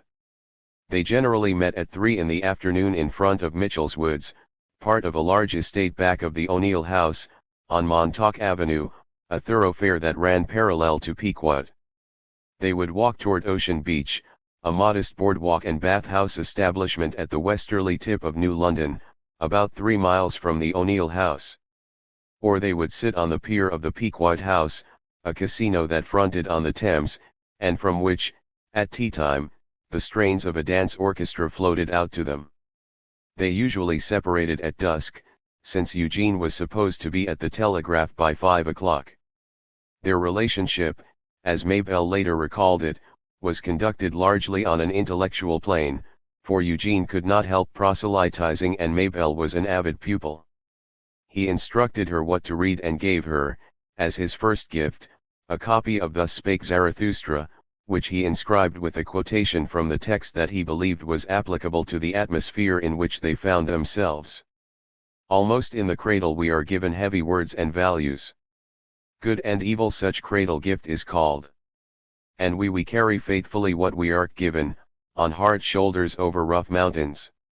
And when perspiring, we are told, yeah, life is hard to hear. But man himself only is hard to hear. The reason is that he carrieth too many strange things on his shoulders. But he hath discovered himself, who saith, This is my good and evil. Thereby he maketh mute the dwarf who saidly, good for all, evil for all. Mabel not only read and labored to understand the book but tried to persuade her friends to read and accept it. This was one of the things that upset her family. Eugene continued to present her with books. He gave her volumes of Schopenhauer and Wilde and she dutifully read and discussed them with him. They wrote each other several letters a day, even though they were going to meet later. Most of the letters, far from discussing sentimental matters, dealt with the texts of the books Mabel was reading under Eugene's supervision. In his letters Eugene would ask Mabel to pay special attention to one or another passage, or he would interpret some bit of philosophy he thought she might misunderstand. There were, however, tenderer messages and poetry mixed in with the lectures, such as the following. My sentiments as expressed by Arthur Symons. I wandered all these years among a world of women, seeking you. Ah, when our fingers met and clung, the pulses of our bodies knew each other, our hearts leapt and sung. Like it? Have you my Oscar Wilde with you? Just want to know, that's all. Answer all questions this time like a good big girl. Eugene also sent Mabel many poems of his own creation, which she kept even after O'Neill had disappeared from her life. In addition to these personal poems, he gave her the poetry subsequently printed in laconics, and also the original, penciled version of Free. All the love poems he wrote for laconics were written with Mabel in mind. Only You, which appeared a few days after he met her, is typical. We walk down the crowded city street. Thus, silently side by side. We loiter where mirth and misery meet. In an ever-refluent tide. You thrill with the joy of the passing throng. Or echo its weary sighs. You gaze at each face as it hurries along. But I only see your eyes. I only see your eyes, my love. I only see your eyes. For happiness or misery are only real when seen by me. Reflected in your eyes. We walk down the crowded city street. Lingeringly, side by side. You throb with the city's ceaseless beat. While I in a dream abide. For how can its harsh triumphant din make me shudder or rejoice? When the only sound in the dream I'm in is the music of your voice. The music of your voice, my love. The music of your voice. The world's vibrating symphony seems vague and most unreal to me. I only hear your voice. Of the poems that were too personal or too serious to submit to the telegraph, two are interesting for their preoccupation with phantoms grim, dead pleasures, ghosts and murdered youth. Eugene also copied for Mabel an earnest Towsand prayer, indicative of the struggle he was still waging with his Catholic heritage. It was sprinkled with references to thy terrible judgment seat and thy angry glance, and was hopeful of a choice of graces. Mabel and Eugene had an eager ally in Mildred Culver, who was Mabel's best friend. Mildred, who had grown up in New London with Mabel, was almost as fascinated by Eugene as was her friend and was delighted to act as go-between in the romance. In addition to carrying notes, she also helped arrange a number of their secret meetings. Her mother was a schoolteacher, and the Culver house, 3 blocks away from the O'Neills, was often empty. Mildred would leave Eugene and Mabel alone in a room of her house, and keep a lookout for her mother, for Mrs. Culver, too, took a dim view of Eugene's reputation. Mildred, however, shared Mabel's opinion that Eugene was maligned by their elders, and she was convinced that he had no evil intentions toward Mabel. I think he loved her because he knew she loved his true self. He wasn't used to her kind of girl, she was a complete surprise to him, Mildred once observed. Eugene and Mabel rarely quarreled and were nearly always happy together. Because he seldom showed Mabel his brooding, somber side, or breathed a hint to her of the pain-lull relationship with his parents and brother, she was startled by the revelations in Long Day's Journey into Night. I have no recollection of Gene being disturbed about his family, Mabel said. He never gave me the impression that he resented his father, and even took it calmly when James O'Neill warned my parents against him. Once Eugene told Mabel, in rebuttal to those who claimed his reputation was unsavory, I am not responsible for filling any of the orphanages or cemeteries in New London. It never occurred to her to doubt him. I do remember, Mabel said, that he was always short of cash, and didn't dress especially smartly, but he was never sloppy. Mabel knew that Ella was ailing but had no chance to observe her at close quarters. James she knew fairly well, and liked except for his to her inexplicable attitude toward Eugene. Jamie, although she barely exchanged 2 words with him, she detested. He really was a drunk and a slob, she said. And he had a nasty way of looking at people. Mabel C. knew that Eugene had tried to commit suicide.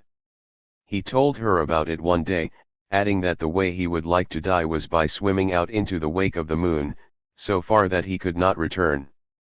Apparently that was an effective image, for he evoked it also for Mildred Culver and a number of other girls who never forgot it.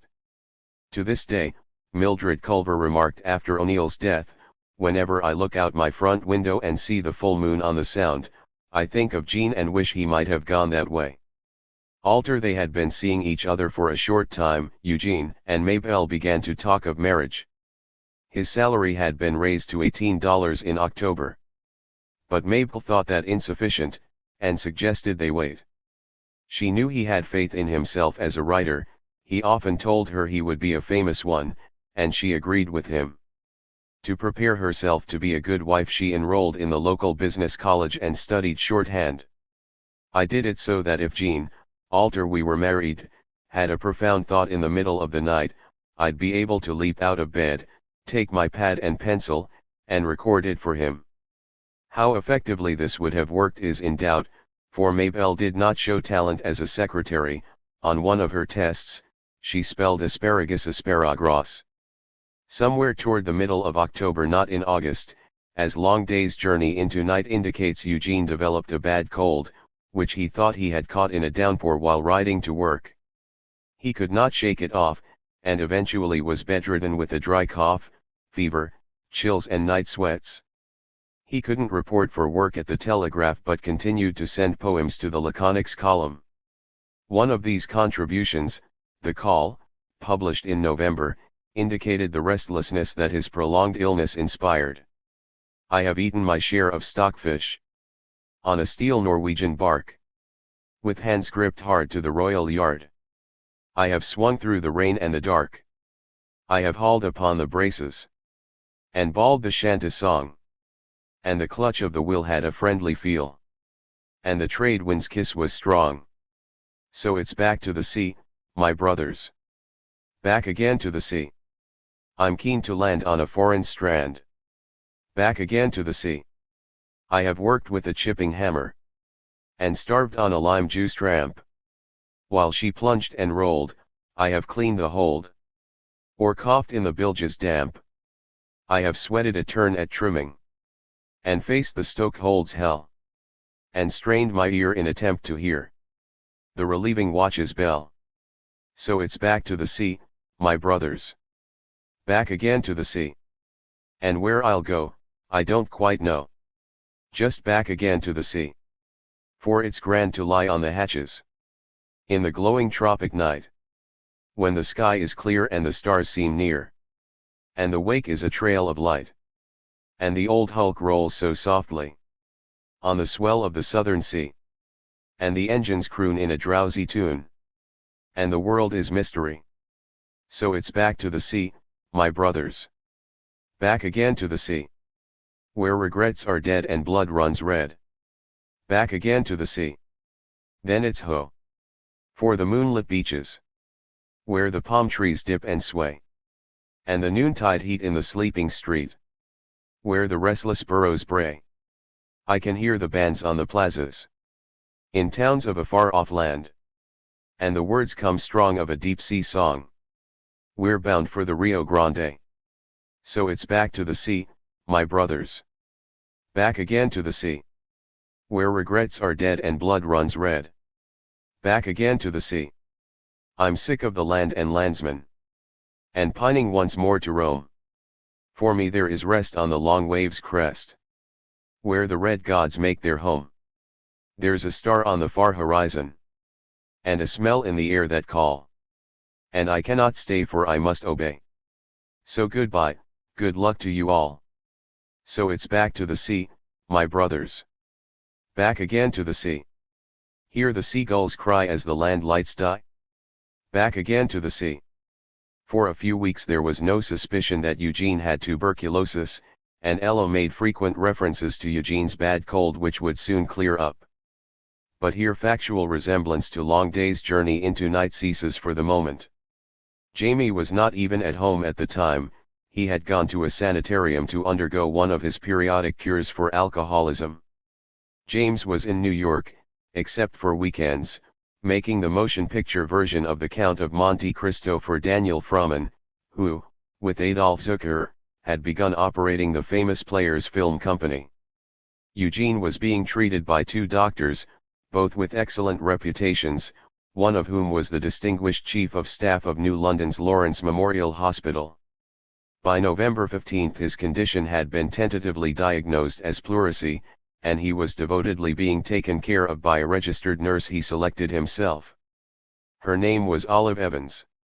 The nurse, who had patience, understanding, and a sense of humor, was about the same age as Eugene and had known him casually for many years. She was called on the case by Dr. Harold Heyer, who was assistant to New London's leading surgeon, Dr. Daniel Sullivan. Both doctors were regarded highly and bore no resemblance to the quack O'Neill described as having taken care of him in Long Day's Journey into Night. There was a New London doctor who was known as the town quack and to whom O'Neill may have been referring in Long Day's Journey into Night. This doctor's fee was 25 cents, and stories of how he opened boils with a penknife and allowed children to die of ruptured appendixes were legion in the town, and it is conceivable, though unlikely, that Ella went to him for morphine prescriptions. It was Dr. Heyer who ordered Eugene to bed when he developed fever, and suggested that a nurse attend him. Eugene asked him to send for Olive, in preference to a stranger. At first Jean was very ill with what we thought was a bad cold, Olive later recalled. He had a high fever and had to stay in bed and have cold bed baths to bring his temperature down. He was very shy and modest, and I had to put him at ease when I bathed him by repeating what I had often heard my nursing superintendent say to patients: "I think no more of washing a back than of washing that door." Olive tended Eugene constantly, taking off only 4 hours a day. He coughed a great deal and fluid developed in his right lung. Dr. Heyer, who paid daily visits, called Dr. Sullivan to draw off the fluid with a hollow needle. He had to puncture the lung through the chest to do this. It was terribly painful, Olive said, but Jean was very brave, there was hardly a grunt from him. Once the liquid had been drained on November 26, Eugene felt much better. His fever went down and he was allowed to get out of bed and sit in a chair facing the sun. But he had to rest a great deal, for he was subject to occasional hemorrhages. Eugene occupied the front bedroom on the second floor, which overlooked the Sound. Olive had a room directly across the hall. According to Olive, O'Neill's was the best room in the house. He read a great deal in bed, spent considerable time writing, and showed Olive snatches of dialogue and sketches of characters and notations about settings for plays, including a description of a character called Chris. He informed Olive he had gone to sea partly because he thought he might want to write someday, and it was a way of obtaining material. He kept his notes in an old-fashioned bureau that had divided drawers. Olive thought him a brilliant boy, but a little warped. Olive told Eugene that in her opinion a lot of his ideas for plays were immoral. "You are so naive," replied Eugene. "If I didn't want to be polite, I'd say stupid." Having discovered Olive's weak spot, he pressed his advantage, and attempted to shock her with stories of his love affairs in New York and Buenos Aires and of the derelicts he had lived with at Jimmy the Priest's. Once he told Olive that his parents happened to see him and Jamie with a couple of girls, and Mr. O'Neill warned his wife, in earshot of the boys, "Now aren't you proud of your sons? Look at those tarts." O'Neill recalled the story in criticism of his father. "The old man is always throwing up what we do," he said. Now and then, O'Neill succeeded in embarrassing Olive with his lurid stories. Later, other girls told me how he used to try to scandalize them, Olive said. But he didn't only enjoy shocking women, he loved to shock men, too. A number of men I knew took a strong dislike to him. The man I later married was one of them. But Olive was not put out enough to consider leaving the case. She had, as a matter of fact, by this time become involved in his romance with Mabel and was a coolly amused observer. Ella had found out about the notes passed between Mabel and Eugene and asked Olive not to act as messenger. Her reason, unlike James's, for discouraging the romance was that Mabel was not good enough for Eugene. When Eugene started feeling better and was able to go outdoors occasionally, he found a different way to make use of Olive. On weekends Eugene would persuade her to suggest that James hire a carriage, on the grounds that an outing would expedite his recovery. After riding with her patient a few blocks, Olive accommodatingly left the carriage, and Eugene picked up Mabel at a pre-arranged spot. After one such meeting, Eugene came home in a rage. He told Olive he had been riding with Mabel an hour, and that she refused to remove her veil so that he could kiss her. His anger subsided long enough for him to compose a poem called Love's Lament. He signed it Tygene Teo and sent it off to the Telegraph, where it was duly printed. There ain't no nothing much no more. And nothin' ain't no use to me. In vain I pace the lonely shore. For I have seen the last of thee. I seen a ship upon the deep. And signaled this here fond lament. I haven't did a thing but weep. Since thou hast went. Alas! For I ain't one of they. What hasn't got no faith in love? And them fond words of yesterday. They was spoke true, by heaven above. Is it all off twixt I and you? Will you go and wed some other gent? The things I done, I'd fain undo. Since thou hast went. O love! I done what I have did. Without no thought of no offense. Return, return, I sadly bid. Before my feelings get intense. I have gave up all wealth and show. I have gave up all thoughts of fame.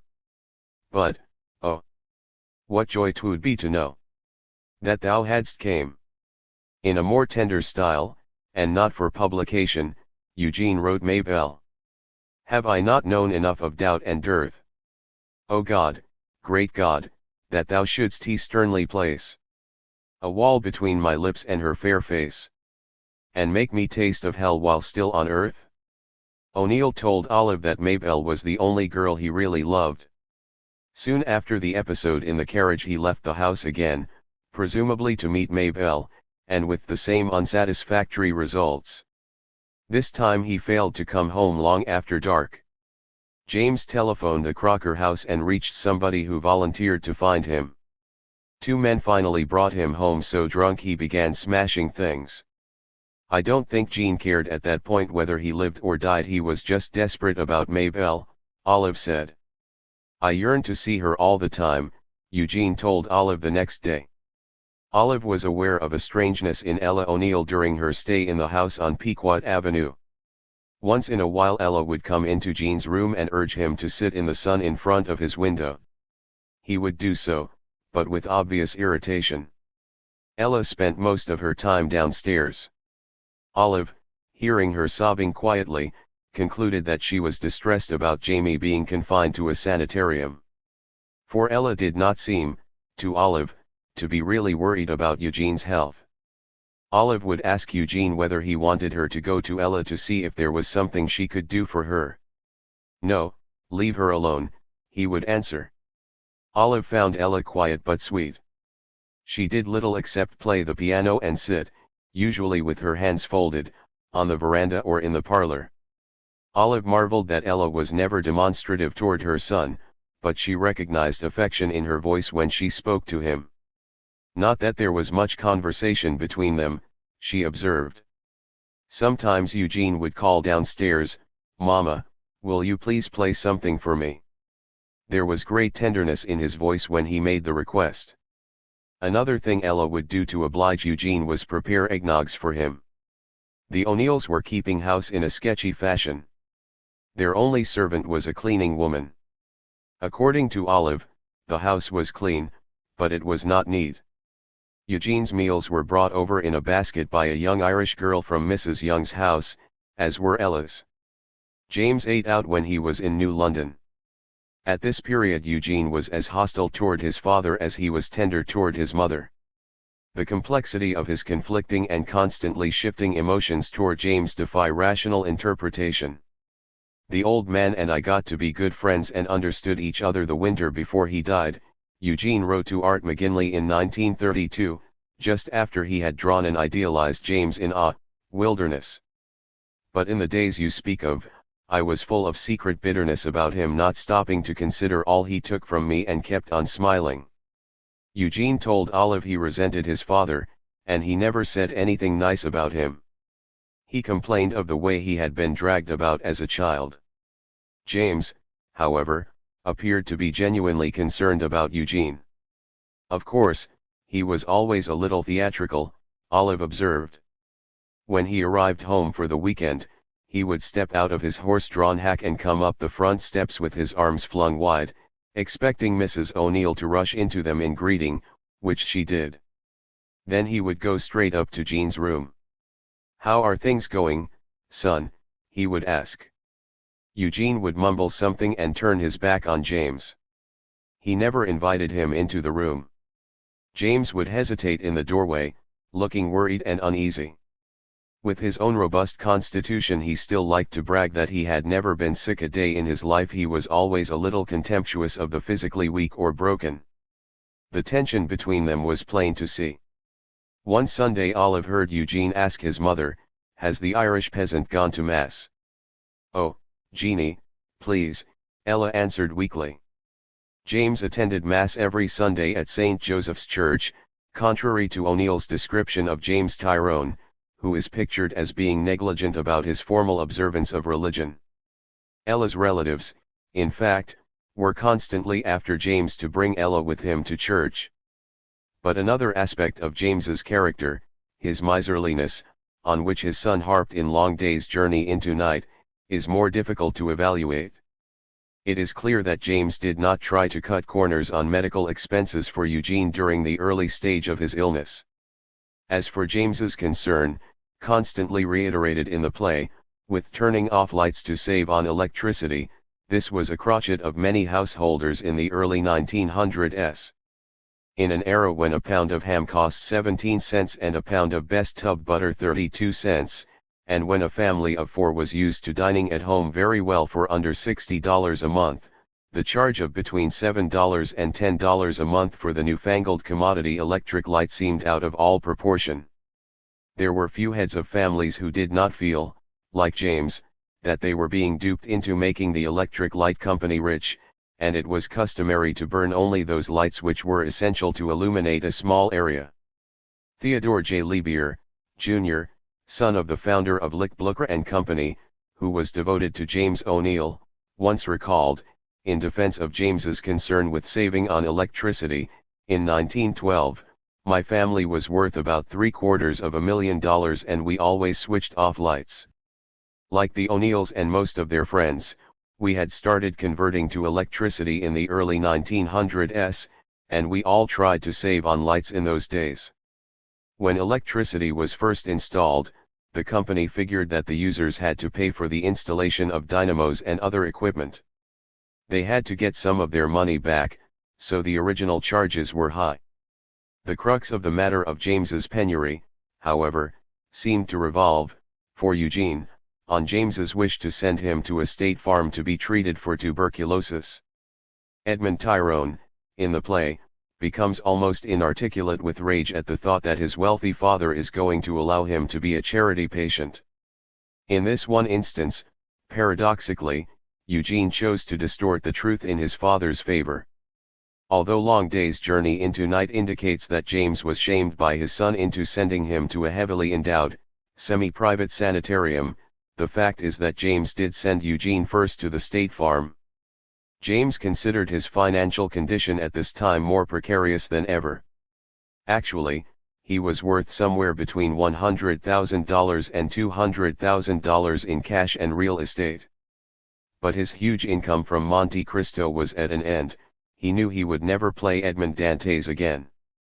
In addition, another film company came out first with a 3-reel Monte Cristo photoplay. James's 5-reel version could not be widely released. There was no market for 2 Monte Cristo movies. "I remember how bitterly disappointed Mr. O'Neill was when it was decided the picture would not be released," Olive Evans said. Although it was shown in a few theaters that had not taken the competing movie and was advertised as the first feature-length film ever produced in the United States, James's Monte Cristo was soon withdrawn. It is true that James had accepted a role in a projected Broadway play, for which his salary was to be $400 a week, but he had no guarantee that it would be a success. He was convinced that his earning days were over, and since neither of his sons was able to support himself, he saw the poorhouse glooming.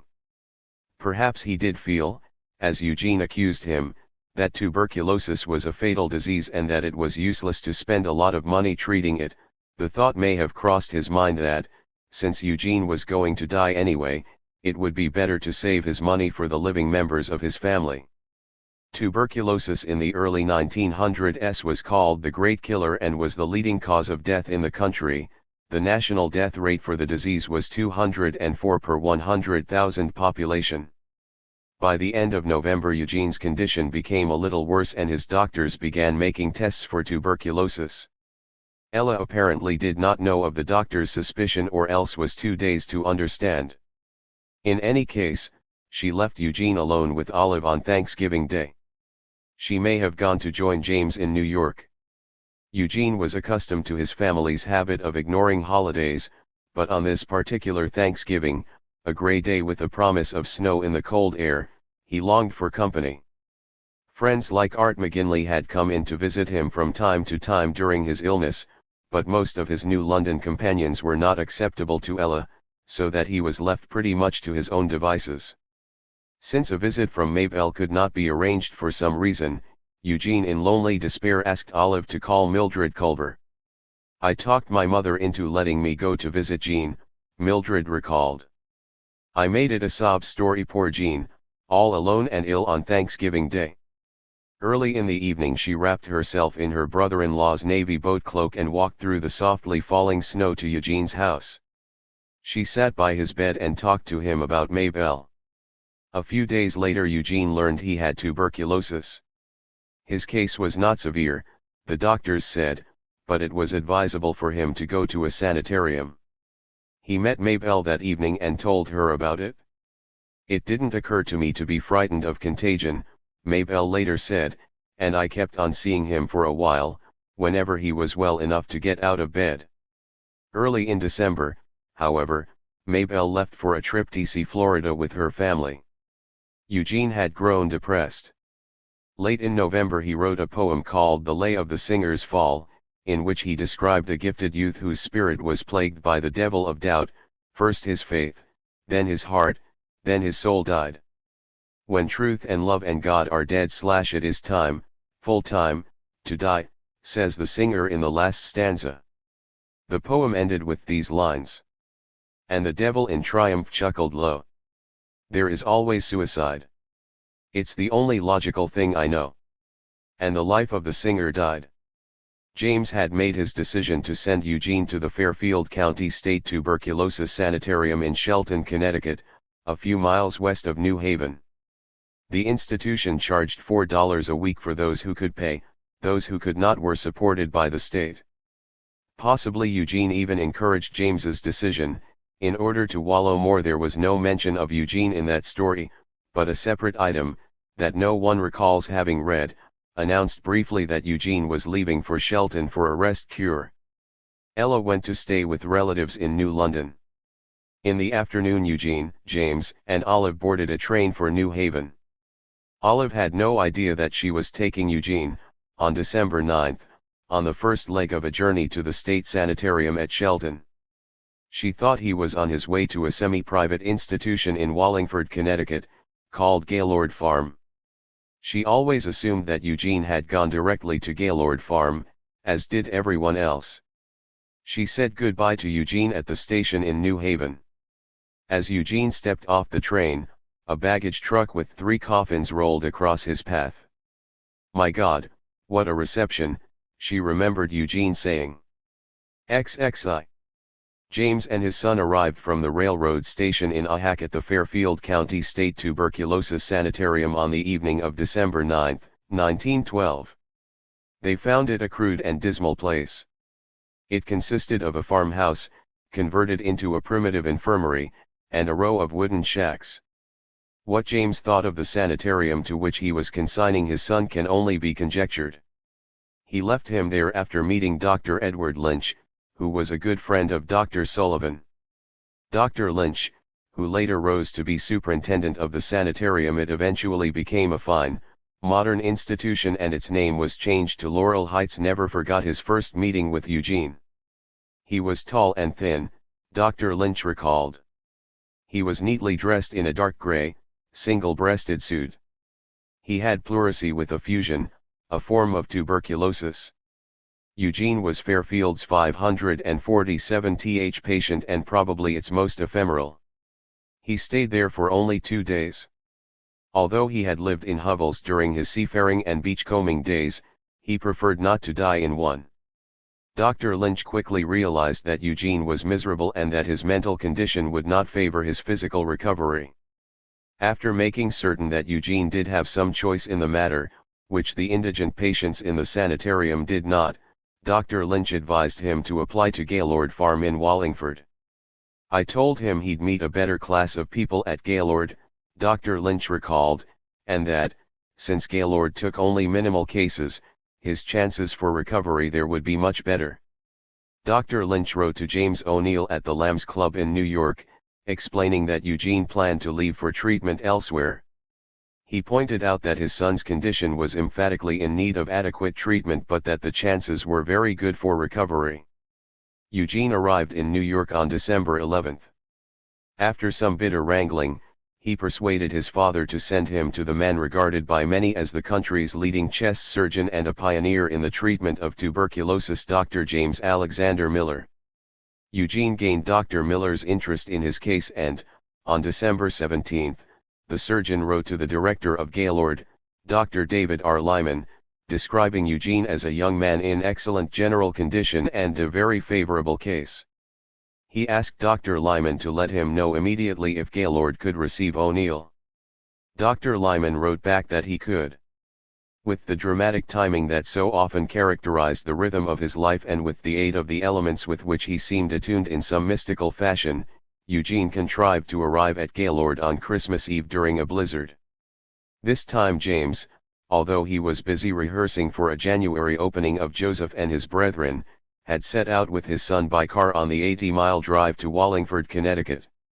They had a hazardous trip and Eugene arrived much later than expected by the sanitarium staff. One of the patients has remembered being told that the O'Neill car had broken down on the way. Eugene's impressions of Gaylord have been accurately recorded in his play, The Straw, written in 1918 and 1919.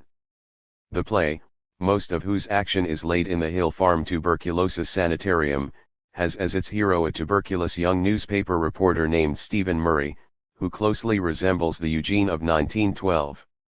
Like Eugene, Murray begins writing seriously at the Sand during his enforced period of physical inactivity. In a number of ways O'Neill's description of him is a self-portrait. A tall, slender, rather unusual-looking fellow with a pale face, sunken under high cheekbones, lined about the eyes and mouth, jaded and worn for one still so young.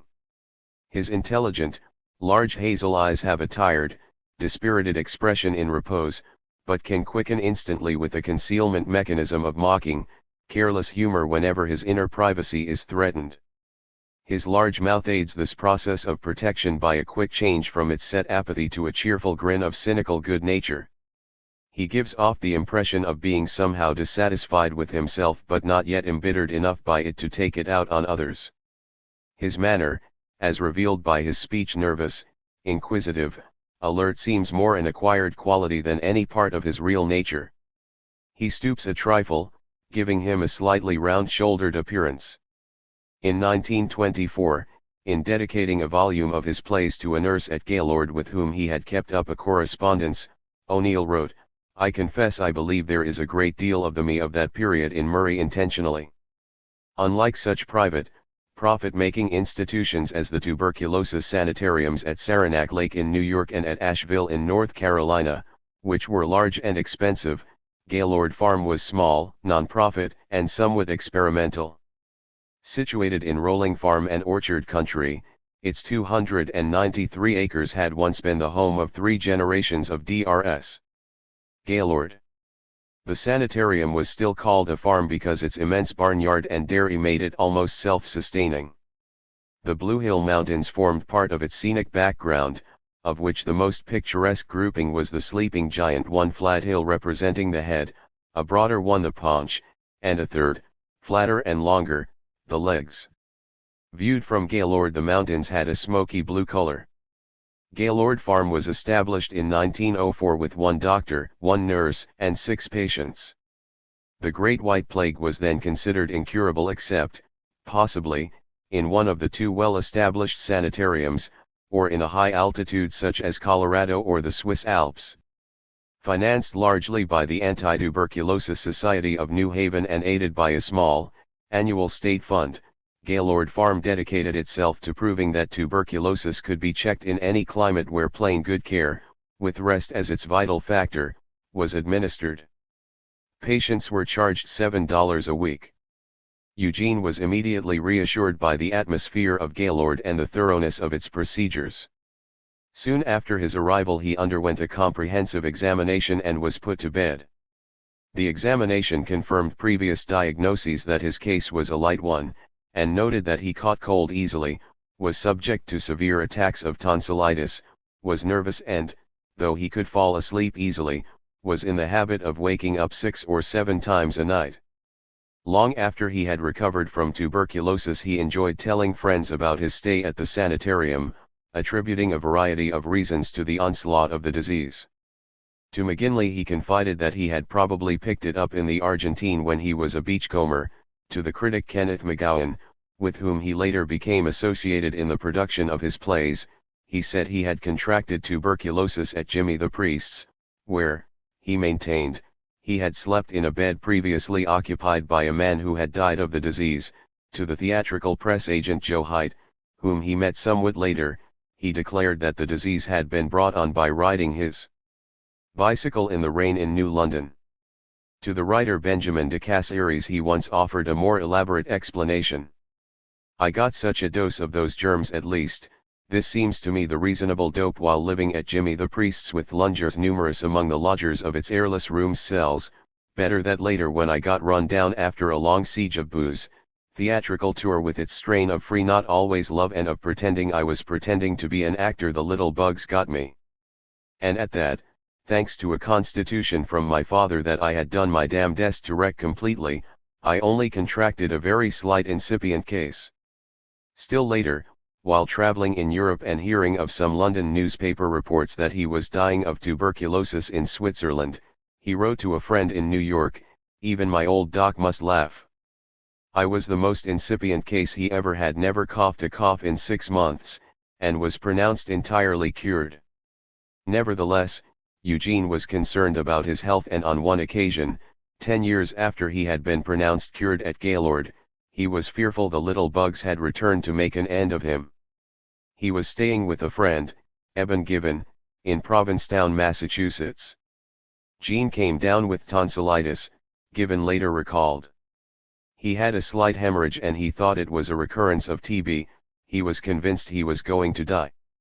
My father, who had some medical knowledge, examined him and was able to assure him that there was nothing wrong except a little burst blood vessel in his throat. There is no doubt that O'Neill grew acutely conscious of the state of his health once he seriously began writing, at 25. He collected doctors the way a sportsman collects game trophies and proudly sustained friendships and correspondences with many of the dozens of physicians of various specialties and qualifications who were called in to attend him during the last 40 years of his life. While it is true that during his final 12 years he was gravely ill, so ill that a series of specialists could do little to help him, it is also true that prior to this period he often imagined himself in worse condition than he actually was, and delighted in bagging a fresh doctor for his collection. In 1912, when O'Neill became a patient at Gaylord, its guiding force was a 36-year-old Buffalo-born doctor named David Bussell Lyman, who had been educated in Virginia. He turned up in O'Neill's play, The Straw, as Dr. Stanton, described by O'Neill as follows: "A handsome man, with a grave, care-lined studious face lightened by a kindly, humorous smile. His gray eyes, saddened by the suffering they have witnessed, have the sympathetic quality of real understanding. The look they give is full of companionship, the courage-renewing, human companionship of a hope which is shared. He speaks with a slight southern accent, soft and slurring." A former TB patient himself and later a member of the medical staff of Dr. Edward L. Trudeau's Saranac Sanitarium, Dr. Lyman had taken charge of Gaylord at its inception, when he was only 28. With the devoted assistance of a trained nurse named Florence R. Burgess, a widow 9 years his senior, Dr. Lyman helped make Gaylord into a model tuberculosis sanitarium, where new methods were tried and proved. In 1912 X-ray had not yet been employed for diagnosis, nor had any miracle drugs been discovered to fight the disease. Gaylord placed great emphasis on a home-like, benevolent atmosphere. Training in self-care was stressed, much in the same way that an educational institution might instruct its students. Gaylord patients, in fact, regarded themselves upon discharge as graduates of a beloved alma mater. Some years after leaving Gaylord, O'Neill humorously signed a letter to Dr. Lyman, "Your alumnus, Eugene O'Neill." The patients looked on Dr. Lyman, whom they affectionately called Dr. David, as a heaven-sent benefactor devoted to their struggle to conquer the disease. Each step toward recovery was like the mastery of a difficult lesson, and was rewarded by a specific privilege. During the first 3 or 4 months of a patient's stay at Gaylord, he was confined to bed in the main building, called Tuttle Infirmary, which accommodated 31 men and women. As he gained in weight and strength, he was allowed, first, the privilege of walking unescorted to the bathroom and, second, taking an unassisted tub bath. If he continued to gain during the next 2 or 3 weeks, he was permitted to sit for an hour in a reclining chair between bed periods, then to be transferred to one of several cottages on the grounds, and later to leave bed for 1 meal, then 2, and finally 3. If no setback occurred during this time, he was allowed to go to the main hall for social activities, such as playing cards or checkers. After that came sessions of regulated exercises, first, a daily walk of 15 minutes, which was gradually increased to 1 hour in the morning and 1 hour in the afternoon. By the time he reached this point, the patient was ready to be discharged. Because he had only a touch of TB, O'Neill moved more rapidly from one step to the next than the majority of patients, whose stays averaged about 13 months. With the regimen of rest and wholesome food, milk was a diet requirement, and most of the supply was produced on the farm. O'Neill gained 12 pounds within 4 weeks. By the end of January, with his weight up to 158, he was ready to move into a cottage. Hart Cottage, the gift in 1905 of a New Haven businessman, was of the approved type for tuberculosis patients. Because fresh air was considered an important part of the treatment, O'Neill slept on one of the cottage's 2 open porches even in the bitterest winter weather. The enclosed middle section of the cottage, which accommodated 4 patients, consisted of a dressing room with clothes lockers. By the middle of February, O'Neill's weight was found to be above normal, and his appetite good. While he had no cough or fatigue and did not complain of pain, he still had a slight drawing sensation at the right base. The staff and patients were aware that Eugene was the son of James O'Neill. Many of them had seen James in Monte Cristo.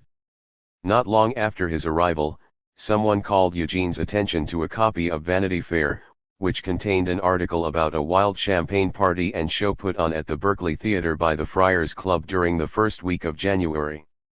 The show, a mock trial entitled A Giggle, listed James as a member of the cast. He played the defendant charged with putting the bull in Bull Durham.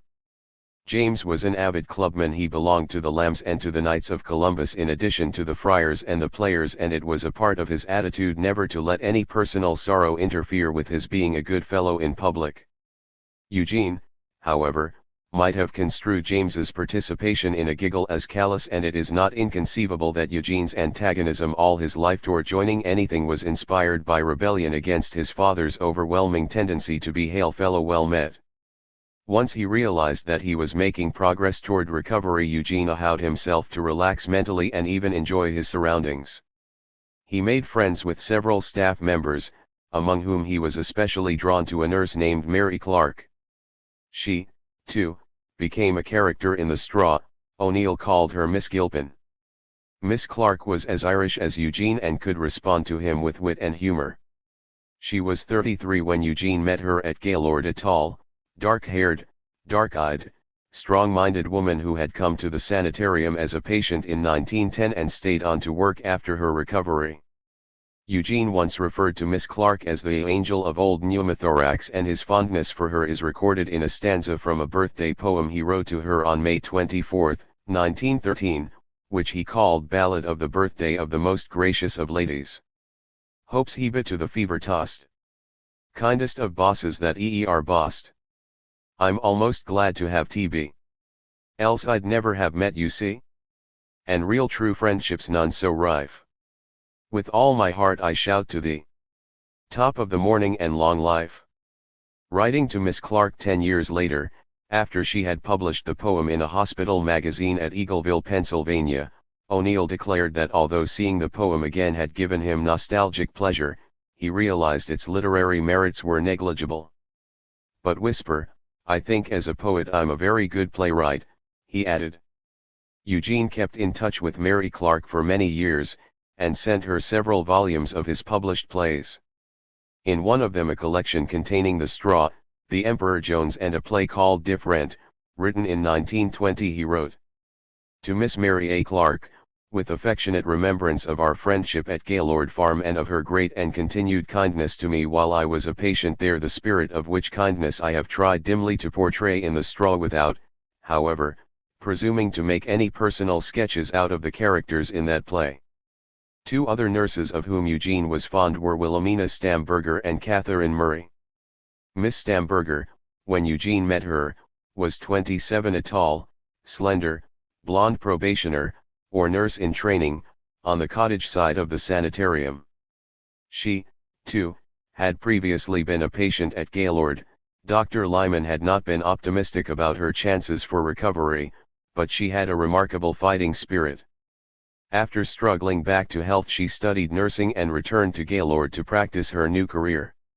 Miss Howard, in The Straw, is a composite of Miss Stamberger and Miss Murray, who died in the 1925. Catherine Murray was the nurse on duty all through O'Neill's stay at Gaylord, Miss Stamberger recalled after O'Neill's death, when she was in her 70s. I may have been the outward model for Miss Howard, but Catherine Murray was the one who used to have long chats with O'Neill. O'Neill has indicated that Miss Murray made a strong impression on him, by borrowing her surname for the hero of The Straw. And in a letter to Mary Clark in 1923, after he had lost touch with Miss Murray, he wrote, How and where is she now, do you know? I remember her interest in my writing, her genuine friendship for me. The people who at this point in his life and for the next year or two took an interest in Eugene's writing earned his undying admiration and gratitude. For Eugene had found what was to be more than his life work, a reason for life itself, or, more precisely, his reason for having suffered and searched and struggled, his justification for having been born. O'Neill expressed his public attitude about this discovery in 1923 to a reporter of a little magazine called the Journal of Outdoor Life. It was at Gaylord that my mind got the chance to establish itself, to digest and evaluate the impressions of many past years in which one experience had crowded on another with never a second's reflection. At Gaylord I really thought about my life for the first time, about past and future. Undoubtedly the inactivity forced upon me by the life forced me to mental activity, especially as I had always been high-strung and nervous temperamentally. He added, however, no, it isn't exactly true that my first urge to write came at the San. Previous to my breakdown I had done quite a lot of newspaper work, and this experience started me, although the work itself was junk of a low order. 3 years earlier, just after Beyond the Horizon had opened, calling widespread attention for the first time to O'Neill's talents, he was asked, "What was your early ambition?" "I didn't have any idea," he said. "My ambition, if you call it that, was to keep moving, to do as many things as I could. I just drifted along till I was 24, and then I got a jolt and sat up and took notice. Retribution overtook me and I went down with TB. It gave me time to think about myself and what I was doing, or, rather, wasn't doing. I got busy writing one-act plays. Since Eugene's stay at Gaylord lasted less than 6 months, he only had time to make a tentative start on the one-actors. He completed only one play, A Wife for a Life, which he later destroyed and which gave no hint of the direction his creative mind was soon to follow. He later said he had dashed it off in one night, adding that it had been intended as a vaudeville skit. But this was not a play, he maintained. In fact, my friends in vaudeville crudely insisted it was not a vaudeville skit, either. It was nothing. At the time he wrote it, though, he thought enough of it to apply for a copyright. The New London Telegraph caught his enthusiasm and printed the following item, soon after his return from Gaylord. Eugene O'Neill, son of James O'Neill the eminent actor, has written a vaudeville sketch. Mr. O'Neill yesterday received the copyright for the act from Washington. He expects to market it this fall. Mr. O'Neill has considerable literary talent, which was evidenced when he was a member of the Telegraph staff. He heretofore has confined himself to poetry and has written much worthy verse. This is his first venture into theatrical writing. It was not an auspicious venture, but because it was his first, a sampling of the dialogue should be recorded. The young hero, Jack, has been in love for a year with his mining partner's wife, Yvette. The partner, designated simply as the older man, suspects that his wife, who has since left him, had a lover, but does not know it was Jack, nor does Jack realize that his love is the wife of the older man. He proceeds to tell the older man about his sad affair. One rarely speaks of such things. I've never told you, but I will now if you care to hear it. She was the wife of a broken-down mining engineer from the States, over 20 years her senior. He was a drunken brute who left her alone most of the time. Personally, I never saw him. It was probably better that I did not. You see, I fell in love with her on the spot, and the thought of how he treated her made my blood boil. The older man, beginning to tumble to the truth, asks, in stifled tones, which Jack does not notice, "What was the name of the mining town you mention?" "I've been in that country ranks brightest in memory," he informed Hamilton on still a later date. "It was a bitter dose to swallow that day, but it sure proved a vital shock-absorbing tonic in the long run. It taught me to take it, and God knows that's the first thing most apprentice playwrights need to learn if they are not to turn into chronic winners against fate or quitters before their good break comes." His new philosophy was that tough breaks for a beginner were, as he put it, a test you have to pass through to prove yourself to yourself. If the first long play presumably O'Neill had dismissed Bread and Butter as too clumsy an effort to be included even among his forgotten works had been read by the manager to whom it was addressed, it is doubtful he would have been impressed. It was the three-act servitude, and it had nothing of the first-hand familiarity with a phase of life advocated by Hamilton. It was, in fact, an inane and immature drawing-room melodrama. If it owed its inspiration to Ibsen or to Strindberg, those two authors would not have been proud to acknowledge the debt. Its plot has to do with a successful and egotistical novelist who does not appreciate his wife. Various intricate complications, including the introduction of a second, unhappily married woman, reunite the novelist and his wife. The play is noteworthy among its author's works for only two reasons: it contains neither violence nor sexual aberration, and it has an unequivocally pat and happy ending. It, too, was later listed by O'Neill as destroyed, but was included, without his permission, in the volume published in 1950 as The Lost Plays of Eugene O'Neill.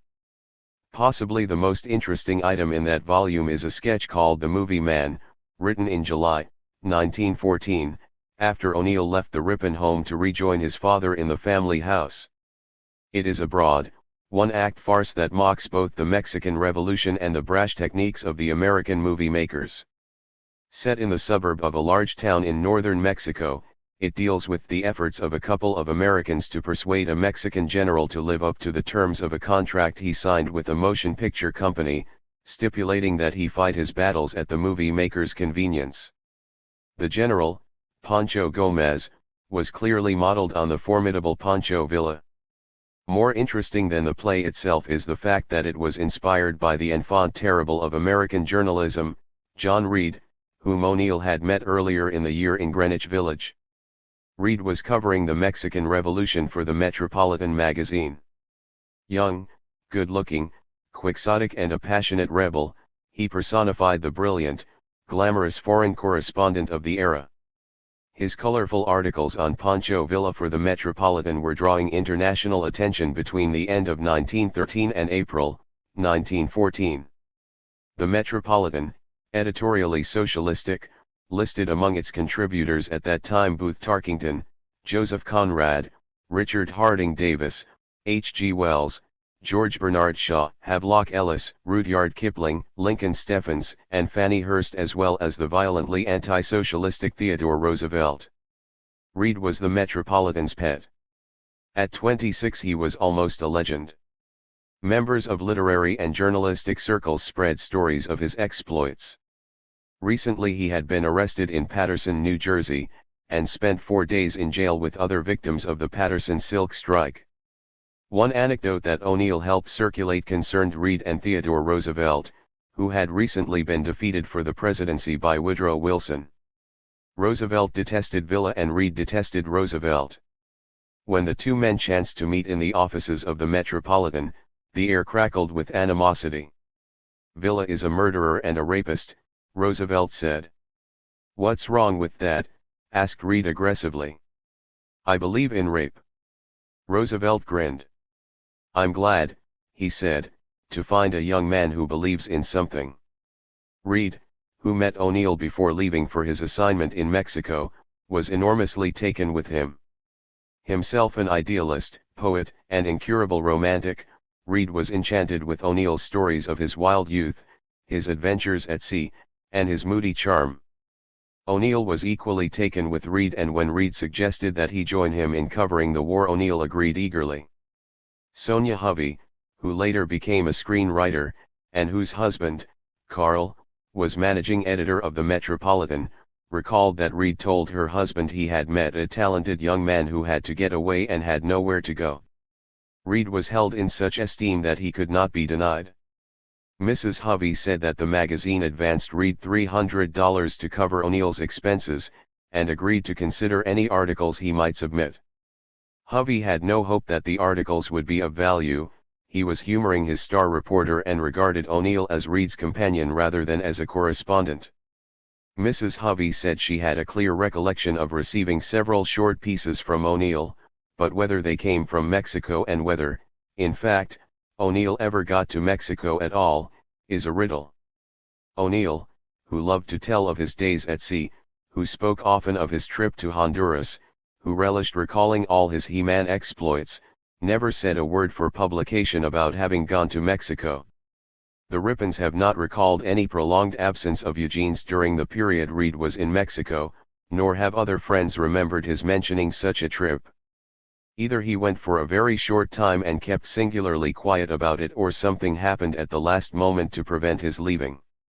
The only indication from O'Neill himself of a fleeting interest in the Mexican Revolution is the movie Man. With the writing of that play, in July of 1914, Eugene marked the end of one phase of his literary launching.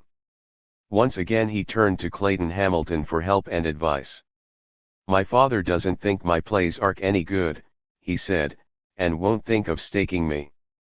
The problem, as Hamilton once recorded, was to get around his father. Eugene did not want to be put to work, he wanted to write plays, and he did not relish the idea of another winter in New London. So he asked me if I could not get the old gentleman to send him to Harvard to study with Professor Baker. Eugene allowed me to infer, with all due respect to Professor Baker, that his main idea was to get out of New London and that Harvard might be a good excuse, but his father was rather difficult to get around, because Mr. O'Neill had the ready argument that he had sent Eugene to college once before and that the boy had run away. Hamilton suggested that, since some of the one-act plays which Eugene had been trying to write were rather p-arc missing, it might be a good plan to send one or two to Professor Baker to find out what he thought about them. George Pierce Baker had been conducting a postgraduate course at Harvard called English 47 since 1905. The course and its teacher had become famous when one of its first pupils, Edward Sheldon, wrote Salvation Nell while still a student there. O'Neill, acting on Hamilton's advice, wrote to Professor Baker on July 16, 1914. His letter was at once cocky and defensive. "Let me explain my exact position," he stated. "My university training consists of 1 year at Princeton University, class of 1910. All my life I have been closely connected with the dramatic profession. My father is James O'Neill, the actor, of whom you may perhaps have heard." He went on to inform Professor Baker that, while he had read all the modern plays I could lay my hands on, and many books on the subject of the drama, he realized such a system of study was inadequate. "With my present training I might hope to become a mediocre journeyman playwright," he said. "It is just because I do not wish to be one, because I want to be an artist or nothing, that I am writing to you." O'Neill ended his letter with the hope that Professor Baker would look favorably upon this earnest desire of mine to become your student. Baker did look favorably and replied that O'Neill could enter, pending his submission of a sample of his dramatic writing. O'Neill complied and was duly notified that he was accepted. O'Neill's cousin Lil Brennan added her urging to that of Clayton Hamilton and, according to Hamilton, Mr. O'Neill was finally persuaded to send Eugene to Harvard, although he still maintained that the boy would never amount to anything. It had probably slipped his mind that nearly 20 years earlier, in an interview for the New York Mirror, James had expressed an emphatic conviction that America needed a training school for persons who wished to learn the techniques of playwriting. Now and then, James had said, a genius may write a play without any great degree of technical knowledge.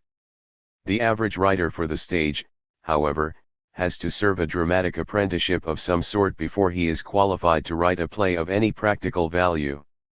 In 1914 James was more interested in investing in real estate and in gadgets than in Eugene's education as a playwright.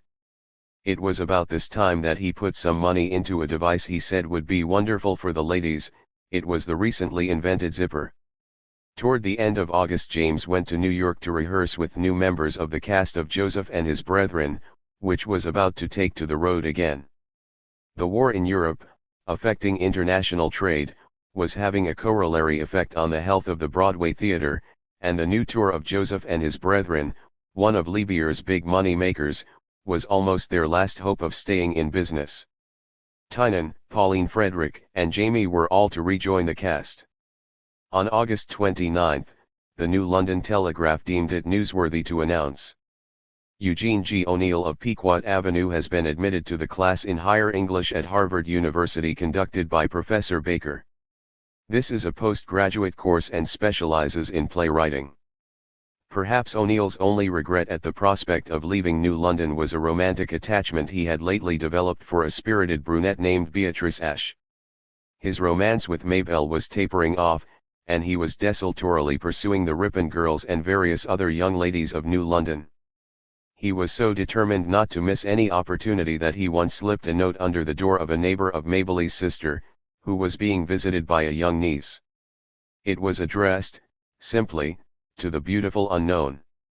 Nor had O'Neill neglected, during this period, to leave his mark, with either casually distributed poems or extravagant protestations, on such girls as Mabel's friend, Mildred Culver, and his former nurse, Olive Evans. Many girls in that innocent era carried about autograph books in which they invited friends to set down facetious or sentimental remarks.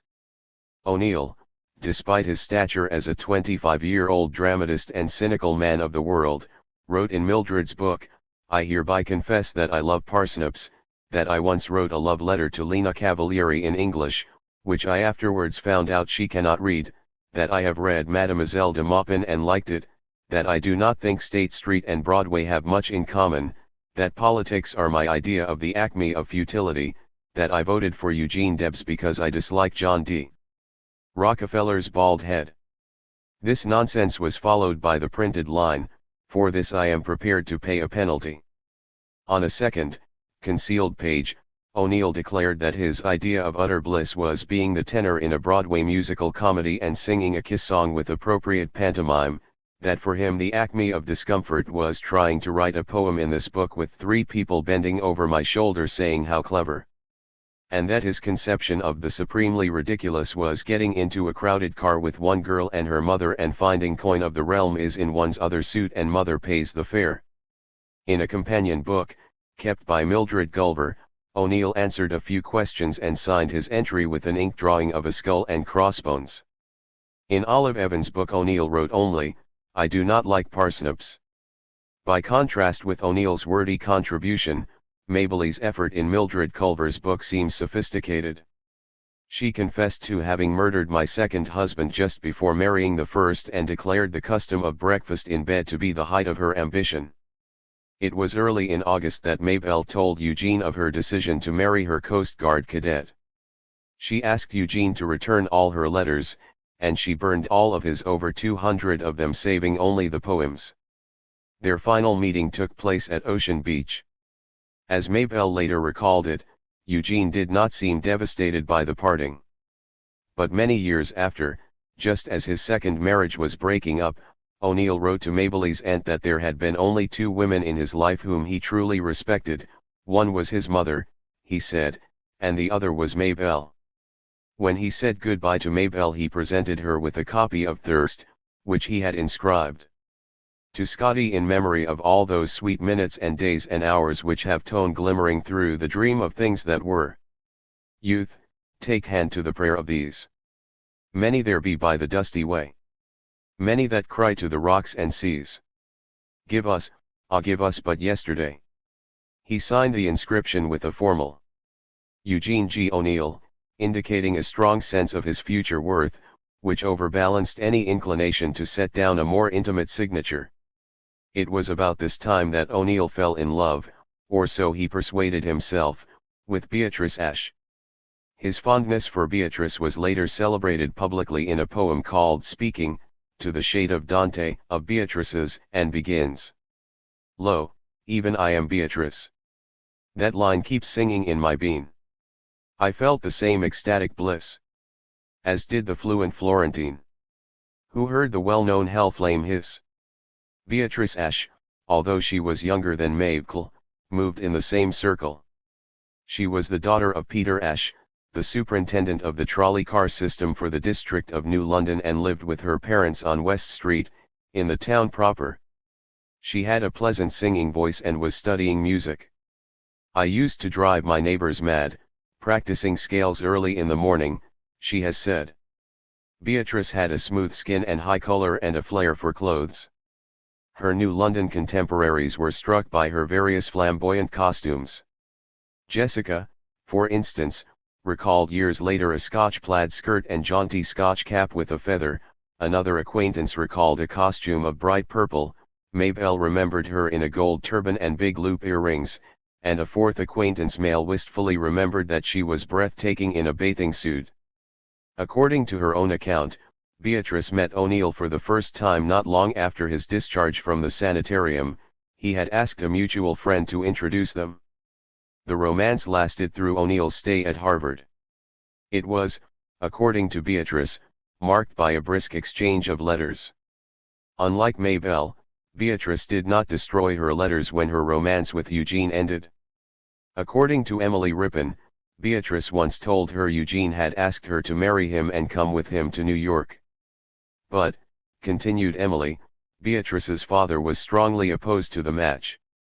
Art McGinley has confirmed this, adding, "Gene had no job at the time. Can you blame her for turning him down?" The relationship had not yet been severed, however, when, late in September, 1914, O'Neill took a train for Cambridge and to his goal of becoming an artist or nothing. XXIV.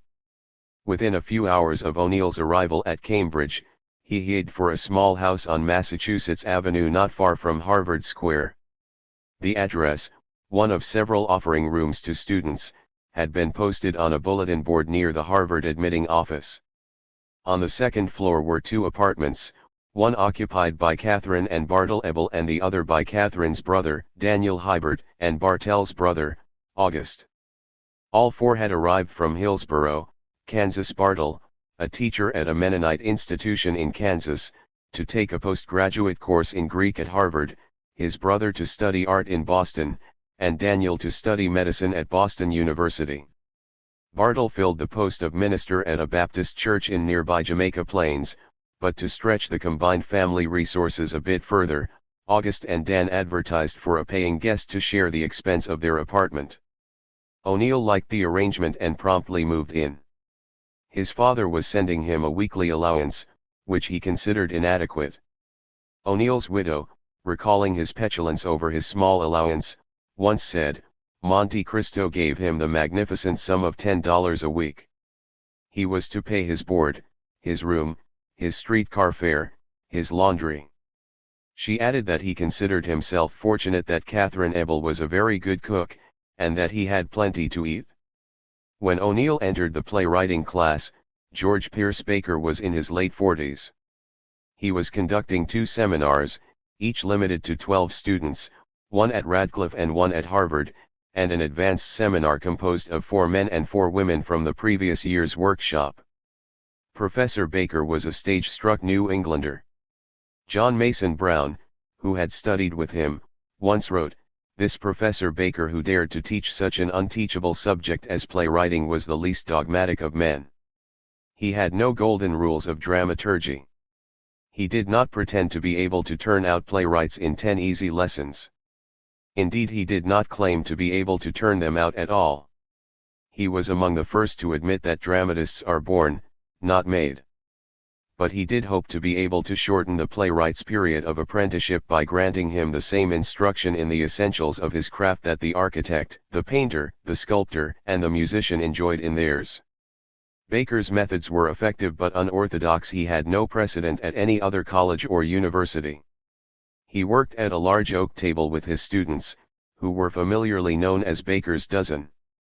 At the beginning of the semester he outlined the year's schedule. First, his students were to select 3 short stories from any source and, with Baker's approval, settle on one of them to be dramatized into a 1-act play. Next, they wrote an original 1-act play and, toward the end of the term, a full-length play. They could also submit any other work for Baker's comment if they wished. Thomas Wolfe, who was one of Baker's students, immortalized him in Of Time and the River. Wolfe called him Professor James Graves Hatcher and described him as a man whose professional career had been made difficult by 2 circumstances: all the professors thought he looked like an actor and all the actors thought he looked like a professor. Though not uncritical of Professor Hatcher's little vanities and crotchets, Wolfe found him imposing, a well-set-up figure of a man, somewhat above the middle height, strongly built and verging toward stockiness, with an air of vital driving energy that was always filled with authority and a sense of sure purpose, and that never degenerated into the cheap exuberance of the professional hustler. He wore eyeglasses of the pince-nez variety, and they dangled in a fashionable manner from a black silk cord.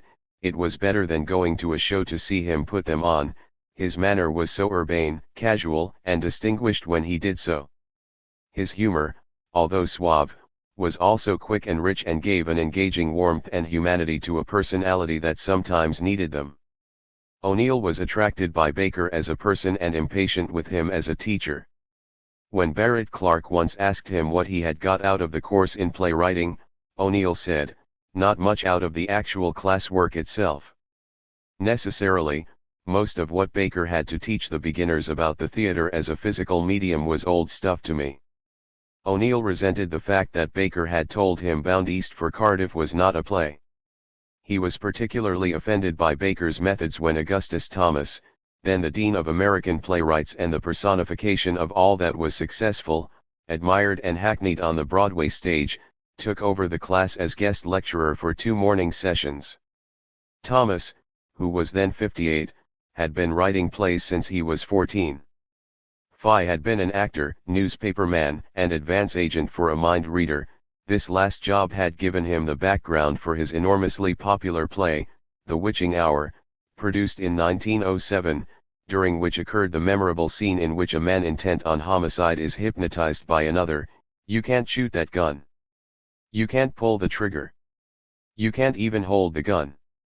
His plays dealt mostly with contemporary social themes, such as Alabama, his first success, produced in 1891, which concerned the reunited country. Thomas, with lightning inventiveness and a glibness that revolted O'Neill, proceeded to define the method for writing a surefire Broadway success. "Suggest the name of a star, Thomas invited the class. One of Baker's young men suggested Margaret Anglin, and O'Neill scowled and hunched his shoulders in disgust, not because Miss Anglin had threatened to kiss him when he was 5, but because he did not care for her lurid acting. Several other names were suggested, a vote was taken, and Miss Anglin won.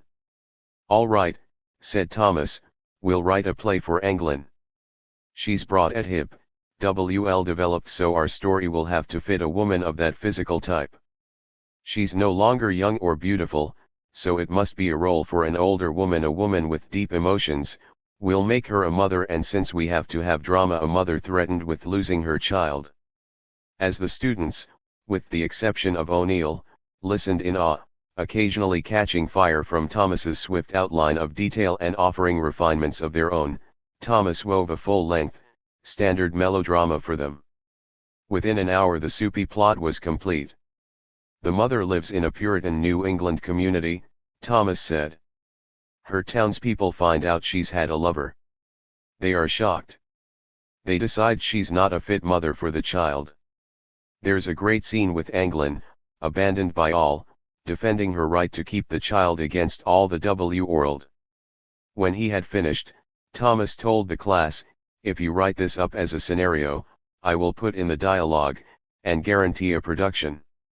Baker commented mildly that it sounded a little too commercial. O'Neill was furious.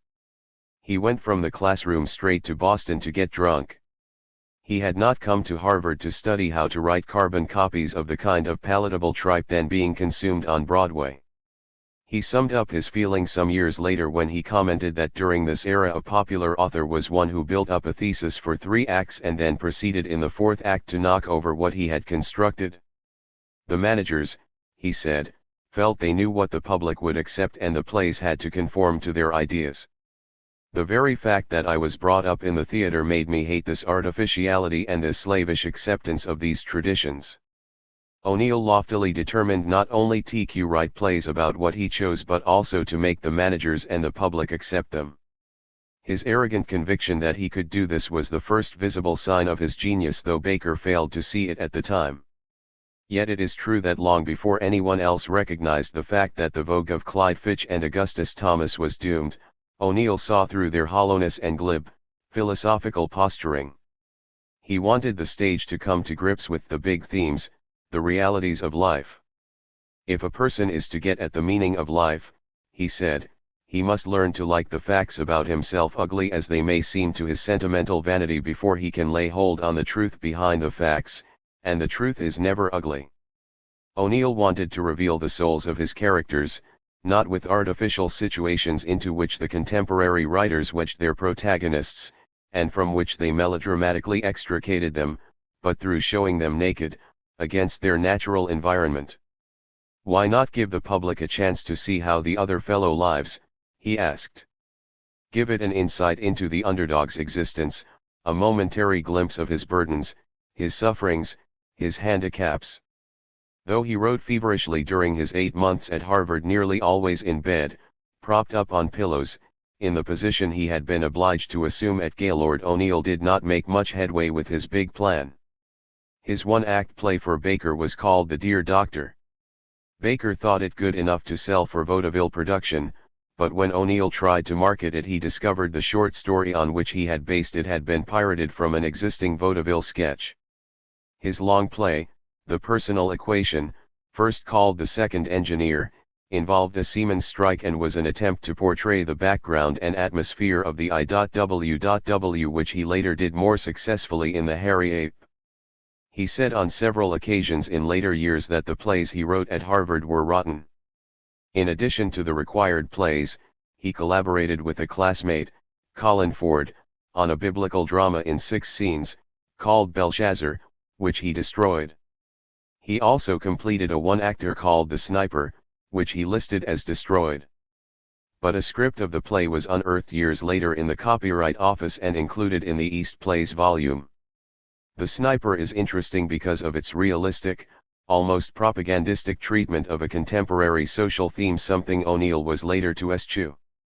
It is set on the outskirts of a Belgian village during the early days of World War I and concerns an elderly peasant whose son has just been shot by the Prussians.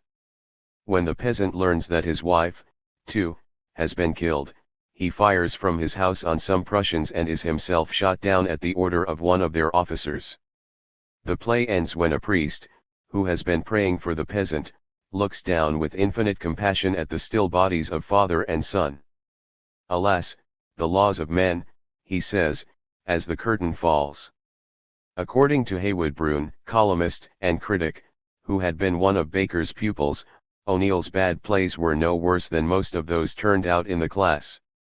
There is no denying the fact that a certain number of dramatists have come out of Harvard's English 47, but the course also has a splendid record of cures, was the way Broun put it in 1919 in an article for Vanity Fair called "Nipping the Budding Playwright in the Bud."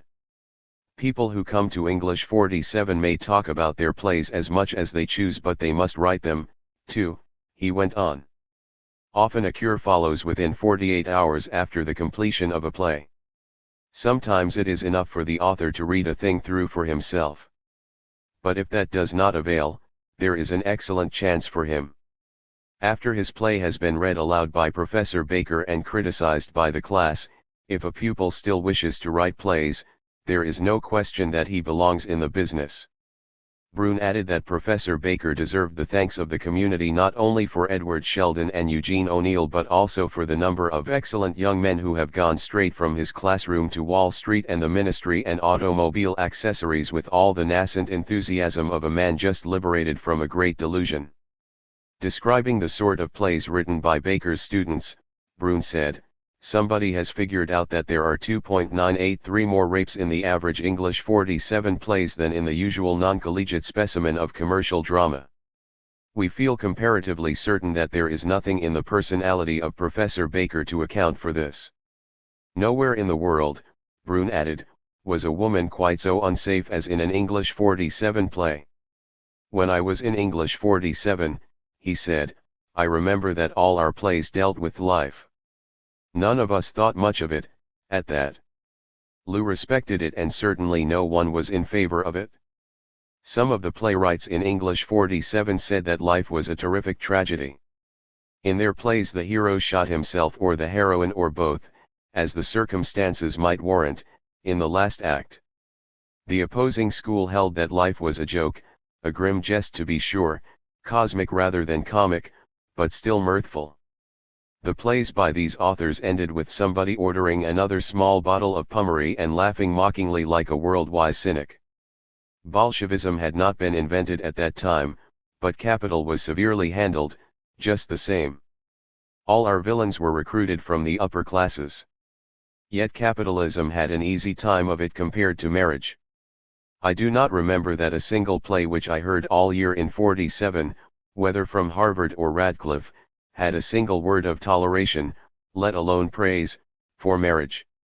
Professor Baker, explained Broun, was wise enough to realize that it is impossible that he should furnish or even attempt to mold in any way the philosophy which his students bring into English 47 each year. He can't attempt to tell the fledgling playwright what things to say, and of course he doesn't, Broun went on. When a man is done with Baker he has begun to grasp some of the things that he must not do in writing a play. With that much ground cleared, all he has to do is acquire a knowledge of life, to devise a plot and find a manager. One of Eugene's classmates at Harvard who, like Broun, emerged from Baker's training to pursue a calling outside the theater was Bruce Carpenter. Carpenter, who had begun earning a living as an actor at 15, eventually settled down to an academic career as an English professor at New York University. He has recalled Eugene's English 47 plays as bad and his personality as haughty. O'Neill fitted the old definition of a gentleman, a man who never offends, except intentionally, Carpenter once said. When I first met him I was impressed. I had seen his father play Monte Cristo and Mark Antony, the finest Mark Antony I have ever seen. I pretended to be older than I was and more educated. I had come from New York and had been on the stage. But I had nothing on O'Neill. He let us all know that he had shipped before the mast. He was very much the gentleman when he wanted to be, but he had an indifference almost bordering on contempt. When Professor Baker read a manuscript aloud, he would ask for everyone's comment, going around the table. Often, when he got to O'Neill, O'Neill's comment would be, "ILUHI." According to Carpenter, nobody else would have dared to be so abrupt, but Baker generally pretended to take no notice of O'Neill's reaction. Baker's method was to read the play without revealing its author and often without identifying the characters by name or even by sex. O'Neill would sit slouched back in his chair, usually with a sneer on his face. Since he sat with his chair pushed back from the table more than the others, Carpenter always had to turn his head back to see him. Although most of the members of the class wore the Harvard costume of unpressed Brooks Brothers suit, white shirt, tie, and a pummeled hat, O'Neill generally attended class in corduroy trousers, a flannel shirt open at the throat, and as often as not, no tie. Carpenter never remembered seeing O'Neill smile or hearing him say a pleasant word. He was self-centered and indifferent, Carpenter said. He seemed to feel the rest of us hadn't lived. I realize now there was something in his heart that he wouldn't let us see. I couldn't reconcile the O'Neill I knew at Harvard with the genius who later wrote such human plays. According to Carpenter, O'Neill received no special recognition from Baker at the time. And it is a fact that the play Baker selected for production in his workshop that year was not by O'Neill, but by a since-forgotten playwright named Edward Massey. Called Plots and Playwrights, Massey's effort was a departure, of sorts, from the standard theater and even presumed to spoof in a mild way the Augustus Thomas method of playwriting. The play, later produced successfully by the Washington Square Players, concerned a successful playwright, at a loss for a plot, who encountered a young short story writer during an aimless stroll in Greenwich Village. The writer proposed to illustrate to the playwright that material for drama existed in the apartments of the three-story rooming house before which they had chanced to meet. Snatches of life were then acted out in each of the apartments, with no attempt at a unifying thread of plot. The playwright pointed out that such a play would never be a success on Broadway, and proceeded to tie up the isolated scenes in a luridly melodramatic fashion.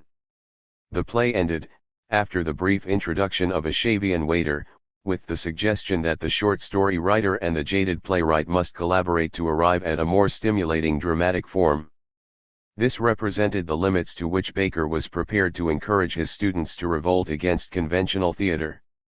It was not nearly far enough for O'Neill. Another of O'Neill's classmates, William Lawrence, whose seasoning in English 47 ultimately fitted him for the role of science editor of the New York Times, was more aware than anyone else of the sulky young man's ambitions and frustrations. The only man at Harvard, according to Carpenter, of whom O'Neill stood in awe was Lawrence. One of the reasons was that Lawrence was a Nietzsche worshipper and had read Thus Spake Zarathustra in German. Lawrence, who had worked his way through Harvard as an undergraduate, first doing such menial labor as shoveling snow, tending furnaces, and reading gas janitors, and later tutoring other students, had a background filled with enough color and struggle to command O'Neill's respect.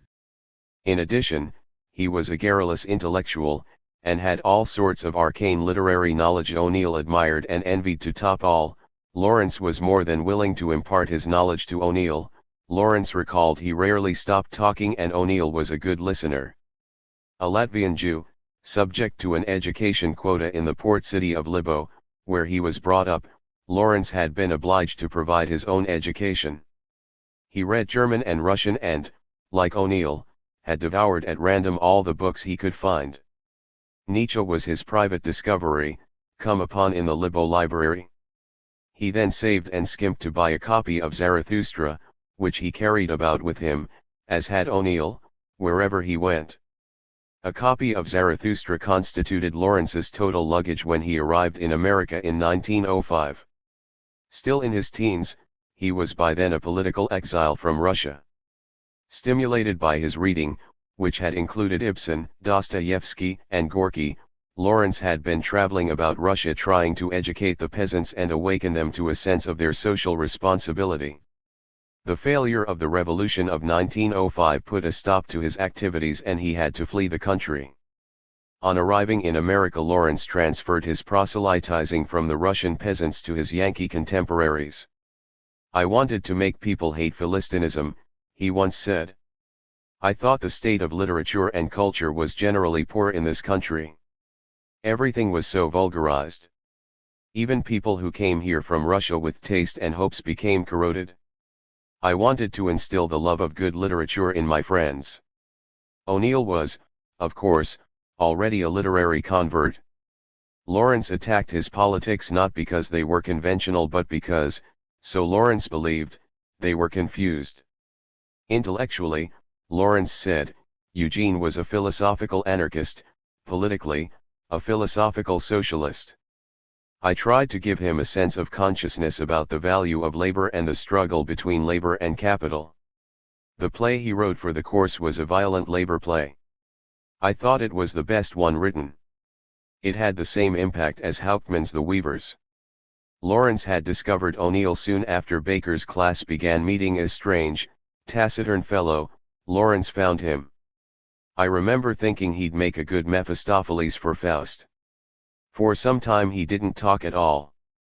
Then he began talking, and I found out he was the son of James O'Neill and that he had just had a volume of plays published. Lawrence, a devoted theatre-goer, hit it off with O'Neill from that point.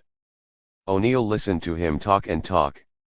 He seemed to Lawrence to have a hunger to fill in the blank spots in his education. He would often visit Lawrence's room in Thayer Hall, which overlooked the yard. We talked about Nietzsche, of course, Lawrence recalled. And I talked my head off about Ibsen's Brand and about Peer Gynt. I told O'Neill Brand and Gynt were expressions of the Nietzschean idea of the individualist. I also talked about Greek drama and Gorky. These seemed to open new worlds to O'Neill.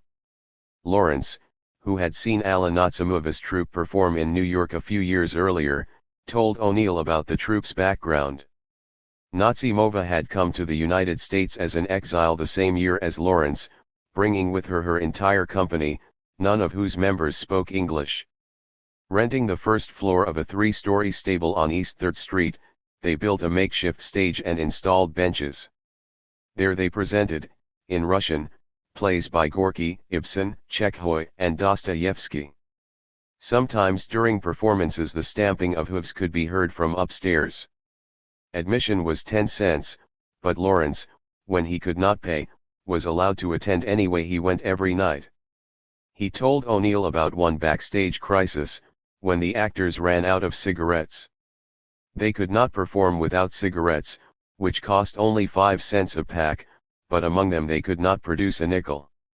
Lawrence, momentarily flush, bought them a pack and they then gave an impassioned performance. They were a dedicated troupe who did not just want to make money, Lawrence pointed out. O'Neill remarked that that was the kind of theater the country needed. Lawrence, like Carpenter, never saw O'Neill smile. He used to talk in monosyllables, saying a biting, cutting thing every once in a while. Lawrence added. The two young men used to take long walks through Cambridge and Boston.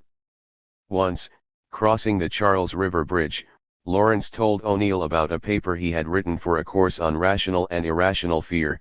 To prove his points, he had tried to scare himself by walking to a cemetery at night, and before long he had found himself fleeing in fear.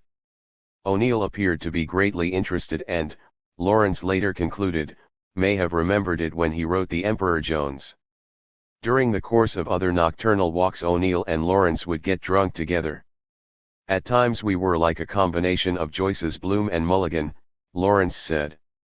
When we were drunk enough, we'd go to the Boston Common and stand under a huge elm and lecture passers-by, who, at that hour, usually consisted of sailors and their girls. We'd argue for universal sterilization, as the best solution for the human race. We maintained that the advantage of sterilization was freedom to fornicate to our heart's content and put the abortionists out of business. We were loud, but our audiences seemed to be amused, and we somehow managed to escape arrest. Lawrence was not aware that O'Neill, on a solo lecture tour, was once taken by a policeman to the station house. This occurred, typically, at a time when O'Neill knew his father was in Boston, or nearby. James was notified and obtained his son's release. But O'Neill had the tact to stay away from his room on Massachusetts Avenue during his drunken weekends. Often he would not be seen by Hybert or the Ebels from Friday to the following Monday. In their soberer moments O'Neill and Lawrence, together with Carpenter and some of their other classmates, would congregate at a Boston spaghetti place to encourage each other's work and compare idea on the theater. According to Carpenter, Baker found out about the meetings and discouraged them. He thought his students would get some wrong ideas without his guidance.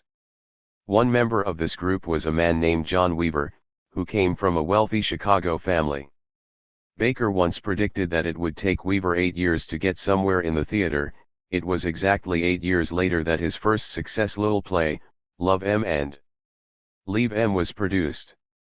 Weaver once recalled that O'Neill's classmates found him forbidding and unapproachable until, one day, Professor Baker read aloud a particularly earnest and lugubrious scenario by a student. Several of us gave timid suggestions, Weaver said. It came O'Neill's turn. He waited some moments.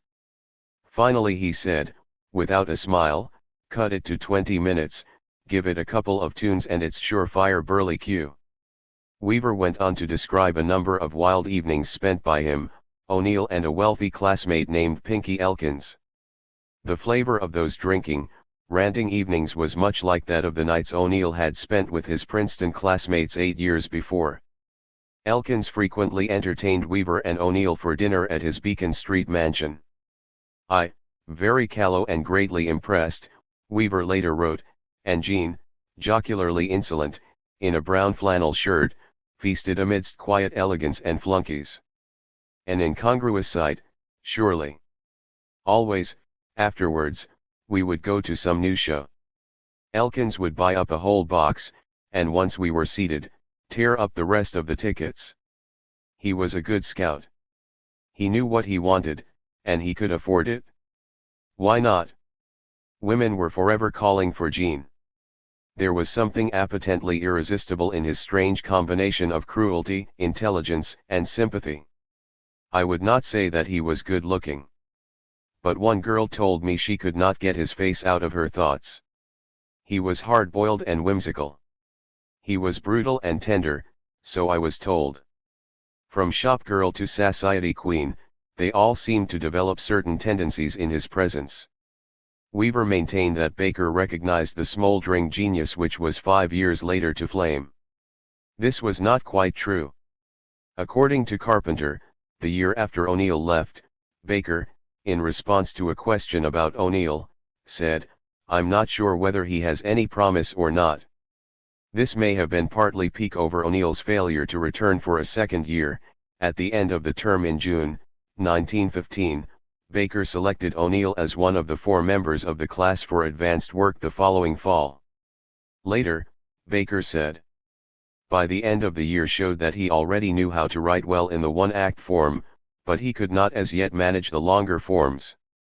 I was very eager that he should return for a second year of work in these longer forms, but did not know until later that, though equally eager, his means at the moment made this impossible." O'Neill was even more grudging toward Baker. Lawrence recalled that he often derided Baker, accusing him of teaching commercial drama. Nevertheless, he accepted Baker's invitation to join the advanced class, and when he left Harvard that spring he had every intention of returning, probably because it seemed the most convenient way for him to go on writing without having to support himself. Both men subsequently did their best to forget the mutual misgivings that had existed in 1915. Once O'Neill had begun to show his mettle, Baker not only became O'Neill's ardent supporter but recalled that he always had been. "He was a most delightful man to work with," Baker said, on one occasion, of his sulky ex-pupil. O'Neill became equally gallant, publicly singing Baker's praises on several occasions and admitting privately that Baker had, more than anything else, given him faith in himself. During his months at Harvard, O'Neill kept in contact with his New London friends, especially with Beatrice. He also corresponded sporadically with Mrs. Ripon, to whom he expressed his gratitude for her care during the previous year. Emily, who had taken a job in a New London jewelry store, saw O'Neill drunk for the first time that winter. He entered the shop with a girl, who was carrying a basket filled with Christmas presents. O'Neill spent the summer uneventfully in New London, living at his father's house and boarding at the Ripons. He wrote a one-act comedy, A Knock at the Door, which he subsequently destroyed, and made notes for several others. Among these were a 3-act farce comedy called Now I Ask You, a 1-act farce comedy entitled The GAM, and a pantomime called Atrocity, all of which he completed before 1918, by which time he had virtually abandoned the comedy form. With the exception of 2 one-acters written in 1919, one was Exorcism and the other was called The Trumpet, and he labeled them both comedies. He concentrated on tragedy during the rest of his career. Wilderness was the one major exception. O'Neill continued seeing Beatrice and flirting with Emily that summer. One day when he and his father were dining at the Rippons' house, Eugene said, "We heard something nice about you, Emily, didn't we, Papa?" "Yes, Miss Emily, we did," James said. "The bartender at the Crocker house said you have the best figure in town," Eugene elaborated. "That's right, Miss Emily," echoed James. A little later, when Emily became engaged, Eugene studied her fiancé and mumbled, "Emily, I wish you'd let me be the father of your second child." A clipping from a New London paper preserved in one of O'Neill's scrapbooks at Yale University announced that summer, "Mr. O'Neill is one of the 4 chosen from the Harvard class this year and plans to return in the fall for the advanced class." O'Neill must have had his father's promise of continuing support, for in a letter to Hibbert, mailed from New London on September 21, 1915, just a few days before the opening of the term, he asked Hibbert to find him a place to stay, adding that he would arrive in Boston Monday about 2:15 p.m. "I am coming back to Harvard to enter Professor Baker's second-year course," O'Neill wrote. "I want to locate in Boston this year," he explained. "Cambridge is too darn dead." Whether it was a last-minute refusal of James to finance him or some whim of Eugene's that prevented his return to Harvard is not known, but he never got to Cambridge. To Professor Baker he wrote, 4 years later, "A word of explanation as to why I failed to come back for your second year. I wanted to. It was none of my choice. I just didn't have the money, couldn't get it, and had to take a job as a New York dramatic critic on a new theatrical magazine which never got beyond the promotion stage, although I was religiously paid a small salary for doing nothing for 3 months or so. Oh, indeed, I wanted to come back." It seems inconceivable that O'Neill could have thought, just a few days before the term started, that he had the money, only to have it withdrawn by his father at the last moment. But there is much unexplained in the relationship between father and son, and in lieu of any other explanation, the one offered Professor Baker will have to serve. Whatever the reason for his change of plans, O'Neill, in the fall of 1915, headed for New York. The next 9 months, unproductive in literary output, marked a period of gestation, from which emerged a distinctly recognizable genius. XXV. O'Neill found himself in Greenwich Village in the fall of 1915 with an evaporated job on a non-existent magazine. Not since he had attempted suicide nearly 3 years earlier had he been so completely on his own with no father, or fatherly substitute like Latimer, Dr. Lyman, or Professor Baker to dictate a constructive course.